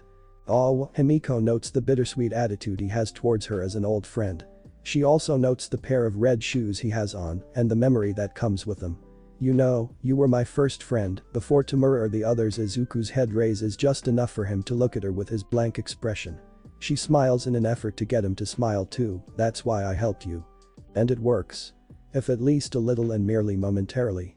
Izuku's small smile fades when he asks her, would you help me again? Himiko glances around her empty cell. Kinda hard to do from in here, she can't help but giggle at her own joke while gesturing towards the barrier between them. Izuku hums, nodding. I'll be honest. You wouldn't exactly be free to roam around, but he wrings his hands together while trying to think of what to say and how to say it. The commission is merging with public safety and being run by better people. Now that I think they'd be willing to give you a fair deal if you agreed to work with us. He decides to just come right out and say it like it is. Himiko's face forms into a frown. He thinks that maybe he should have tried sugarcoating it a little. But then she shocks him. Her face softens, and as does his by extension, seeing her appear so tender towards him again after so long. Aren't you tired of being controlled? The question Himiko asks Izuku in return to his unspoken own to join him makes the boy physically recoil. He's so taken aback that he sits up straight in his seat. For a while, the room seems dark despite the artificial light within it. Izuku is lost in a daze. Himiko doesn't realize how close to home her question hit. The boy is baffled beyond belief, his empty stare falling to rest on his chest. The string dangling from his heart is stagnant like his life currently, and he's not sure how to get it to start again. Himiko takes his silence as a sign to continue. That's why I wound up with the League. They and Staney were all about being free and they're all gone, but Izuku snaps back to attention when he hears his former enemies mentioned. Himiko stares at him with wide eyes. It's her turn to be taken aback. You were picked up and brought here before it all went south, but Izuku swallows as he recalls recent events. A lot of people died. Himiko holds her wide-eyed stare a second longer. And then she settles, shoulders slouching with the rest of her body's posture. I expected that. Her calm demeanor leaves a lingering inquisitiveness in Izuku's gaze that makes her elaborate death. She cocks her head at him, didn't you? Izuku blinks, averting his stare to the ground and then the ceiling, before bringing it back to Himiko. Weirdly no, he's surprised with his own answer more than Himiko is. The blonde smiles softly at the green-haired boy as she says, you haven't changed a bit. And for some reason unknown to her, that makes Izuku mad at himself. He clenches his hands into fists on his lap as he replies earnestly, I know. Emiko uncrosses her legs, using them with her hands to push herself up from the floor. Why do you want my help? What do you even need me for if everything is already taken care of? The girl approaches the glass wall once she's standing. Izuku is almost hesitant to answer. But he forces himself to. There's been a lot of revelation lately about the nature of quirks and their relation to contracts with devils that he sees Himiko during his explanation and stops short. Yeah. You probably don't have a clue what the hell I'm talking about. He has to remind himself that she's been cut off from the outside world for a while. Himiko shrugs. I was called a devil, a demon, all sorts of stuff as a kid for liking blood. The nonchalance has an undertone cutting edge to it as she asks, is that what you're getting at? Izuku wants to protest, but actually takes a moment to consider it. Maybe. He doesn't waste time pausing though and is quick to add, but not the way that you'd think. Himiko stares at him like he gained a quirk that gives him two heads. We're still trying to figure it all out. Izuku slumps a bit. Himiko huffs, turning away. If they just want to experiment on me then. No, it's nothing like that. Izuku stands up to stop her, as though there's no glass in between them preventing him from chasing the girl. Himiko stops, but doesn't turn back to fully face him quite yet. What are you really here for? Izuku opens his mouth to answer, but nothing comes out. I don't know. He falls back into the chair behind him and hangs his head.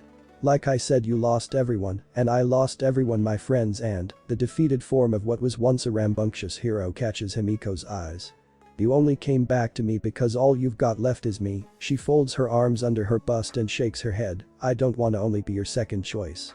It's not like that. Izuku holds up his hands to show her he's being genuine. She looks past his palms and at his face where she can better see the truth of him. I honestly didn't even think we'd ever run into one another again since we were kids. Izuku's eyes water just a tiny bit. Himiko has to blink to stop her own tear ducts from acting up. She so desperately wants to accept that, but she first needs to ask, are you happy that we did? Izuku pushes aside their fight and instead looks at the girl in front of him here and now. She looks a lot like the kid he was able to confide in when he had nobody else to. Yeah, I'm glad that we did. He stands up again in order to approach the glass wall. Okay then. Himiko places her hand against the clear barrier as Izuku does so that they inadvertently touch. Tell me all about what happened. She meets his stare. Start from the beginning. Izuku's gaze hardens. And then it softens. He starts with his mother's disease. He talks about his contract with Pichita and the basis of his dreams towards becoming a hero. He tells her how he was able to gain everything he didn't have when he was quirkless just to have it all ripped away, and how that the entire time it was a plan manufactured by Makima. She listens to him tell her that everyone he knew and loved was all for the sole purpose of being taken away in order to break the contract that he was bound to make. Was I not a part of that? She feels a little heartbroken to not feel included. Which is as silly and funny as it is disturbing to them both. But Izuku finds himself considering an alternative purpose to Himiko's inclusion in his life as a factor that wasn't part of Makima's plan. I think you were without Makima knowing, and that may even be part of why I'm still here today. Somehow subconsciously he thinks about how he nearly lost himself along with everyone else. He thought he had no reason to keep living. But there's more people in his life that he cares for than Makima thought to manipulate or murder. There's his sensei, Aizawa. There's Mirio. And there is Himiko. But that's besides the point, cause she's gone now, and it's finally over. Himiko looks like she wants to speak on the matter more, but withholds herself. She instead asks, are you not going to be a hero anymore then? Izuku flinches. He actually flinches. That makes him laugh a bit internally. Things are complicated out there. The boy scratches his mess of green hair while trying to break it down for Himiko. UA isn't a thing. Hero society in general is just about over, even if it were. He shrugs, but I was a part of the commission, and so I'm part of public safety, I guess. Himiko can see why he's choosing to stay with them now that he's put it that way. She can understand why he was so mad at himself for being the same as he was when it comes to his thinking. He still wants to be a hero. Himiko starts to wonder, there's still villains without heroes. Izuku starts to nod, but stops in order to explain it better. Well. There's this group that surfaced, and they're all about the Age of Devils. Since they were so adamant about the Age of Quirks before that, he procures a book that's been getting absorbed by the masses like the next Bible. They want an abolition of the restrictions that have been doubling down, since they view it as a means of oppression. Himiko skims the surface of the book that Izuku shows her about a club called the Liberation Front. after being ridiculed for her quirk all her life and called a devil, and now to have some genuine form of basis behind it, that's now being celebrated. Himiko has no chance of hiding her grin from Izuku, sounds like my kinda group. I figured you'd say that, Izuku smiles sadly at her, while putting the book down. But you don't know what I'm talking about with devils and contracts. He starts to pace back and forth, they're the root of quirks, and how humans are able to do any of what we can do. Izuku throws her a glance that makes her jump, quirkless people like myself. I had no contract until finding Pachita, and that's how she finds herself listening intently to him. Contracts can be written to be generational and applied to bloodlines or family. Izuku stops pacing, I guess that's why some quirks are stronger or weaker than others. Why would that change my mind? Himiko squints at her old friend as an attempt to better see what the heck he's talking about. Because, honestly, part of her wants to be convinced by it. You ask me if I'm tired of being controlled. Izuku's eyes narrow when he stares back at her, aren't you? A metallic egress comprised of 2 sliding glass doors opens, the parting of steel allowing Izuku to exit Himiko's cell. Turrets mounted to the ceiling alongside video cameras track the boy as he steps through a metal detector and full body scanner. Waiting for him at the end of the security check are his comrades. His former sensei, Aizawa, and his former senpai, Mirio. Aizawa keeps his usual garb of a capture weapon scarf and full bodysuit, despite the recession and hero work lately. Mirio, on the other hand, is downdressed with a polo and jeans. Well? Aizawa's tired eyes loll back with his head as he leans against the wall behind him. Mirio elbows Aizawa in the side with just enough force to make the man shut up, while rubbing the now sore spot. How did it go? All Might's successor places a hand on Izuku's shoulder. The form of contact is surely meant to be soothing, but the cool touch of a robotic prosthetic has the opposite effect, especially when Izuku feels partially responsible for Mirio having lost that hand. Izuku is contemplative about his interaction. A fond smile forms on his face despite his answer, the same. So no luck then? Aizawa drawls. I wouldn't say that, Izuku shrugs before proceeding forward into the prison's corridor. Mirio walks with him, keeping his prosthetic hand stationary on Izuku's shoulder all the while. So long as there's hope, he gives the shoulder a small squeeze. That's what we're all about now. Izuku keeps his smile on his face as he gives his allies a glance. Aizawa has fallen into sync with their walk. The underground hero sips from a flask, having taken up drinking after the crisis he endured. Some of the alcohol leaks through the stitching on his cheek. He has to wipe it with the back of his hand to stop it from dribbling past his chin. Mirio grins as he jokingly suggests, I don't suppose we should put a giant chainsaw head on the public safety building now. Don't get any ideas, which only earns an eye roll from Izuku and Aizawa having another sip from his flask. The last thing we need is for them to start a church about me or something. The trio step onto a lift that will raise them up above sea level and out from the cell system of Tartarus. I don't think your other candidate's suggestion would appreciate that much. Aizawa side-eyes Izuku as he asks, are you sure she's going to be receptive? About as sure as I was about Himiko. Izuku heaves a heavy sigh as he thinks about the task ahead of him. The idea to assemble a team and the act of actually putting one together are entirely different. But picking up reserves from Class 1B, people we know wanted to be heroes and still might want to do some good, she's our best bet considering I spent the most time with her. He gives each of his current allies another look. Mirio gives Izuku an encouraging thumbs up. Then let's go recruit Ibara Shiozaki. Chapter 59.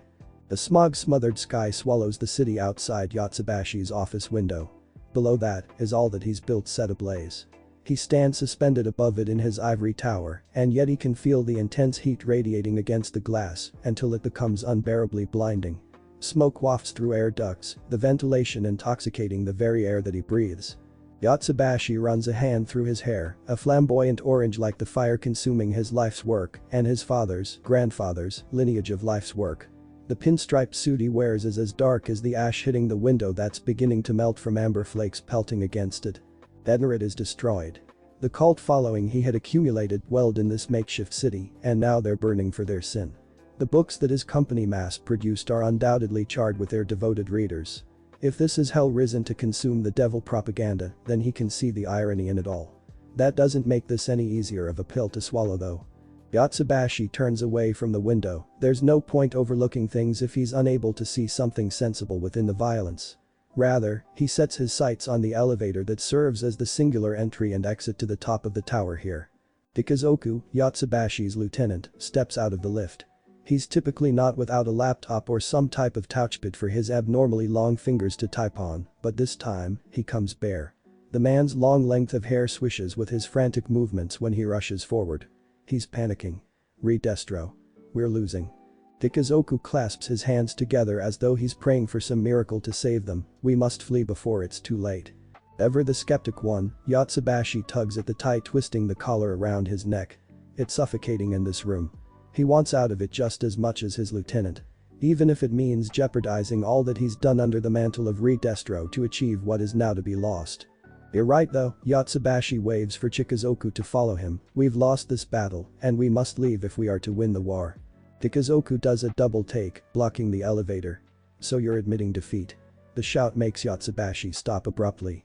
Yes, Yotsubashi growls through gritted teeth. He tries keeping his stress under control, as to not lose control of his quirk, that'd merely make more of a mess. Now move. We have to go before the chainsaw crew reaches us. But something stops Yotsubashi a second time. A sharp stabbing pain in his side.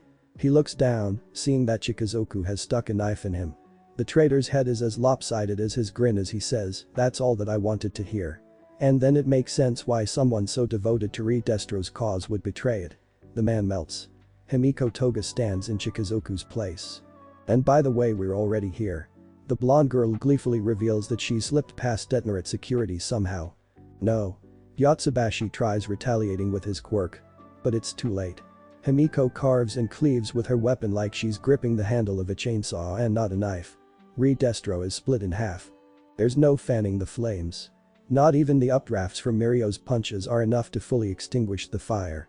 And yet, Jitan continues to plow through with ice to shower soot. The two duel in a flux of colder superheated air. Mirio maneuvers to shatter an ice wall.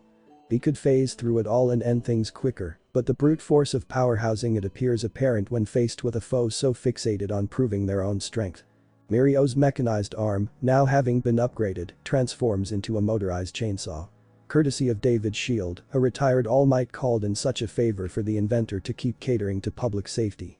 The chainsaw drills through ice and is about to carve a bigger pocket in Jitan's parka.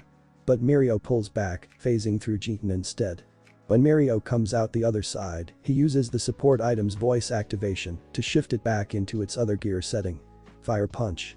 The command also serves as an announcement for his finishing move. The metal fist burns as bright as Endeavor's flames did when reaching their critical point. Mirio is in part to blame for half of the fire destroying the city. The other half is undoubtedly thanks to his comrades. Flames flare up along the street, a fiery runway paving way for two enemies to oppose each other. Each of them have lilac hair that lifts with the rising temperature. One of which has blue skin that reflects the counterance of orange light surrounding her. She smirks while sauntering towards the boy ahead of her. "How about an interview? I'm sure you have a lot you want to say." The boy smiles back, but hides that grin with a mechanized mouthpiece before she can see it. Shinso is handling the West Wing, as Awa gives his binding cloth a good tug to ensure the liberation groupies he caught are secure in the restraining wrap. "That means we need to wrap things up here."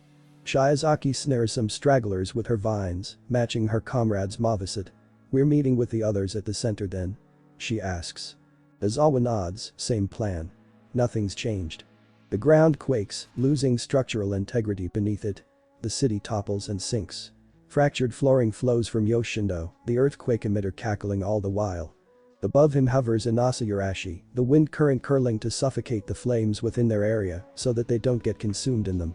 He snaps his fingers, the blowback snuffing out the fire fragments. Their combined effort closes off the escape of any remaining liberation members. Which results in a natural Earth-shaped cell. The pit contains them. The battle ends before it begins. And the tower that once stood so proud of them all falls last. Falling with it comes Himiko Toga, the girl joyously laughing as she hoists a giant hammer over her head. Yurashi uses his control of the air to slow her descent that she doesn't break her legs. And she instead breaks a bad guy below her, squashing them with her massive mallet. Mirio arrives at that moment, high-fiving Himiko. The two blondes strike a pose while exclaiming, "Power." Azawa rolls his eyes, too tired to join the rambunctious youth. Ibarra shakes her head, young, but much too reserved to be a part of it either. Not bad for the chainsaw crew without the actual chainsaw man leading it, right? Shindo cracks his neck while stretching side to side. Vibrating at such a frequency really rattles his body that he tends to rotate his shoulders by the end of every mission. Where is Zuzu anyway? I wanna see him. Himiko hops over to Aizawa. She almost wraps him in a hug, but he dodges it with a simple side step. Midoriya is stationed in America. Aizawa pulls out his flask, since he can tell this is the type of conversation that'll require alcohol in his system. That's why it's our job to keep things tidy here. PSH, Shinso announces his arrival with a matching demeanor to Aizawa's. Following behind him like a zombie or a puppet under his brainwashing control is the woman with blue skin. But Shindo has a point. What kinda team are we without our leader? Come on, guys, we still have Aizawa as our interim leader. Mirio tries boosting the team's morale when he sees them starting to question their situation. Aizawa, appearing as a drunken homeless man, doesn't bode much confidence though. He takes a sip from his flask. A long sip. Shinso scoffs. Fucking Chainsaw Man. Chapter 60. Wailings of hemorrhaging material chases her as she runs. In America, where skyscraper structures serve as signals for sound waves to bounce from, that cacophony carries far and wide.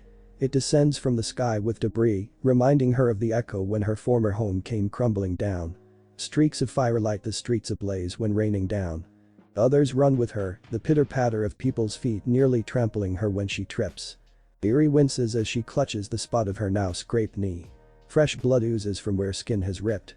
The young girl looks up and around her, scanning the passing panicking crowd for a face of familiarity. Melissa. She calls out for the woman that was supposed to share lunch with her. But Melissa likely won't hear her over the scream of steel skyscrapers collapsing. Other people stumble when the ground quakes. Eri is unable to get back to her feet for that same reason. The asphalt trembles beneath her.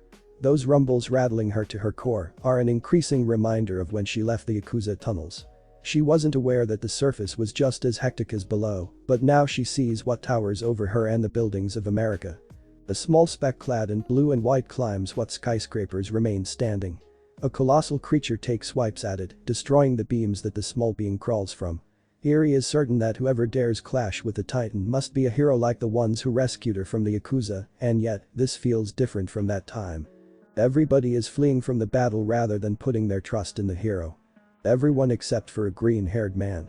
A giant villain, Eri watches this person push past everybody to get a closer look at what's causing so much destruction. People brush against the fellow's shoulders, decking him roughly, but he only shifts his body for them to pass. As the guy gets closer to her, the girl's eyes widen with a reflection of recognition in them. The man tugs at the tie roped around his neck until it comes undone before getting at the buttons on his white dress shirt. Both civilians scramble to leave Eri behind. Izuku Midoriya moves in the direction of danger to stand protectively in front of her. Why? Eri's lips quiver as she looks up at Izuku, rather than the colossal creature. He glances behind himself to give her an assuring smile. The sun illuminates his head like a halo as she exclaims her guardian angel's identity, "You're Chainsaw Man." Izuku grabs at the cord dangling from his now exposed chest. Come on, Pachita. His eyes shift from Eri to where his hand closes into a fist over his heart. With a single finger looped through the small handle of his starter string, he gives it a good tug. Let's cut this guy down to size. Chainsaw Man revs to life. Chainsaw Man saves the day once again. Now that will be unfortunately all for today's video, but do not worry, more will be coming soon for you to enjoy. Golden Fanfics out.